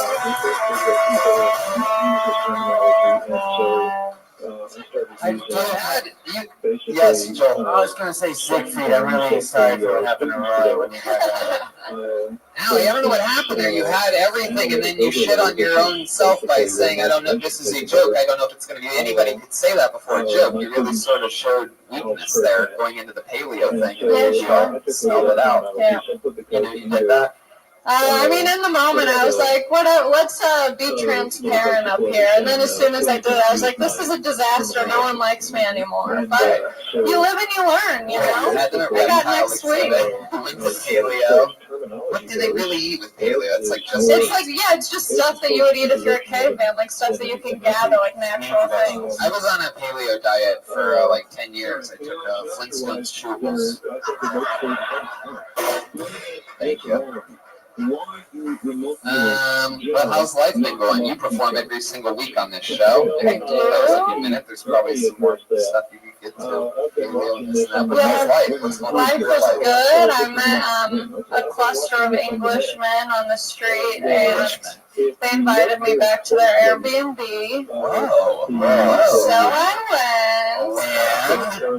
Airbnb. Bunch of English guys? All right. Oh, yeah. I need to remind you. Why don't you just trust me? Yeah, me too. Oh, What's up, guys? I'm the new host. Wow. So what happened with This is all going back. drugs with these English people? No, it was very nice though. They did have a line of Coke laid out for me, and I was like, such hospitality. And then they ghosted me and went to San Diego, and I haven't heard from them since. How did they ghost you if you were at their Airbnb? So I was at their Airbnb, and then I was like, I should probably leave. It's 4 a.m. So I left, and then they were like, let's hang out tomorrow night. And I was like, hell yeah. I showed up here at the Comedy Store. I was looking hot, waiting for their text. No text. And then they're like, we're in San Diego, bye. And I was like, okay. They found out her true identity was Cersei Lannister. Shame. Did they really say that? Were they really like, we're in San Diego, bye? No, I just saw. If you actually heard that, then they probably weren't in San Diego. It sounds like they were like right next to you, just lying like, we're in San Diego, Lord. No, one of the guys added me on. Well, I added him on Facebook, and then I saw that they were in San Diego. I knew that they were going. I just thought I would get like a. This was fun. Whatever. What was your favorite part of hanging out with this? Oh my god! Did you have a crush on one of them? All of them. There's 8 of them. And they were like, 8 of them? Yeah. What is this, Led Zeppelin? How do you have a crush on 8 English guys at once? I mean, I don't know. Once you hear them talk, you're like, I gotta see where this goes. And then one of them. I always change the channel when I hear a British voice. Really? That's what BBC means. Aphrodite is also a BBC, I do believe.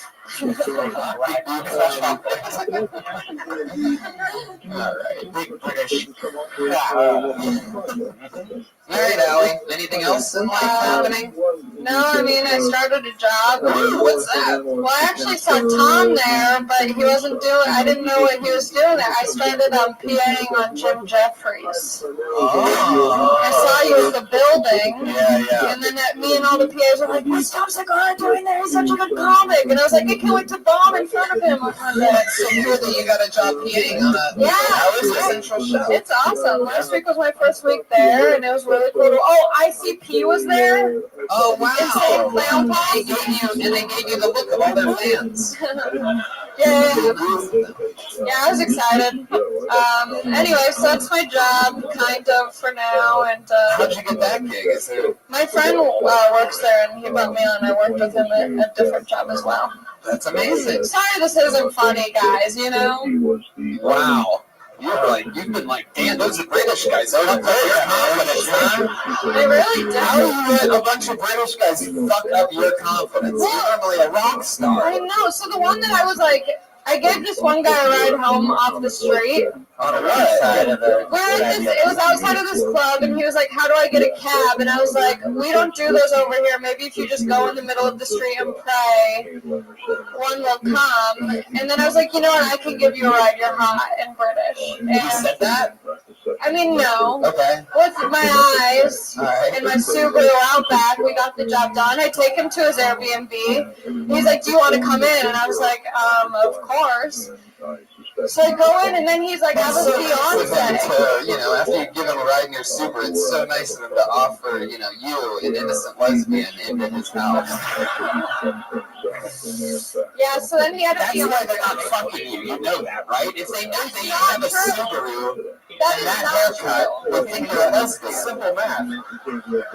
I'm sorry. But guys do this thing where they're like, oh, I'll make her not a lesbian. I'm like, surprised I wasn't the whole time, but I'll still fuck. Wow. Like, you only fuck with, like, scissor style, right? Yeah. You're like, give me that spotted dick, I have him do this thing from what's that movie? I don't know what you're talking about. He does the man. Okay, I don't care. I mean, whatever. There you go. Sounds of the Lambs. Thank you guys so much. Hey, everybody. Look, that's the regular, Allie Makovsky, with another minute. An update on her life. She's got a real job now. We went, what, 2 or 3 months without a real job, huh? Fired from a restaurant. She was a horrible waitress, and now she has a new job. That's exciting. Should we go to the bucket one last time? What do you guys think? Make some noise for the great Tom Segura hanging out with us.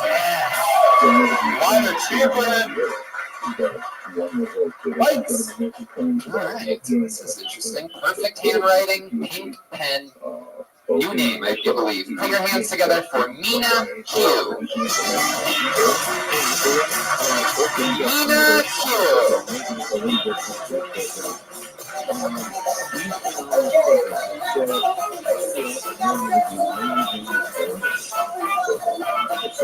Mina Q, ladies and gentlemen, come on. So I just saved a bunch of money on my car insurance by getting my car repossessed. So shit's going good. It's going good. I know you guys are probably looking at me like, she broke. Okay, and I'm not broke, but I'm close. You know what I mean? Like, I'm not at the point where I'm eating out of trash cans and shit. All right. But I am stopping people on the way in trash can. Like, hey, where you going with that? Throw that away. I just got out of a 6-year relationship with this bitch, and I don't know. I'm just at the point where I'm thinking about putting my 2 weeks notice in. I'm just like, fuck this. I can't do it. I don't know what to tell though. That's like an Ellen thing, but I don't know her like that. The only thing is I can't really go back to guys because I get this like really rapey vibe out of a lot of guys. You know what I mean? Like Mexican guys. Mexican guys are whipping with their eyes. They're like, ay, órale, mami, ay. And then, is it okay? You can finish. Go ahead. And then black guys with mustaches, black guys are whipping with their words like, what if we brought that fat ass? Like, oh my God. And then white guys with mustaches just rape you, so it's really shitty all around. Wow, Mina Q. Making her Kill Tony debut. Where do you come from? Atlanta, technically. And you've been doing stand-up for how long? 4 years about. It feels that way. It feels like a solid, good 4 years in Atlanta. How long have you been in LA? 20 years. A long time, like 20 years. Oh, so you've done your 4 years here. That actually surprises me because you seem solid and like you stayed in the pocket there and just kept delivering jokes. Thank you. Yeah, you have great stage presence. Very confident. Good stuff. Really funny. You're like Afro-Lighty or something like that. Afro-wifey. Yes, we work on that together. Amazing. So, wow. So you have such a natural. How often do you go on stage? As much as possible. I try to go out like at least 3 or 4 nights a week when I'm not at work. Where do you get up? Where at the Ha-Ha, and then I'll come down here. I do the Crack 'em Up show, just wherever. What do you do for a living? I'm a bartender. So, at a place in Van Nuys called Carlito's Way. Ooh, yeah. So that's fun. Shout out to my Latinos. Yeah, it's a lot of Latinos. I love Latinos, just not. Yeah. No, go ahead. Are they always spitting that rape eye? Yeah, I know. I do get a lot of like aggressive. Not you. You're cool. That's all I wanted to know. All right, it's aggressive. Not the Mexican Gene Simmons back here. We're selling Kiss caskets and Kiss gumball machines. Aggressive looks. Aggressive. They're just the guys there are just very like they're gonna let you know what it is type. I just don't like the banda music. Like I can't handle the like. You know, I can't take that. Like I have a very low threshold. They're like the one that's like like that whole I can't. Yeah, they play that. They actually so that's stuff that I don't want to hear. I gotta be clear about this. That's mariachi. Banda is more like German polka, but Mexican. Okay, whatever it is, it's a fucking problem. Just kidding. I'm sorry. It's just I can't handle it. Okay, so having a real argument about this Mexican music. I'm gonna take the between or something.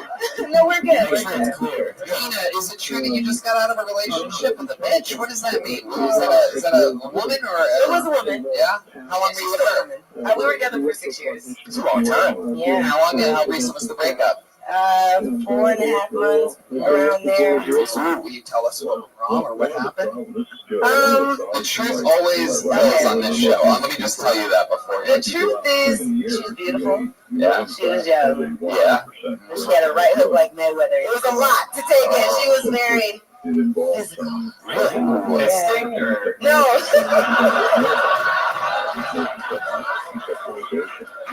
Oh, Brian. A lot went wrong. It wasn't all her, but the thing is, like, I decided. Are you talking about in the bedroom, or No, you guys would have in arguments? real life. In real life. Or in elevators? Yeah. I took on the role of like being the man in the relationship, so I was like, you know. Right, and that doesn't work. It doesn't by a work. woman. Yeah, exactly. That's like the worst position to be in. So I was like, I could have been what to do for this. So yeah. Did she really clock you? She was good at what she did. Did you do things to deserve it, you think? You know, I questioned that. I think I'm allowed to ask that when it's two women. Yeah. I question that because there's no rules. There's no gay rules. Everything is like. It'd be funny if that question made it all the way to the Supreme Court. Is Tony allowed to ask a female lesbian if she deserved to get hit by the other female? It is like, couldn't do it if it was a guy. No, she was great. She's great. Can you give us an example of something you may have done to deserve getting punched? I don't know. What was it? I said breathing wrong. Breathing wrong? No, you know, just it's very different. We just handle things differently. When you said she has a right hook like Mayweather, does that mean that you had to swing at her first for her to come? No. See that boxing fans, Selena, wow, you're an interesting, you're such a likable person, honest with your answers. Is there anything you miss about your ex-girlfriend? Sex fun? Oh yeah, we have great sex. What kind of sex did you have? Like scissoring? Come on, Brian. That's just simple. You're just asking the first thing that comes to the front of your simple brain. No. Don't do it just because. All right. Mina, have you always just been with women? You said I can't go back to 15 years or so. You said I can't go back to men. So you dated them before? Yeah, I did. When I was like in high school. They fucked that out because they punch like Mike Tyson. That's funny. Every fucking other thing I said. What ethnicity was your girlfriend? Good question. Filipino and Spanish.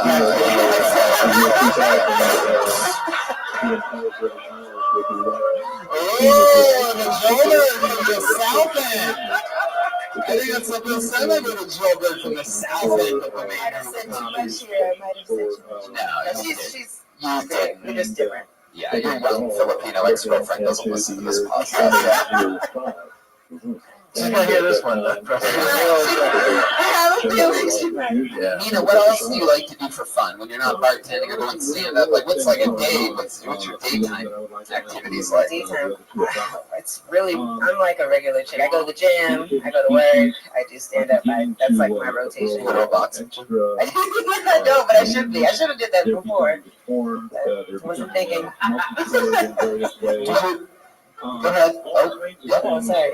Do you have any pets, such as dogs? No, I don't. Would you like some? Uh-oh. Yes. I'm afraid of what will happen next. She already knows what it sounds like when dogs cry. Wow, that was actually a guitar riff from When Doves Cry. Sometimes I don't know how Brian does that. Right, amazing. He's red, red.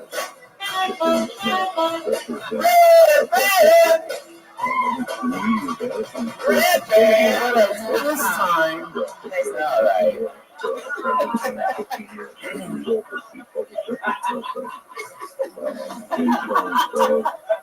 Nina, what scares you? What's your biggest fear? Oh, okay.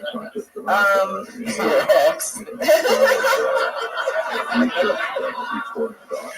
My biggest fear. Oh God, I don't know. I don't like paranormal stuff. That freaks me out. Like I can deal with like some scary shit, but I don't want it to be like supernatural. Oh wow, a black person that's not into the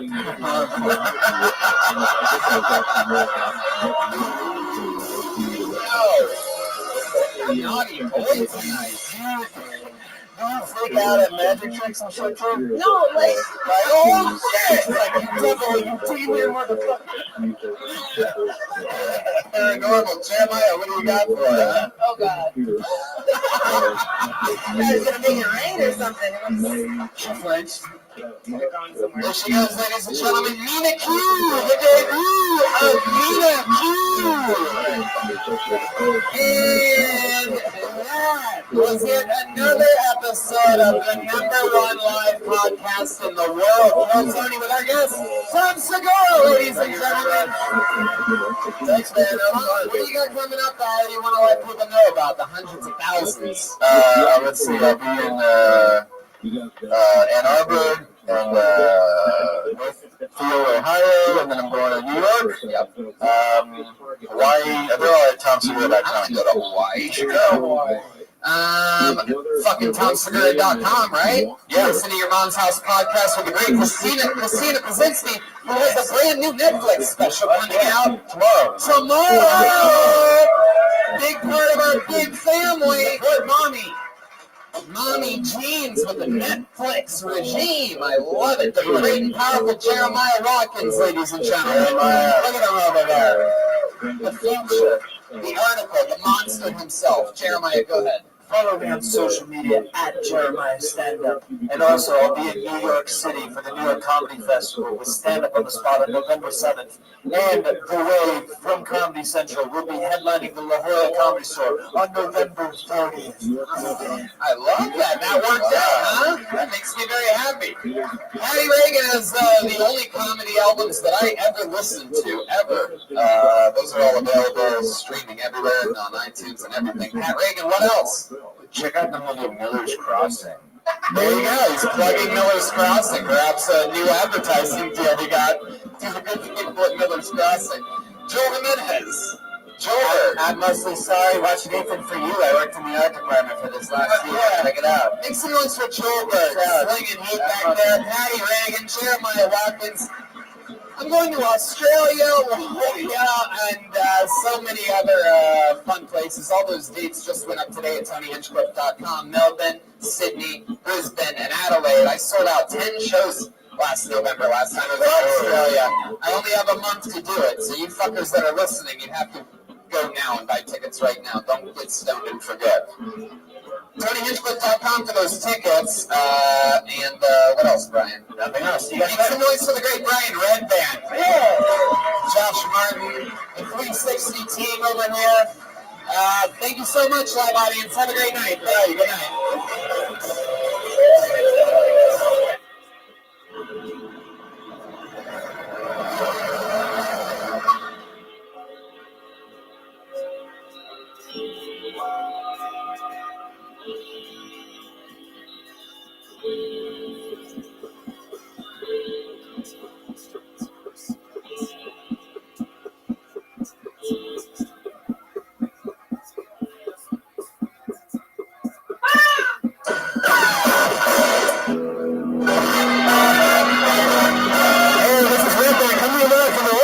Comedy Store main room for a brand new episode of Kill Tony. Here's Tony. Nice Tony. Hello, hi everybody. Come on, make some noise. Fucking plays comedians. Hello. Good evening and welcome. I'm excited to be here with you. The #1 live podcast in the world. Some unfortunate news, ladies and gentlemen. I'm just going to let you know right up off the top. The great Ron White was scheduled to be here tonight, and unfortunately his plane malfunctioned in Austin, Texas at 5 o'clock this evening. I got a text a little after 5 saying not going to be able to make it. My plane is broken. So, he's on a personal plane, I think, also. However, he will be here next week, and anybody who came to the show tonight, even though I'm sure a lot of you are visiting around the world, whoever came here tonight automatically gets in next week on top of all the other people that are going to be here. Ron White, live from the Comedy Store next week. Save yourself $5 by bringing your receipt from tonight or whatever the fuck. And I'm going to Australia, Brian. I'm going back to Australia for the 3rd year in a row. I'm going to be spending Thanksgiving in Australia. And you know when that is. That's November 22nd in Melbourne, the 23rd in Sydney, the 24th in Sydney, the 25th in Sydney, the 26th in Brisbane, and the 28th in Adelaide. So for those of you listening, I can hear one of their jungle birds. Oh, the old Australian jungle bird. Oh, look out. Oh, okay. I don't think they have elephants, right? So I'm excited about that. La Jolla and some other fun things coming up, all at TonyHinchcliffe.com. I'm excited about that, and I'm excited about tonight's episode. Oh, the great Ryan J. Ebel, ladies and gentlemen, back from his trip to Texas. We went a whole week without him. Not easy to do. We were jonesing for Ryan J. Ebel. He's going to drop tonight's episode. Whatever he sees go down up here. While you all sit there like a bunch of lazy asses, you're going to see by the end of the show, he drew a drawing of tonight's episode. It's going to blow your fucking mind. All of his prints of every show, including the official Kill Tony poster, available at RyanJEbel.com. You know what else I love? Speedweed. Speedweed delivers weed to your fucking house. What? Yep. Yeah. So that's a good one. We're on Speedweed tonight. All right. So, in place of the great Ron White, I decided to do something sort of super creative. I decided to have one young man make his debut on this panel. How many of you out there are real Kill Tony fans? You've listened to the show before. Some newbies up on the second level. I get it.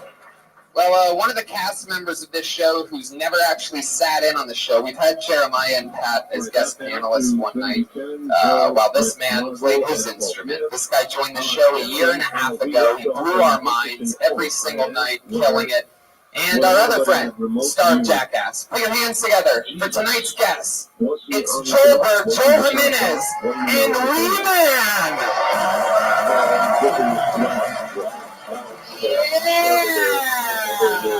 Yes! Dreams really do come true. You can hear the Joelberg chants. Listen to that, Brian. Do you hear that? Listen to this fucking Warzone, Joelberg. The fucking dream has come true. The little boy that worked at a skate park for how long? 9 years. He worked at a skate park for 9 years. A year and a half ago, he joined the cast of Kill Tony as the drummer. And now, speaking of skate parks, now your first time on the show guesting is with this motherfucker. Dude, and we were just talking in the back. He's like, "You still go to the Culver City Park?" And I'm like, "Well, you ever been there?" And he's like, "Dude, we used to go all the time." And I'm like, "Oh, no, I haven't been there lately." You fucking skateboard guys. Yep. Well, I'm excited about this. Welcome back, we've been always fun. Thank you. They gave me one of the best fucking pairs of underwear. What is that underwear? Skivvies. Oh my god. Amazing. I love using dudes' underwear. Where's my underwear? It's been in my trunk every fucking Monday. I left it there. I don't. You think I want 2 packs of XL underwear in my trunk for no reason?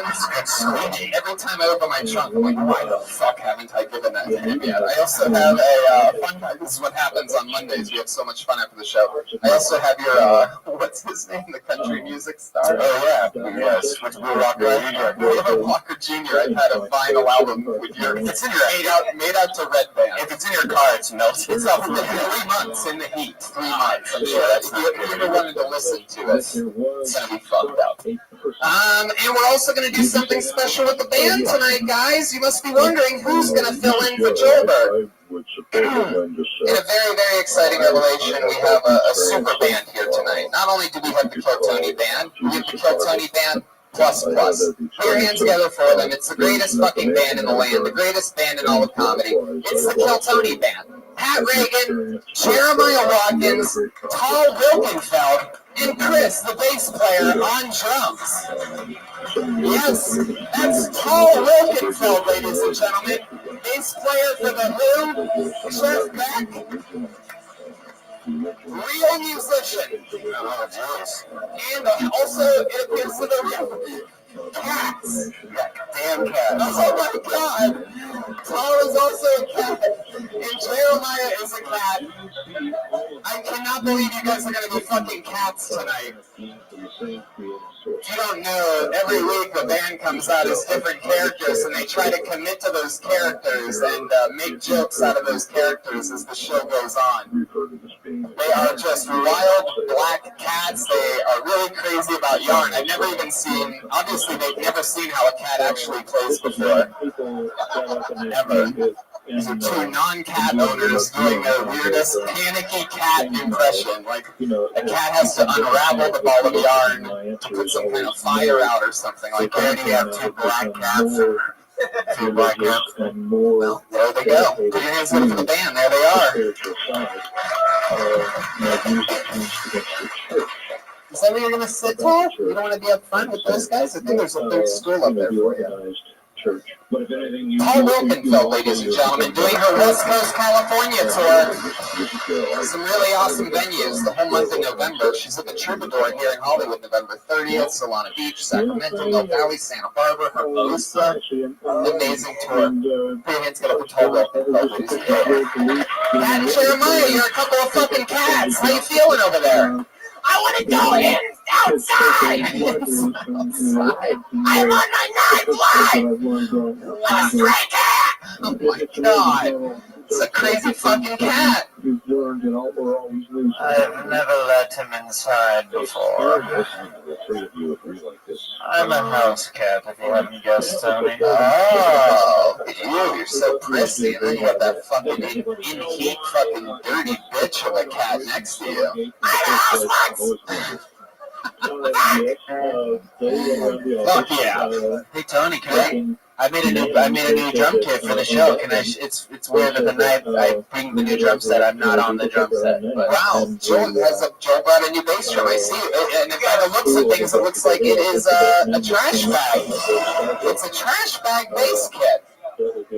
What the fuck? It's like Kill Tony Christmas. Cool. Wow, that's the real logo. You're so likable. We'll see by the end. Put your hands together for a new bass drum here at the Kill Tony band. Let's start the fucking show. Let's jump into it. You guys know how it works. I have a bucket full of names here. A bunch of comedians signed up for the chance. Sometimes it's a comedian, sometimes it's a completely insane person who's never even seen the show before and they just signed up for things. But if I pull your name out of the bucket, you have to do 60 seconds of stage time uninterrupted. And that 60 seconds is up. You'll hear the sound of a kitty.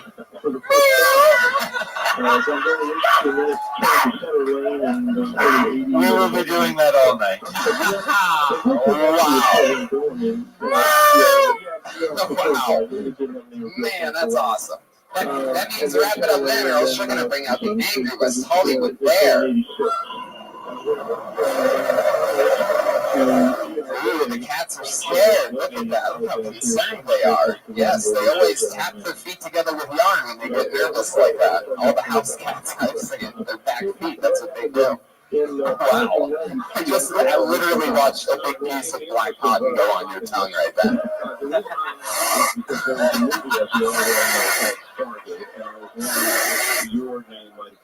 You guys ready to start this motherfucking show or what? Here we are. This is it. It takes a while for all the pieces to get in place. This shit's about to go down.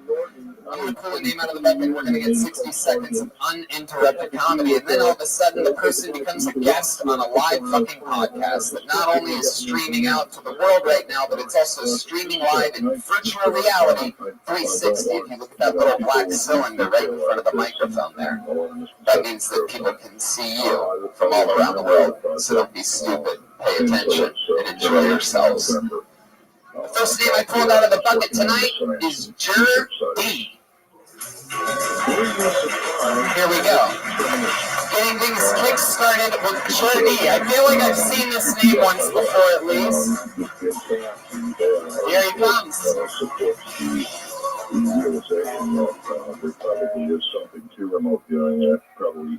Oh, what's going on tonight, you guys? You guys having fun or what? Awesome. I'm a father. I have a 12-year-old daughter, and a little bit before Christmas, a few days before Christmas, she dropped this last-minute gift on me. It was like 3 or 4 days before Christmas. Already done all my shopping, so I couldn't deliver. But she's got a birthday coming up here pretty soon, so I'm going to get her the gift. She asked me for an electric guitar, and I got a few reasons why, too. First reason being is musical talent runs very deeply in our family, it does. Second reason being is I'm an artist for a living. I would love for her to express herself in some way artistically. Third reason being is I fucking hate her mother, alright? My mother's she's a real crazy lady. She's a really judgmental person, but I should clarify she hasn't always been that way. Like a few years ago, though, she started working at a prison. Ever since she started working at a prison. Which fucking cat was that? I'm gonna kill it. Alright, you guys been fun. JD, there you go.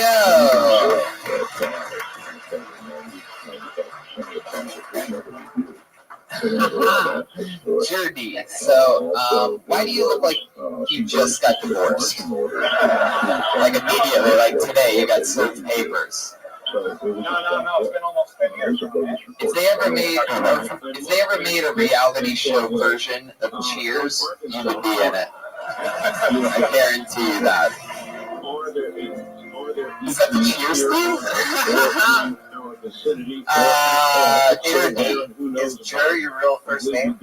It's Jer, and no, it's not. What's it short for? Jer? Wee Man wants to know what that's short for. Yeah, it actually, it's short for jury duty because he looks like every person on jury duty. Wow, look at the house cat. Off and running. Good Lord. No, actually, it's short for, why don't you be a real animal, like a fucking dog or something, alright? Whoa, because I already see a bitch in front of me.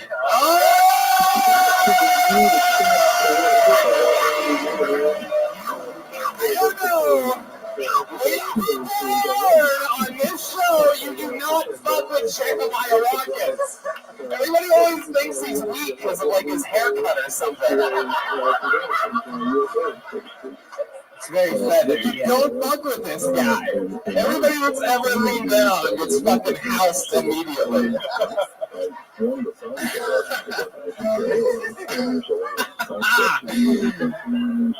Well, it's actually short for Jeremiah. Is it really? Whoa! Yeah, there's only one Jeremiah in the show, but it looks like Charity. It looks wide to Jeremiah. How long have you gone by Jer? Is that just a stage name for you?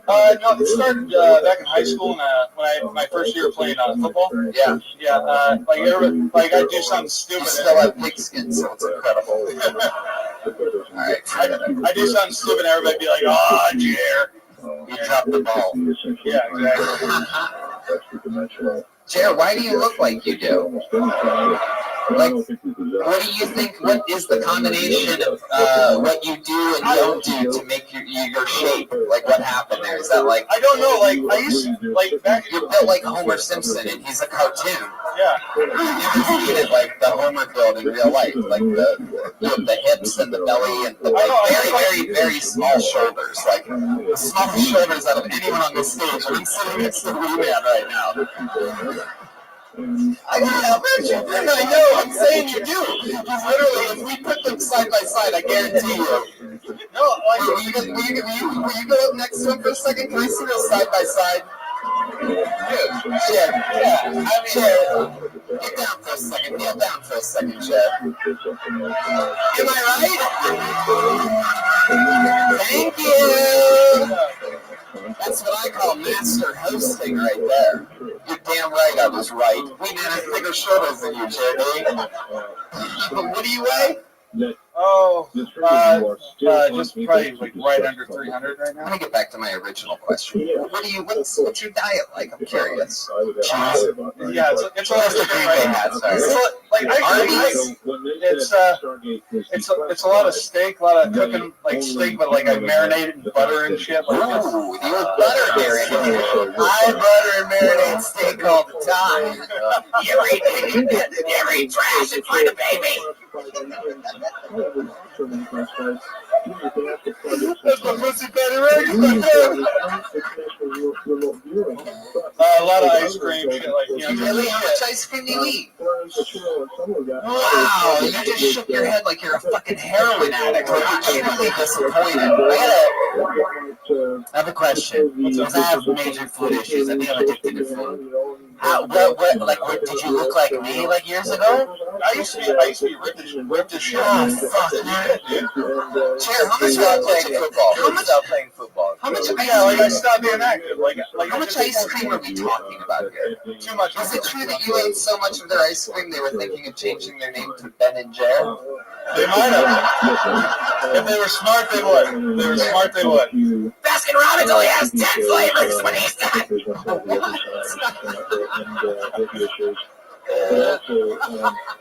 I fucking love that dirty outdoor cat over there. Evil beast. Alright, Jer. Wait, what do you do for work, Jer? Good question. Well, we addressed this a few weeks ago. Actually, I did just start a new job, but what did you tell us a few weeks ago? I live and I'm kept by my rich girlfriend. Oh, you do have a rich girlfriend. What does she do again? She's an environmental engineer. Wow, and she found you asleep leaning next to a tree. She's like, so good. Wow. So what's your new job? It's really weird. I just work from home. And by the way, of all marinating stuff in butter, did she kick you out? No, she didn't kick. But I'm like looking to leave her. Really? Oh, I'm telling you, just by the way you're built, the last thing you need right now is a sugar mama.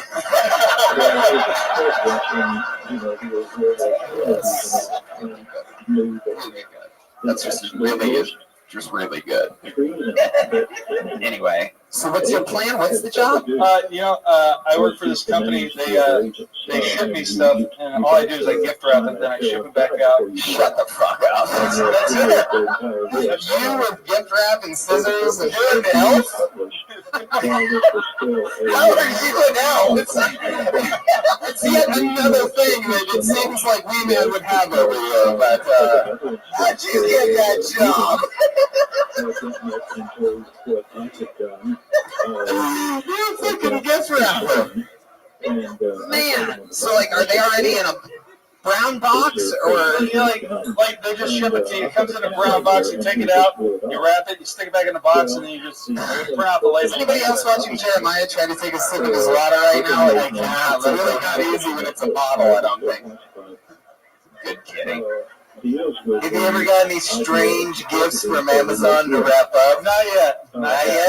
It's been a lot of Apple products. I wrapped an iPhone 8 today. Well, an apple a day keeps the doctor away, unless you're built like you, then it doesn't. So. Fucking pear-shaped and shit, I know. No, I agree. What's a talent that you have, or a special skill or something like that? Anything? Yo-yo champion, or... I mean, aside from back when I was in sports, I can do some impressions. Really? Yeah. Ooh, who can you do impressions of? I always love impressions. Go ahead. Force is strong with this one, it is. Wait, this is okay.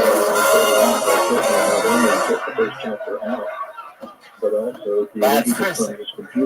That impression something too. Okay. This is one of my favorite things that ever happens on this show is when somebody says that they can do impressions and then I tap them of their impressions, and we tend to one of my favorite things to do is to have impressions off of Jeremiah. Jeremiah, you want to play? I mean, that first one, I'm pretty sure. All right. Okay. You got Yoda, right? I mean, that's easy. Jared, who else do you have in your repertoire? I used to be able to do Lilo or Stitch from Lilo and Stitch. Right. Is your specialty impressions that people don't know? This way, people are like, that's probably spot on. Can we hear it? I would rather you do the little Hawaiian girl Lilo and Stitch. Okay, what's your Stitch? I don't even know what that sounds like. Go ahead.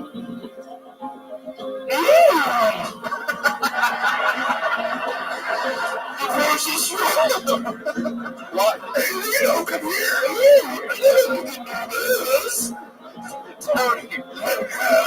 Tony, why do all All of his impressions sound hungry.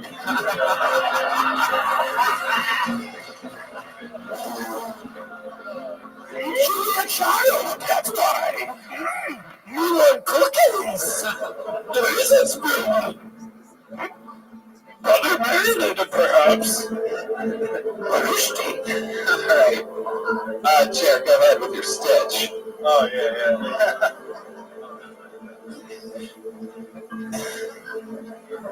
Ohana non spambo. Bambo non.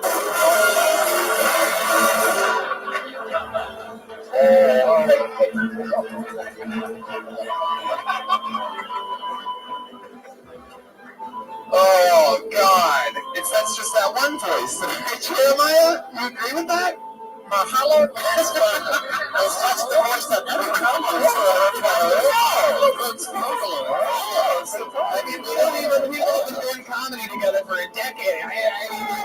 None of us do impressions. None of us say we can do impressions. But what's your next impression? You know, if Stitch is in the number 2 spot, we're in big trouble, people. Big fucking trouble. Well, did you ever see episode 134 of Full House?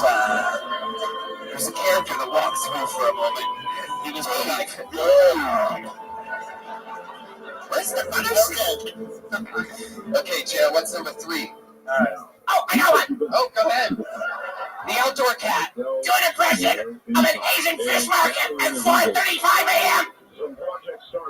It's like Twitch from South Park. I just figured that out.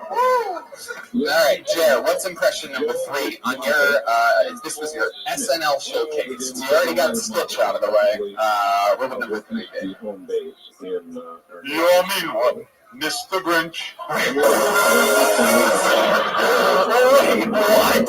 Your impression of the guy that sang the songs for the Grinch? What? Number 3? That guy?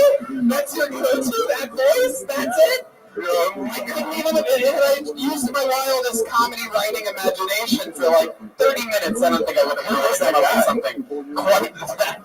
Do you know who that is? I have no clue. You just know, wow. I just heard it.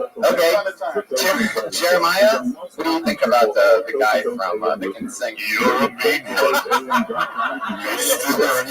Not even trying at all. Ryan J. Ebell knows who that was. Ryan, who was that? There you go. That's a good point. I should use Ryan J as a human encyclopedia more often. I didn't really realize how easily I mean, he's a G. We only had amazing talks before the show in which I realized that he is, but I never really utilized He it. not only draws, he reads. That's true. Yeah, that's it. Let's go to our fact checker, aka the only one that reads on the show, Ryan J.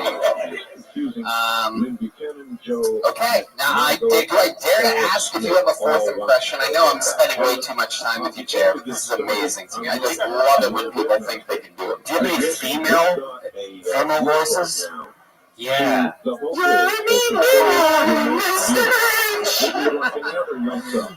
you have any more impressions, Chair? Come on, I know you got one more you want to try. Come on, tell the truth. Say, shy, dude. This is it. You're in VR 360, and that's just your weight. Well, I think I can do Sean Connery, but I actually can't. You know? Oh, no, you can, and I want to hear it right now on this show. You're in overtime, dude. We can't bullshit anymore.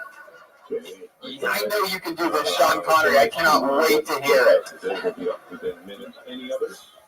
Bond! I got you this one. Here's James Bond. Ba-da-da. All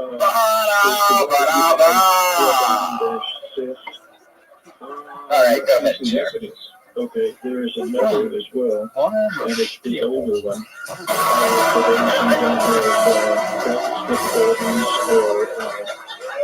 Oh my God! Oh my gosh, dude! Why are bad impressions my favorite thing in the world? Yes. All right, Jerry, you're fucking awesome, dude. I love your spirit. There he goes, Jerry B.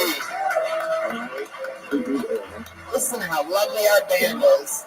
Paul Wilkenfeld, Matt Reagan, Jeremiah Watkins. And Chroma Chris.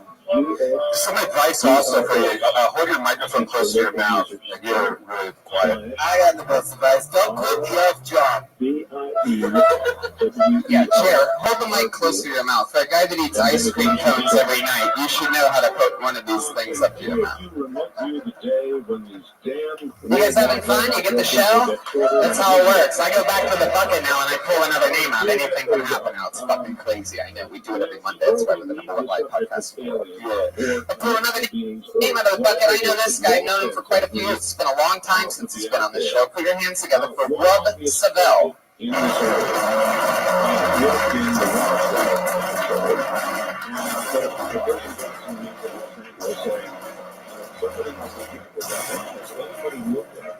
And if so, what have you determined? I can respond. Getting tired of people assuming I have a monster cock. I had a private client who actually called me against Rothschild, and I don't know who starts these rumors. To the actual target.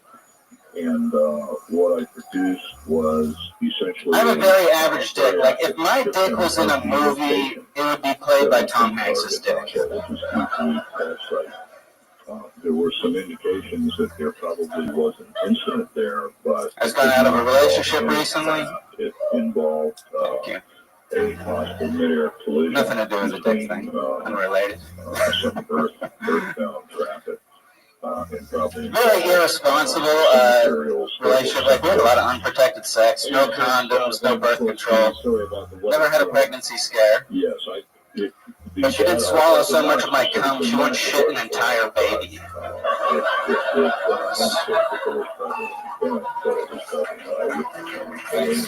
Fuck yeah. I love that last joke. Sounds like it feels like, sort of feels like, I don't know. I can't believe I never really thought of that before. Swallowed so much of it that she shit out the baby. I never really thought of it that way. You have like a brilliant mind of like a giant 4-year-old or something like that. What, remind me, what do you do for a living again? Sell insurance. I do a lot of different shit, not like one thing. Do some copy editing, freelance. Sometimes I work for my brother a little bit. Host bar trivia. You remind me of everybody from Forensic Files. The criminologists. I thought you were going to say friends, like Phoebe.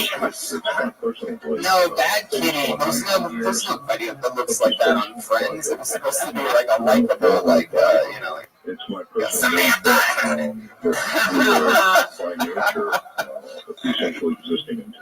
How long have you been on stand-up, Wub? I don't know, a few years. And to ignore the experiences from a spiritual side. No, I don't know. I was asking you.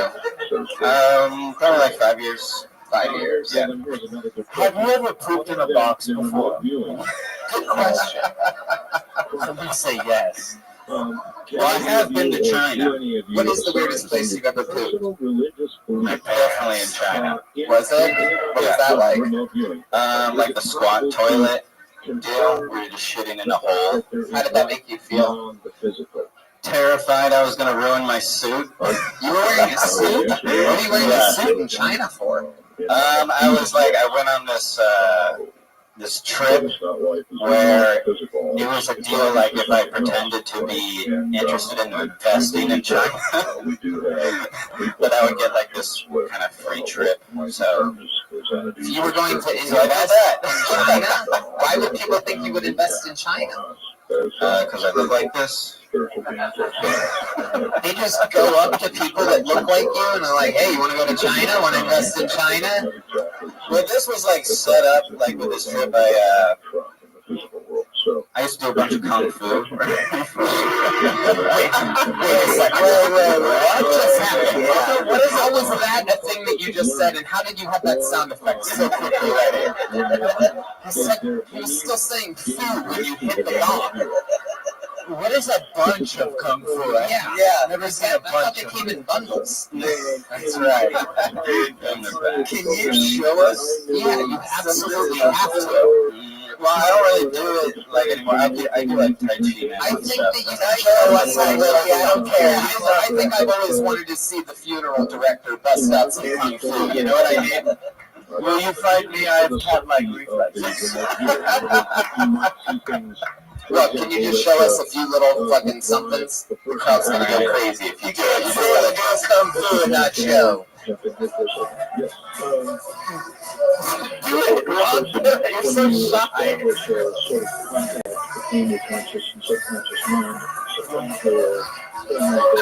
unconscious have been working for 20 years to think of each other.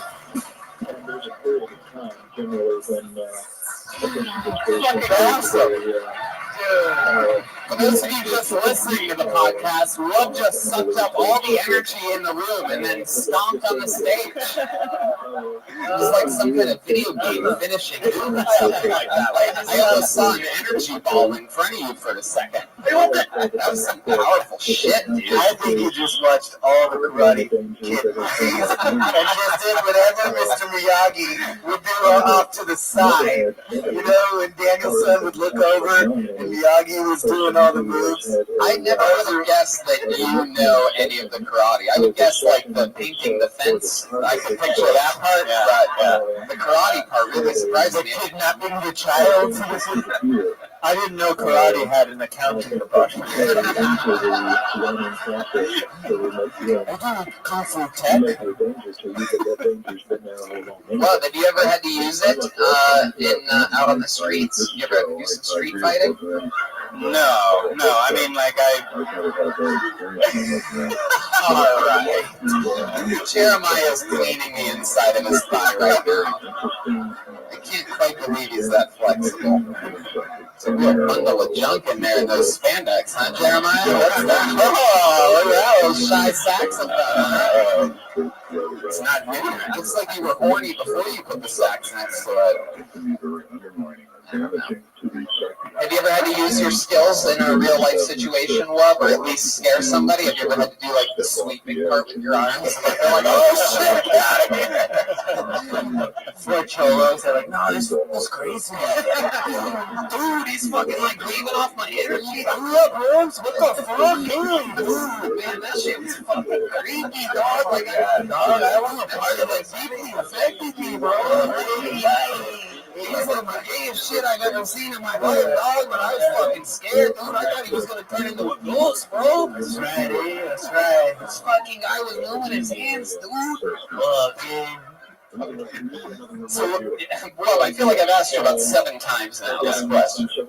No, just like in competition or, you know, like in the school box. Do you have like a specialty move or anything that you do in those competitions or something that you're known for or something like that? Ripping dirt. Yeah, ripping dirt. You nailed it. Any special things that you have like a special knack for? Like mine, for example, like back when I wrestled in high school, I had an incredible knack for being able to bridge powerfully because I was always almost getting pinned continuously. So I built this incredible ability to really just pop up a few times at least if the person was fucking crushing me in a match, and I would just be up like on my head and I'd spin out of it. I'd have a few shots when I had energy to get out of it, and it was like a big thing that I was sort of known for.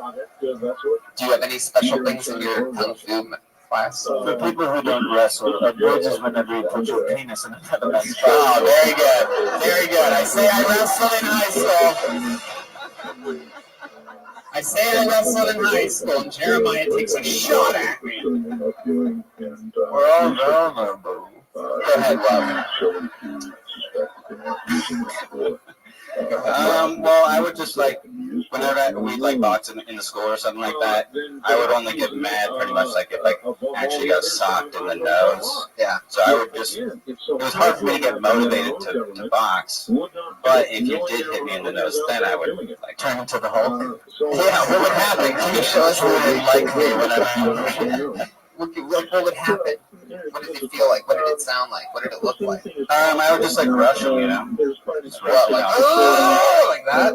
Just start swinging on him, you know? Old crazy white man rush. When you say swinging on him, does that mean you didn't do any of like the premeditative like spell part in which they just get dizzy before and then they're ready for the knockout? Yes, that's good. Yeah. I feel like that's what that thing would do. Like they do it, and then in the end they feel like, oh my god, the stomp. Like if you did the hand in the fist stomp thing, they just fall over after that. It's like,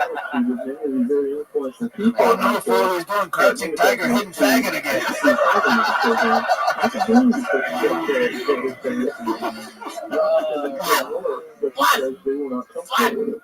Yeah. Have you been declawed? Good question. What? Have you been declawed? Yeah, man. I don't know how to answer that. Yep. Oh.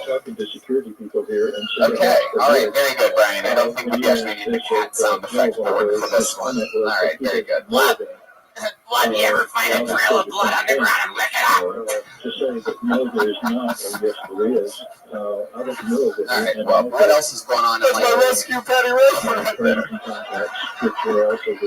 Anything else interesting going on in life? You have a girlfriend or anything like that? No, I was doing a show there a little while ago, and some dude did threaten to shoot me at it. Wow, how recent was that? A couple months ago. Why did he threaten to shoot you? Well, actually, technically, he said, don't get shot now.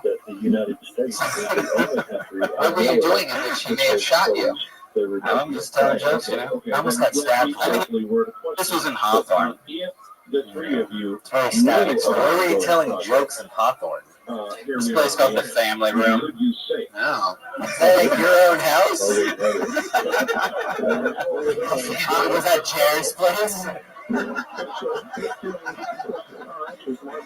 Jerry's like, welcome to the family. I live in Inglewood, so it's not that far, like where I'm at. I've performed there. They have great chicken. I wish I had a family room. They actually do. Alright, Rob, well, it's good to see you again. Fun stuff. There he goes. Kung Fu Master, what's the bell? You never know, man. You gotta be careful who you bully. Look at him. Seems like you could just walk right up to that guy and smack the shit out of him. That motherfucker knows Kung Fu, and that would have been a bad decision. There are actually people. Sweet sound of Ichabod's Bucket of Destiny brings us yet another name. Uninterrupted 60 seconds now goes to Chris Wilmoth. Is that movement? Is that Chris? Make way, people. There's a show going on. People right next to the door. Fuck yeah. Here he comes. The slow, smooth pace of Chris Wilmoth. Here he comes. He's still coming on the stage. Okay. Chris Wilmoth, everyone, come on. Yeah. I'm here to talk about the autistics. If you're offended by me calling them the autistics, then you're literally not autistic. So one time I said that, and the guy in the audience was like, "My kid's autistic," and I was like, "Call him an autistic." See if he's offended. If he is, he's faking. I worked in an autistic classroom for a year, and I swear to God, some of those kids were faking. Like, not all of them. Like, some of them definitely weren't, but some, like, all you have to do is not talk, and you get to go to Chuck E. Cheese once a week. Like, I remember being jealous of the autistic kids when I was in school. I just didn't have the balls to do it. I'm pretty sure there's a forward thinker out there with like the same mentality as me. Chris Wilmot, there he goes. The old green and lean. Hi Chris, how are you? I'm good, how are you? You've been on this show before, right? Yeah, a couple times. Yeah, I can't quite remember. Give us your little backstory again. What did we find out about you? Last time I was here, I talked about living in a garage with another dude, 2 other dudes. Wow. Do you still live in a garage with 2? No. Now I live in like a hostel situation with a magician and like and some other people. Wow. Yeah. With a fucking magician. Yeah, dude. The hottest magician in LA, Matt Price. Look him up. The hottest magician in LA. The hottest magician in the comedy magician. With you. Yeah, he went in the hostel with me. It's like he makes his money on. I guess he's not the hottest magician in LA. Is that because you guys don't have air conditioning? No, we have air conditioning. It's covered in the hostel price, actually. Yeah. Living with a magician, any weird shit? You just have like rabbits running around your room or something? No, he just keeps me up. Like, he just like shows me tricks in the middle of the night. And like, There wasn't a snake under this sheet a moment ago. But now there is a snake under the sheet, but you can only pet it, you can't see it. Watch the sheet right. Like a dick. Keep petting the snake, and a pigeon will fly out any second. What kind of tricks does she show you in the middle of the night? And why of all times in the middle of the night? That's when he comes up with them. That's when we're all the most creative, isn't it? I don't. It's usually just like card tricks and shit like that. Yeah. What's like a cool trick that he sort of like anything that he does other than cards? He like shove a cigarette up his nose and then pull it out of his mouth. Wow. Yeah, or like anything. You know. You mean like your dick? Yeah, like my dick. You know, he shoves a cigarette up his nose, makes kind of his mouth, or anything. Yeah. That means he did a lot of drugs. Oh yeah. Yeah, for sure. He did. The old cigarette up the nose and out of the mouth. Yeah. That's interesting. Has he taught you anything? You know, you have any cool magic tricks? Any cool little thing you could do? No, nothing at all. What do you do for a living? I work for a catering company. What do you do for the catering company? You just do whatever random gigs. Like, I've been washing dishes at Google headquarters like for the last couple of weeks. Oh God! While you're there, you should search for a better job. Yeah. Washing dishes at Google? Yeah, I get it. Do you still tell people like, yeah, I work for Google? That's a stick-up line. I work in DW over at Google. Yeah. Gotcha. How did you find that job? Asked Jeeves. I like it when it's silent. Hey, you're a caterer, right? It's pronounced caterer. Damn. I love it. Chris, so you're in catering, washing dishes at Google. Man, have you met anybody cool over there? Not at all. Just a bunch of nerds, different ethnicities. They have dogs. Yeah, they have dogs in the office. Can you believe that? Sounds cool. What's your love life like? You take any chicks back to hang out with the magician at night? He surprisingly does. Sometimes. Why is that surprising to you? Because there's a lot of people living in this hostel. There's an improv actor. There's a magician to make him disappear. Fat Mexican chick. Oh, okay. I take offense to that. That's okay. I like that Mexican chicks. They're always I think this guy plays bass. Another guy there plays bass. It's a real creative community. Wow. Man. Yeah. It's a creative community and an improv actor. Oh yeah, If you guys are so creative, why don't you draw a picture of a rainbow? All right. Why would a dirty outdoor cat say that? Chris, so the magician takes a lot of girls back to this hostel? Is it like open beds and like shit like that? You see what goes on over there? You ever jerk off to the magician getting laid? That sounds like the saddest existence in the world, right? Just under your own sheets, like, I think you saw somebody on that. Fucking incredible. You should get him to cut her in half one day so you could fuck half of her too. That'd be cool. Which half would you pick? The top half, bottom half? Good question. Think about it. Don't be funny either. The bottom half you get, the bottom half. Right. Bottom half you get two more. Yeah, what if the bottom half is dirty though? Question. Brian hangs out with a lot of girls that don't fight properly. Yeah.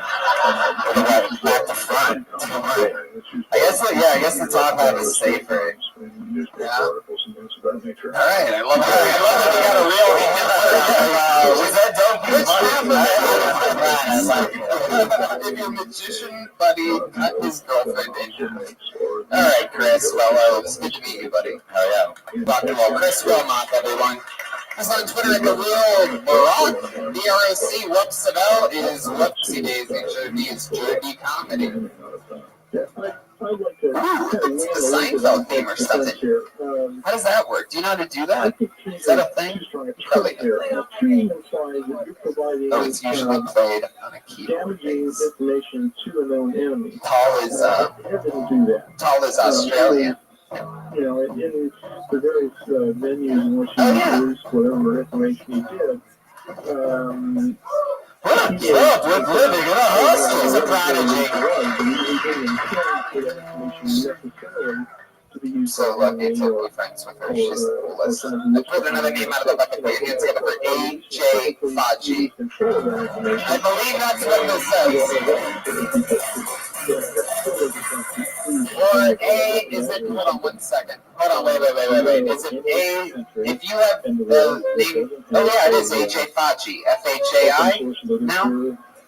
Alright. AJ Faji. Sounds like he's about to blow himself up in another room.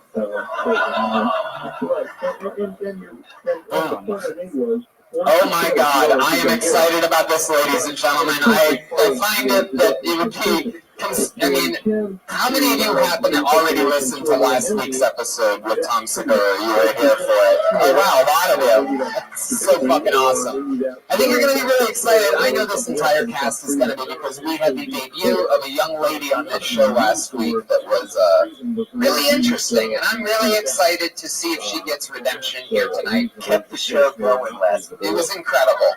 Her name has 2 exclamation points, and it's only one word. Put your hands together for Bunny! All this, there she is. All right, this right here is an anthem for all my gap-toothed brothers and sisters. The with your gap don't matter. Your smile's beautiful and it lights up your whole face. Let's go! What you want to say about my gap tooth? Speak louder when you talk about my gap tooth. Because I'm here to listen, I won't say a peep. I just might whistle through the space in my teeth. Haters suggesting veneers and braces. They're just a bunch of gap tooth racists. Say what you want and do what you do. Now I know I got space, but your breath smells like poo. Oh! And summer in the pool, I got water in my mouth. I won't stay there long because I'm spitting it out. So my teeth comes out in a steady flow, looking like a glass of water fountain and run. Saving money on floss and toothpicks. Saving money on floss and toothpicks, because pee falls out with a good strong tongue lick. Say what you want and do what you do. Now I know I got space, but your breath smells like... Alright, that's it. That's a minute. Alright, buddy, relax. You know I've been waiting for that all week, bro. What's the chances? How are you, Bunny? How do you feel right now? I feel like that was really fucking good. Besides the point that I forgot my lyrics. This is what I said last week. It was a goddamn anomaly. For those of you that didn't listen to last week's episode, Bunny came on, did a rap. It was silent pretty much throughout the entire rap, the audience was. And then she said she did good. And we told her she did not. And I cried. Said that she took a chance doing a rap, but she also does stand-up comedy. And we told her it probably would have been a better idea to do stand-up comedy for the minute, to try stand-up comedy instead of doing a beatless rap. We warned her. 1 week later, she just came back, and to our very surprise, she committed to yet another horrible rap. I really keep doing it. It's gonna be my thing now. I decided. How long have you been in LA again? Stop,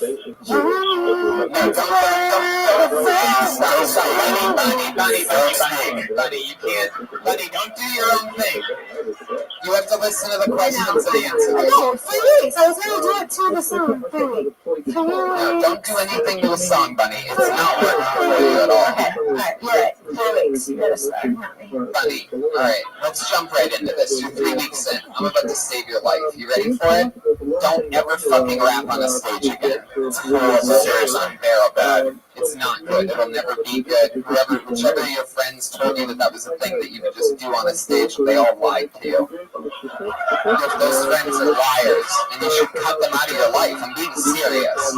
This isn't even a joke. They're cracking up, but that's because they're a bunch of assholes.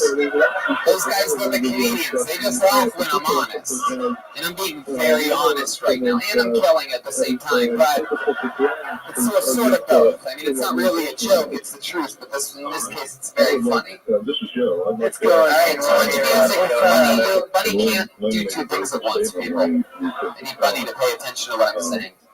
Bunny, what makes you think that, people are gonna just commit to raps, laugh at real? Well, I mean, I don't think I'm like an Eminem rapper, but have you ever heard of Aaron Carter? I grew up listening to Aaron Carter, and I just wanted Aaron's party to come get it, you know? Bunny, I need you to put your listening ears on. What did you just say? Do you know who Aaron Carter is? They look like my cat. I know her. Do you see this? Bunny, I need you to fucking focus on me, or else you're gonna bomb on both your performance and the guest part. I need you to really pull focus right now. You ready? What else do you do here? What's your plan? You're here for 3 weeks and you're rapping on a stage every Monday. What do you do for work? Actually, I just got a job. I'm going to be a behavioral technician for kids with autism. I was going to say she had ADD. So, you know. What are you going to do for kids with autism? I'm going to perform for them. I'm going to show them. No, we can't let this happen. I'm going to teach them all out. No, I need to write a letter of recommendation to the school to make sure that does not happen. I cannot have know that kids are out there becoming more autistic because of your performances. Even kids with autism would be like, no, thank you. It's true. Oh my God! She's a band mad that she's appropriating cat culture right now with that T-shirt. I know. It's like meant to be. No, it's not a good thing. Yeah. So you rap, but you come out with the name Bunny. Rappers have tough names. Come on, Red Eyes. Red Eyes. Red beady eyes doesn't Red fit you open. Rabbit. Do you do drugs or anything? You do any drugs? Yes, I said it in my last rap. I like weed and mushrooms. Oh, weed and mushrooms. You said that in the rap last week or this one? The rap is unlistenable, so I have no idea. So weed and mushrooms. How often do you do mushrooms? I like to spread it out probably once every 3 months. I do it or I microdose and just hang out and people are like, oh my God, you're so fun. And microdose. No uppers though, huh? Oh my God, I try to do coke and it's it does nothing for me. You try to do it, you're already there. You're already coked up, yeah. I do a lot of information. What I'm fishing for. Oh, there you go. Fish around the Can I take one strand? She picks up a ball of fucking yarn. Honey, I'm gonna move on from you this week. I felt like you would. Yep. There you go. Well, you know what? No, it's okay, Bunny. You don't have to talk anymore. Thank you so much. There she goes. It's Bunny, everyone. Thank you.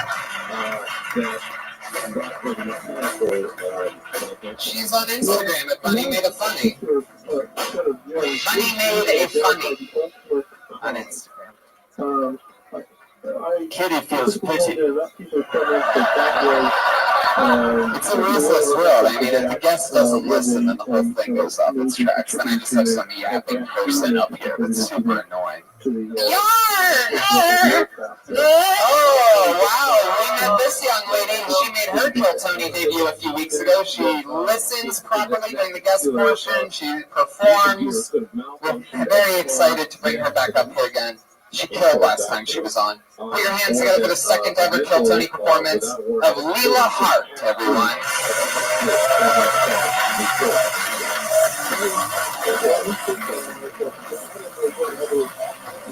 Come on, everybody, make some fucking noise!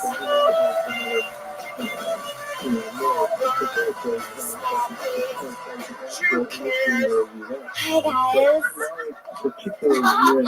So I'm originally from Seattle. I'm a Starbucks, coffee starts your growth. My dad's a correction officer, and growing up, he always used to say, Lila, don't get a DUI. And I didn't. I never got a DUI, but what I did get was a DUI, and that's when you get arrested at the Oakland airport. And they're like, man, you had a little bit too much to drink. And I'm like, what? I'm not even flying this plane. But apparently you shouldn't talk back to police officers because they did handcuff and arrest me. And I just feel so bad for all those innocent people at the airport. They must have been thinking, like, what did this child do? She's a threat to America. Is that right? Was it? Oh, okay. Anyways, you would think that's when I would realize that I might have a drinking problem, But that's not what I was thinking when I was laying there in jail. I thought to myself, oh my god, I'm gonna fucking make it. Fuck yeah. Can I start by saying one thing? Yeah. Will you marry him? Even better than that. Yeah, go ahead. If Lila and I had a kid, it'd be a normal-sized kid. And adorable. It'd be Jer. It'd be Jer. She's like, yeah, I'm dating a rich girl. My parents are really people. I don't. How small they are. Lila, that was a fucking awesome performance. That was really great. You did it again.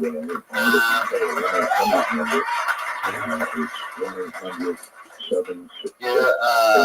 the people listening to the podcast, how tall are you, Lila? 4'6". 4'6". Well, I think I'm 4'4", but I just round up a little bit. You round up a little bit. Yeah. So you're probably 4'4". Yeah, I am. Yeah. If we're being honest. Round up to 4'8".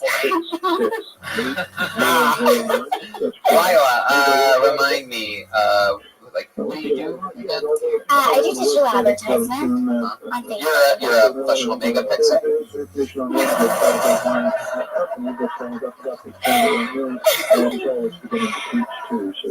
Well, that was better. All right. That joke deserves a little more. That's the digital.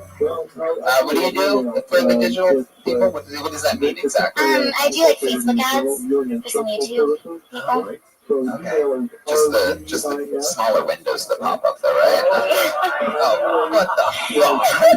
I was gonna say you could probably fit into a YouTube. Yeah. Literally into the tube. Wow. Wow, they're giving you the chance even though they hated it. They want you to kill so hard right now.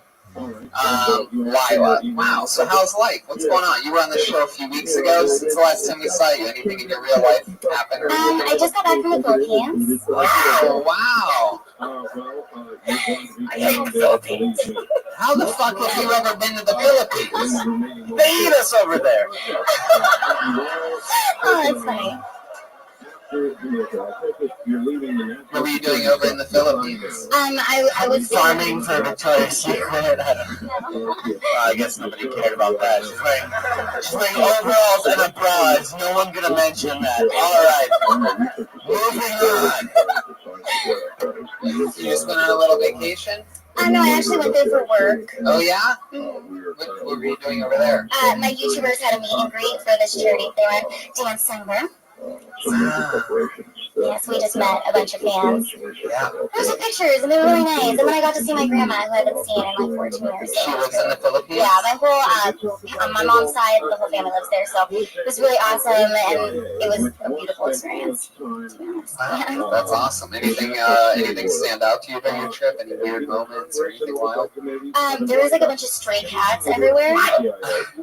Like a ton of them, and I would just go play with them. And My brothers and sisters. And then a cat Did the Manila envelope get invented in Philippines? Oh, because of Manila. Manila, yeah. I don't think so. So there's a bunch of stray cats at one point in your trip to the Philippines. Yeah, there's a bunch of like stray animals everywhere. Oh, That's fine because you can play with them. That's sounds really just as beautiful as you said it was. Those stray animals. Lila, what else is going on in life? Do you have any like special things that you like to do, like for fun or anything like that when you're not doing stand-up comedy? I go hiking every day. Hiking? Yeah? What do you go hiking on? Hills? Yeah, it takes 12 hours. It's not funny. It's fucking... I go to Runyon, but you know, like it's so steep that it does feel like rock climbing for me. Right. Yeah. Yeah. Just make a bunch of people ever say weird things to you out there, you know, ignorant things or anything. Oh yeah, all the time. Yeah. Just like she hikes ant hills.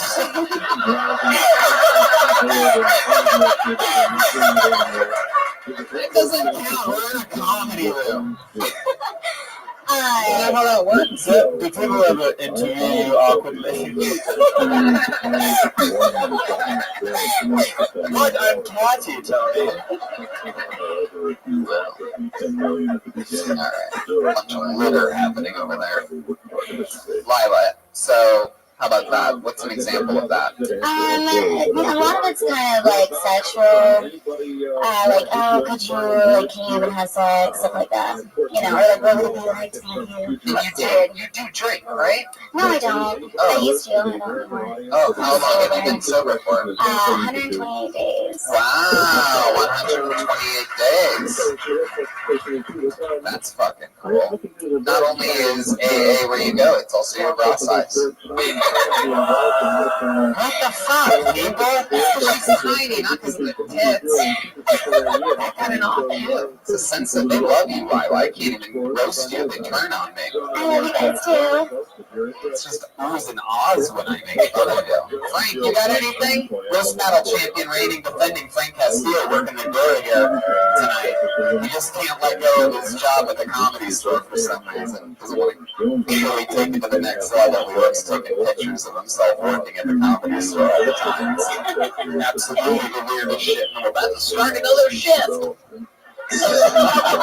Follow him on Instagram at Frank Castillo. Tell him to fucking quit his job and start doing more stand-up. It's one of my favorite people. Alright. Well, Lila, how is your love life going? Anything fancy happen? I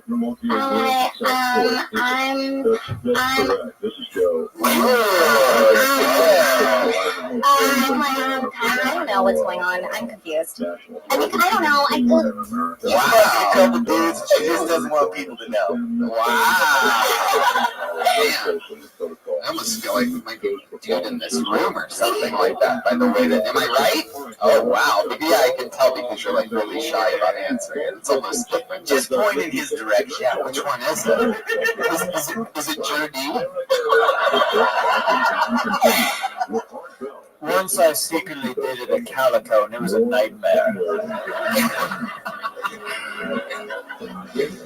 Wow. Alright, well, you're banging a comedian, obviously. No, it's not. You're not? No, it's not a comic. Oh, it's not. Oh my god, I mean, I'm not banging anyone. Oh my goodness, why am I so nervous, okay? Looks like you know how to keep a secret, Lila. This is good for all the guys taking out in this room. Did you meet any men in the Philippines that you hit it off with? No, I was there for work. Strictly business. Do boys ever ask you if you can fit the whole bird in your mouth? Just me, okay.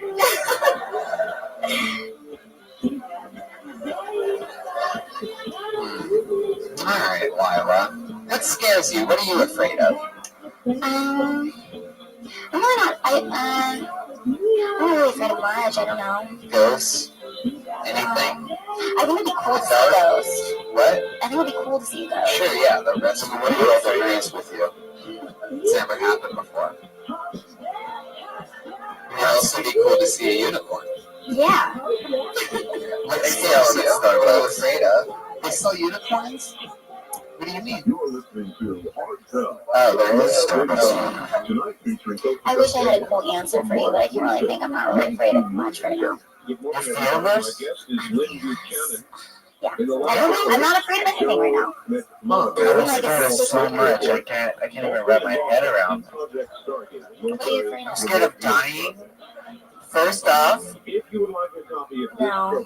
are you scared about not being able to get on specific roller coasters that you like? Wow. I'm like, I can get on roller coasters. I'm like just right there for the most part. So. Yeah. All right, Lila. Well, there you go. There she is, Lila Hart. Wow, a standing ovation. Look at that from a young Howard Stern. How awesome. All right. Let's get the old Queen Bee up here. Once a week, there's a regular on this show that writes and performs a brand new minute every single week. She started with us even before she was 21. She had to go away for a while. She's been on the show for a couple of years. She's writes and performs a brand new minute every single week. We love her. It's the baby Frankenstein of Kiltony, the monster herself, the great Allie Makovsky, everyone. There she comes. Put your hands together for Allie, everybody. Come on. Hi. I'm still getting used to this haircut. People treat me a little bit differently, you know. People always vaguely compare me to people that I look like, but it's not even based on my face, it's just based on the haircut. And the worst part is it's usually not people who are hot. Like, no one compared me to anyone when I had long black hair. No one was like, you look like the girl from The Ring. I'm like, yeah, I know, that's because I look like Jennifer Lawrence. I obviously don't know what I look like. But I'm trying. People always say this to me as well. They say, Allie, you were so beautiful before you cut off your hair. Well, then where were you?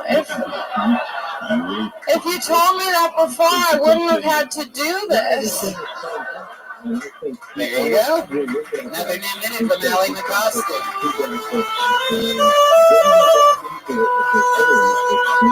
Beautiful. Easy breezy. What do people tell you that you look like? David Bowie's in the movie Labyrinth?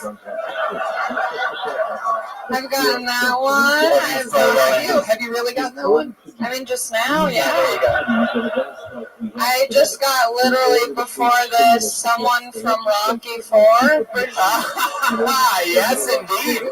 The hair has completely, yes, it has evolved into that. Yeah, and it's always people who've, like, later on in life lost it all. You know, like people who've gone to rehab, who've died of overdoses. That's true. David Bowie's doing just fine right now. Anyway, you're not Lila. Allie, what are, great, Allie, great, that last joke I think is great.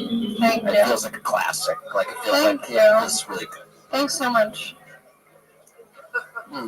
Allie, you look like every photo in every salon ever. Yo, I've gone through all the haircuts that they have. There's like pictures. It's like, do you want number 1? Do you want number 5? I'm all of them. I've been all of them. The girl from Rocky IV was like the original Melania. She was a fun character. I thought you were talking about the Russian guy from Rocky. It is. It's wife and manager. She's like the boss. I thought you were talking about the guy. Yeah, I thought you were talking about Dolph Lundgren. The person who brought it up to me was like, God.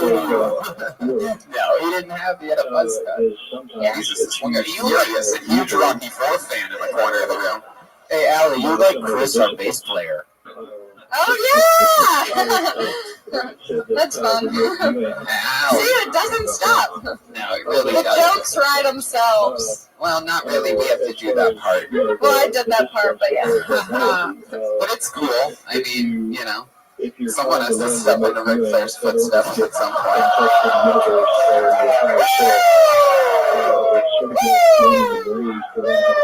So what's the? I just write themselves. What's the thought? Are you gonna grow it out? Are you enjoying this? Is this? Are you thinking about it on a day? I don't. People Are you about to all start the your time. own like WikiLeaks company or something like that? Have you thought about leaking information? No. That's not what Ric Flair was known for. No, I don't know what I'm gonna do with the hair. I'll probably shave it again. Maybe it'll grow out. Who knows? Stay tuned. Yeah.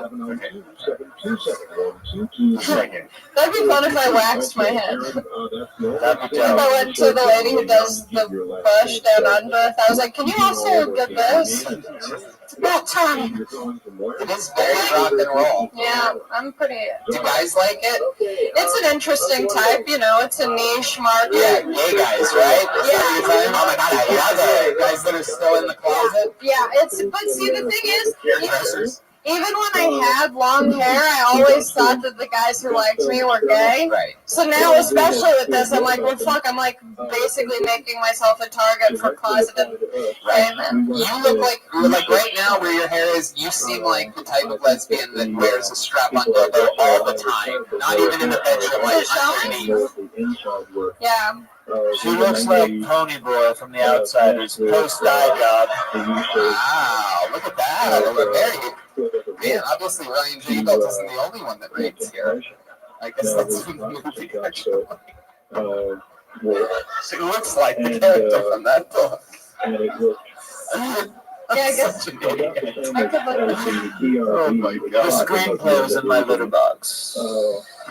Anything else happen interesting in your past week, Allie? The never-ending question. Probably, but God, if I could remember it right now. What happened to the dudes that went to San Diego? Oh, yeah. The Londoners. Yeah, the Londoners that broke you last week. For those people who didn't listen last week, Allie was broken. I was pretty broken. Apologizing for your set. They walked. You guys probably aren't going to like this next one. So then they didn't. Has anyone ever told you you look like Falcor from the Friendly Story? So true. Sick questions. You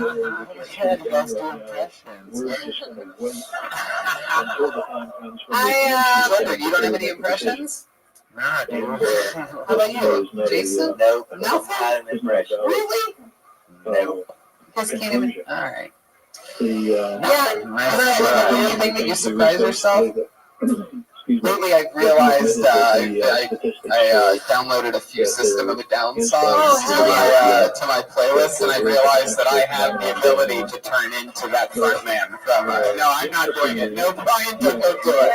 I'm not doing it. Dude, I'm doing it in the goddamn way. No, dude, I'm doing it in the goddamn comedy jam. It's very exclusive. You got it live right here. I can't do it. It's for another show.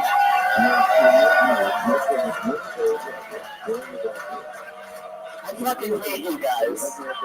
You gotta stop it, Brian, stop. Brian, you have to stop it. I can't really. I can only do it if I'm by myself right now. You can boo me all you want. I don't give a fuck. I'm preparing for a performance for the goddamn comedy jams and practical children.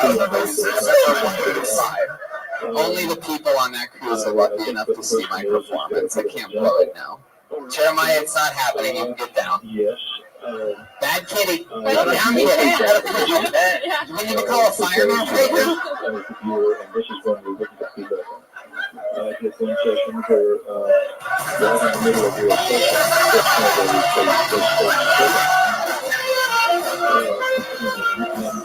basically my subconscious kind of addressed me and said, you have to believe what's going on.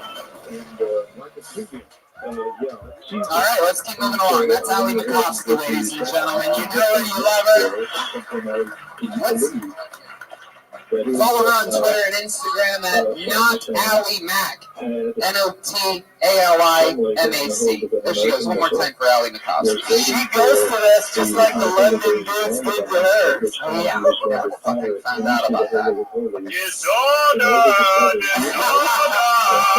Wow. Is that really yours? Is that yours? Okay. Here, I'll make a promise. I'll make a promise right now.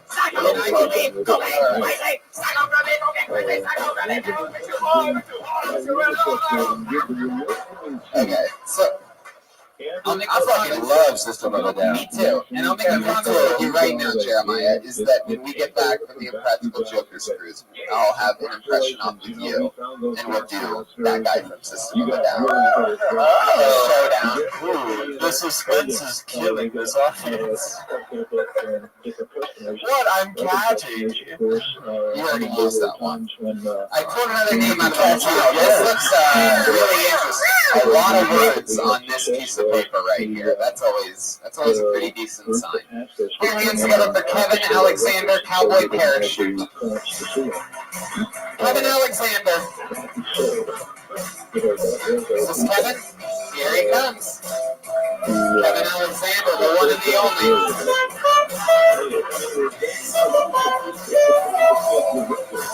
What's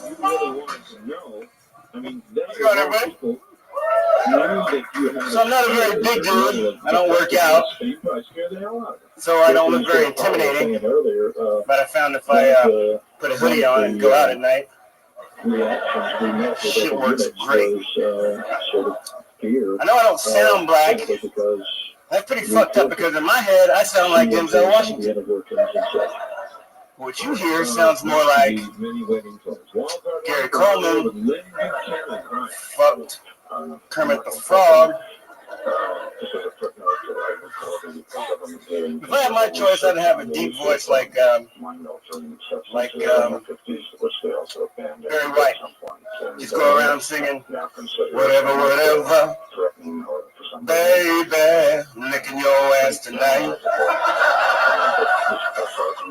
I was born with a rare disease. Some of you might have noticed it. It's called SF. Stands for stupid face. Fuck yeah, Kevin Alexander. There he is. What's Cowboy Parachute? What's Cowboy Parachute? And what's that next word? Cowboy Parachute rigger. I guess he's allowed to say that word. No, that's our word. No, stop, Brian. Thank you, Brian. No, rigger is our word. You can't say that. How long have you been a rigger for? All my life. All your life. Your parents were riggers. You were like a rigger with attitude. You know why? I love you.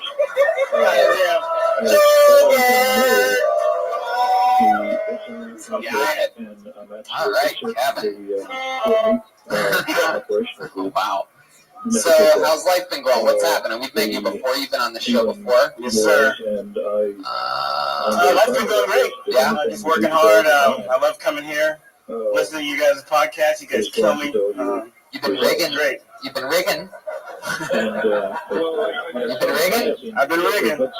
What does that entail exactly? What does a rigger? What does a rigger do? Is it like? Tread carefully, Tony. As a black cat, I do not like this. Black cats matter. That would certainly be one area I pack parachutes for NASA. Yes, and I think Wait, that's the opposite of what I told a rigger does.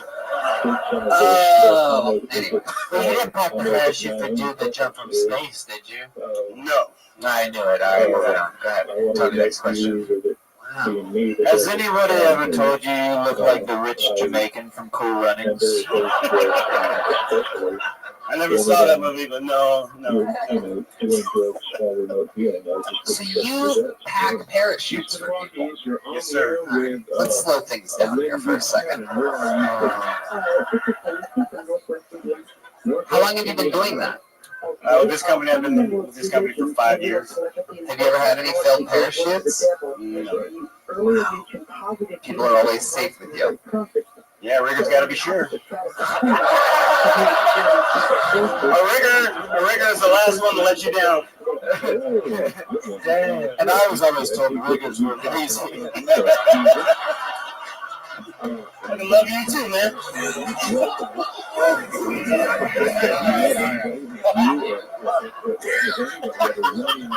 What do you do for fun, Kevin? I like, oh yeah, that's right, I like watching NASCAR. Wait, what? I can snow ski, I can water ski. Why do you watch? Snowboard. Wait a second. Skydive. Scuba dive.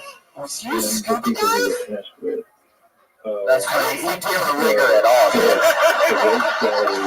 I think you've been lied to your entire life. Is he fucking with me? I don't think you're a rigger. In fact, I think you're a right person. You're one of the rightest people I've ever met in my entire life. Scuba diving. How often do you go scuba diving? Actually, I haven't scuba dived in a couple years. I'm starting to get scared of it now. Now, do you scuba dive? It's the swimming part. I feel like you scuba diving is how a lot of people skydive. Like you're just attached to a white guy and he's Tony's. You're just snorkeling around. Tony's part. He's part seal.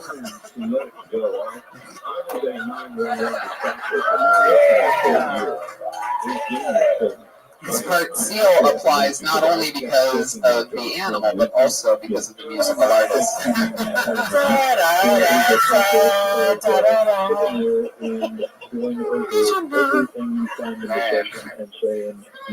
What's your love life like, Kevin? I've been married to my beautiful wife for 5 years. Fuck yeah. Man, wives are always beautiful. You ever realize that? I've been married to my beautiful wife, and then you see her, and you're like, 10 years. 10 years. It seems like the sex must be good. You're giving her that big rigger dick. Isn't that true? Like, we're all riggers. Am I allowed to be doing this? I don't think so. Yeah. Am I just kissing every network opportunity I ever had away on this? This is the moment. Did you ever see the rigger thing he did that one Monday? I want to put it out there on the internet. I want to do a thing where we beep the beginning of it every time you say rigger.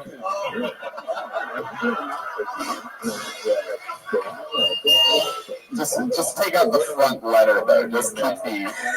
I say that. It feels worse saying just. Not right. Egger? Are you gonna say egger? Yeah. Yeah, it does feel worse. It does. Rigger is an actual thing. The only thing I find comfort in is after we all get killed tonight, I have 8 more lives. Jeremiah motherfucking Watkins. How are you able to keep your love life sustainable after 10 years of being with the same woman? 5 years. Well, same fucking question. Just happy.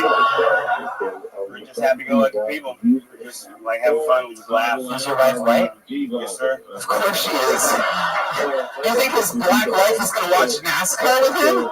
No, that's why I asked him. She doesn't even watch it. Did you meet her in the air? You were like falling and you looked at her and do you guys still wear a parachute or do you free fall? Damn! She's fucking powerful. Oh, yeah. Now you have feline AIDS. Where'd you meet her at? Yuma, Arizona. Wow, what were you doing up in Yuma? What crime were you running away from? Everybody living in Yuma. It's like all the Wild West shit. We were That's how long did you live in Oh, she's Yuma? a rigger also. I didn't know she's a She's a bartender. white rigger. She's a no, Joel. I believe the word you're looking for is rigger. She's a rigger lover. You know, I've always said that about her, and that's why I'm happy you guys ended up together. Thank you. Thank you. What do her parents think about her dating a rigger? We're good. Her dad's Do off. they don't know. It sounds like Oh, they they don't know. know. They know. She's like, it's all right, Dad. He watches NASCAR and scuba dives. He's like, what is that? He's a rigger with a job. That's right. And Just imagine how awkward that must be with them. Sure, like her father's probably a little bit older, and they're on the phone like, Dad, I'm dating a rigger. God damn it, Susan! It's like, I told you. What does he do for work? Oh, Dad, he's a rigger. God damn it, I know he's a rigger. Does he have a job? Yes, Dad, he's a rigger. Yes, I saw the picture. I know he's a fucking rigger. It's just unbelievably funny to me. If I gave up my career tonight, well then, we're going to start a Patreon. I think we should just start a Patreon next week anyway. I'm pretty sure this show's costing me every job I audition for and everything. They Googled me once and they're like, oh, it's insanity. That's why I rationalize my lack of success. There's something funny about doing white people shit. Like, do you ever jump out of a plane? Oh, yeah. How many times have you skydived? Like, I got about 850 jumps. Wow. I got a bit called doing white people shit. I once got jumped by a black guy. Yeah, 850 jumps sounds like a Gucci Mane album title. It's got jumps on jumps on jumps. Yeah, jump man. You wear Jordans when you do this? You skydive like this?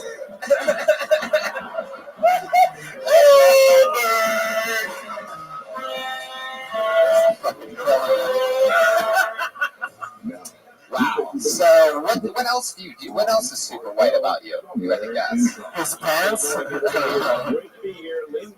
they're short. You have a big black 4x. Whoa. 4x? 4x4. That's short for 4x4. See, I'm like a little boy. I don't even know this shit. 4x. Wow. Big black truck. Big black truck. Wow. White comedy.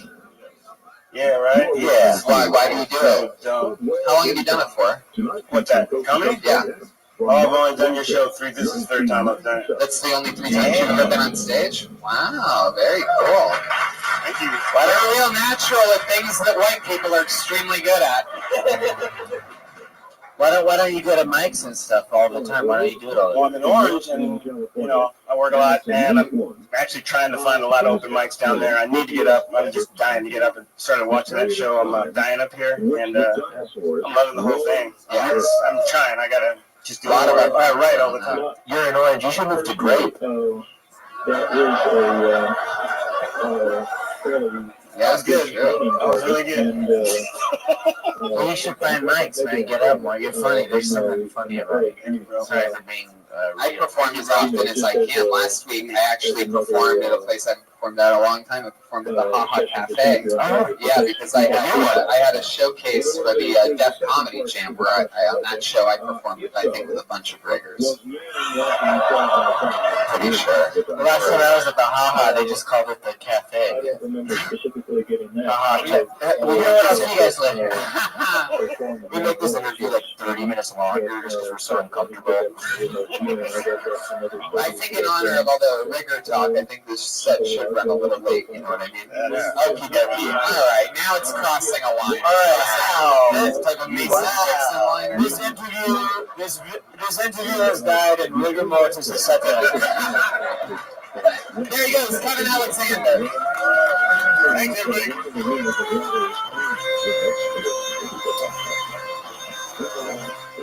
What do you guys think? Should we go to the bucket one more time? Yeah, one more? Yeah, we're not even clapping our hands. They don't even want it. Oh, thumbs up? Gladiator style? All right, let's do it one more time. Let's see who the fuck's gonna get lucky. Could be anybody. All right, let's see what happens here. Put your hands together. I think this guy's been up here before. Put your hands together for King Hassan. King Hassan. Here he comes. Fuck yeah. Make some noise for King Hassan. Each of which will remote you one of the numbers, and one Yeah, I'm like collects the what data. every old grandparent's nightmares are made out of.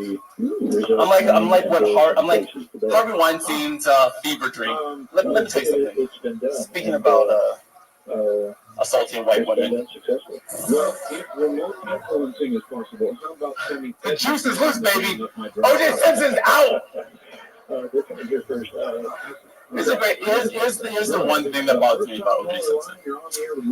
He was actually a pretty good comedic actor, and he broke every single NFL rushing record there was at the time. But he's going to go down in history for allegedly killing one white woman. Right? That's what he's going to be known for forever. Magic Johnson was an NBA All-Star in the 80s with AIDS. I allege he killed way more white women. Because of the AIDS, people used to. Alright, I'm gonna end there. King Hassan! But yeah, you are by far one of the funniest blind comedians we've ever had on a show before. In a car accident! You were in a car accident? Well, I was walking and a car hit me and ran me over, and I smacked my head on the ground. And like I have 8 stitches under here. Really? Yeah. Wow. It's the best impression of a stitch that I've seen all night, I'll tell you that. King Hassan, you got run over by a car. Now you realize what you were just telling me.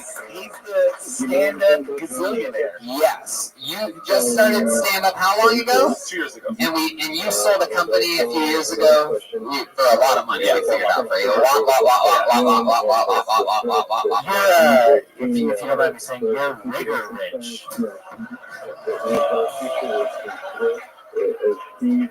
I really hope you were here for the last comedian. Really hoping you didn't just walk in and your feet happened to get pulled. I don't care either way. And that was the last time we saw Joel. Wow, so you're rocking the sunglasses, life is perfect, you're a fucking millionaire, you're living a life, you have a good body, a good look, everything's good, you feel like you get hit by a fucking car. How does this happen? How the fuck does it Literally no broken bones, no internal bleeding. What kind of car was it? Jetta. I can take a Jetta. You got hit by a Jetta?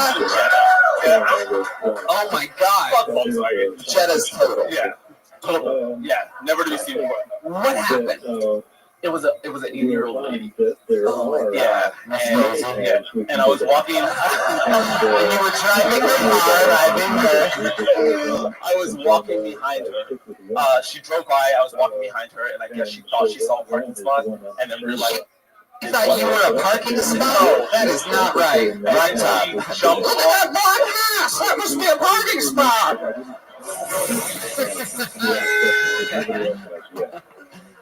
God damn. We're gonna see the fuck out of that old lady. Yeah. Get her money, man. Get her more money. What are the hundreds of millions that you already have? Fuck this old bitch's life up. No, it was, yeah, she's fine. Everyone's fine. I got up and walked away, so I had to go to the hospital. But, wow. Can we see your eye? Will you show us? No, it's just stitches along the brow line. Yeah. Now you're fine. Yeah. Looks like a fucking expensive doctor did those stitches. Yeah. I get migraines when I look into bright lights now. Fuck out of her. Yeah.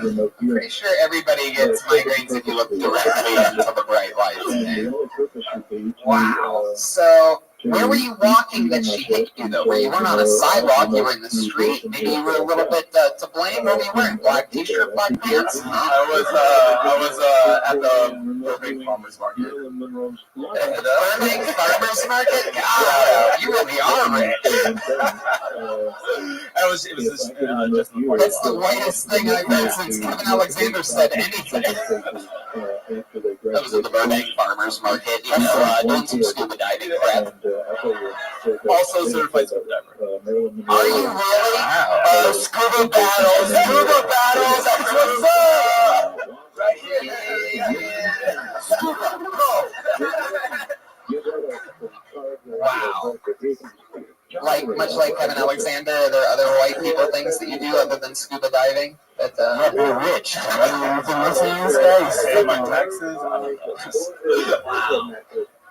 Alright. Well, King, you were on the show a couple weeks ago. We found out a bunch of fun stuff about you. Anything happen other than getting hit by a car? What did you say? Go ahead, what's that? So I did a show in the belly room on Saturday. And when I walked out, there was ambulances everywhere. Sounds like just fucking again. When I got to my car, there was a guy being strapped down into a gurney and put in an ambulance, and I was like, oh no, I hope he's all right. And then I realized he was a drunk driver who ran his car into my car, my parked car. Yeah. What? Just happened on Saturday. Saturday here. When did you get hit by that other car? Saturday before. What are you doing this Saturday?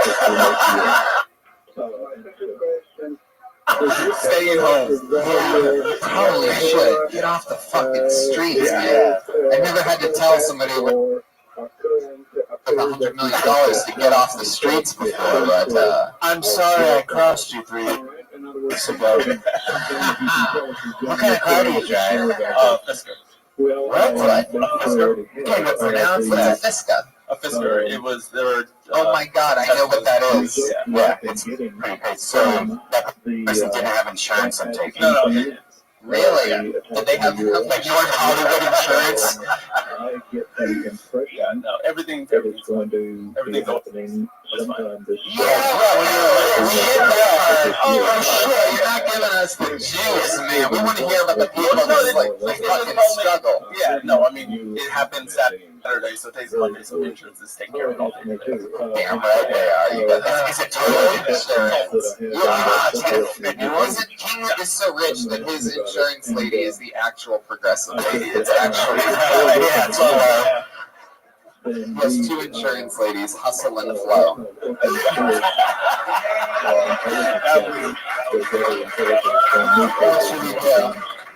Golden Pony. Anything else? What else is going on, King? How's your love life? What's going on there? Love life is good. I got a pajama show. You got a what? I host a pajama party. A pajama party? Wow, you should have these guys. They're the cat's pajamas. When do you host a pajama party? At Floppers. Once a month. It's Floppers? Floppers. The Floppers is for the heavier comedians. So what goes on at a pajama party at Floppers? I'm just in the 6'3" onesie telling jokes. Wow. How do you buy a 6'3" onesie? So, do a lot of people show up in their pajamas? Yeah, sold out every, yeah. Sell it out? 75% of the audience comes in pajamas. And 25% are too. So, fuck them. That's fucking interesting. I'm surprised how successful a pajama show is. I've never really thought about making the audience dress up or anything. Just the band. October 29th, we're having a Death Squad Halloween show where all the comics are going to be dressed up. Oh, cool. We're in the main room. Well, King, I wish you the best of luck. Stop getting hit by shit. Yeah, I'm gonna You already had the best of luck, Tony. He's rich, right? Yeah. The best of luck. How often do you work out, King? Every morning. You have a Bowflex? Every morning. How long do you own 6 Bowflexes? And you just stare in the mirror, just pumping that blood. He has an Equinox. Had you always worked out every morning, or is that something you did after you started getting rich? No, remember I told you last time I used to be super fat, and my grandma died of diabetes, and then I started lifting weights. Yeah. God damn. Do you really have a Bowflex? No. No? You have like a little I gym? go to the gym. You go to the gym. Is the movie Black Panther based off of you? Not yet. That joke, you'll listen to this podcast in 3 months or 4 months from now, and you'll be like, that was great. Because he's a cat. King, you have a very, very compelling story. I love it when you come on here. You're different than all the other people. You have hundreds of millions of dollars, and you still chase your dreams, and clearly you're working hard at it. There he goes, King Hassan. He's on Twitter at Like Game Love. Kevin Alexander. Love Lila Hart. Money made of money, whoopsie daisy, the real Brock journey comedy. Look at this amazing drawing from Ryan J. Ebelt. And it was another amazing drawing I saw today last week. So Tom Segura and Ralphie May was a great one. This is another one. Make sure you check it out on the front patio. He's going to be showing it off right after the show. We're all going to get drinks out there and hang out for a bit. Got me in touch with her. Remember, next week is Ron White. He's going to make it. He's going to be in town this weekend, so he's already going to be here. No chance, even if this plane breaks again next weekend, he'll already be here. How about making some noise for Jason, Weeman, Agruna, and Joe Jimenez? A lot of fun stuff going on with these guys. Joe's on Twitter and social media mostly. Sorry, anything else, Joe? Yeah, watch Nathan for you. I worked in the art department. All right. Nathan for you on Comedy Central. He's in the art department. Motherfucking Weeman! One of my favorite humans. Anything you want to plug or anything like that? I got Brian's t-shirts now. He's modeling. That guy's modeling them right there. Oh, I love that. What are those available at? Just hit me up on Instagram or whatever right now. Just fucking hit him up on anything. Hit him on anything. You heard it. You heard the man. Instagram, I am Weeman. I fucking love that. Jeremiah Watkins. The great part. Make some fucking noise for Jeremiah Watkins. People are out of goddamn control tonight. I know. I make you clap a lot. You have to pay your damn dues. Follow me on social media at Jeremiah Stand Up, and I'll be in New York City November 7th through 15th, and La Jolla, California, headlining with The Rave from Comedy Central November 30th. There you go, the great Patty Reagan. Dirty little outdoor cat. Look at his little fucking dirty smear whiskers. Listen to the music of Bill Evans. I'll tell you whose music to listen to. Tom motherfucking Wilkenfeld, everybody! She's at the St. Rock in Hermosa, November 5th. Coach House, November 8th. Velvet Jones, November 10th in Santa Barbara. November 11th, Mill Valley. November 13th, she's in Sacramento, California. November 15th, Solana Beach. And November 30th, I'm positive if it's not already sold out, that it's going to sell out. So get your tickets right now for the Troubadour, Hollywood, California, Tom Wilkenfeld. Headlines around West Coast, California 2017 tour. Chris Dillon on the drums. Yeah, that's Chroma Chris on Twitter and Instagram. CHROMACHRIS. Just like that, right? Okay. All right, go Dodgers. Australia, Melbourne, Sydney, Adelaide, and Brisbane, and La Jolla. My own weekend there, first weekend in November, and I'm in the end of November, all of Australia. Brian Red Band. Taking Death Squad on the road. We're having a little mini tour. Indianapolis, November 8th. Columbus, Ohio, November 9th. And just went on sale, Pittsburgh, November 10th. I fucking love it. Lots of shows going out to all you listeners around the world. We absolutely love you, appreciate you. Rate, review, subscribe, tell your fucking friends, have viewing parties, tweet about it. Have fun. Clearing's gonna have a Josh Martin comic, producer over here, amazing comedian, Ryan J. Ebelt. Thank you, live audience. We'll see you soon. Have a good night. Thank you so much.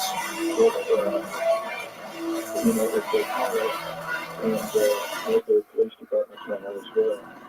And nothing is done on daily. We have tremendous backlog here. Completely understandable. West of the Rockies, you're on the air with Lynn Buchanan. Good morning. Good morning, Art. Yes. Yes, and good morning, Lynn. Good morning. My question for you is, could remote viewers be tricked and fed a false remote view to cover up a secret or a death? All right. That is an awfully good question. In other words, Could, for example, another group of remote viewers somehow... Oh, Tony, give it to Tony. Let's go. Oh, my God, hello. It's Monday night, and you're at the #1 live podcast in the world. It's Brian Red Band, ladies and gentlemen. Hey, what's up, everyone? Hello, humans. It's Josh Martin right there. Comedians, make some fucking noise. What's up? A bunch of people signed up for the bucket tonight, and we're back in it, dude. Yes. Fun stuff happening. I've been doing a lot of stand-up. Just got back from a couple crazy weekends. The fun continues. Feels like there's a little bit of an echo in here. La Jolla, November 10th and 11th. Australia, I'm going back November 22nd to the 28th. Melbourne, Brisbane, Adelaide, and Sydney. In Philadelphia, January 24th to the 27th. Some of my wrestling pals. We're going to the Royal Rumble that weekend. Like a bunch of fucking grown-ups for the second year in a row. I'll be in Indiana, Columbus, Ohio, and Pittsburgh, November 8th, 9th, and 10th. We are taking our butts all around the country. And MeUndies makes feel-good undies your butt will be proud to wear. They will be the most comfortable pair of underwear you will ever own. And check it out yourself. Go to MeUndies.com/kill.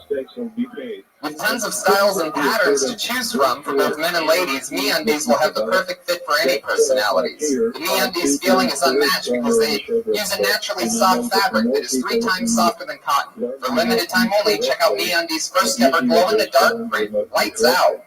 Why not update your underwear drawer and glow at the same time? And if underwear isn't your thing, MeUndies also makes the softest socks in the world. They are really soft. I actually bought some of the glow-in-the-dark Halloween underwear, and it's really weird when your girl is wearing pumpkins at night, and you can see these little eyes coming towards you. Yeah, it's sexy. Hey, somebody ate the pumpkin. Pumpkin pie. Delicious. Get 20% off the best and softest underwear and socks you will ever own. Free shipping and 100% satisfaction guarantee. Go to MeUndies.com/kill. That's MeUndies.com/kill for 20% off. One more time. That's MeUndies.com/kill. You guys ready to start tonight's show or what? This is it. You made it. We've been waiting a while for the return of this one. One of our favorite human beings. As every week on this show, I always promise you the greatest possible guest, humanly fucking possible, and this is as cool as it gets.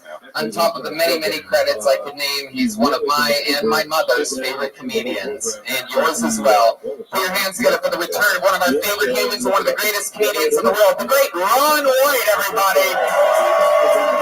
Holy shit! Holy shit! Holy shit! Holy shit! Oh, it's about to fucking go down, bitches!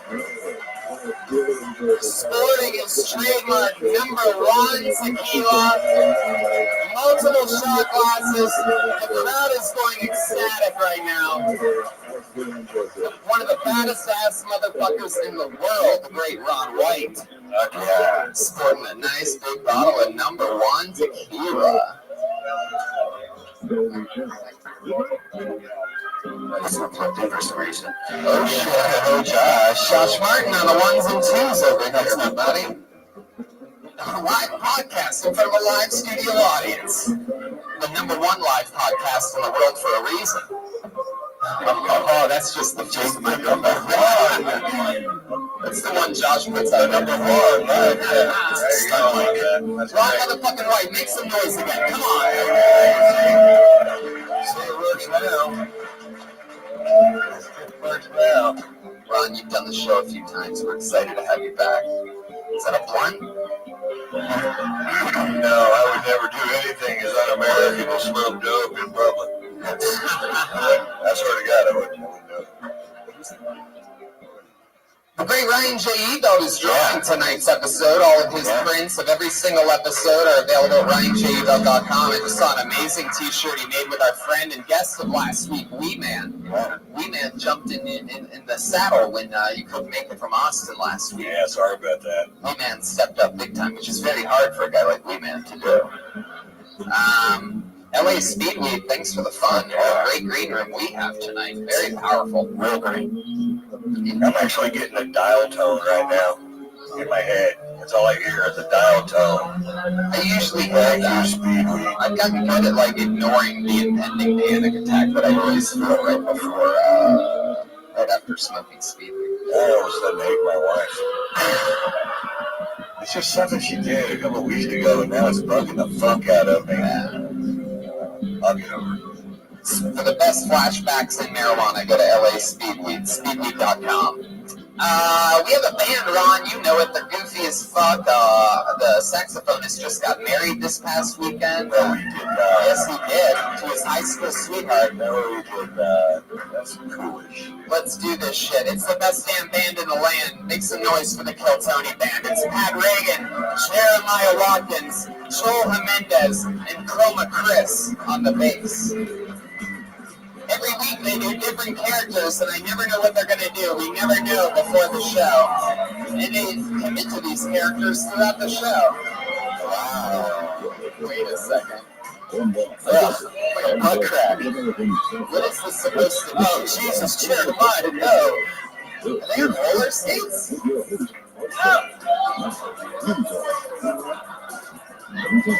I almost brought my mother here tonight. There's Roller Girl. What is this supposed to be? I don't really know if I even really get this one at all. We're bad girls. We're male prostitutes, Tony. Sex workers. Oh, wow. We're working men of the night. So you guys are male prostitutes. Sex? Yeah, we've seen you a few times around town. Wow. You got me there. Everybody knows. Our favorite customer. Talk about one shot.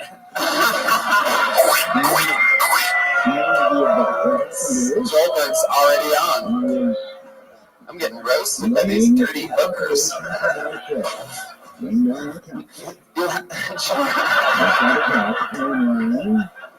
I don't think we've ever bumped heads quite like that before. Oh, we have. Oh, Jesus Christ.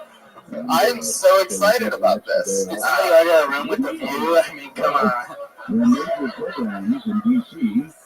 All right. Well, I'm excited to see you guys try to stay in male hooker characters for the next hour and a half. Let's jump right into it, guys. It's motherfucking Kill Tony, shall we? I have a wonderful over 50 or 60 some people signed up for the chance, these human beings, for the opportunity to perform 60 seconds of stand-up or some kind of show in front of us and the great Ron White. And then after the 60 seconds is up, we talk to you about anything in the world. All of a sudden, you're a guest on a podcast. You know your 60 seconds is up when you hear the sound of a kitty. That means wrap it up then, or else you're going to bring out the angry West Hollywood bear.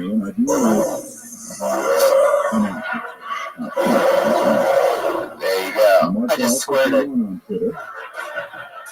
You guys ready to start this motherfucking show or what? Here we go. Kill Tony. Probably 150 something or something crazy. I don't even know. Who's counting this show? Oh, shit.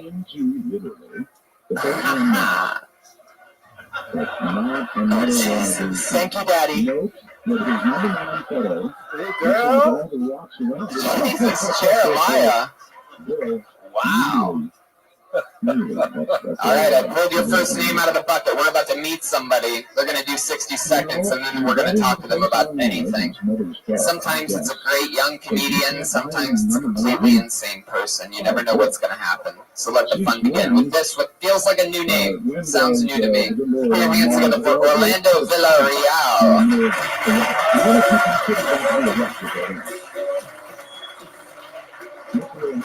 I don't see movement. Let's just keep moving on. It's probably scared. It is a new name. Oh, this looks interesting. Put your hands together for Lando VC. Lando VC. I'm excited about this. Here we go. Put your hands together for Lando VC, everybody. What's up? Check, check. Where's that guy? What's up? Hello? Check. All right, a little loud, a little loud. What's up, everybody? My name's Lando VC. Off to a great start, right? My real name is Orlando Vincent Cordova, so I go by Lando VC, all right? I don't speak Spanish very well, even though I'm Mexican-American. All right, it's really embarrassing for me. I go to family reunions, go up to my uncle, say a little Spanish, pretend like I know something. Hola, tío, ¿cómo está? hi, how are you, uncle? You don't look like Indian, so. And he knows right away I haven't learned Spanish still, and he's like, oh, mijo, you shame to family. You must speak Spanish, shame to family. My Spanish so bad he sounds Asian in that joke. Alright, thanks guys. I think I'm going to leave it right there.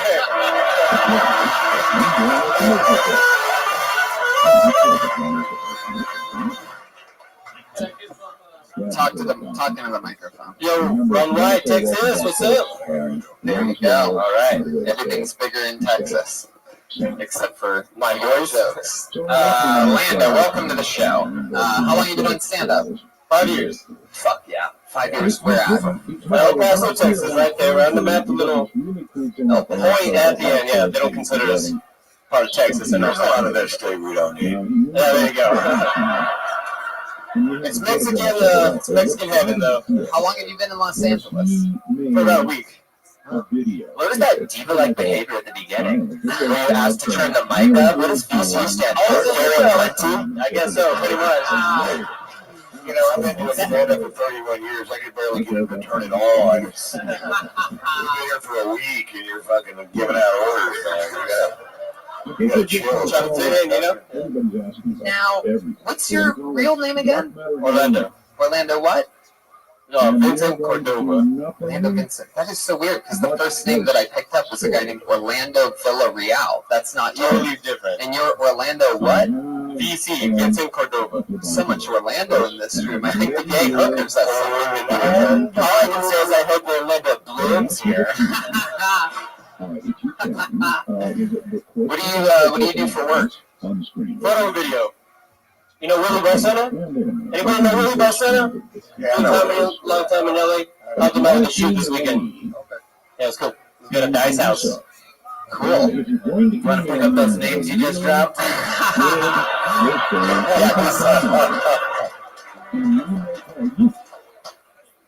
So are you just visiting, or you just moved here for a week? Just visiting, leaving tomorrow. Leaving tomorrow. Did you do anything else fun while here in LA? Go to the observatory. That was fun. That was cool. I lived here 11 years. I've never taken the time to go to the Griffith Observatory. I'm It's great about the sun and the stars, you know? I get tub jobs at the Griffith Observatory. That's my slut patty rig. Wow. Orlando, you 100% Mexican? Yeah, a little Italian. I mean, no, you look sleepy is what you look. People tell you that a lot. The dark eyes, yeah, that's the Italian bit, you know? He's in the gay community what we call a chupacabra. You don't know if he's actually Mexican, but he loves anal. What? Ooh, rattlesnake is out. Orlando, I feel like we don't really know much about you. Tell us something interesting about you that we think would be surprised to know. He knows Willie Barcena. He already said it.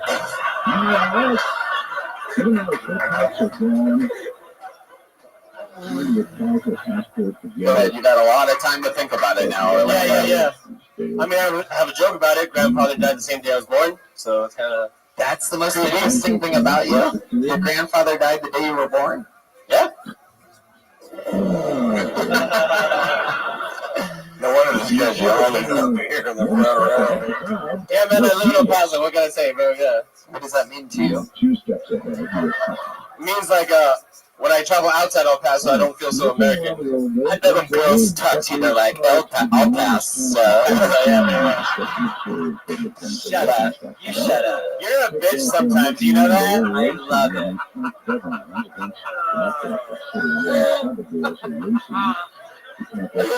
Oh, shit. Oh, my God.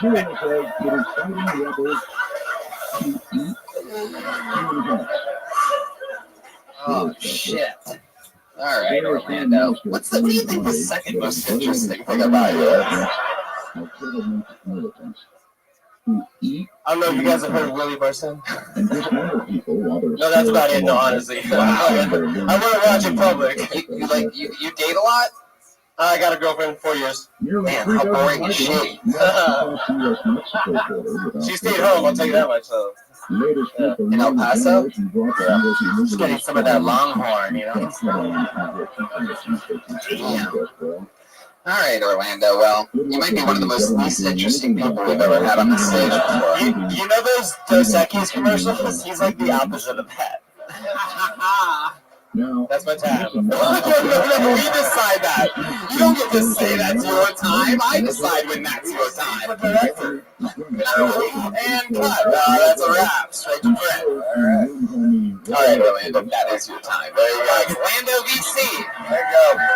Rabbi Marina on Twitter. Fuck yeah, man. It's like a Mexican, more tired Jimmy Kimmel. This is a very, very interesting story. I got good words for you. Shorter, funnier. It's good advice. All right, I pulled another name out of the bucket. Let's see what destiny brings us. Put your hands together for Eric Friedman. That movement is walking towards the stage. Here he comes.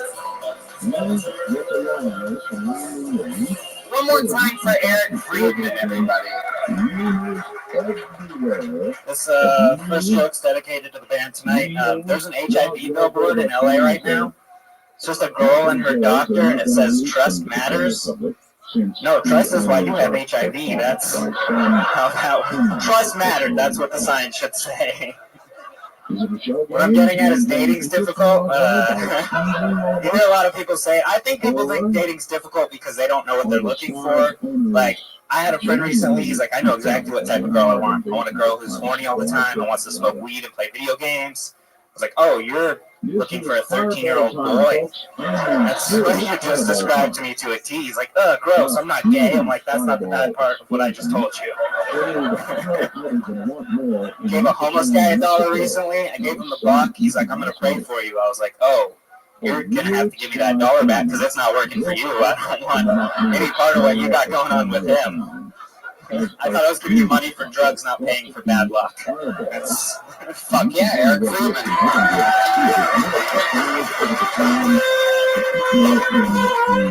Did it, buddy. That was fun. Thank you. It's your first time on the show? Yes, it is. How do you feel? I feel all right. Fun. I enjoyed it. How long have you been doing stand-up? It'll be 3 years in February. Where are you from? I'm from Aurora Hills and then lived in Phoenix and now back in LA. Aurora Hills is a nice area, right? It is a nice area. What do your parents do? My dad was an engineer and my mom was a teacher. What happened to them?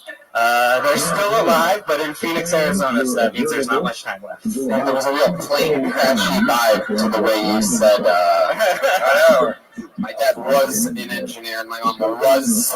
Well, they're in their 70s. They're retired. Really? How old are you? I'm 32. 32. Wow. I think you're going to find in your career with her way harder people to follow than Orlando. Yeah. I know you seem real fucking funny right now, but well, you have to follow the great sax player one night at 2 o'clock in the fucking morning. Horse of true and I had to follow Ron Jeremy once out here already. That was wow. That was the weirdest. Afraid to ask what you had to follow him in. Back to luckily it was comedy. Man, so you're sort of an LA guy, right? Yeah, kind of. You've only been doing stand-up 3 years. You're 32. Would you spend the first 29 years of your life? I've been writing since I was 15. Writing what? Comedy, cartoons. I did the cartoon Chord Order with Eric Myers. Pretty big. Wow. Charlie Barcena also in that? There's a bunch of comics from here that are in. Shout out, Chord Order's great. Then you're Jimmy Patiti. Oh, wow. I'm getting compliments on both sides. I like this. Fuck yeah. How do you make a living? I'm a tour manager for bands. Wow. How long have you been doing that? We have one of those. It's called a pimp. I'm good at collecting money. How long have you been doing that for? Almost 10 years now. You? Can you tell us some of the bands that you tour manage for? I've been with the band Sublime for the last 8 years. So, you know what I really want to know? I really want to know. And he will be coming up in just Can't fucking remember how the rest of it goes.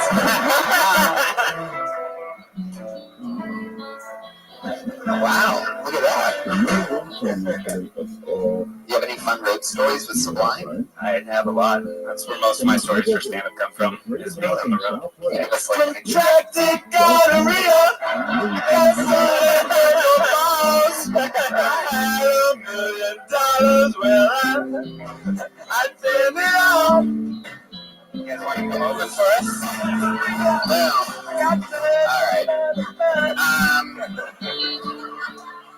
Gosh, you're Sublime's the big one. Yeah, that's the main one that I've worked with for. How long have you been with Sublime? For 8 years since they came back. Wow. Sublime with Rome now.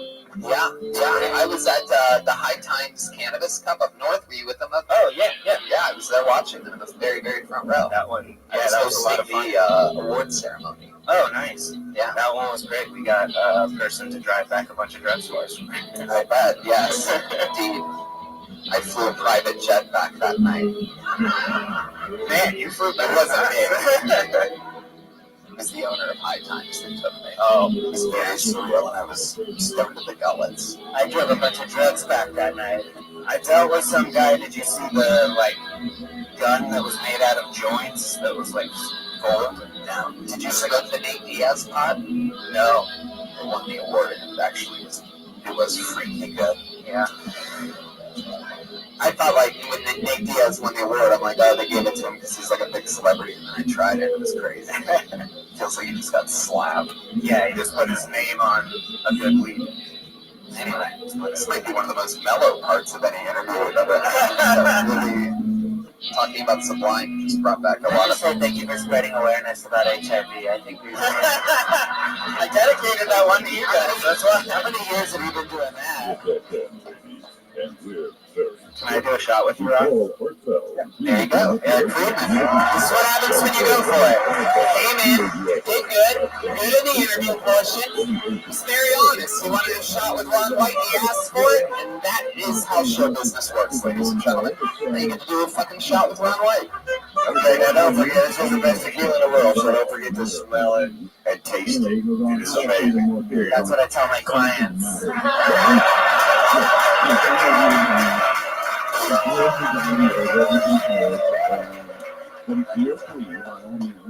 What's happening? I know you tell me when to leave. There's fucking Joelberg in the house. They just did one shot, still available on Netflix streaming. What else, Eric? Any special skills or talents? Any hobbies or anything weird you're into? I play drums. Second. Are we about to have a Mexican drum off? Or do you have any Mexican in your blood at all? No, I don't. Are you sure? I've lived with them for a bit now. It's too bad.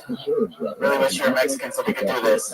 Moving on, Tony. Have you ever hung out with a Mexican or anything like that? I have. Wow, would you like to have a Mexican drum off? Do you guys like that? One of our favorite traditions.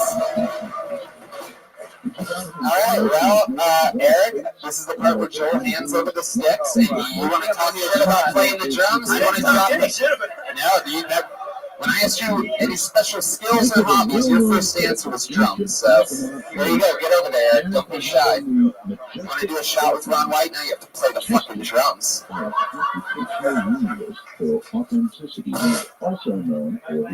Joel drinking tequila, or as he calls it, breathing. Alright, ladies and gentlemen, here he goes with his drum solo, challenging the throne of Joelberg.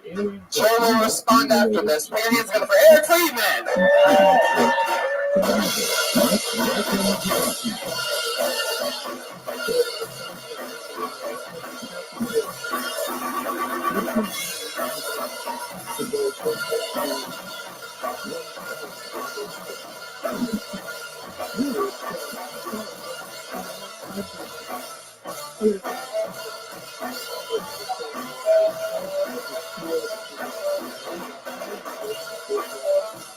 I mean, okay. That was a good beat. That was a good rhythm. I guess I could probably challenge for the Mexican drama. Yeah, you're a guitar singer. And I pretty much do that for 5 minutes when we do sound check every Monday. So with his retort, the defending reigning champion of percussion of Kill Tony, Shoulder, ladies and gentlemen, Shoulder Menace.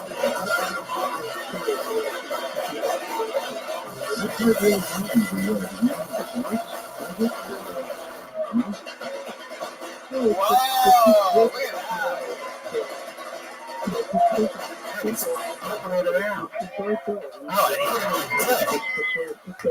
He's eating the symbol. No, he's eating the symbol. Oh, it's coming in his mouth. Wow. Wow, he's very dark, ladies and gentlemen. Come on. There he goes, Eric Friedman. You lost the Mexican drum out, but you got a shot with Ron White. Ask and you shall receive. Eric J. Friedman on Twitter.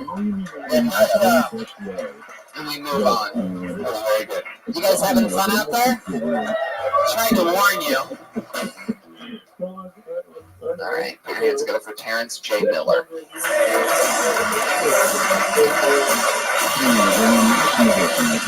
Terrence J. Miller. Is that a human? Is that Terrence J? Nope. All right. Got some scaredy cats. You must be present to win. Aaron Bright.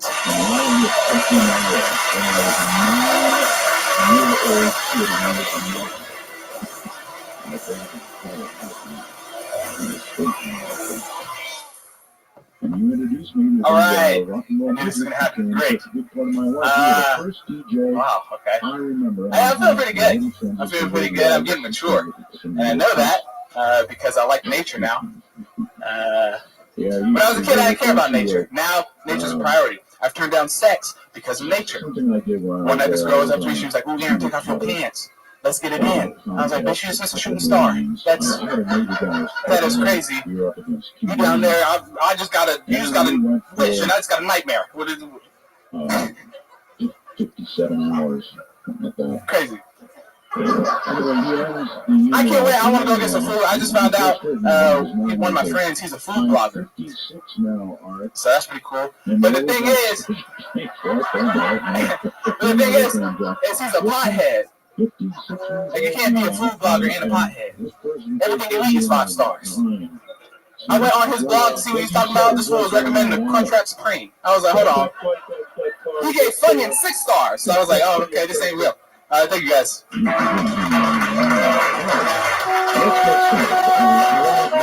was fun. That was interesting. I really kind of weird that nature turned you into a black guy. All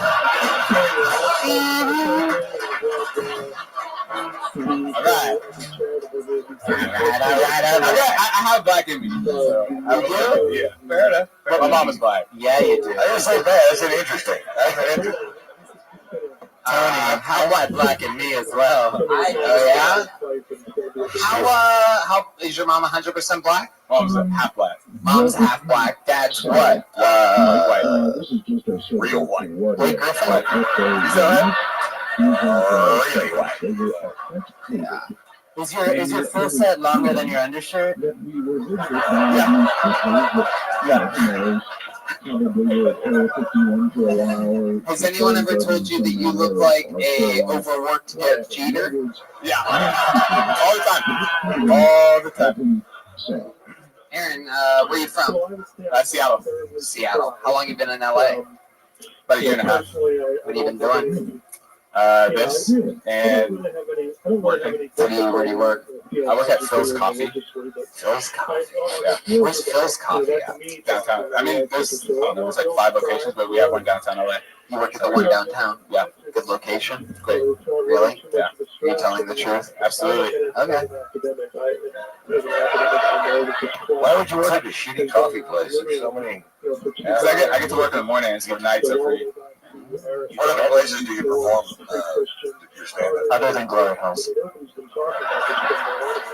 Anywhere I can get on. So, I mean, I've got a few sets here. They've all been like bringers. Also, like host a show. What's your dating life like, Aaron? Because I can't tell whether you're good looking or ugly. Yeah, it's an interesting conundrum that I find. I don't know. I can't tell. He's good looking. He just needs to shave. And I don't know what it is. Like, do you get a lot of like Jeremiah? What do you think? It's either one or the other. I smell one of our own.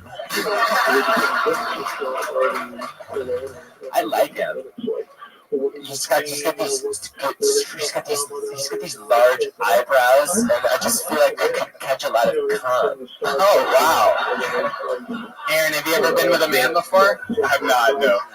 You have a girlfriend right now? Yeah. Yeah. How long have you been with her? Forever. Where'd you meet her at? High school. Wow. How old are you? 25. 25. You're with your high school sweetheart. Yep. Jeremiah Watkins.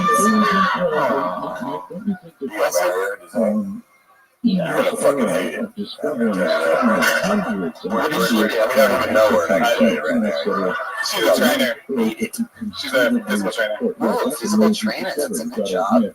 Tony, I have a really strong elf fetish for this guy. Eugene Levy fetish. Fucking eyebrows. It's a good Eugene Levy reference right there. When the Eugene Levy breaks. That's a bad Eugene Levy reference. There. All right, Aaron. Well, I mean, I really don't. I feel like there's something missing here, though. Your dad's white and your mom's like white. Yeah. What does your dad do for work? Hey, the winner plays guitar. What was that? My dad passed. Oh, Yeah. wow. Who did he pass it? He was an engineer. He was an engineer? He was an engineer. No. No? No, he worked for the Navy. No. Wow. Yeah. We've had a few moments of silence during this set for that already, so... Thanks, guys. Did he buy you a boat? The Navy, I love seamen.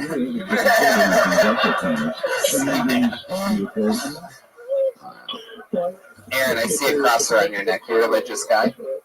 I'm not very religious, but I believe in God. Yeah. Yeah, I'm a Christian. Just got weird in here. You ever go to church? Yeah. How often? Not every Sunday, but I go pretty often. I go to the church of Yas Queen. I don't really get it. All right. Well, Aaron, we've had some interestingly boring guests up here. I know. It's like really there's not much character. It's more of like an interrogation than anything else, really. It's hot up here. What's the most interesting thing about you, Aaron? That seems to be a common theme tonight. A segment called Who Are You? For that? I played college basketball. Oh, point guard. Point guard. Yeah, that's what you look like. Now I get it. That's I fucking like. I can't believe I didn't like reference that. Handle my ball sometime. Come over. No, Brian, that's a different sport. Wow, Aaron, where'd you play basketball? At Stanford. Oh, I played at UCLA. How was your team when you played there? Sophomore year, we won the NIT, and senior year, we went to Sweet 16. The point guard on my team back in grade school used to always cry. He would start crying the second we would go down by 1 point. But if we got the lead, he would just stop crying and be really good again. But then they made another. You have a horrible crying problem. You ever cry? I'm not that big of a crier. What's the last thing you think you cried at? If you could try to remember. What was the what? What's the last thing you cried at? I forgot your dad died. It's probably that. Yeah, that's it. It was that. At least you never got to see you do this show. Respect. You are a real bitch sometimes. I love it. Respect. Aaron Bright, you even have like the name of a basketball point guard. Yeah, it was fun. Any highlights to your career or anything fun like that? Ever make like a buzzer beater or anything? I was the MVP of the NIT tournament. We won it. Wow. That was cool.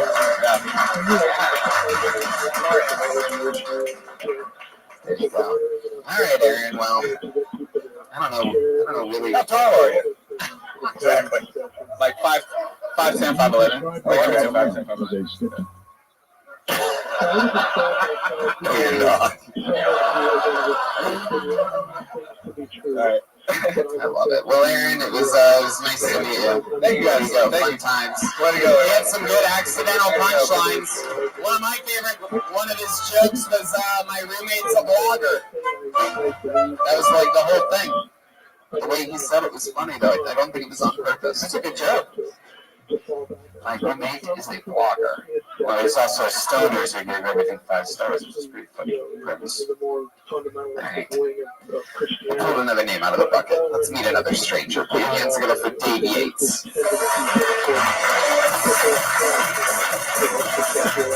He's running. We got a runner. He's at full sprint. Put your hands together for Dave Yates, everybody. Alright, Halloween's coming up, and it's my best friend's birthday, and I want to get her a spooky cake. So I hopped on Google, and I Google searched boo cake. And Google said, "Did you mean bouquet?" But they didn't spell it the same way I did. I clicked on it. I didn't find so much cake. I found a whole lot of icing, though. No, I look like I know what kind of cake that is. I get it, okay? But the only reason I do that joke is because there's going to be some innocent lady that's going to be real confused after the show and pull out her phone like, what's brew cake? Oh! My name's 88 Alright, 50 seconds of Dave Yates. That was funny. Good to see you. It's amazing how many people can't get to 60 seconds. Yeah.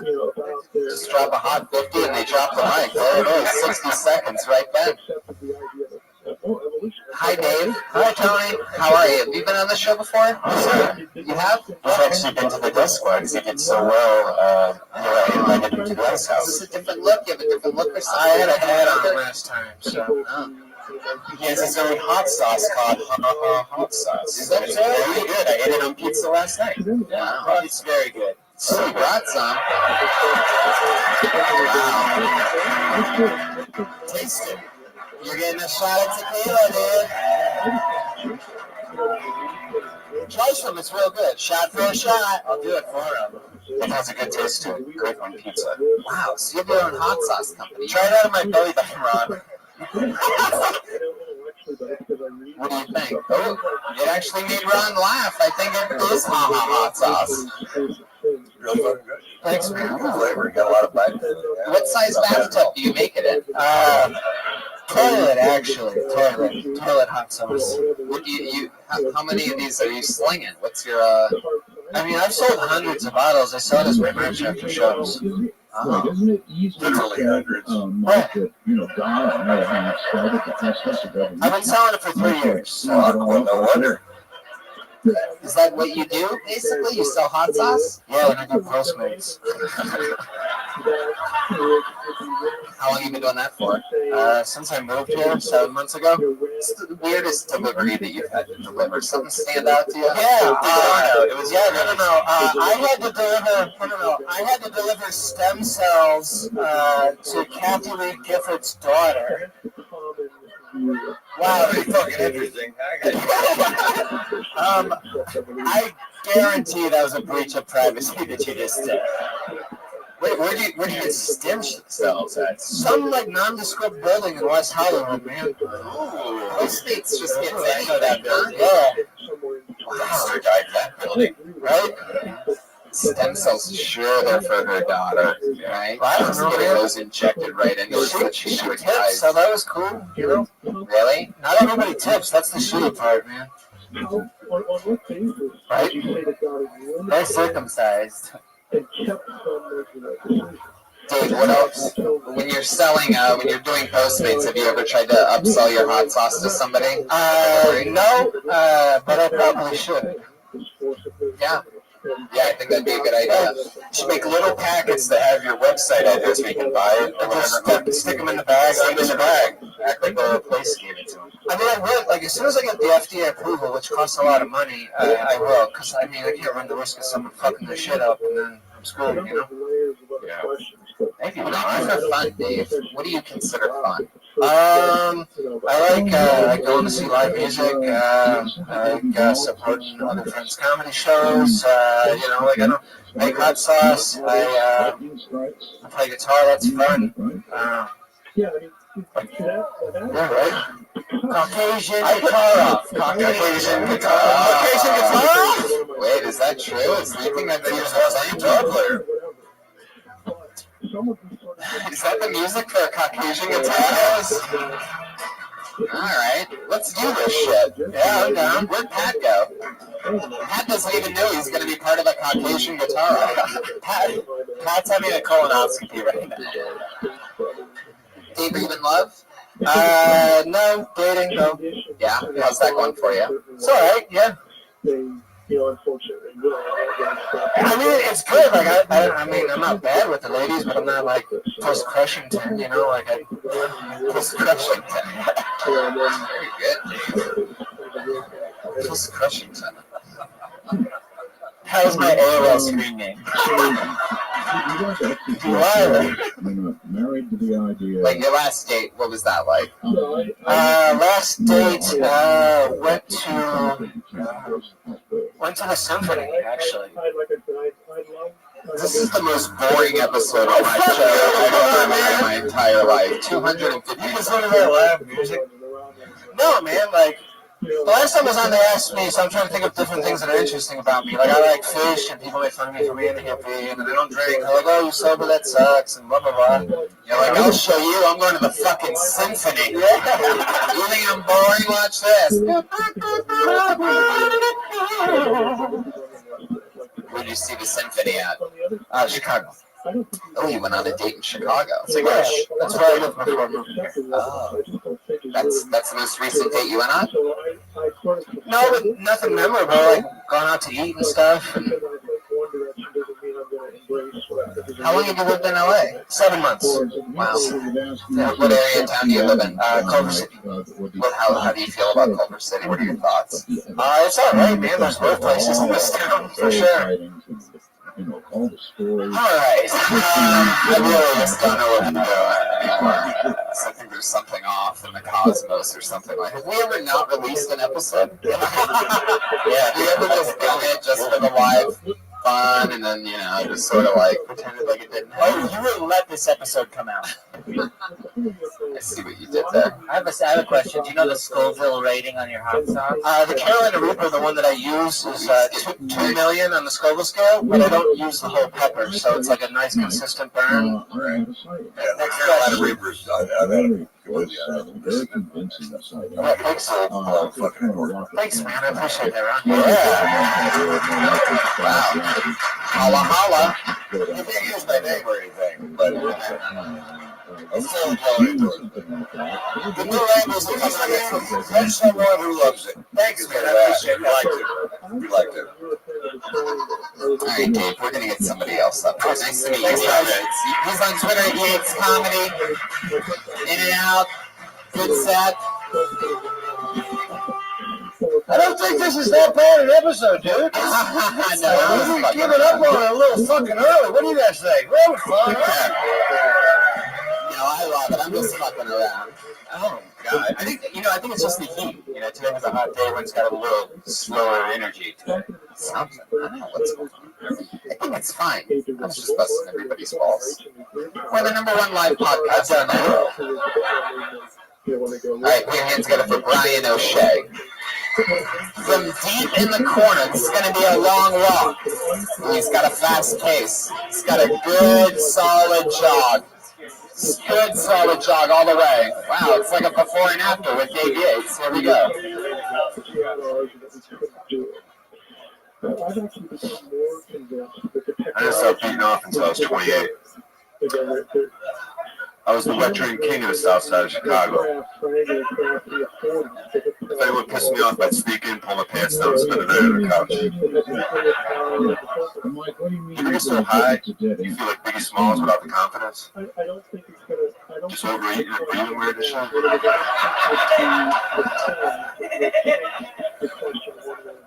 I smiled at a girl in the 3rd grade. She said I had yellow teeth. And my daughter walked up and I drove her home.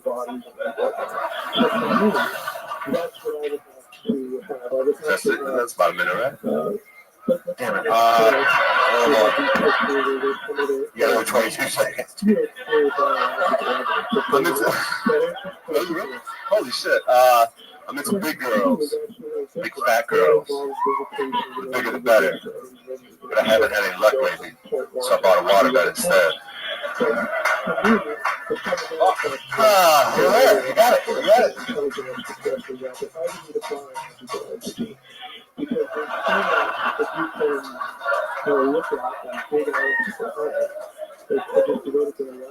Brian, nice to meet you. Nice to meet you, Tony. Why do I feel like you just got done directing a horror film? I'm a creepy fuck. I'll agree. You really are. You just exude it. I know.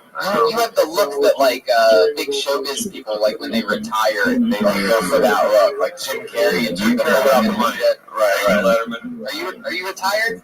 No, I'm homeless. But it's cool, bro. I got that. Wow. What's your street? What's your Wow, it just got real in here. I got a car. Yeah, well, you guys work on the street. He's not working on the street. How long you been homeless for, Brian? Let's see. Probably since April. Yeah, I left. Interesting. What happened? Tell us I was about staying it. with a buddy in Chicago. I'm trying to get sober and shit. Yeah. And then I went Sober from what? You know what? Actually, it's weed. Actually, I mean, I've smoked coke and shit like for years. Oh, it's probably that. But go ahead.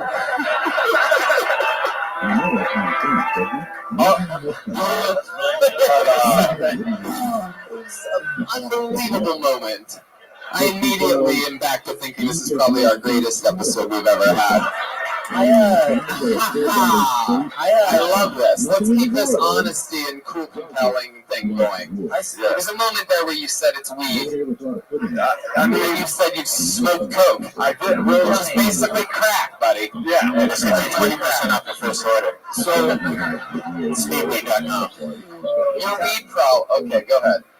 Yeah, I mean, from like 19 to 21, I like smoked fucking coke on weed, like sprinkled it and shit. What have you been doing the last 55 years? Yeah, exactly. So from April, like I was saying, I went to New York and just like didn't do comedy as much as I should because I was smoking too much weed. I was there for like 4 months. I've been here for 3 months. And for like 2 months, I was smoking too much weed. But now I'm on my grind. I got 10 days sober. When you smoke too much weed, are you like, wow, this is too awesome, amazing, like I feel great, no headaches? It's just like, this is the very smallest thing. All I do is eat, watch YouTube videos, and fucking not do anything. Like, just sit in my car and fucking eat. You're addicted to being lazy. Yeah. Yeah, man. That's interesting. So what have you been doing the last 10 days? How has not smoking weed changed your life? What's your new day? Well, actually, at 1 p.m. they have a 12-step meeting here that I attend every day. For pot. It's for a wide range of substances. Okay, well, I mean, you're really honing in on the pot thing, it seems. What's the widest range of substances? I mean, I've done heroin, PCP, crack. When's the last time you did heroin or crack? Heroin was probably like 3 or 4 years ago. Like 3 years ago. How about crack? Crack probably like 20 years ago.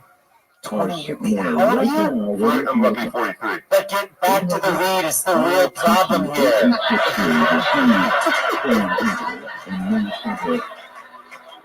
It's ironic because I'm addicted to grinder too. Tony, Jeremiah Watkins sneaking in a pot joke. Tony, I relate to this guy because I smoke PCP, but I'm addicted to LaCroix.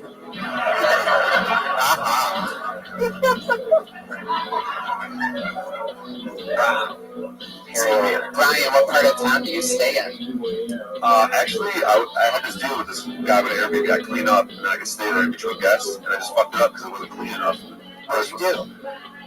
Like, the person complained that it was like dirty. There was like mold and fucking hair in the shower, and like there's some food in the fridge. And, You didn't do that might matter? It was an Airbnb, you were staying there for nothing?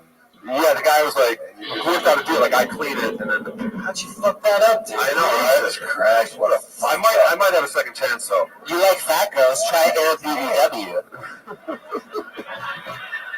So he said you could stay in the Airbnb when it's not being rented out as long as you keep it clean, which literally means keep the hair out of the fucking shower. Get the shit out of the refrigerator. One job. Yeah.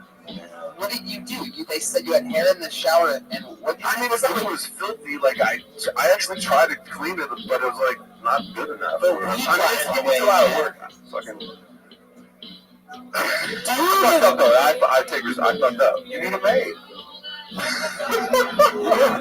You need an employee. Somebody in the home that's good at cleaning. You hire them for a nickel a week. And fucking bring them on. Let them stay in the fucking place too, man. Clean it up. Come on. Don't give up on this. And go back and talk your way back into this fucking place. You just make things happen, right, man? Right, man? Right, a maid outfit and show up tomorrow. So where are you staying at now? Because I always wonder, like, if I was homeless in my car, would I still, like, live in, like, Van Nuys or something like that? Or would I actually, like, oh, I'm going to Beverly Hills? You have a car? I hang out here and I just stay around here. Not lately. Yes, I have a car, bro. Fuck it, you're going to be homeless. Be homeless there. In Malibu. Fucking sweet. All right. So, what kind of car do you have? 06 Ford Taurus, beat up, filled with a bunch of shit. What's it filled with? Fucking shit. I can buy 75%. I can buy throw out. Just fucking clothes I don't wear. Stuff from the Airbnb. It's like old Coke, old PCP. What was your low? Like, what was your lowest low on drugs? You seem to have done a lot of drugs throughout your life. What do you remember? I'm from Chicago, so probably just like homelessness in Chicago. Gonna go to my mom's house, like fucking sleeping in hotels, sleeping on fucking wherever, just doing weird shit, getting wasted, just weird places. No, I slept like in a fucking stairwell of a place. I used to work in a hotel and shit. What hotel did you work at? It was like Hilton. I was a waiter. Wow. Some shit. You were a waiter at a Hilton at one point? What other jobs have you had in your life? I was a salesman. What were you selling? Travel, Mr. Travel. You ever jack off and a tear comes out? Probably the saddest fucking thing I've ever heard in my life. What other jobs did you have? I was a poker player from 2005 to 2011. How did that work out?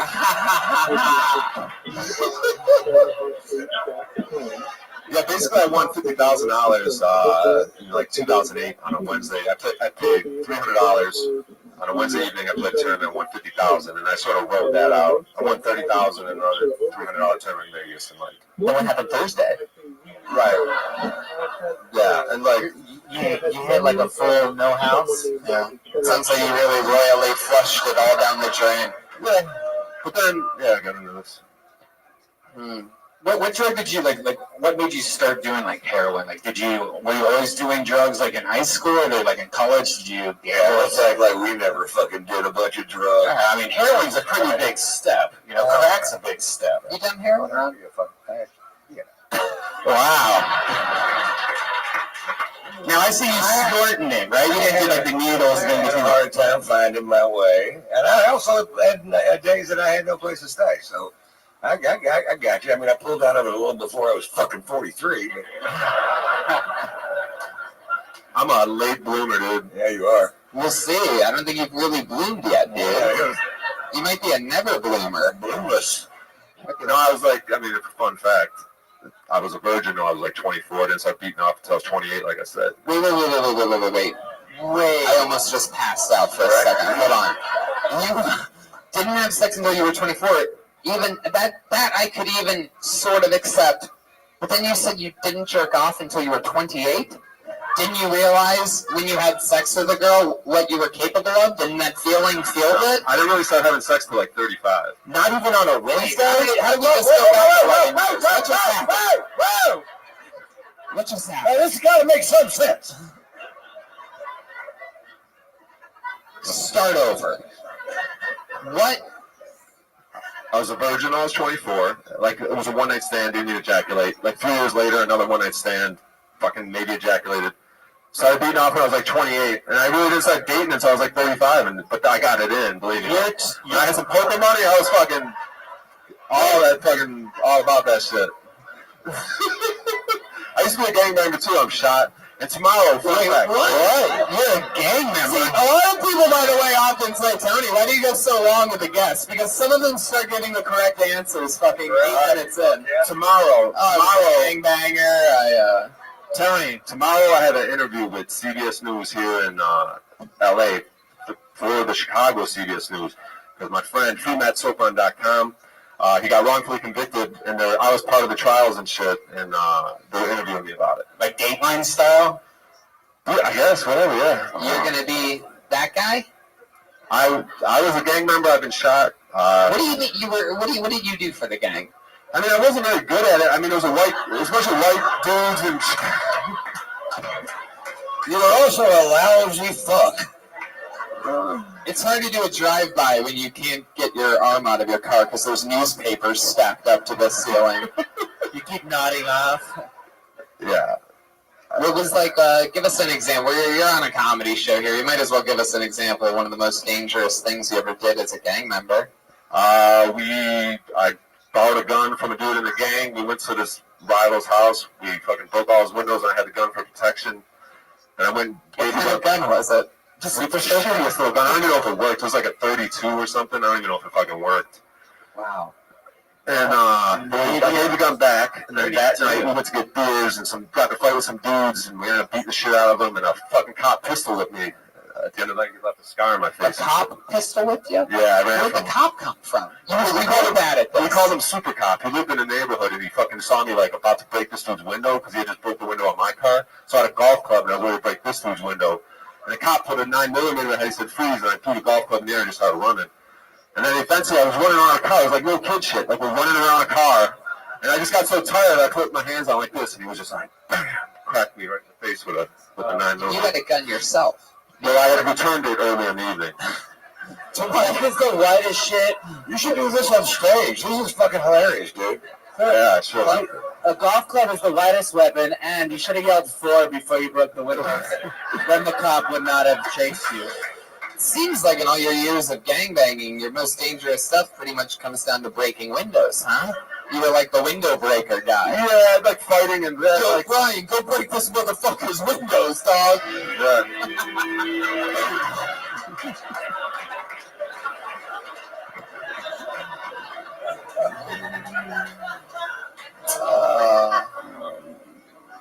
So you broke windows, man. Did you have a nickname in the gang? O-Dog. My last name's O'Shea. And O-Dog's from Menace to Society. He was that character. Yeah, he's got braids. I know a lot of, speaking of O-Dog, I know a lot of dogs that have a better life than you do right now. Yeah. Well, this is a dream. This is fucking, dude, I'm happy as fuck, dude. You should be. Dude, I think I did alright, even though I fucking mistimed it. Like, dude, I'm fucking happy as shit right now. I'm about to cry and shit. You're the most interesting interview by far we've had on the show tonight. I'll tell you that. I almost asked you to come over to my house and stay for a while, but I didn't. At the last minute, I didn't. Run white and run plight up here. No? Okay. Brian, do you have any short-term goals or anything to like? Yeah, I mean, like, I had a sponsor. I'm like doing the shit. Like, I'm going to meetings every day. What's your sponsor? Mine was Monster Energy drink for a while. Right. This dude Mike, he's really fucking dope. Oh, wait, what was it? His name's Mike, but I fucking. I shouldn't be saying that, right? He's fucking dope, though. Well, if he's dope, then you probably shouldn't be near him at all, Brian. Sounds like my sponsor, Speedweed. Check out LA Speedweed. There's a lot of comedians, though, that fucking. I know. One day maybe you'll be one of them. Oh, shut up. That's okay. That's a legitimate fucking statement. Yeah. That's legit. Maybe you will. I mean, you've got potential. Yep. All right. Why not? You know? Brian O'Shea, I think everybody's waiting for you, dude. Come back. Come see us again. Brian O'Shea, Diggity Dog on Twitter. O-Dog for you gang members out there. Were you a blood or a crip? A what? A Pope? That sounds like the most polite gang ever. We just wear wacky hats, break windows, you know. Hey, you guys know what I was doing when I went off stage? What? I was seeing a client. It was Dane Cook. I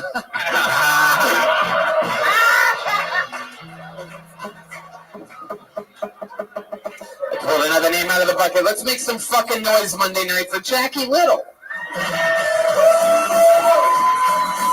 Jackie Little.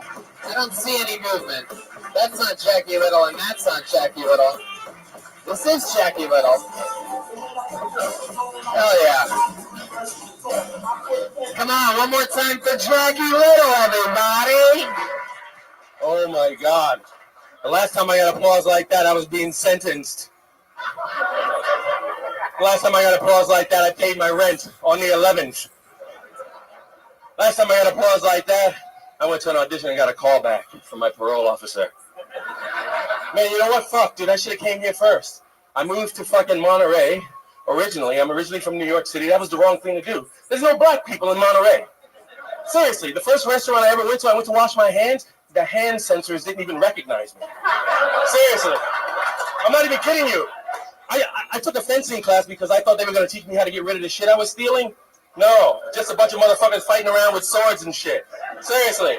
In February, they had, for Black History Month, they had an 8-man march. And only 6 of us showed up. Yeah, you fucking laughed. 3 of those motherfuckers were my roommates.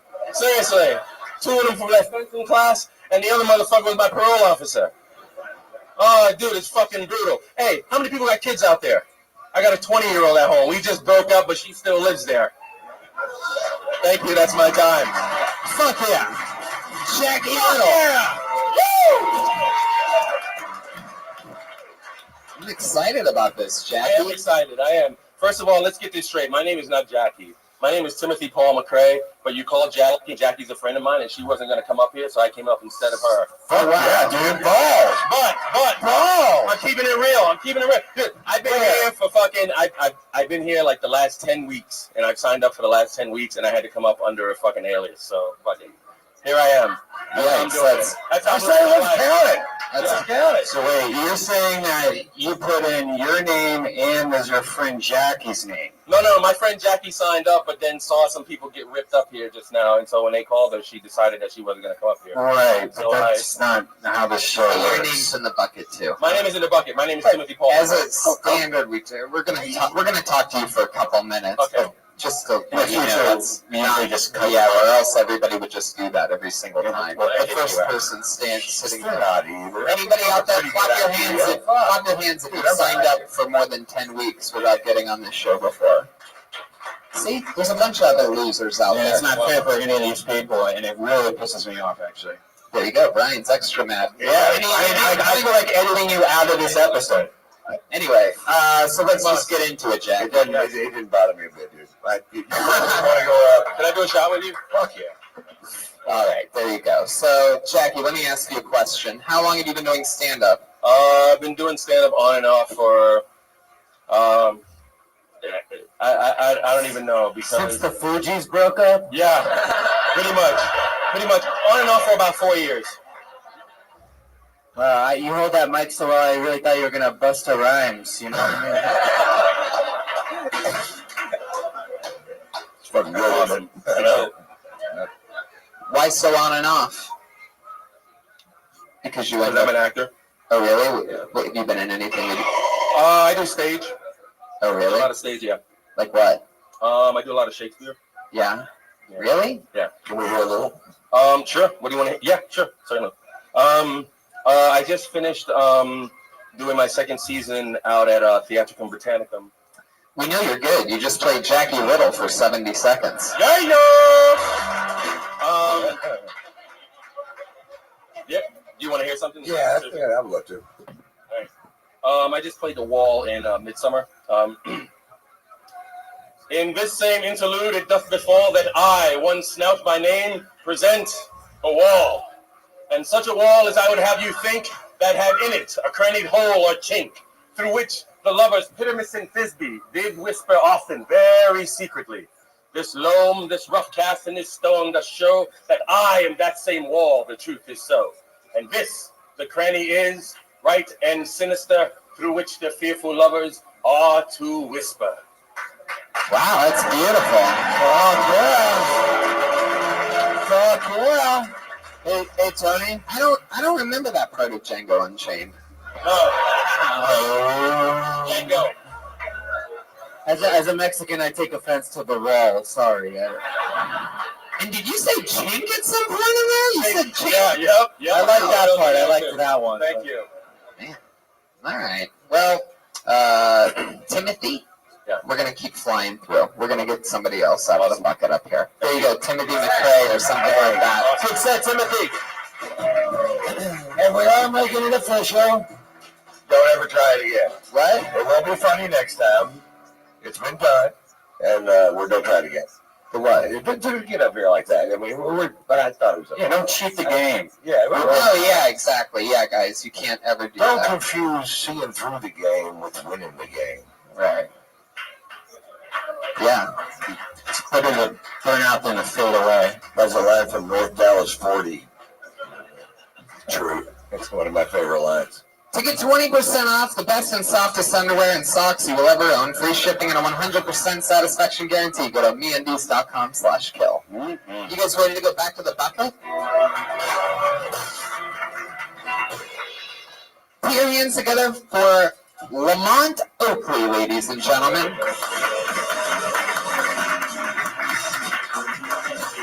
Is this there?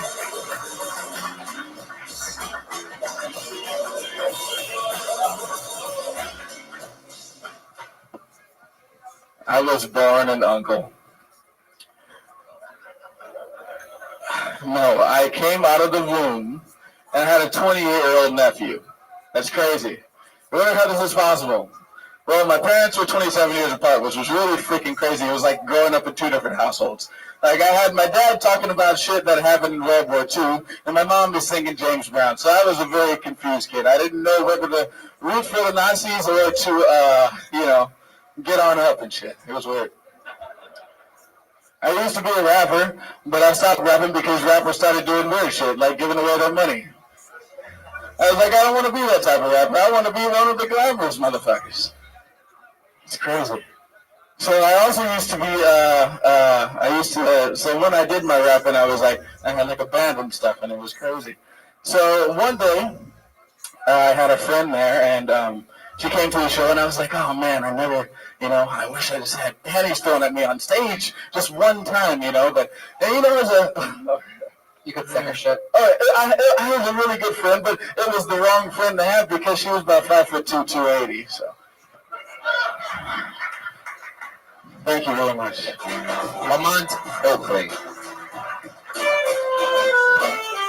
Lamont, you got up from sitting right next to Jackie Little. You're really Lamont Oakley, though, right? Yes, I am. I can show you my ID. That's fine. Is this your first time on the show? Yes, it is. That's cool. Where are you from?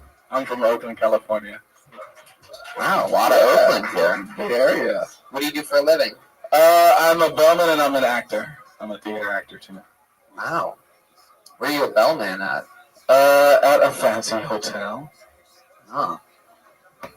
You ever do any services for anyone at a hotel before?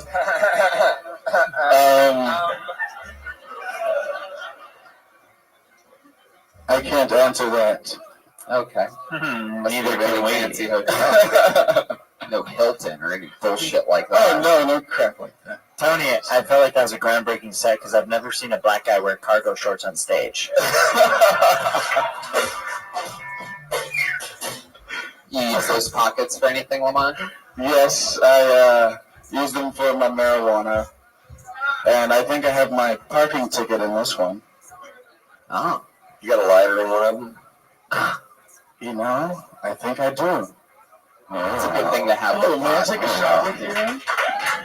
Fuck yeah, an applause break for having a lighter. So Lamont, how long have you been in Los Angeles? You visiting? You still live in Oakland? No, I've been here since 2002. I just moved to Hollywood from Long Beach. You just moved to Hollywood from Long Beach. How long have you been in Hollywood? It's been since August. Interesting. August. Yeah. Is that far from the hotel that you work at, or closer to it? It's like equal distance. Oh. Yeah. You're not really giving me much about this hotel. I'm trying to figure it out. I'm trying to human GPS this motherfucker. Does it rhyme with the Beverly Schmilton? No. So have you ever taken anything up to somebody's room and they go, come on in, and eat your ass or anything like that? Yeah, straight to Buddy. That happens a lot. Hey, will you eat my ass, please? I wish that would happen sometimes. Yeah, where are you going to go with that?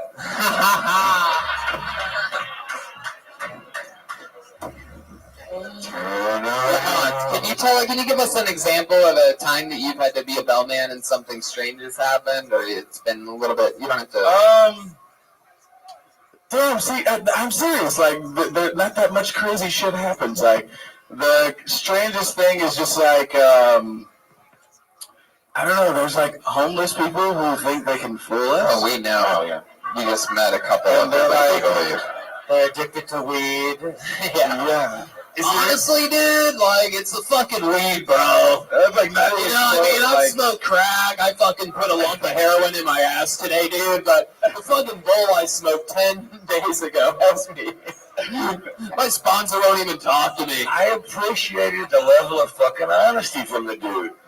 You know, Oh, yeah, I know. kind of fucking, you know, I know it's sad and dark and fucking shit, but, you know. So who's stayed as a true asshole? Like, who's somebody that you're just like, He's fuck not this gonna, guy? He's not gonna go there. Yeah, I mean, you can't. If he really hates this guy, I'm sure he doesn't give a fuck about this guy.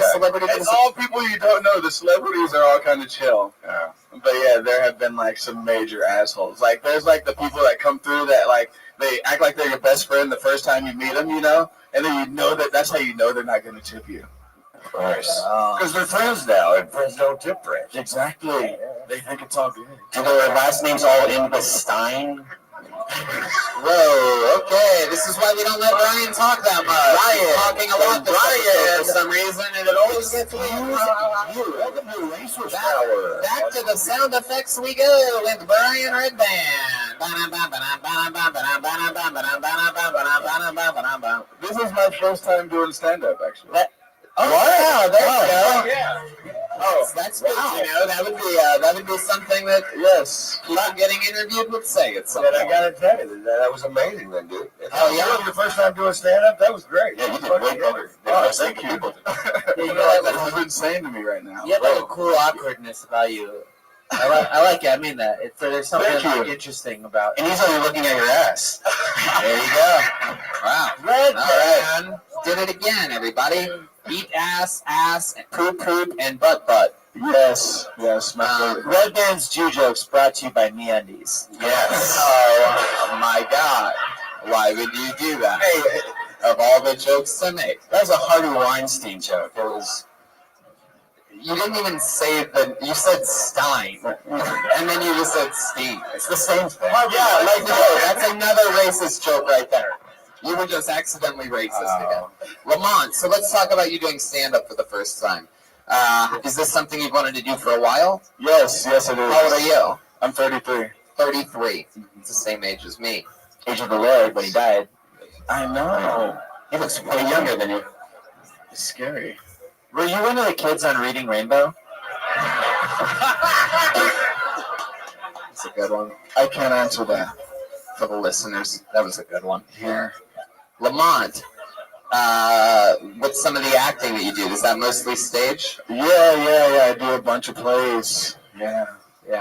What's the weirdest character you've ever had to play? I had to play a gay baseball player where I was naked on stage and had to rape a man in a shower. And what was weird about that?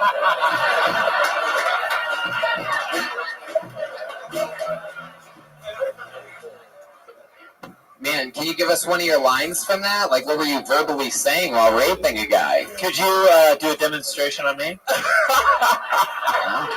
Wow. Yeah, let's do it. Sax off. From the sax scene to the sex scene. Here we go. Lamont Oakley reprising his role in. Go ahead, Lamont. Give us a little slate. Lamont, slate for us. I don't know. It was something It's not rape. I didn't quite reach around, but I was tempted to. But I stopped myself. Wait, hold on, wait. Lamont, what happened then? What do you mean? Just then, that was a Did real you have connection. lines in this movie, or was it a gay porn? No, I had tons of freaking lines. So I sort of grabbed him here, I put this thing in my butthole, and I acted. You know what I mean? Hey, I got a question. Lamont, in this scene, did you have your socks on? No. That's not very black of you, but moving on. But I did get that note to take off my socks sooner. Did you really? Yes. What's your real sex life like? You fucking a bunch of white bitches? No. Really? Do you want to? Yeah, it's fine. My sex life is it's as busy as I need it to be. Really? Yeah. How busy is that? Like I'm very busy, so it's gotta be like on call, you know. Really? We're always on call. Yeah. But it's like it takes planning and shit, which sucks because I'm always busy. It's like, oh, can we meet up Thursday? No, I can't Thursday. How about Saturday? I'm like, fuck, I work Saturday. You should try Wednesday. I know. $50,000 worth of sex. What? Hey, there's this thing. Oh my God, Lamont. There's this thing called there's this thing. You ever heard of Lamont Crunch cereal? You haven't, but there's this thing called the Lamont Crunch cereal, and that's what I would do your butthole.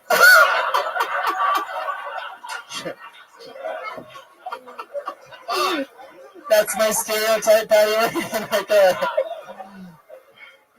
What the hell is going on today? I don't know. Something in the air tonight. Yeah.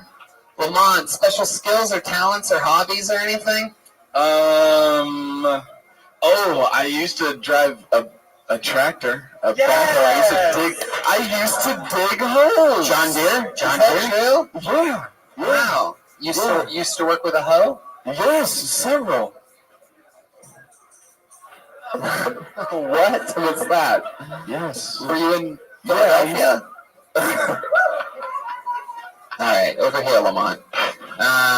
So where were you driving this tractor at? I was doing it in the whole LA area. It was my. What'd you say, in the LA area? In the LA area, yeah. We used to put in sewers and stuff for people. So I used to actually touch shit with my hands. Like the straight up shit, like why didn't you put just gloves on or something? Why did you just I did, but straight up sometimes I did. So really, you'd use your bare hands sometimes. Sometimes I don't know what came over. That's part of the job sometimes. It's crazy. Yeah, I don't know. I could never do that now. Well, yeah, that sounds pretty terrible. What's it like being Red Fox's kid?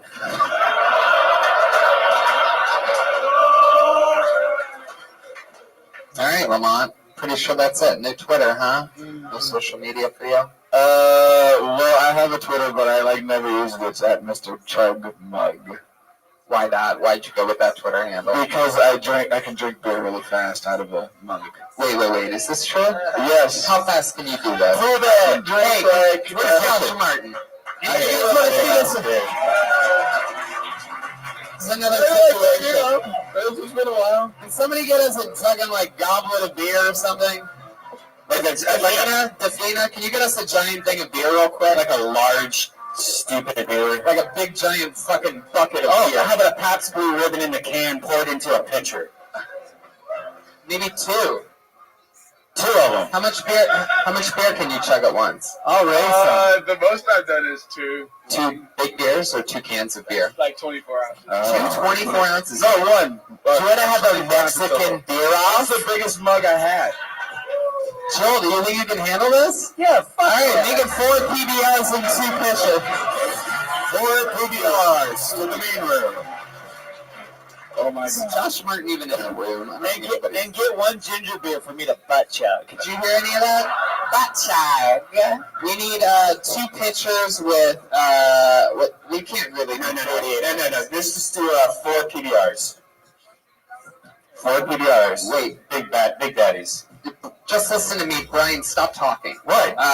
2 24 ounces and 2 pitchers. So 2 pitchers filled with beer. Or 4 PBRs.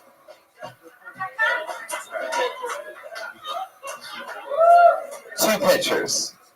4 cans of PBR. But pour 2 in each pitcher. I can't believe this still isn't happening. You don't have pitchers? No, just get 4 PBRs and make a drink each one when they're done. They put it down. But no, that's different. The mug's different than the can, Brian. I don't know if you've ever chugged a beer before, but gravitational pull maintains it in a can. It's an actual. You put your car key on the other side and make a little vent, right, guys? We know what the fuck's going on, but that's not his specialty. He's Mr. Mudchug on Twitter. That's his thing. You want to give him some type of advantage, right? Wait, what is Joel about to chug his beer out of? He's chugging Jeremiah's dick. All right. Really? I mean, if you just... Oh, he is. Looks like a very wide open episode. Did you see his underwear, by the way? Joel's underwear. He's wearing some weird kind of thong thing. For you podcast listeners, that is well, correct. for the video listeners, they can look at right now. The VR people are loving this. Is this beer thing happening? This was one of my worst ideas I've ever had. There we go. Josh has got it right there. Wow, there they are. I guess we're about to shotgun 24 ounces of PBR. What do you need? Like a pea or something, right? What is that? No. Are you guys just gonna chug it right out of the can? All right. A mug would really show off my skill, but well, you don't got a mug. So I can take it. Yes. All right. You improvise tonight. Here we go. It's the first ever. I've opened up both of them. Go chug them both. In a very